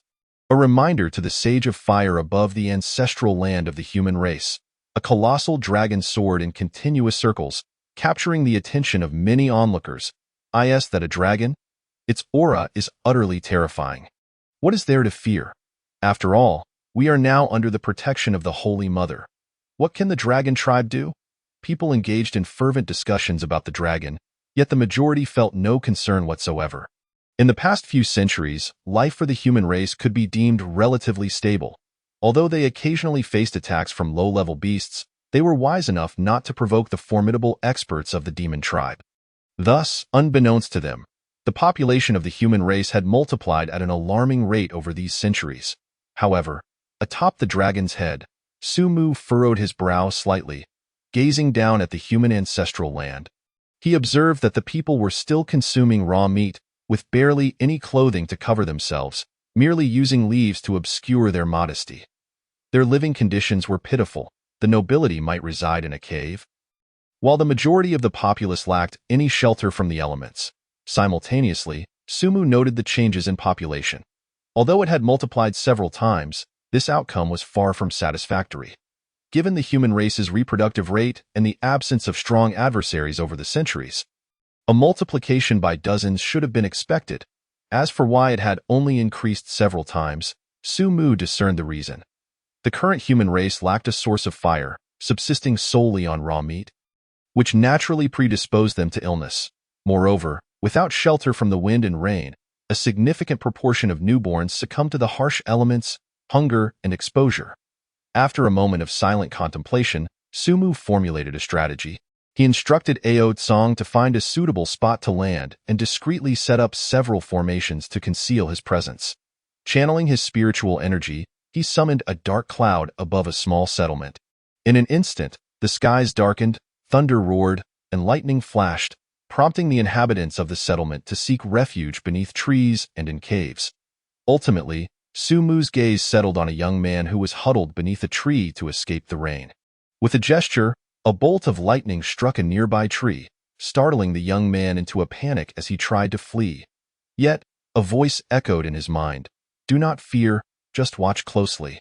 At that moment, the young man felt as if he were bound in place, unable to move even a fraction. Despite his anxiety, he could only observe the burning tree. Suddenly, a wild hare was seemingly dragged by an unseen force and hurled into the flames. After a brief interval, a torrential downpour extinguished the fire, and the voice returned. "Go taste that hare." With this command, the young man found he could move again, and the rain ceased. Cautiously, he approached the charred hare, which had been nearly incinerated. Thanks to Sumu's interference, it was now perfectly roasted, glistening with a golden sheen. A delightful aroma wafted into the young man's nostrils, instantly refreshing him and causing saliva to pool in his mouth. He grasped the roasted hare and took a bite, savoring its crisp exterior and tender interior. His eyes widened in astonishment. This is simply exquisite. Typically, they subsisted on raw meat, rife with a fishy taste. In no time, he devoured the entire roasted hare, his understanding deepening. So this is how delicious food can be when cooked over a fire. However, the flame is far too rare. Soon, his expression dimmed considerably. As if responding to his thoughts, two logs floated before him, one log persistently drilling into the other. Before long, white smoke began to rise, and shortly after, flames ignited.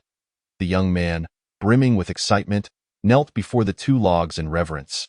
"I understand." The young man finally grasped the method of kindling fire and realized that fire could cook food. Just then, an extraordinary phenomenon occurred. A vast expanse of merit clouds coalesced, with 5 portions of merit descending upon the young man. The remaining 5 portions were distributed as follows. Sumu received 2 portions, Nuwa 2 portions, and Lousy 1 portion. Originally just a postnatal human, not even a celestial being, the young man was suddenly elevated to the great Luo realm due to the influx of merit. Hidden in the shadows, Su Mu was somewhat taken aback by the immense merit that descended before him. I did not anticipate receiving such heavenly merit for merely guiding the human race. However, he chose not to absorb this merit. Instead, he utilized the vast amount of merit to coalesce a merit golden wheel behind him. In the Nuwa palace, Nuwa, perplexed by her unexpected windfall of merit, pondered its origin. Merit from the human race. Due to the existence of calamities, even saints were unable to fully discern the heavenly mysteries. Ultimately, she could only ascertain that the merit originated from the human race. But its cause remained a mystery. Yet, since it was a fortunate acquisition of merit, Nuwa did not delve further into the matter. Meanwhile, Laozi, who had been meditating, opened his eyes in confusion. After absorbing the merit before him, he too calculated but arrived at the same conclusion as Nuwa. Xiandu, go and investigate what significant events are unfolding among the human race. After issuing this command, Laozi closed his eyes once more, falling into silence. Upon receiving the command, Xiandu set off towards the human race. That moment, within one of the small settlements of the human ancestral land, all eyes were fixated on the young man enveloped in merit. The young man himself was brimming with exhilaration, astonished to have attained the great Luo golden immortal realm so effortlessly. Yet, he remained unaware of the identity of the mysterious voice. From this day forth, you shall be known as Swearin. The mysterious voice resonated again in his mind, and the young man, disregarding the jubilant cheers of his kin, knelt on the ground. Yes, Swearin expresses gratitude to the benefactor for bestowing a name. It is worth noting that the majority of the human race at this time lacked even a name. Unaware of the benefactor's true identity, how could Swearin repay such kindness? Hearing this, Sumu pondered for a moment before communicating. My identity is of little importance. However, you may consider me your master and refer to me as such. Swearin gratefully acknowledged his master. Although he did not learn the benefactor's name, Swearin felt a surge of elation. To receive guidance that transformed a mere mortal into a great Luo golden immortal was an extraordinary fortune. At this moment, Ao Tsong, who stood beside Su Mu, was astounded, his heart racing with astonishment. Just how formidable were the abilities of this esteemed master. With merely a few words of guidance, he had elevated a mortal to the realm of the great Luo golden immortal. Even the heavenly path bestowed vast merit upon this master. Sensing Ao Tsong's astonished gaze, Su Mu smiled nonchalantly and casually waved the remaining scattered merit he had gathered from the merit golden wheel towards him. Here, take this merit. Ao Tsong hurriedly expressed his gratitude. Thank you, esteemed master. Chapter 61. The wilderness shakes, Zhuan Ti takes action. Personally, Su Mu readily bestowed the scattered merit he had gathered from the merit golden wheel upon Ao Tsong. Overwhelmed with gratitude, Ao Tsong cautiously absorbed the small portion of heavenly merit. This minor portion alone elevated Ao Tsong's realm from the early stage of Great Luo to the mid-stage of Great Luo. Moreover, as it was acquired through merit, there would be no risk of instability in his foundation. This only deepened Ao Tsong's admiration. The esteemed master had just received an immense amount of merit. Had he chosen to absorb it, it would likely have sufficed to elevate a quasi-saint to a higher realm. However, recalling the master's disdainful expression towards merit and his casual transformation of it into a merit golden wheel, Ao Tsong could not help but inquire, Esteemed master, why do you not absorb that merit? As far as I know, heavenly merit is incredibly precious even to saints, is it not? The conflicts among saints revolve around merit and fortune. As for heavenly materials and treasures, very few remain that are worth contention among saints. In response to Ao Tsong's inquiry, Su Mu merely remarked, the path I have chosen does not require the enhancement of external forces such as heavenly merit. Su Mu did not wish to elaborate further, as he practiced the methods of the primordial deity Pango, specifically the 9 transformations divine art. Coupled with his Pangu bloodline and the great path of strength, he feared that absorbing heavenly merit might hinder his future potential. In truth, his motivation for guiding the human race was not to obtain this merit. He had come solely for the system's rewards. Thus, Su Mu ceased to engage with Ao Tsong and resumed his search for suitable candidates among the human tribes. He soon discovered that after Swerin kindled the first flame, that flame had been directly imbued with the blessings of merit, transforming into a merit's spiritual treasure. Meanwhile, in the wilderness, countless powerful beings turned their gazes towards the human race. What could have transpired there? Why would the heavenly path bestow such an abundance of merit? Good heavens, with this much heavenly merit, if I were to obtain it, it would be sufficient to elevate me from the great Luo golden immortal to the quasi-saint realm. My fellow, let us hasten to investigate. Even a fraction of it would spare us millennia of arduous cultivation. Numerous great beings, including the illustrious Dalua Jinxian and formidable quasi-saints, have hastened towards the ancestral grounds of the human race.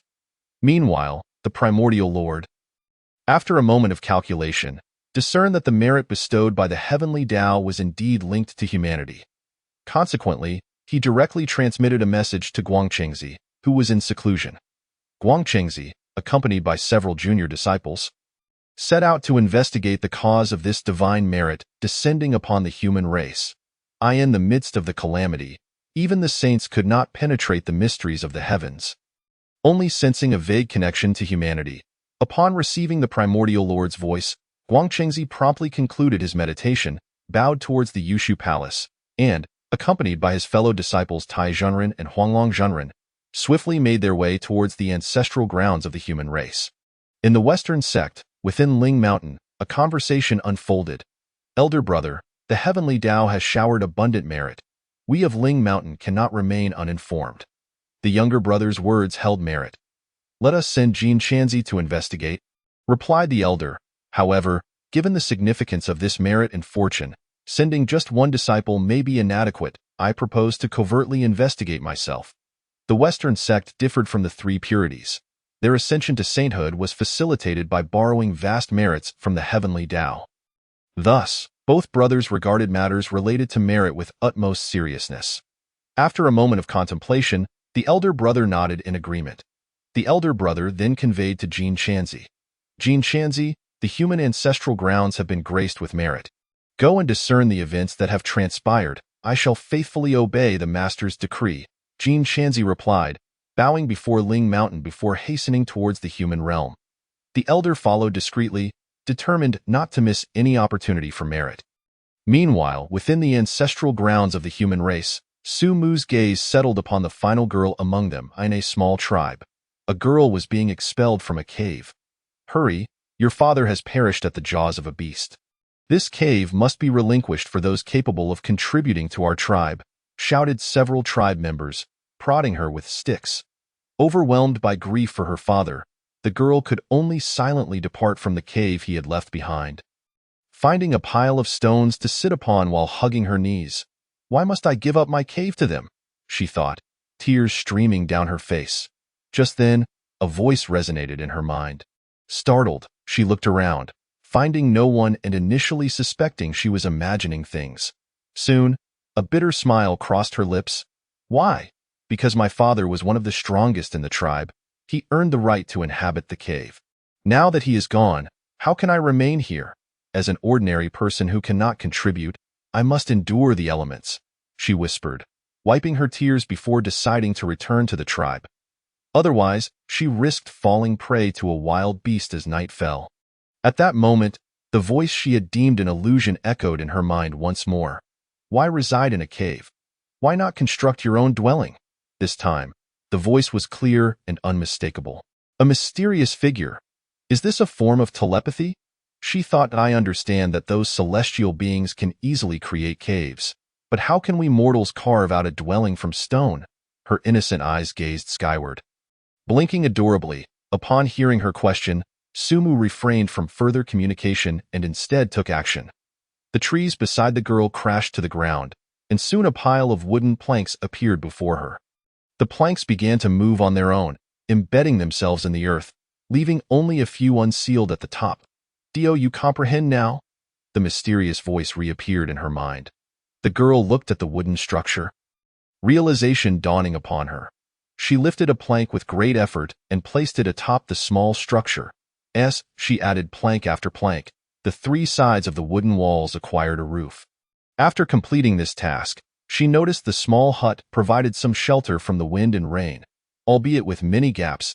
As she pondered, her gaze fell upon the weeds on the ground, and an idea sparked. She pulled the weeds from the earth, covering the small hut and filling the gaps. Following her actions, Sumu lifted his gaze to the sky. As anticipated, the merit clouds, which had recently dissipated, began to coalesce once more. Chapter 62. The Descent of Merit. Nuwa sets forth for humanity in an instant. The merit clouds reformed above the ancestral grounds of the human race. Countless members of humanity gazed upwards, many kneeling in reverence. The heavens are manifesting their grace. Our race is destined for greatness, especially the tribe of Swerin, who had just witnessed the descent of merit that elevated Swerin from a mere mortal to a Daluojingxian. Could it be that another will ascend directly to the Daluojingxian realm? They wondered. Quickly, asked the tribal leader how we may obtain the merit descending from the clouds. Since Swerin had become a Daluojingxian, he naturally became the leader of the tribe, which was subsequently named the Swerin tribe at this moment.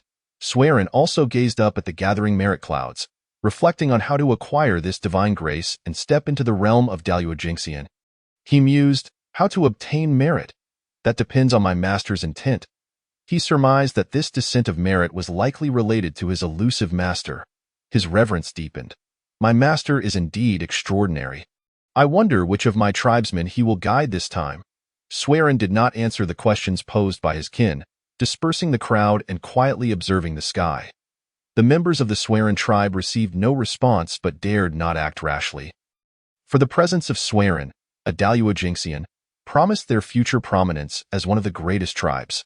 Meanwhile, the disciples of various sects hastening towards the human ancestral grounds sensed the unfolding events. Is it true? Has great merit truly descended upon humanity? Xiandu observed the merit clouds from a distance, astonished. However, as a member of the human race, he felt elated at the prospect of humanity receiving such merit. Moreover, his master, Taiching Laozu, had established the human sect, intertwining it with the fortunes of humanity. As humanity flourished, so too would the fortunes of the human sect.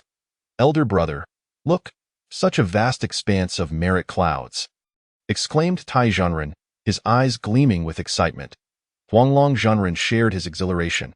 If they could obtain even a fraction of this merit, he might ascend to the Daluojingxian realm. Even the typically composed Guangqingzi quickened his pace.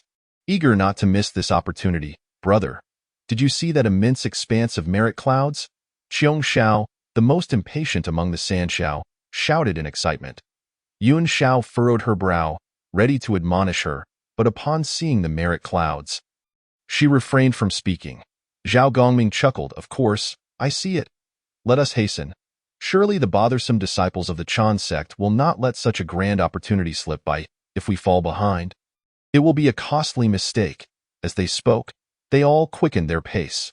Simultaneously, countless Daluojingxian and quasi-saints from across the primordial realm gathered towards the ancestral grounds of humanity. Matters concerning merit and fortune stirred the hearts of all. And apart from Sumu, it was unlikely anyone would remain unmoved. Currently, the disciples of the great saints were not particularly powerful, most merely at the Taijingxian level, still distanced from the Daluojingxian realm. Yet, the foundation of the saintly disciples was formidable enough to deter any quasi-saint in the primordial realm who would dare offend a saint, who would be reckless enough to harm a saint's disciple. At most, they might suffer minor setbacks, but they would never dare to take the life of a saint's disciple. In the ancestral land of the human race, Sumu gazed intently at the auspicious cloud of merit. Simultaneously, he discerned that countless formidable beings from the primordial chaos were approaching the territory of the human race. However, he remained indifferent. While he himself did not covet this merit, it was not something that could be easily seized by others. Moments later, the cloud of merit solidified completely. Within the cloud, auspicious beasts flourished, and golden lotuses bloomed, exuding an aura of boundless good fortune. As before, this time the merit emanated in 4 distinct directions. The young girl who had just constructed her small wooden house received 50% of the merit, while Sumu and Nuwa each acquired 20%, and Ta Ching Laozu received 10%. As the fortune descended, Sumu curled his lips in disdain, observing the heavenly merit before him. Aotsong. standing nearby, was nearly numb from the spectacle. How much time had passed? How could the esteemed one once again acquire a vast amount of merit from the heavens? Moreover, judging by the esteemed one's disdainful demeanor, it seemed he had no intention of absorbing it at the same time. Aotsong felt a flicker of anticipation. Previously, when the esteemed one had condensed the merit golden wheel, he had bestowed upon Aotsong some scattered merit, which had enabled him to break through his prior limitations. As expected, Sumu effortlessly condensed the heavenly merit into another merit golden wheel. At that moment, with a mere thought, 2 merit golden wheels would manifest behind him. Although these golden wheels possessed no offensive or defensive capabilities, their implications were far more terrifying. Should anyone dare to make a move against Sumu, they would be effectively offending the heavenly Tao. For Sumu was a person of great merit. The consequences of offending the heavenly Tao included the invasion of demonic thoughts during cultivation, intensified malevolence during breakthroughs, and exponentially increased difficulty in overcoming bottlenecks. Not to mention the likelihood of facing divine retribution whilst traversing the world. Indeed, if there were sufficient merit, even a saint would not dare to act against him. Currently, with Sumu's 2 merit golden wheels, one need not mention the 3 pure ones. Even the saints, Kunti and Jane, who were already indebted to the heavenly Tao for merit, would find themselves facing instability in their positions, or worse, a direct fall from their sanctified status should they dare to act against him. After completing these actions, Sumu casually bestowed some scattered merit upon the eagerly watching Aotsong. "Thank you, esteemed one," Aotsong exclaimed with delight, promptly beginning to absorb the merit in the Nuwa palace. Nuwa gazed in astonishment at the sudden downpour of abundant merit. Could it be that something monumental had transpired among the human race? The previous outpouring of merit she could attribute to the emergence of a person of great fortune within the human race. But now, so little time had passed, the continuous descent of merit from the heavenly Tao compelled Nuwa to take notice. I must go and investigate. Although Nuwa typically paid little heed to such matters, wholly engrossed in her research on binding Sumu to the Nuwa palace, the implications of this merit and fortune, arising from her own creation of the human race, prompted her to decide to visit the human realm herself.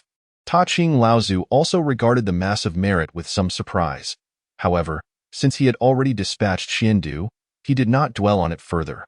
Meanwhile, the young girl, having absorbed the vast merit, underwent a transformation akin to that of the legendary Swerin, stepping from the realm of mortals into the great Luo golden immortal realm. Even the small house before her, under the influence of the merit and fortune, was elevated to the status of a merit spiritual treasure. "Thank you, esteemed one. May I request an audience with you?" The girl, trembling with excitement, knelt before the unseen benefactor, her voice quivering with emotion. Originally believing that the esteemed one had merely constructed a shelter for her, she was astonished to discover that such a grand opportunity had been bestowed upon her. Chapter 63. Bestowed the name Yu Chao, disciples of the saints gather. "Thank you, esteemed one. May I request an audience with you?" Upon hearing the girl's plea, Sumu couldn't help but smile inwardly. Those he chose were indeed simple-hearted individuals, grateful and mindful of their benefactors. They were not those who would become tyrannical simply because they had attained the power of the great Luo Golden Immortal. Sumu also felt a sense of relief. This time, he had proactively assisted the girl in completing part of her journey, leaving the final stage for her to accomplish, and fortunately, the descent of the heavenly merit still favored her. It seemed that this was merely the natural order of the heavenly Tao, something that was destined to occur. He had merely acted as a catalyst. However, had he not intervened, the heavenly merit would likely have descended 70% upon them. And by assisting, he had effectively claimed a 20% share for himself. Noticing the girl's eyes filled with anticipation, Sumu communicated telepathically, "The time for our meeting has not yet arrived. But if we cannot meet, how shall I repay your kindness? Might you share your name with me?" The girl, perceiving Sumu's reluctance to reveal himself, became anxious. Having leaped from a mere mortal to a great Luo Golden Immortal, her status and power had transformed drastically, rendering her indebted to him beyond measure. "Since you harbor such intentions of gratitude, from this day forth, you shall be recorded as my named disciple, and I bestow upon you the name Yu Chao. Establishing a bond of karma, protect the human race diligently, and in due time, we shall meet again. Upon hearing these words, the girl bowed deeply 3 times. Yu Chao, thank you, Master. Your immense grace and virtue shall never be forgotten. Her eyes brimmed with sincerity, and within her heart, she resolved to never let her master down. Returning to her tribe, the girl regarded those who had cast her out of the cave. Though resentment lingered within her, she ultimately chose to let it go. In the tribe, there were only a few habitable caves. If she did not yield, how would the others, who were struggling, perceive her? Thus, she could understand the actions of those individuals. Most importantly, her master had instructed her to protect the human race. Hence, she would first safeguard her own tribe. Consequently, the tribe where the girl resided was renamed Yu Chao Tribe, and Yu Chao became the chieftain of the tribe. After instructing Yu Chao, Su Mu began to search for the final candidate. His gaze eventually settled upon a 13 or 14-year-old girl, trembling from the cold. Her innocent and pitiful gaze prompted Su Mu to linger a moment longer. And that single glance altered her fate. Are you cold? A voice resonated in the girl's mind. Without much thought, she shivered and nodded. However, she soon found it strange, glancing around to discover no one nearby. Drawing from his previous experience aiding Yu Chao, Su Mu knew that even if he assisted her in the earlier stages, it would not impede the heavenly Tao from bestowing merit. Deciding to take action, he selected a few unfortunate beasts from the forest, and without a sound, they ceased to exist. With a thunderous crash, the girl jumped in fright. Looking up, she found several beasts before her. Simultaneously, a voice echoed in her mind, "Skin them." As the command resonated, a long sword appeared at her feet. The girl, unable to read, did not recognize the words Huangquan inscribed on the hilt. Though she was unaware of the voice's origin, she sensed that the entity meant her no harm. Consequently, she grasped the Huangquan sword and began to separate the beast's hides from their flesh. Once the girl completed this task, Su Mu waved his hand, cleansing the blood from the hides. The hides then began to shift and transform, ultimately forming a garment made of beast hide. However, it was incomplete, leaving the final step for the girl to accomplish. After the girl donned the outfit she had crafted, she immediately felt warmth enveloping her, and her shivering gradually ceased.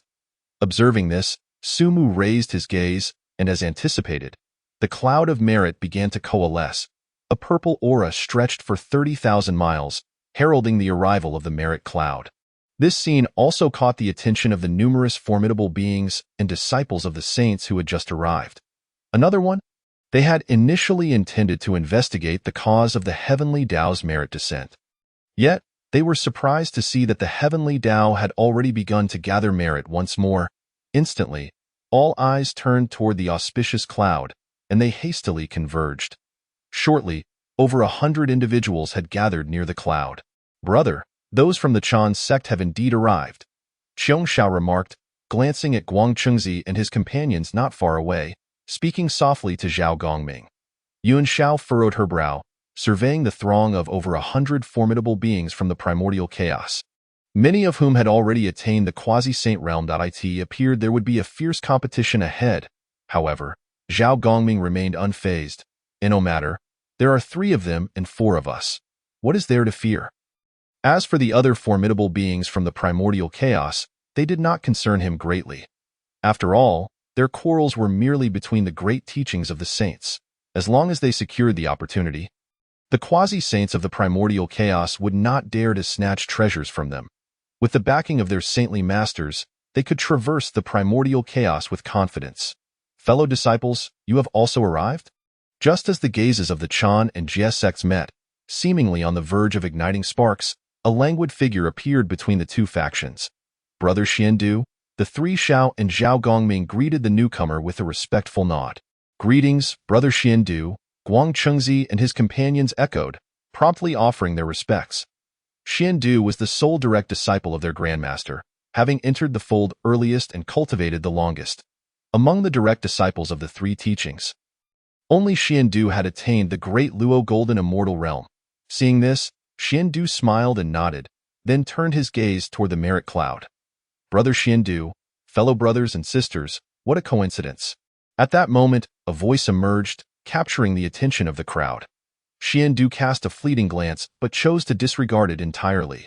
Zhao Gongming let out a muffled grunt, unwilling to engage with the newcomer.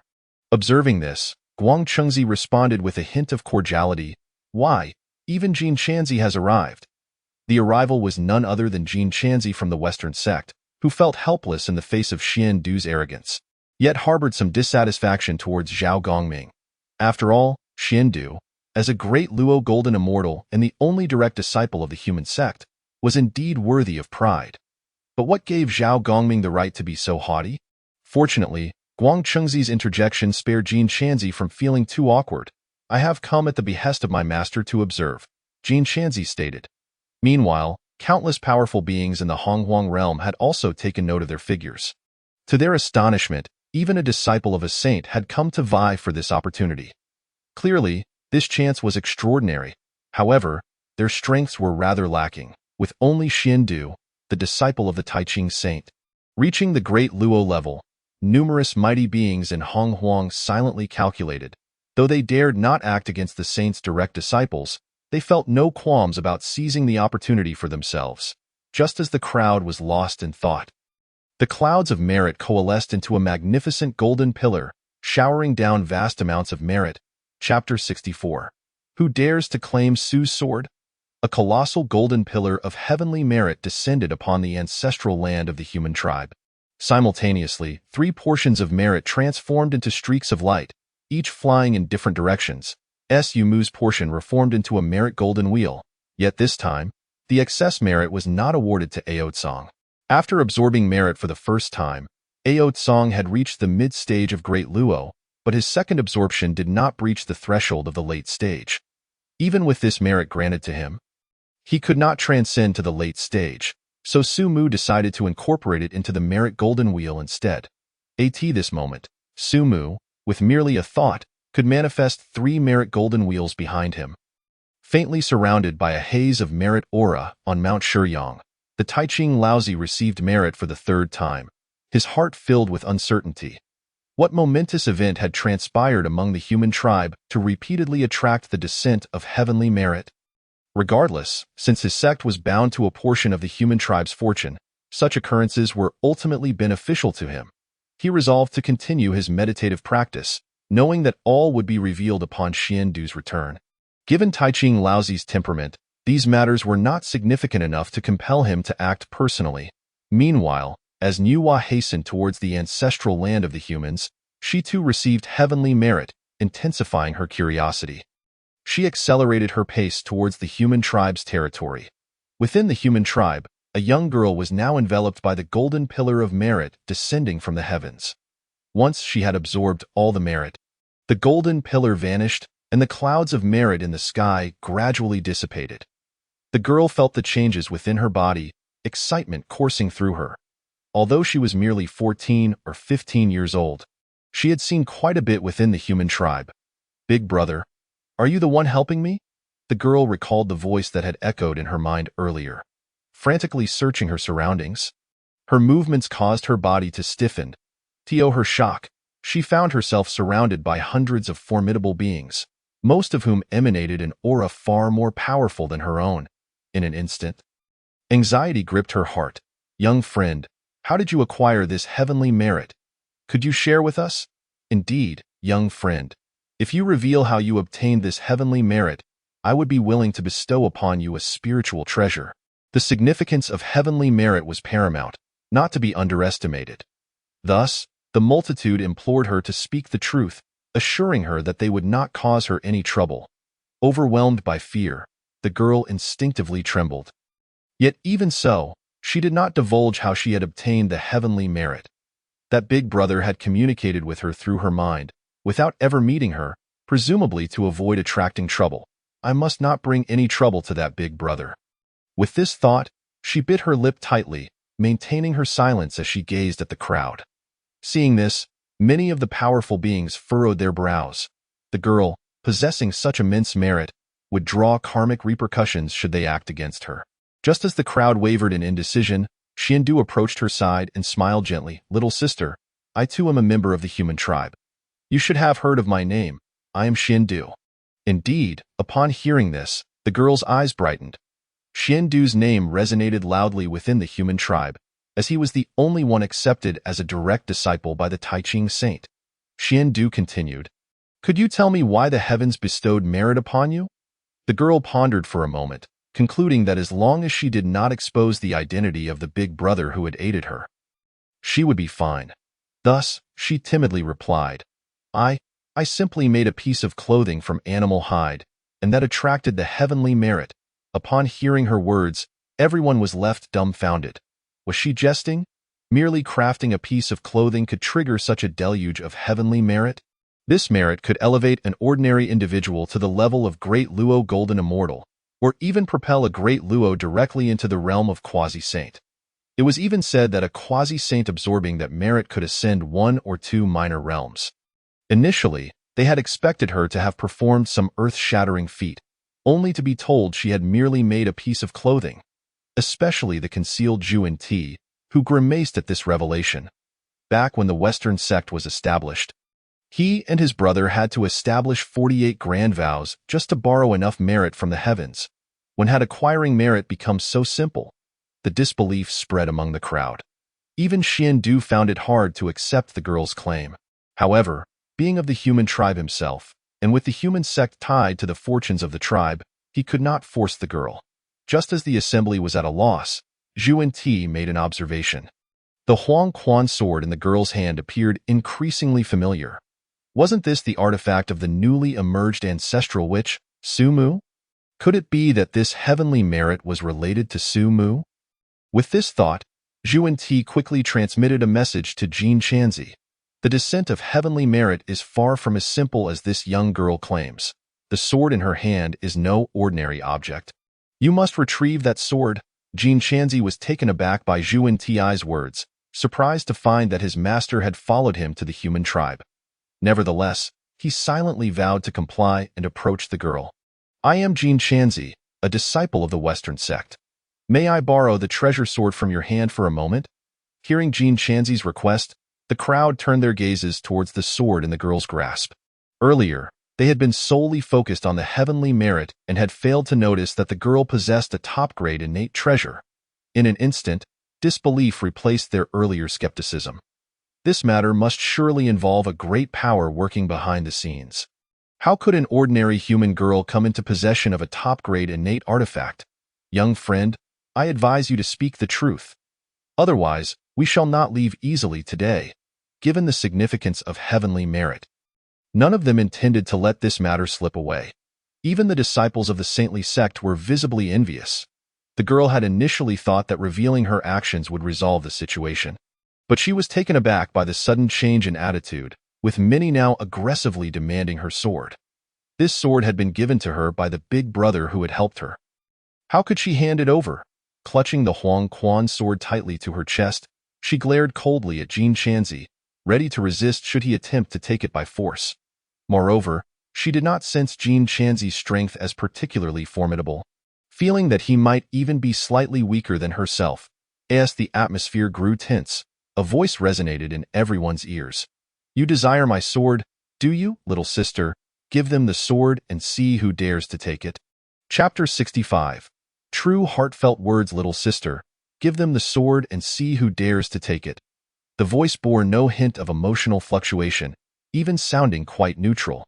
Yet upon hearing it, the girl's eyes lit up. She recognized that voice. It belonged to the big brother who had guided her to this great opportunity. Big brother? With his words, the girl felt a wave of reassurance wash over her. Without further thought, she followed Su Mu's instruction, extending the sword forward in a gesture of offering, as if to say, "Whoever wants it may take it this sight." The crowd's eyes widened in surprise. What was happening? Su? Who was that? The powerful beings of Hong Huang could not identify Su Mu's Huang Quan sword. After all, only the 3 pure ones and the likes of Jiayin and Zhuan Ti had seen it up close. Jin Chanzi, seeing this, did not hesitate, thinking only that it was his master's request to take the sword to eye in the realm of Hong Huang. He was unaware of any saint whose name contained the character for Su. Since the individual was not a saint, and with his master backing him, who could possibly threaten him? Upon this contemplation, Jin Shanzi's hand reached out towards the Huangquan sword, eye in the shadows. Zhu Ti's eyes twitched with agitation. Despite his ascension to sainthood, his apprehension towards Su Mu had never waned. Only those who had directly faced Su Mu could truly comprehend the extent of his terror. Previously, within the confines of the Buzhou mountain, Su Mu had merely relied on his Deluo prowess. Utilizing his hidden cards to suppress all the masters of the demon court, including Yuan Shitianzun and his senior brother, It remained uncertain whether Su Mu had indeed revealed all his trump cards that day. Had it not been for the intervention of Dao Zhu, he and his senior brother would have perished long ago on Buzhou mountain. Now, after so many years, who could say whether Su Mu had grown even more formidable? With this thought, Zhu Ti hastily transmitted a message to Jin Shanzi. Do not touch that sword. But it was already too late. Jin Shanzi's hand had made contact with the sword's hilt. Upon hearing his teacher's transmission, though puzzled, he chose to withdraw. Yet suddenly, just as Jin Shanzi intended to retract his hand after merely brushing the hilt, a beam of golden light appeared beside the young maiden. As the golden radiance dissipated, the onlookers beheld a remarkably handsome young man. The youth bore a gentle smile, grasping Jin Shanzi's outstretched arm. Young man, your path has narrowed. Do you dare to touch my sword? The crowd, recognizing the primordial purple energy at the young man's waist and recalling his self-reference as Su, quickly deduced his identity. Su Mu, the Great One. What a shock! I have encountered Su Mu, the Great One. It's over. That fool is finished. Not only has he narrowed his path, but he has now reached its very end. Thankfully, I, a humble Taoist, did not act impulsively. To offend Su Mu would surely mean my demise today. In an instant, everyone silently rejoiced at their restraint moments prior. Meanwhile, several formidable beings from the primordial era who had previously pressured the young maiden now harbored hidden anxieties, even contemplating a discreet retreat. However, the majority of the crowd mourned for the unfortunate Jin Shanzi of the Western Church. Many who had provoked the three purities still lived, and numerous who had angered the demon court or the witch clan had also managed to survive. But those who had crossed Su Mu, though some had lived to tell the tale, who were they? The three purities, Dijun, moreover. How had they survived? Through sheer strength. Nay, it was due to Dao Zu's personal intervention that they had escaped.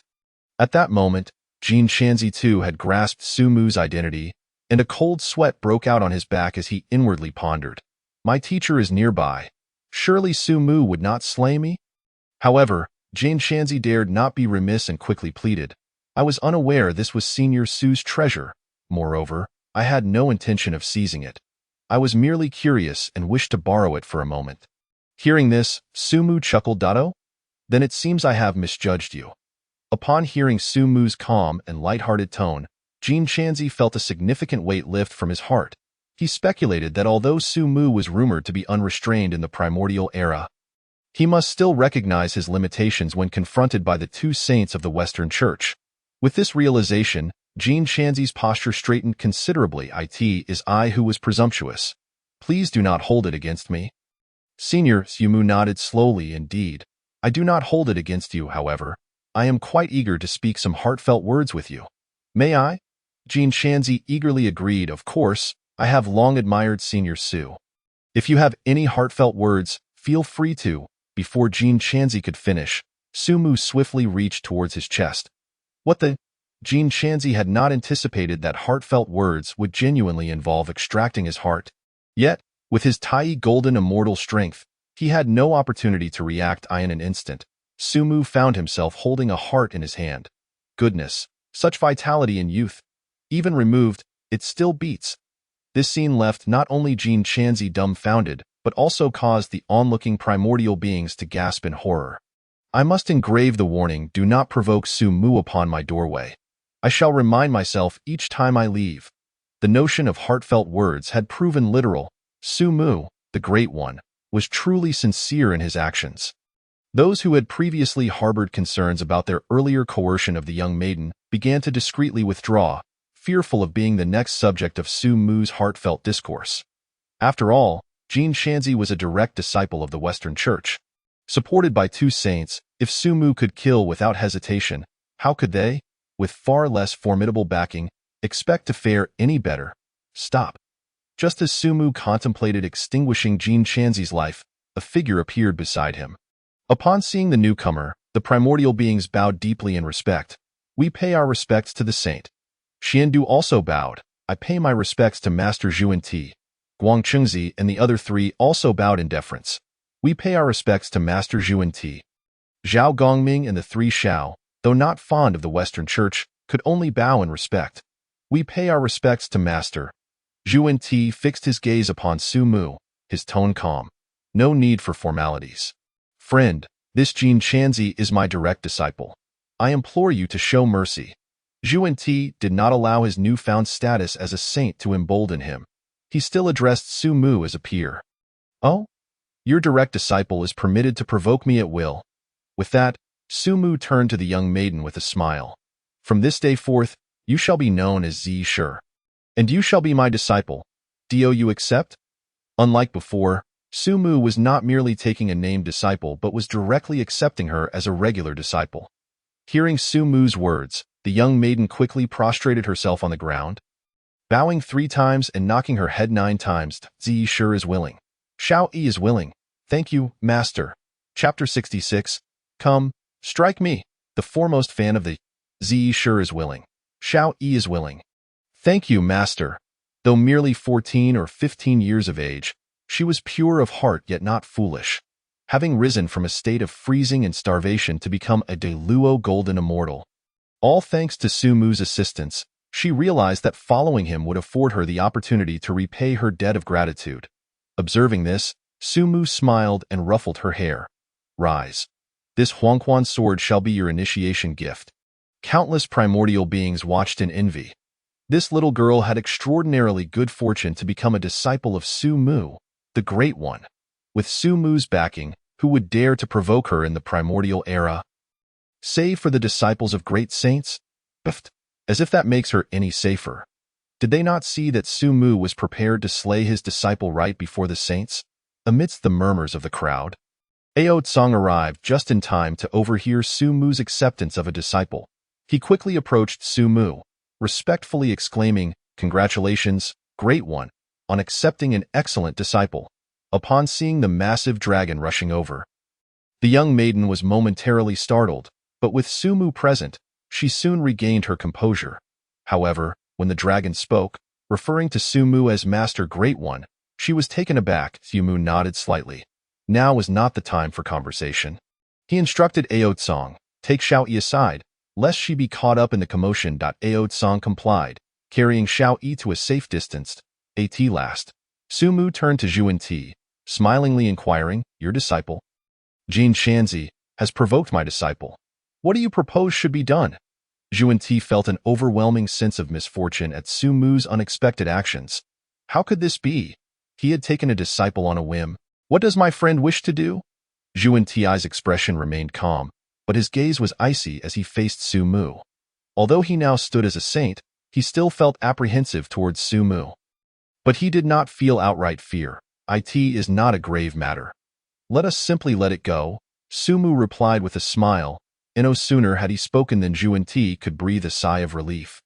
Sumu instantly obliterated Jin Chanzi's heart with his spiritual power.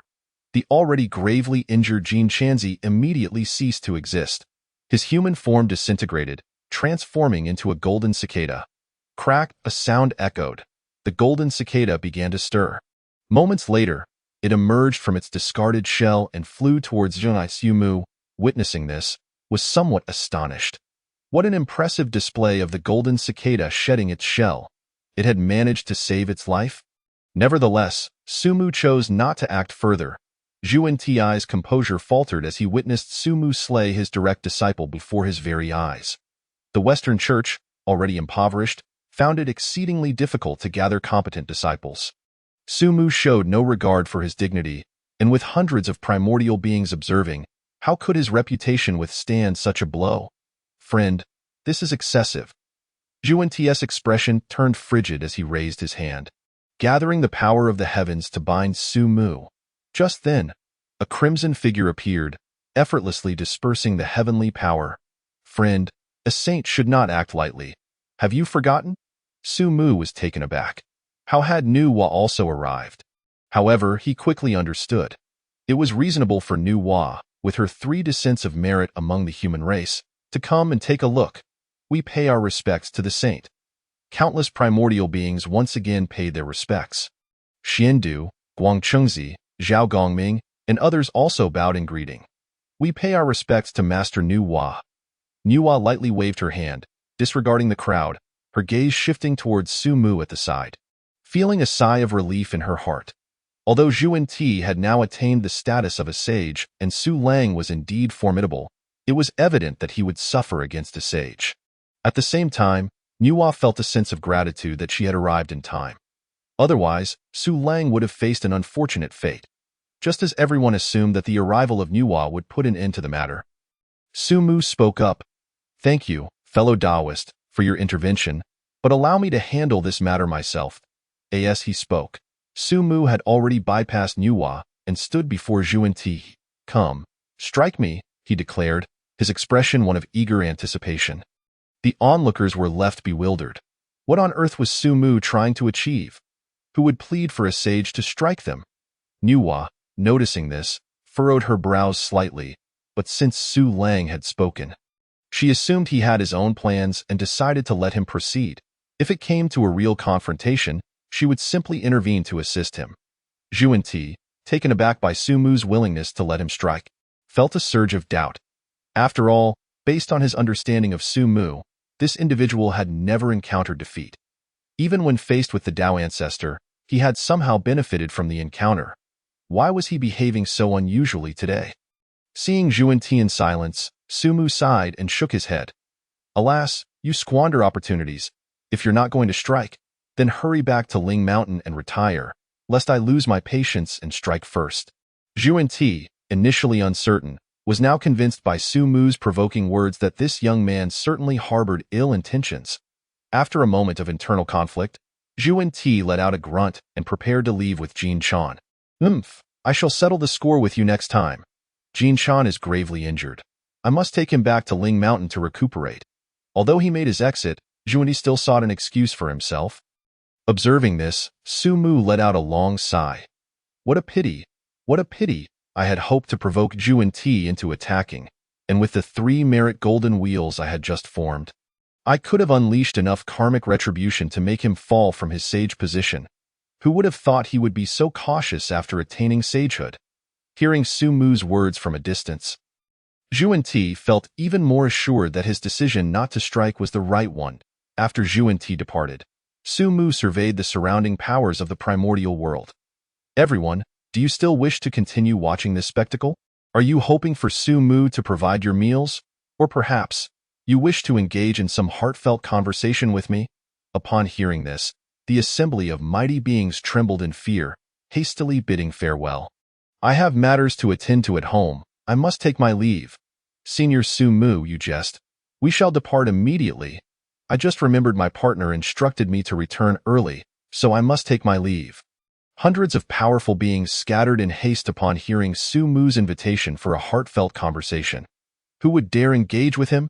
They might truly end up having their hearts extracted, Senior Su. I too must return to Shouyang Mountain to report. Xiandu did not wish to linger either, as he had been warned by his teacher, the Taiching Laozi, that Su Mu was not to be trifled with.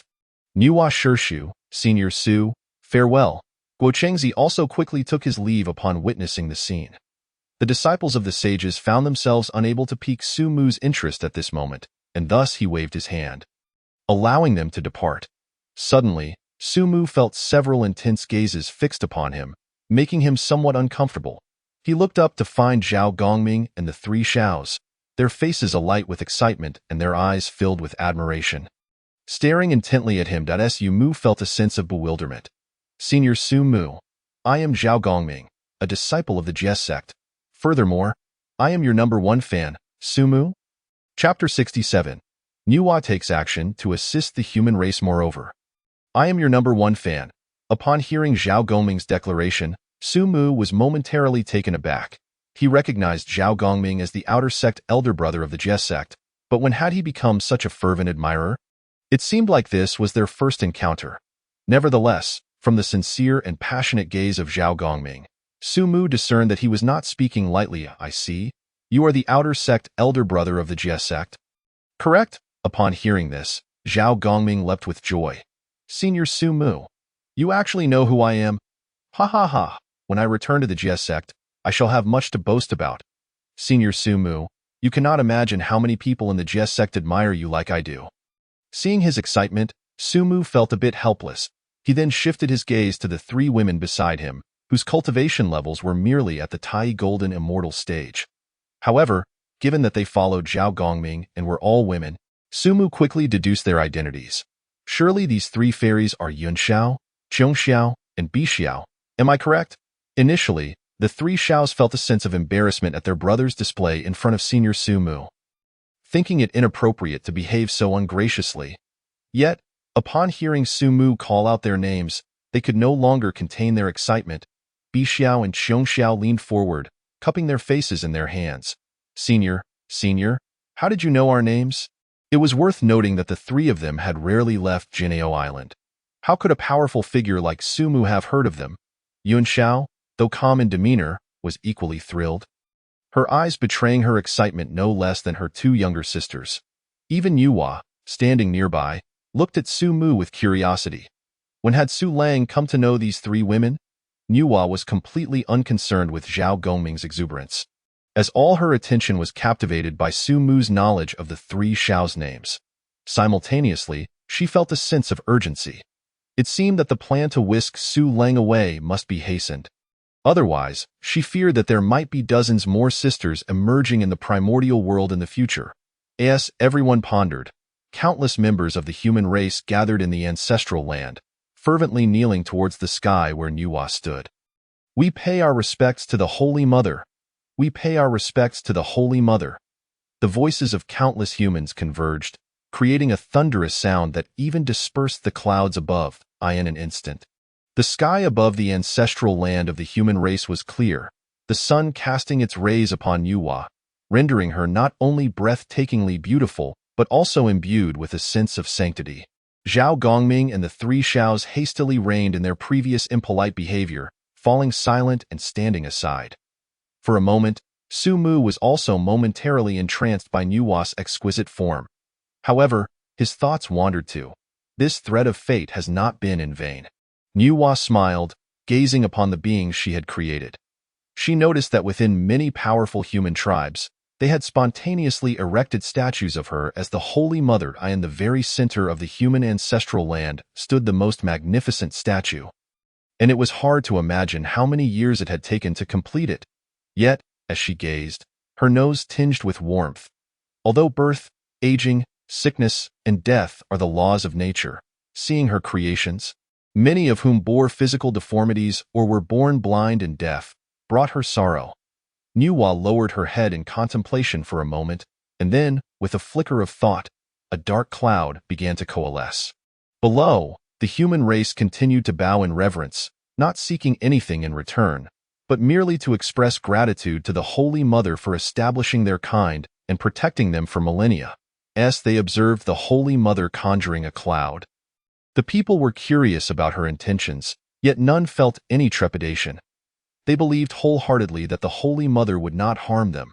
After forming the cloud, Nuwa retrieved a small porcelain vial from her sleeve, identical to the one she had given to Su Mu for holding the three light divine water. Observing this, Su Mu understood Nuwa's intentions. Fellow Taoist, this act is truly benevolent. Upon hearing Su Mu's praise, Nuwa smiled at him. She then diluted the three light divine water from the vial and sprinkled it into the dark cloud. With a thought, a gentle rain began to fall over the ancestral land of the human race. This rain consisted of the diluted three light divine water. Although the efficacy of the diluted water was significantly diminished, it was still a healing elixir that could treat even the quasi-sages. And now it was more than sufficient to aid mortals. As the gentle rain fell upon the people, those with severed limbs found new arms sprouting forth, the blind regained their sight, and the deaf heard sounds once more. In an instant, countless humans wept with joy. The Holy Mother is merciful, thank you, Holy Mother. The Holy Mother is merciful, thank you, Holy Mother. The Holy Mother is merciful, thank you, Holy Mother! The fervent cries from all the humans filled Nuwa's heart with immense satisfaction. The beings she had created were inherently kind and pure, and she felt greatly pleased. I can see again. I can finally see again. Thank you, Holy Mother. Daughter, look, Father's arm has grown back. You need not worry about going hungry anymore. Countless individuals who had suffered ailments within the human race were healed in this divine reign. Witnessing the joyous celebrations among the humans, Nuwa finally broke into a radiant smile. Sumu observed this scene with a gentle smile, feeling as if he were basking in the warmth of spring. By the way, Aotsong, Xiao Yi, why aren't you hastening to pay your respects? Suddenly, Sumu recalled that he had initially intended to confront Juanti, instructing Aotsong to lead Xiao Yi to a distant place for safety. Now that the matter had come to a close and with Nuwa present, it was time for the two to pay their respects. Aotsong promptly carried Xiao Yi forward, exclaiming, "We pay our respects to the sage Nuwa. We honor the Holy Mother." Xiao Yi dismounted from the dragon's head and, with utmost reverence, knelt before Nuwa. Observing this, Nuwa smiled and gestured with her hand, gently assisting them to their feet. "Since you are close companions of my friend Sumu, I have not prepared any gifts for this occasion. Instead, I shall bestow upon you these two innate spiritual treasures." As she spoke, Nuwa presented a mid-grade innate hairpin to Xiao Yi and a mid-grade defensive treasure to Aotsong. The two were taken aback by the unexpected gifts from the sage upon their first meeting. Momentarily hesitant to accept, Sumu, noticing their hesitation, chuckled, "Since these are gifts from Lady Nuwa, you should graciously accept them." At his words, Nuwa shot him an exaggerated glare, thinking, "Indeed, this fellow came to my doorstep demanding the three radiants divine water. Two gifts are quite generous." The two hurriedly expressed their gratitude. "Thank you, Holy Mother. Thank you, Sage." Chapter 68. A closer bond. An uneasy heart following a brief moment of calm and witnessing the scene among the human race. Zhao Gongming and the Sanchao sisters had settled their earlier excitement. Finally, they recalled the orders given by their master.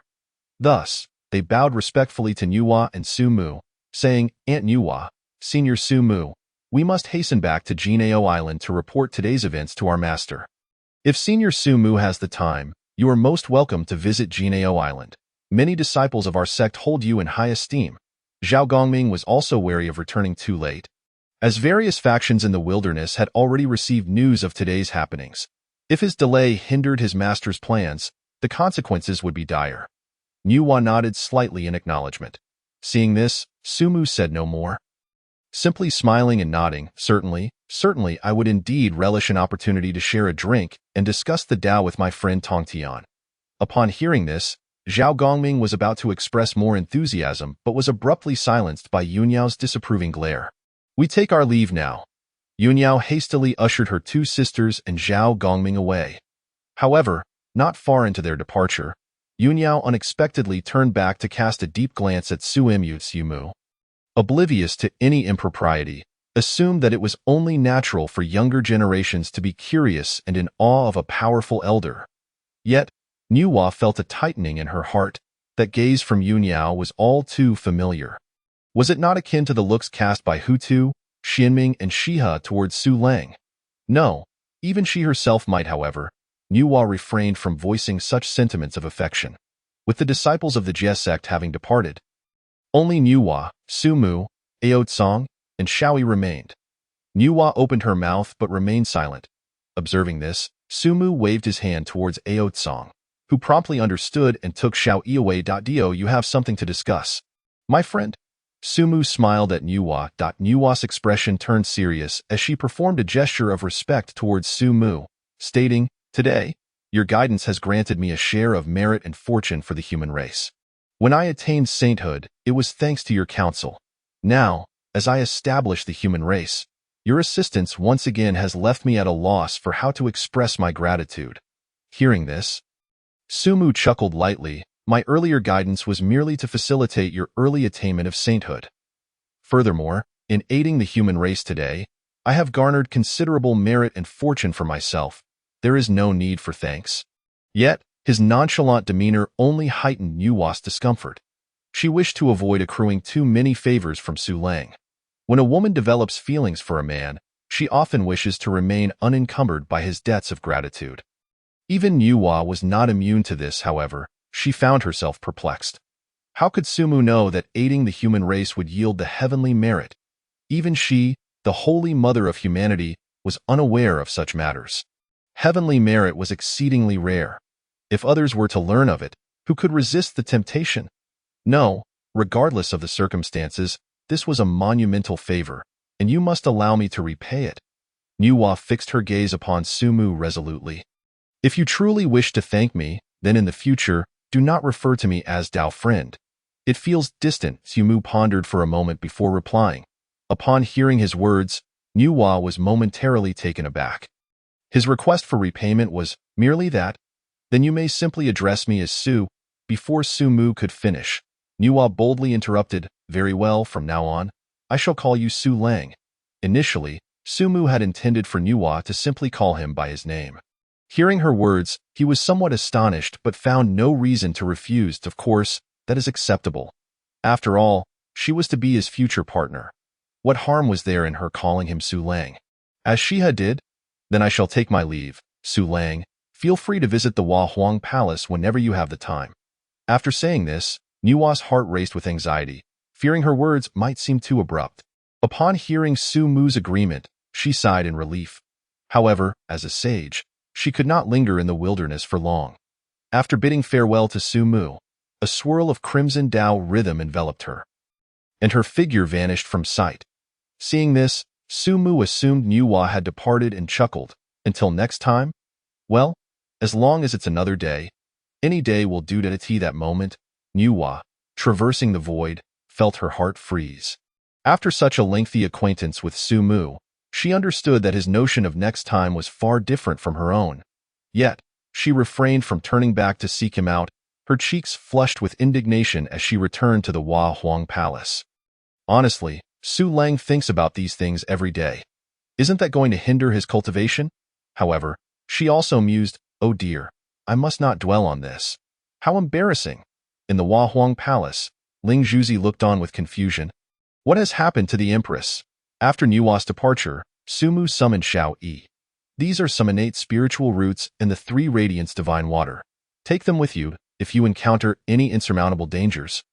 Simply declare that you are my disciple, and you should be safe. Upon hearing her teacher's instructions, Xiao Yi nodded obediently, fully committed to his words. Understood, teacher. If anyone attempts to harm me, I shall proclaim that I am your disciple. If they persist, should I tell them you will have a heart-to-heart with them? Hearing this, Sumu could not help but smile wryly. Her suggestion implied invoking his name in dire straits, which could indeed be advantageous when confronting cultivators.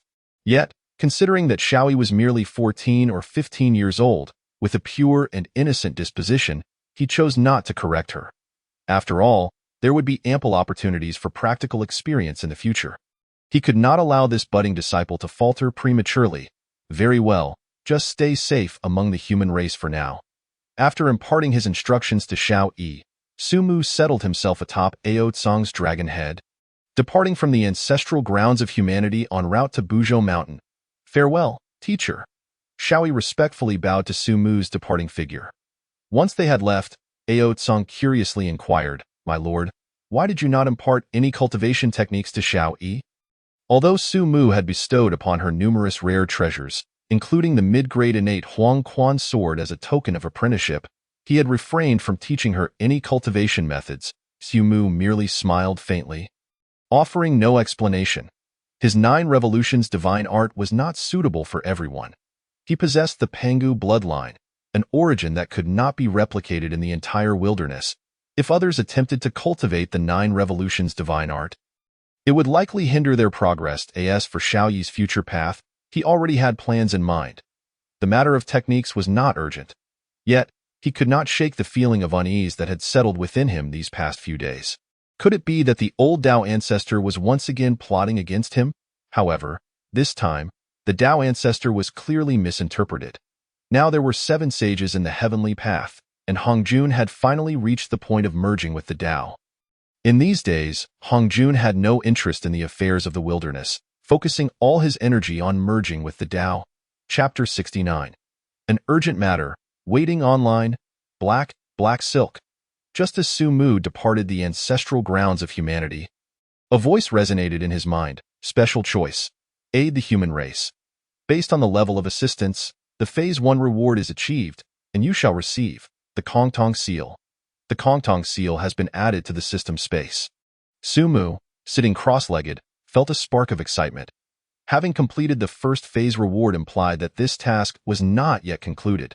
Would further assistance to the human race allow him to reach the next phase and acquire new rewards? Moreover, the Kongtong Seal he had just received was no trivial matter. Within the system space lay a seal adorned with intertwining 9 dragons. The Kongtong Seal was the foremost treasure of the human race.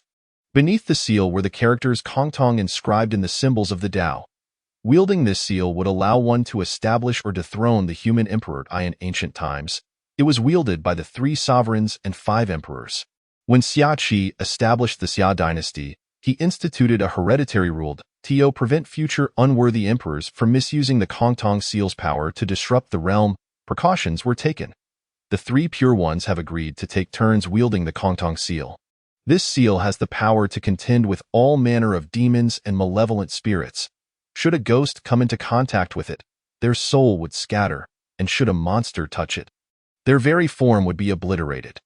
Thus, the Kongtong Seal is also referred to as the divine seal of the righteous path.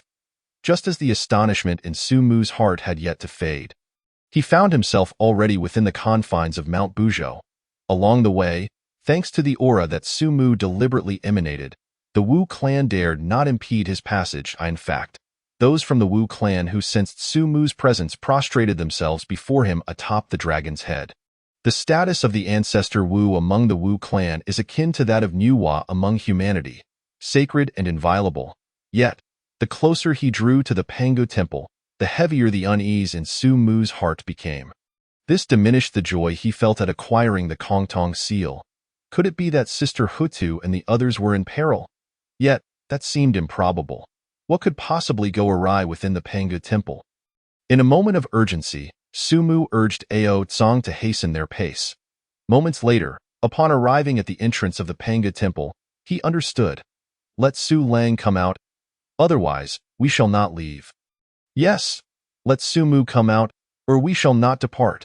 The 2 celestial maidens, both possessing heavenly beauty, glared fiercely as they shouted at the Pangu temple. Within the temple, the exasperated voice of Zhu Rong echoed. Ladies, I assure you, I am not deceiving you. Su Di is truly not here. At this moment, Zhu Rong felt his head throbbing. Even if the 3 pure ones were to arrive, he could only confront them with bravado. However, these 2 celestial maidens were the consorts of Su Di. What could Zhu Rong do? He couldn't scold them, nor could he strike them, lest he provoke Su Di upon his return. Women are indeed a source of trouble. Alas, I am in a dire predicament. Upon hearing Zhu Rong's response, the 2 maidens were far from satisfied. Then do tell us, where has Su Mu truly gone? Zhu Rong, in exasperation, ceased to respond. After Su Mu had escorted them back to the temple, he mentioned having matters to attend to and departed. How could he know where he had gone? With no response from within the temple, Shiha stomped her foot in frustration. Meanwhile, Changshi crossed her arms, adopting a stance that conveyed she would not leave until Su Mu appeared. At that moment, Su Mu, who had just arrived near the temple, saw their figures and inwardly exclaimed, "This is bad." He swiftly concealed both his and Ao Tsang's presence. Upon noticing this, Ao Tsang, perched atop the dragon's head, was filled with questions. Is there truly something in the primordial realm that even the Great Lord fears? Great Lord, what on earth have you done to those 2 celestial maidens? Hearing Ao Tsang's words, Su Mu could only manage a wry smile. It's not that significant. It's just, I had promised to seek them out after a century, but I got busy and forgot. Ao Tsang, curious, inquired further. Oh, that hardly seems like a major issue. Indeed, it's just a matter of forgetting for a few millennia. I didn't think they would come knocking. Huh? A few millennia? Great Lord, perhaps I should distance myself, lest the 2 celestial maidens' wrath spill over onto me. Su Mu's face darkened, and he raised a hand to slap the dragon's head beneath him. This fellow had certainly grown increasingly audacious in his speech. However, at that moment, Sumu was too preoccupied to concern himself with Ao Tsong. He had two imminent crises before him. What to do? I await your guidance urgently. The unease within him was not about others, but rather himself. Sumu recalled that during their last parting, Shiha had warned him that should he not seek her out upon her return, she would come to Mount Buzhou to confront him. Changshi, too, was shaking her fist in support. Initially, he thought it was a jest, but now it seemed to be quite serious. After contemplating for a while and seeing the tempers of the two lunar maidens escalate, Sumu realized he could no longer delay. Huh? Shiha? Changshi? What brings you here? How fortuitous. I was just about to return to the temple and then head to Tian Star to find you, but I didn't expect you to arrive first. What is this? This is what we call a meeting of minds. We are indeed in tune with each other. Sumu's words reached Ao Tsong's ears, prompting the latter to silently scoff, with the great lord's silver tongue. I finally understand why he is accompanied by so many celestial maidens. Shiha and Changshi also heard Sumu's voice and turned in surprise. Changshi, overjoyed, moved to rush towards him, but Shiha quickly stopped her. The earlier excitement was instantly suppressed by Shiha's frosty demeanor. Seeing this, Sumu felt a shiver of apprehension. Indeed, women could be more formidable than even the Tao ancestor. Ahem, Shiha, you see, I've been preoccupied preparing a gift for you, which is why I was delayed.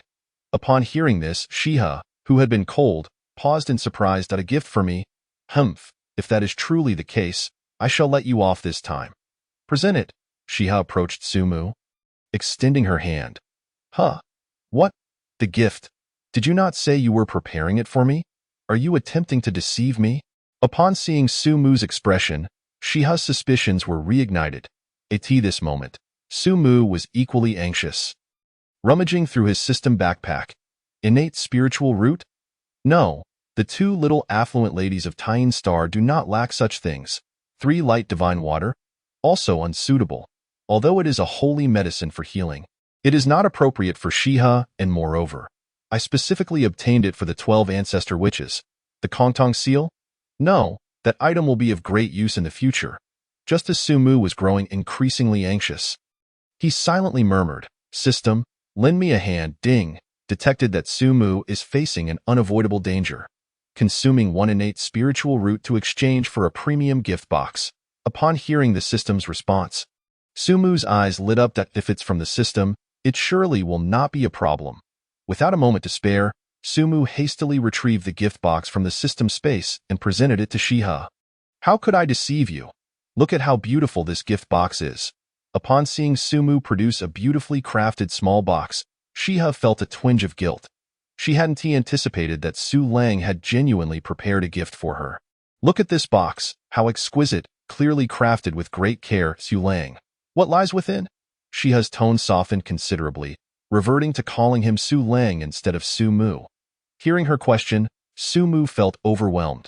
How was he to know what was inside? Thus, he responded with an air of mystery. Why not open it and see? Shiha nodded and gently opened the elegant gift box. The moment she beheld its contents, everyone fell silent. Sumu, dumbfounded, murmured, Black? Stockings? Chapter 70. Inferior Spiritual Treasure. Upon seeing the item within the box, Sumu was utterly astonished. Shiha held it in her hand and, after examining it for a moment, curiously asked, Su Lang, what is this strange item? Black silk pants? Shiha expressed her curiosity, as she had never encountered such a peculiar object. Sumu, stammering, found himself at a loss for words. At that moment, the item description flashed in his mind, noting its defensive quality equivalent to that of an inferior spiritual treasure. Seeing this description, Sumu's mouth twitched. Yet, one must admit, the quality of the system's products is indeed assured. Well, Shiha, do not be misled by its classification as an inferior spiritual treasure. It is unique in the primordial realm. Upon hearing Sumu's words, Shiha nodded in a manner that suggested partial understanding. But how does one utilize this treasure? Shiha inquired, somewhat perplexed. Naturally, it is worn on the feet, Sumu instinctively replied. Upon hearing this, Shiha tugged at the treasure in her hand. What a marvelous treasure! In addition to possessing the defensive capabilities of an inferior spiritual treasure, it is remarkably resilient. Very well, considering the effort you put into preparing this gift, I shall spare you this time. The defensive capabilities of an inferior spiritual treasure are, of course, negligible to those of quasi-saint level. Shiha finally relaxed her frosty demeanor. However, Changshi was not pleased. Pouting with indignation, she exclaimed, Sumu, you have already given a gift to sister. What about mine? Do I not deserve a gift? Just as Sumu felt a sense of relief, Changshi's words caused him great dismay. Where was he to procure another gift for Changshi? Moreover, Shiha's aloof demeanor suited the black color. For the adorable and innocent Changshi, white would be more appropriate. Sumu cleared his throat. I apologize. This peculiar item was indeed a challenge to find. Upon hearing this, Changshi's mouth pouted in disappointment, looking up at her sister with watery eyes. Sister, your treasure is 2 items.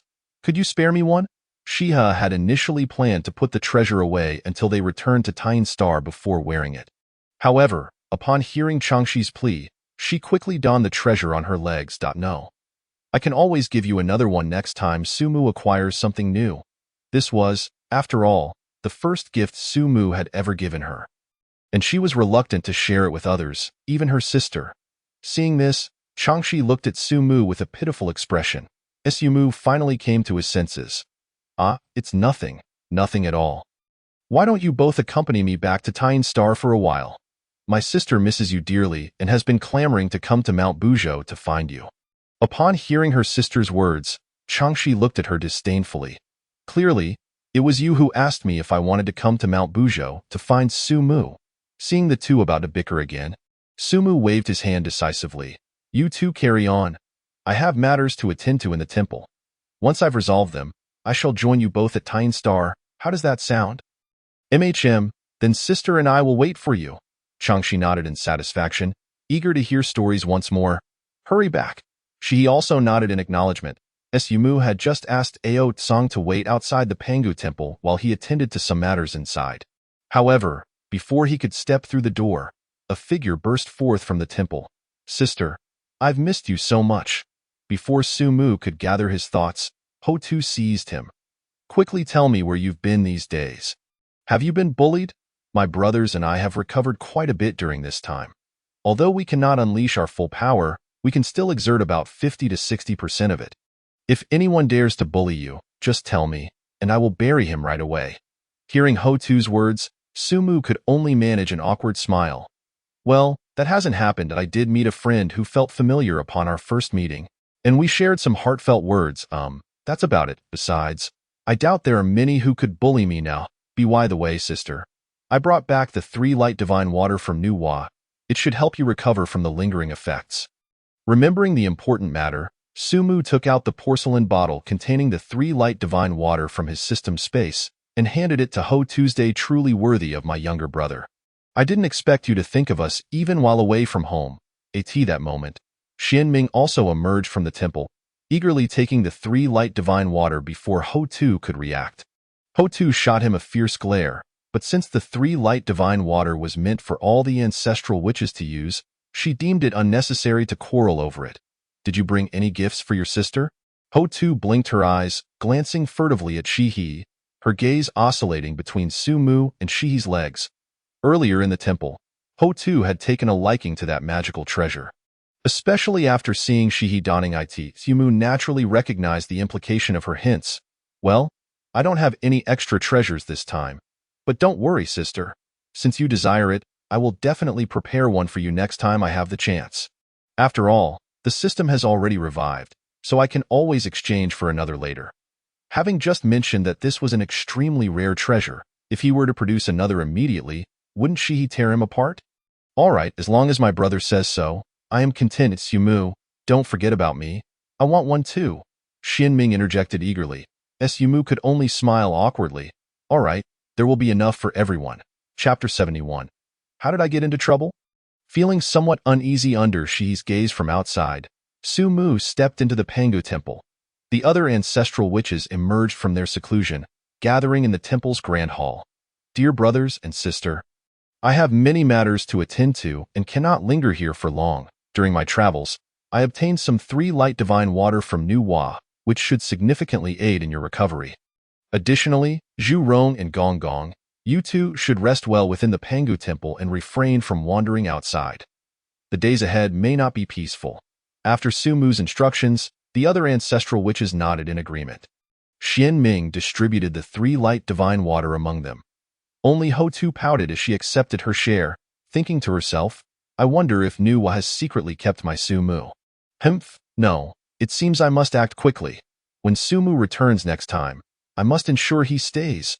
Unbeknownst to the others, they all turned their gazes towards Zhu Rong and Gong Gong. Why are you looking at me? They both scratched their heads, bewildered. Did you not hear what Su Mu said? You two are to remain in the temple and not cause any trouble.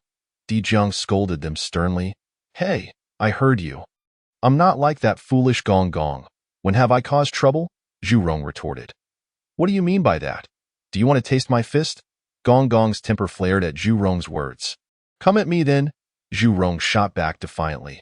Seeing this, Su Mu's expression darkened, and the other ancestral witches looked equally displeased. Enough! Aren't you ashamed to have Su Mu laugh at you two older brothers? Su Mu is right. You two should stay put in the temple. No one is allowed to leave. Di Jiang and the others chimed in, and Zhu Rong and Gong Gong finally relented. Honestly, how did I get into trouble? Zhu Rong muttered, feeling aggrieved, while the others were too weary to argue with him further. All right, everyone, I'm leaving. Remember to keep a close watch on Zhu Rong and Gong Gong. They must not leave the Panga temple. After Su Mu finished speaking, he exited the temple without looking back, fearing that if he stayed any longer, he might lose his temper and give Zhu Rong and Gong Gong a good beating, leaving them incapacitated for thousands of years. Restraining them was also for their protection. His plans were nearing completion. Once the reincarnation was established and the underground pathway awakened, the witch clan could migrate to the underworld to live. Free from the effects of heavenly tribulations, it was precisely at such a critical juncture that one had to act with utmost caution. At this moment, Su Mu was not worried about the others, but was genuinely concerned that Zhu Rong and Gong Gong, with their reckless nature, might wander outside the Panga temple. He could not guarantee whether Dao Ancestor would intervene in the ensuing events, potentially using them as pawns to incite tribulations. Due to Su Mu's repeated emphasis, the 12 ancestors eventually decided to guard the temple where Zhu Rong and Gong Gong resided, ensuring no one could leave their respective halls. Su Mu's instructions must have a reason. Di Jiang and Zhu Jiuyin conferred for a moment before arriving at this conclusion. After Su Mu exited the temple, he discovered that He and the others were already seated atop Ao Tsang's dragon head. Have you finished everything? Come on, let's go, Chang Shi exclaimed with wide eyes. Su Mu said little, leaping lightly to sit beside the two women. Let's go, Tyne Star. All right, my lord, too respected. Hold on tight. Ao Tsang called out before soaring into the clouds. Ao Tsang is considered a named disciple, hence the term. Upon hearing Ao Tsang refer to her as he merely blushed slightly before accepting the title, acknowledging that she was indeed Su Mu's woman. However, Chang Shi reacted differently. Upon hearing Ao Tsang's address, she buried her head in her chest, shaking her hands around her head. Oh no, it's not time to call me yet. Ao Tsang, don't call me that. Here, this innate spiritual treasure is a meeting gift for you. In the midst of their conversation, Chang Shi unexpectedly produced an innate spiritual treasure from her storage pouch and gifted it to Ao Tsang. Seeing her sister bestow a meeting gift, she thought to herself, how careless of me. I actually forgot to bring a gift. So, she also took out an innate spiritual treasure to present to Ao Tsang. Ao Tsang was left utterly stunned. Just for calling you? Is that worth 2 innate spiritual treasures? Noticing Ao Tsang's astonishment, Su Mu playfully kicked his head. Take it. Both Tyne fairies are quite wealthy. An innate spiritual treasure is nothing to them, so accept it. Su Mu spoke truthfully. The treasures and opportunities on Tyne Star belonged to the 2 Tyne fairies, and they were undoubtedly wealthy. Hearing this, Ao Tsang snapped back to reality and quickly accepted the 2 treasures. Thank you, my lord. How annoying. I already said it's not the right time. Chang Shi blushed again. Had it not been for Shi intervening just in time, Changshi would have already produced another treasure to offer. He could only sigh internally. This spendthrift sister of mine seems to have completely accepted this scoundrel. Yet, my sister and I will both serve Su Mu. Sigh. Never mind. She felt a whirlwind of emotions. But she chose not to dwell on it any longer. This moment, Ao Tsang's heart was tumultuous, marveling at the might and grandeur of his lord. Having followed Su Mu for these days, aside from waiting at Wuzhuang Temple for over 100 years, he had merely been running around. And what was the outcome? First, the Lord granted him 3 light divine water to heal his injuries and ailments. Then, he was bestowed with merit and fortune, allowing his cultivation to break through. Following that, even the Saint Nuwa gifted him a spiritual treasure, and now, simply because he called her, he received 2 more innate spiritual treasures? I, Ao Tsang, have been too short-sighted. I thought following the Lord would lead to great fortune. Little did I know. The mere mention of has brought me so many treasures. Throughout the journey, they encountered no unforeseen circumstances and soon arrived at Taiyin Star. Along the way, Changshi found herself increasingly impressed by Ao Tsang's understanding and demeanor. Su Mu's mount is quite exceptional, flying steadily and looking quite majestic. It's truly commendable. What I say comes from the heart. It's certainly not because Ao Tsang called me that I praise him. Upon reaching Taiyin Star, the 3 leaped down, and Changshi couldn't help but voice her admiration. Hearing this, Su Mu and she exchanged glances. Yes? I believe it. Ao Tsang vigorously nodded. Indeed. I believe what says. How annoying. How annoying. Why do you keep calling me? Didn't I say not to call me that? Over there, if you fly that way, you'll see a field of innate spiritual roots. Feel free to eat the fruits there. Go on. The words of Changshi left Su Mu and Shiha with 3 lines of black on their faces, truly impressive. Chapter 72. Absurd Prices. Within the realm of the Taiyin Star, Ao Tsang sought a tranquil spot to cultivate, the innate spiritual roots present on the Taiyin Star dazzling to his eyes. However, unlike Su Mu's extravagant approach of directly consuming spiritual roots, Ao Tsang merely indulged in some spiritual fruits for sustenance during his training. Meanwhile, Su Mu found himself entwined in a storytelling session with Changshi, while Shiha quietly listened on the side. During this time, Su Mu also gained a clearer understanding of numerous functions of the system. When he first arrived in the Honghuang realm, the system had fallen into a prolonged slumber to reverse his foundational roots and bloodline. Now that the system had revived, it would not easily lapse into dormancy again due to his host's growing strength. At this moment, Su Mu discovered that the system not only issued tasks but also offered a system marketplace among other functionalities. Oh? There's a way to check personal information? Host, Su Mu. Roots, top-tier Chaos Divine Demon Roots, Bloodline, Pangu Bloodline, Cultivation, Early-Stage Ancestor Witch Body, Early-Stage Quasi-Saint Primordial Spirit. Techniques, 9 Transformations Divine Art, Treasures, Opening Heaven Axe, Fragment, Creation Jade Disc, Fragment, Chaos Gourd, 6 Paths Reincarnation Disc, Hongming Purple Chi, Redemption Points, 30,000. Upon viewing his personal information, Su Mu was somewhat astonished. Initially, he had believed himself to possess the roots of the Witch Clan, but unexpectedly, due to his Panga bloodline, his roots had transformed into top-tier Chaos Divine Demon roots. It made sense, after all. The Witch Clan was born from the Pango bloodline, yet Pango himself was not part of the Witch Clan. What intrigued Su Mu the most was the section on redemption points.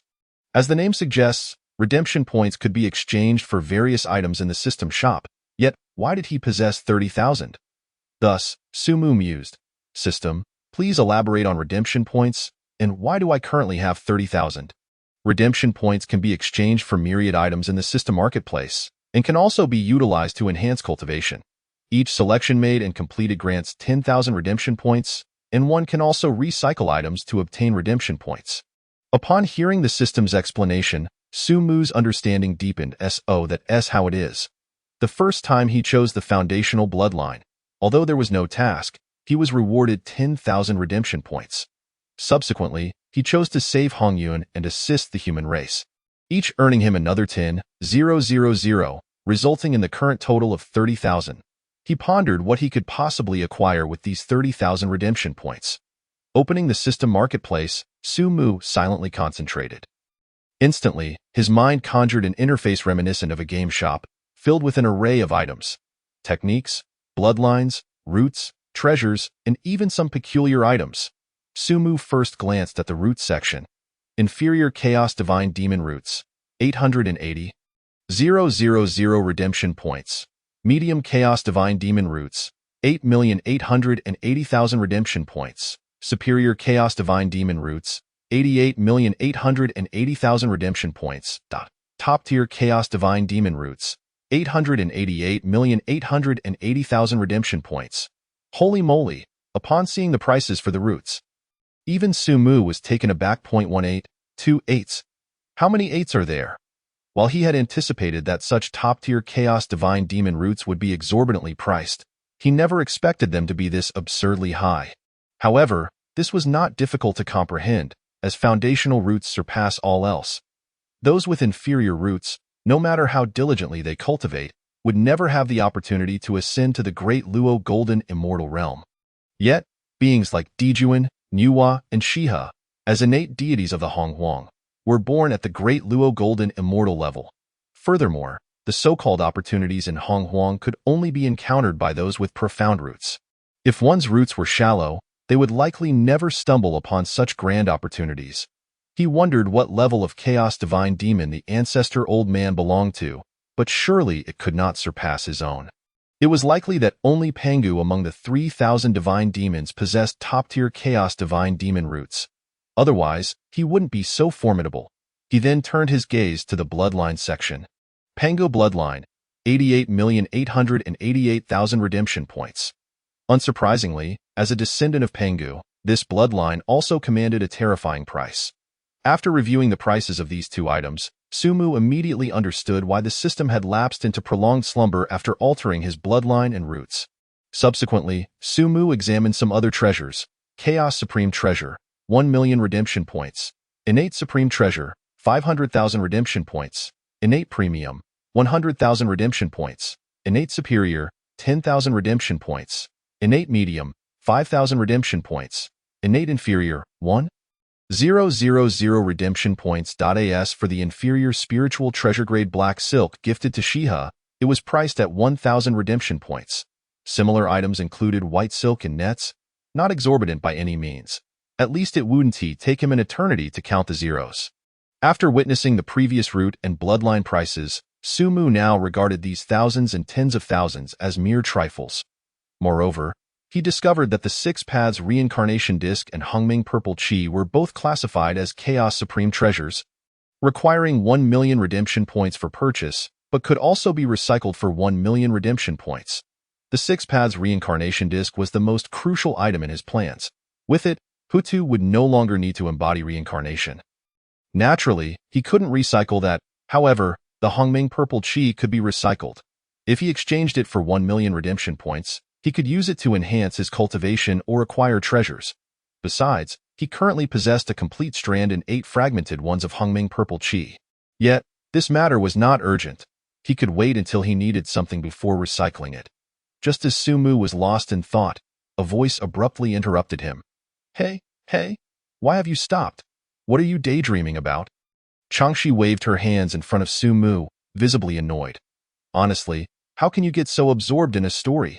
Hearing this commotion, Su Mu quickly snapped back to reality. My apologies, I suddenly thought of something. Naturally, he wouldn't disclose that he was examining the system, as the prices of the roots and bloodlines had startled him, causing him to forget about the story. He had essentially been multitasking, as narrating a story did not hinder his system exploration. Observing Changshi's pouty expression, Su Mu couldn't help but pinch her round cheek, instantly reddening her face. What are you doing? Sorry. I just came back to my senses and lost a bit of control. Shiha, seeing this, cleared her throat and said, Changshi, it's time for you to cultivate. Su Mu has been telling stories for quite a while and is likely tired. Changshi wanted to retort, but after receiving a glare from her sister, she could only relent, touching her cheek as she dashed out of the cave. With only the two of them remaining in the cave, Shiha slightly raised her hand, enveloping them in a formation. Su Lang, Chapter 73, Taiching Faces Backlash. Yuan Shi disdains Zhuantiidas Yu Mu's retreat lasted for several months. During this time, the Honghuang realm was anything but stable. The incident of the human race's 3 declines in merit began to escalate. Upon returning to Shouyang Mountain, Xuandu immediately sought out Taiching Laozu. Master, your disciple has returned from the human race's territory. Taiching Laozu, with his eyes lightly closed, asked indifferently, have you investigated the matter of the heavenly Tao's descent of merit?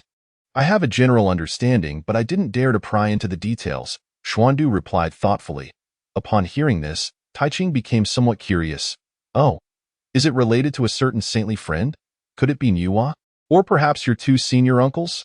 The fact that Xuandu dared not inquire suggested to Taiching that it must involve his 2 brothers.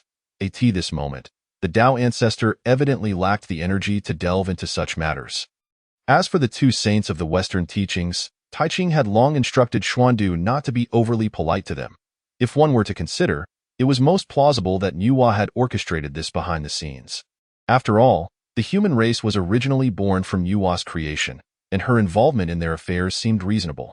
However, to Taiching's surprise, Xuandu shook his head upon hearing this. Neither, although elder sister Nuwa was present. She arrived later. Master, the 3 declines of merit for the human race were orchestrated by that Su Mu of the Witch Clan. Before Taiching could continue questioning, Xuandu directly uttered Su Mu's name. Upon hearing this, Taiching, who had previously maintained a calm demeanor as if nothing in the world could shake him, abruptly widened his eyes. Then, as if realizing his own loss of composure, he gradually closed his eyes once more. However, from the slight twitch at the corner of his eye, Xuandu discerned that his master was evidently not at ease. Taiching Laozu nodded slightly, signaling Xuandu to continue. After Xuandu recounted all that he had witnessed and heard, Taiching Laozu fell silent for a moment before saying, you may leave now. You have done well in this matter. Remember, do not provoke that Su Mu. He is beyond my comprehension. Taiching Laozu had never engaged in combat with Su Mu precisely because he found it difficult to discern his depth. The only being capable of evoking such sentiments within him, aside from Su Mu, was the Tao ancestor. Among the 6 saints of the heavenly Tao, Taiching Laozu held the greatest apprehension towards Su Mu, and until he grasped his true capabilities, he harbored no desire to entangle himself with him. Yes, disciple takes his leave. With utmost reverence, Xuandu bid farewell to Taiching and returned to his humble abode. Once Xuandu departed, Taiching Laozi opened his eyes, within which the dual energies of yin and yang spiraled, forming a Tai Chi diagram. Continuously performing hand seals, he summoned the celestial artifact bestowed by the Tao ancestor. The Tai Chi diagram, yearning to transcend the calamity clouds and uncover the mysteries of heaven. Layer upon layer of calamities faded from his sight, but just as Laozi intended to calculate matters pertaining to Su Mu. An intense pain pierced his eyes. Noticing this, Laozi hastily retracted his divine powers, yet 2 streams of blood still trickled from his eyes. This child. Very well, it is best not to provoke him. With a sigh, Taiching Laozi resumed his cultivation, aware that the backlash from this heavenly inquiry would require considerable time for recovery. At Kunlun's Jade Void Palace, upon the return of Guangchengzi and his companions, they hurried to the discussion hall, bowing respectfully towards the empty seat above.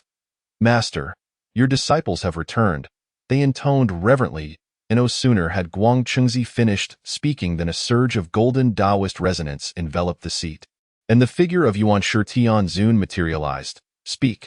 Why has the human race frequently descended virtues? Have you 3 gleaned any insights? Yuan Shi Tianzun inquired, focusing his attention on his most cherished disciples. Besides probing into the virtues of the human race, he also expressed concern regarding their personal gains.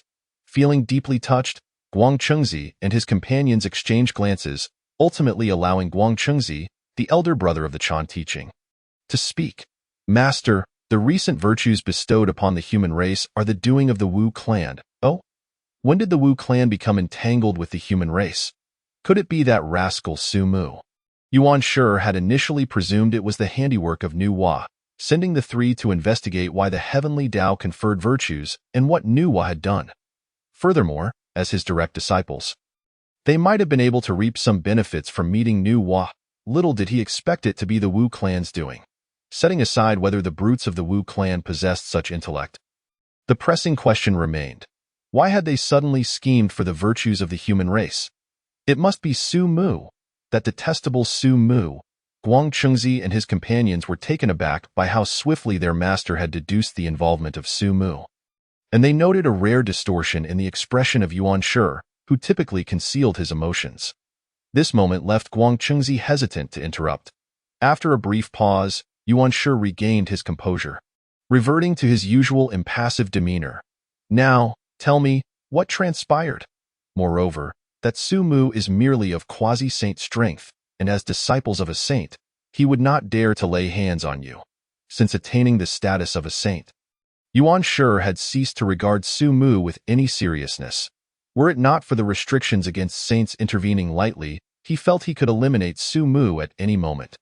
Yet, the Wu clan was embroiled in calamity.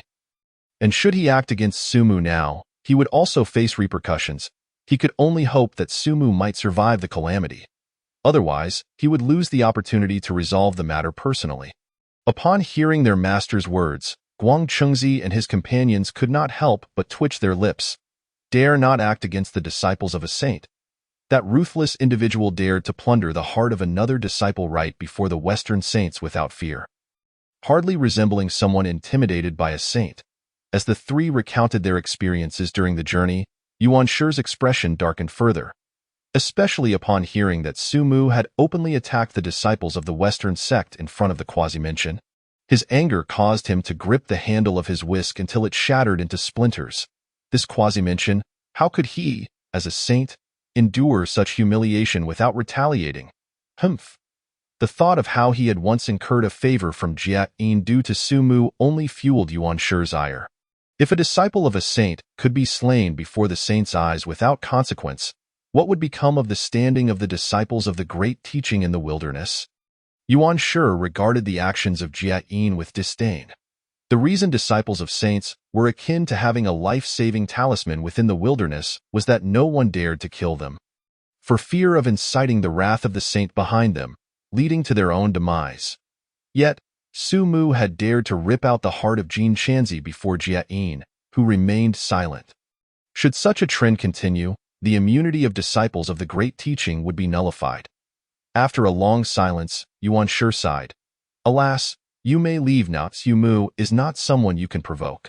He also silently rejoiced that his three disciples had refrained from engaging with Su Mu. Otherwise, given that rascal's temperament, they would not have returned. Chapter 74. Tong Tian. Tell me, this cannot be true. At the Jiejiao Jinao Island, Tong Tian was stealthily squatting in the discussion hall. Finally finished. It truly is exhausting to gather so much wisdom. He had been imparting teachings for 100 years and had only just dispersed his multitude of disciples. With a chuckle, he retrieved a gourd from his waist and tilted it back for a hearty drink. Suddenly, Tong Tian spun around, his gaze sharp, and the 4 swords of extermination flew out with a whoosh. The 4 swords encircled the intruder. Zhao Gongming trembled as he stammered, Master, Master. Please do not be agitated. The 3 heavens were equally startled. Upon recognizing Zhao Gongming and the 3 heavens, Tong Tian sheathed the 4 swords of extermination. Since attaining saintly status, his cultivation level had soared so high that he no longer felt the effects of intoxication when drinking. Thus, every time he indulged, he would temporarily suppress his powers to enjoy the experience. This led to his realization only upon their entrance into the Jin Ao Island Hall. After sheathing the swords, Tong Tian hung the gourd back at his waist and cleared his throat. Why have you returned so soon? Upon seeing Tong Tian in this state, Yun Xiao frowned slightly and bowed respectfully. Master, have you been secretly drinking again? Zhao Gongming dared not speak up. Bai Xiao and Qiong Xiao exchanged glances, anticipating another scene where their sister would reprimand their master. Among the Jiejiao, only Yun Xiao dared to admonish Tong Tian directly, and he rather appreciated her boldness, never holding it against her but rather feeling gratified. Master, it's just that after imparting teachings for 100 years, one becomes a bit thirsty, Tong Tian explained, feeling slightly embarrassed. Yun Xiao was relentless. Master, while I do not oppose your drinking, you always intentionally suppress your powers to the point of drunkenness. You know this well, Last time, you insisted that senior brother duo Bao transform into his treasure-hunting mouse form to perform a fire ring act for you. And that other time, you demanded we find you a Dao partner. Where are we supposed to find one? Tong Tian's head began to throb, and he quickly interrupted, Enough, enough! I shall refrain from drinking. Seeing his response, Yuan Shao ceased her admonishment and bowed respectfully. It is good that you understand. Master, that I have overstepped. Zhao Gongming, Bai Shao, and Xiong Shao silently gave a thumbs up to Yuan Shao. With a resigned sigh, Tong Tian returned to his seat, tidying his appearance before inquiring, Now, speak of the matter at hand. Just as Yuan Shao was about to report, Zhao Gongming leaped ahead. Master, we have investigated the matter of the human race's descent of virtues. Can you guess who is responsible? Zhao Gongming grinned. Upon seeing this, Tong Tian's face darkened immediately. With a wave of his hand, he knocked Zhao Gongming to the ground. Yuan Shao could scold him, but why must you play coy with me? Zhao Gongming, do I lack dignity? Zhao Gongming realized his faux pas and quickly knelt. Please do not be angry, master. I was merely a bit too excited. Very well, tell me, who is it? Tong Tian sprawled out lazily, propping his head with his hand. Eager to hear a story, master, the high figure behind the human race is none other than Senior Su Mu. The previously languid Tong Tian perked up at the mention of Su Mu's name. His eyes sparkling with interest. Oh, so it is the doing of Taoist Su Mu? Pray, tell me more.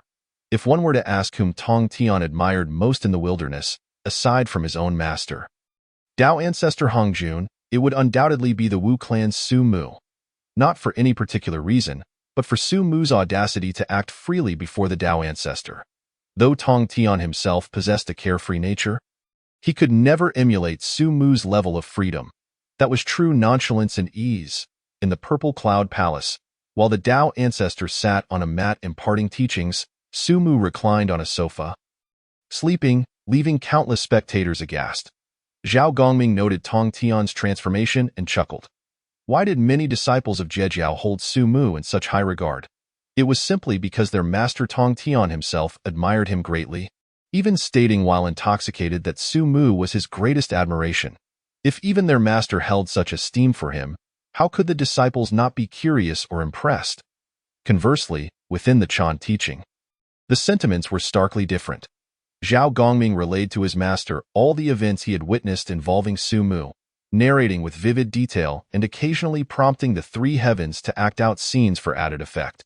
Come, junior sister, perform how Senior Su Mu speaks when he plunders hearts. Huh? Junior sister, you misunderstand. I meant for you to portray Senior Su Mu while I act as Jin Chanzi.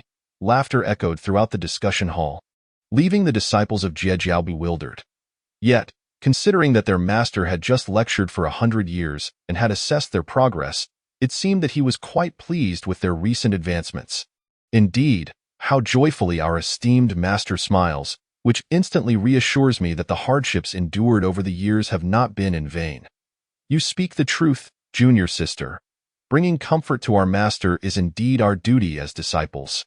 Little does Tong Tian know the thoughts of his disciples, as he currently revels in laughter, devoid of any sage-like demeanor. Truly, he is remarkable, our friend Su Mu. What a candid exchange of heartfelt sentiments, while the likes of Zhuanti dare only to observe without taking action. Come, strike me, he exclaims, laughter echoing as Zhuanti finds himself utterly humiliated. Bai Shao and Xiong Shao, in unison with Zhao Gongming, vividly recount the events to Tong Tian. Even the usually serious Yuan Shao cannot help but stifle a chuckle at the unfolding narrative. As Tong Tian's laughter subsides, he suddenly notices Yuan Shao's amused expression, causing his heart to tremble. Yuan Shao, Bai Shao, Xiong Shao, what are your feelings toward our friend Su Mu? Without much thought, Xiong Shao simply replies, I find Senior Su Mu quite agreeable, very entertaining, and undeniably handsome. Bai Shao nods in agreement, while Yuan Shao remains silent, tacitly acknowledging the sentiment. Observing this, Tong Tian's smile freezes upon his face, his heart quaking. Tell me, this cannot be true. Zhao Gongming, noticing Tong Tian's abrupt change in demeanor, curiously inquires, Master, what troubles you? Why has the atmosphere suddenly grown so heavy? Tong Tian, placing a hand upon his forehead, slowly responds, Gongming, You do not understand our friend Sumu. His power was once sufficient to dominate the entire demon court, along with your Yuan Shirbua and those two shameless beings from the Western teachings. Although I am uncertain of his current strength, it is undoubtedly beyond that of an ordinary quasi-saint. Yet, what I most admire about him is not merely his prowess, but rather, this fellow seems to attract companions as if they were wholesale. You are aware that once, in a drunken stupor, I even boasted of seeking Sumu for guidance. As he speaks, Tongtian trembles slightly while gesturing towards the three sisters. You three, I fear. Chapter 75. The Saint Teacher of Humanity. A portion of fortune you three, I fear. Upon hearing Tongtian's words, Zhao Gongming appears bewildered, pondering what his master wishes to convey. However, the astute San Shao already comprehends Tongtian's implication, their faces flushing with embarrassment. Yun Shao interrupts, Master, please do not speak carelessly. My sisters and I have merely met Senior Sumu once. How could it be as outrageous as you suggest? Bai Shao nods vigorously in agreement. While Qiong Shao remains silent, Tongtian can only sigh, alas, perhaps I am being overly sensitive. It is for the best. Sumu's charm is simply extraordinary. Just look at the few strongest celestial maidens in existence today. Shihi, Changshi. Even the discerning I can see that the two lunar maidens are clearly associated with Sumu. During the time of Hutu and Xinming, their intimate actions while listening to the Tao made it impossible for me to believe that they harbored no feelings for Sumu. What astonishes Tongtian the most is that even the Saint Nuwa relentlessly pursues Sumu. He genuinely fears that his three disciples might be ensnared by Sumu. Though he admires Sumu's character and actions, all 8 of his disciples have been nurtured with great effort. Losing them would be a grievous loss. If there is nothing further, I shall return to my cave for meditation. Master, I take my leave. Yun Shao, stung by Tongtian's words, bows in farewell and departs with Bai Shao and Qiong Shao back to Sanxian Island. Zhao Gongming, still perplexed, scratches his head. Master, why do I not comprehend what you are saying? Why do junior sisters appear so displeased? Observing his disciple's bewilderment, Tongtian feels a headache coming on. Away with you. If it confounds you, do not dwell on it. Return to your cultivation. It seems Zhao Gongming is destined to follow in his footsteps. As the matter of companions appears elusive for him as well, with this thought, Tongtian is once again envious of Sumu. I shall take my leave. Seeing Tongtian's reluctance to elaborate, Zhao Gongming respectfully bows and departs. In a moment, the Grand Council Hall is left with Tongtian alone. He takes a hearty swig from his wine gourd. They deny us our drink? Humph. While Sumu is accompanied by a partner every day. I have none. Is it too much to ask for a sip of wine? At Ling Mountain, within the Western teachings, Zhuanti hurriedly returns and promptly places the essence of Jin Shan into the 12-petal merit golden lotus pool. Sensing Zhuanti's aura, Jane opens his eyes and appears beside him. Junior brother, did something unexpected occur on your journey? Did you perhaps engage in conflict with Nuwa? Glancing at Jin Shan, Jane notes its severe injuries, having sustained damage to its very essence, making recovery unlikely for a millennium. Yet, how could you, accompanying him, allow Jin Shan to suffer such grievous wounds? Zhuanti's face trembles with indignation at this remark. Let us return. He utters tersely, vanishing to their usual place of cultivation. Once Jane arrives, he feels a sense of unease under Zhuanti's scrutinizing gaze, prompting Zhuanti to finally speak. Elder brother, the descent of merit from the heavens was due to the human race. As for Jin Shan's injuries, they were not inflicted by Nuwa, but rather by Sumu. Even the merit granted by the heavenly Tao was orchestrated by Sumu from behind the scenes. Upon hearing Sumu's name, Jane's pupils constrict. The battle at Buzhou Mountain remains a haunting shadow in his heart. That encounter was perilously close to death for both him and Zhuanti. Had it not been for the Tao ancestors' intervention, they would have perished there. Did you engage him in combat? Jane inquires after a moment of silence. Zhuanti sighs and shakes his head. That fellow seems to possess some hidden cards, as he deliberately provoked me into attacking. I had initially intended to test his capabilities, but unease swelled within me, and ultimately, I refrained from striking.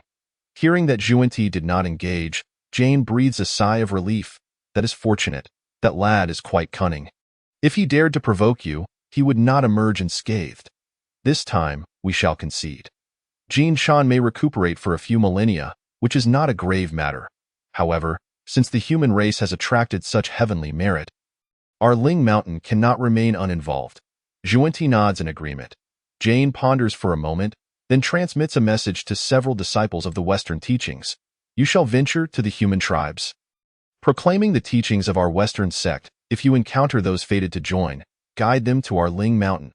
The disciples, hearing Jane's voice, promptly bow respectfully towards Ling Mountain. We disciples shall faithfully obey your command. Once the disciples depart, Jane ceases further conversation. Zhuanti also begins to cultivate diligently. Meanwhile, tranquility eludes the human realm as Nuwa bestows blessings, alleviating human suffering. Coupled with the births of Swerin, Yuchao, and Zi, humanity acquires fire, shelter, and clothing. Consequently, the mortality rate and infant mortality rate witness a significant decline. During this period, Swerin, Yuchao, and Zi also meet. Upon learning that Shaoi has become a disciple of that mysterious master, both express envy. Ultimately, the three decide to erect a statue of the Saint Teacher of Humanity beside the statue of Saint Mother Nuwa in the ancestral land of humanity.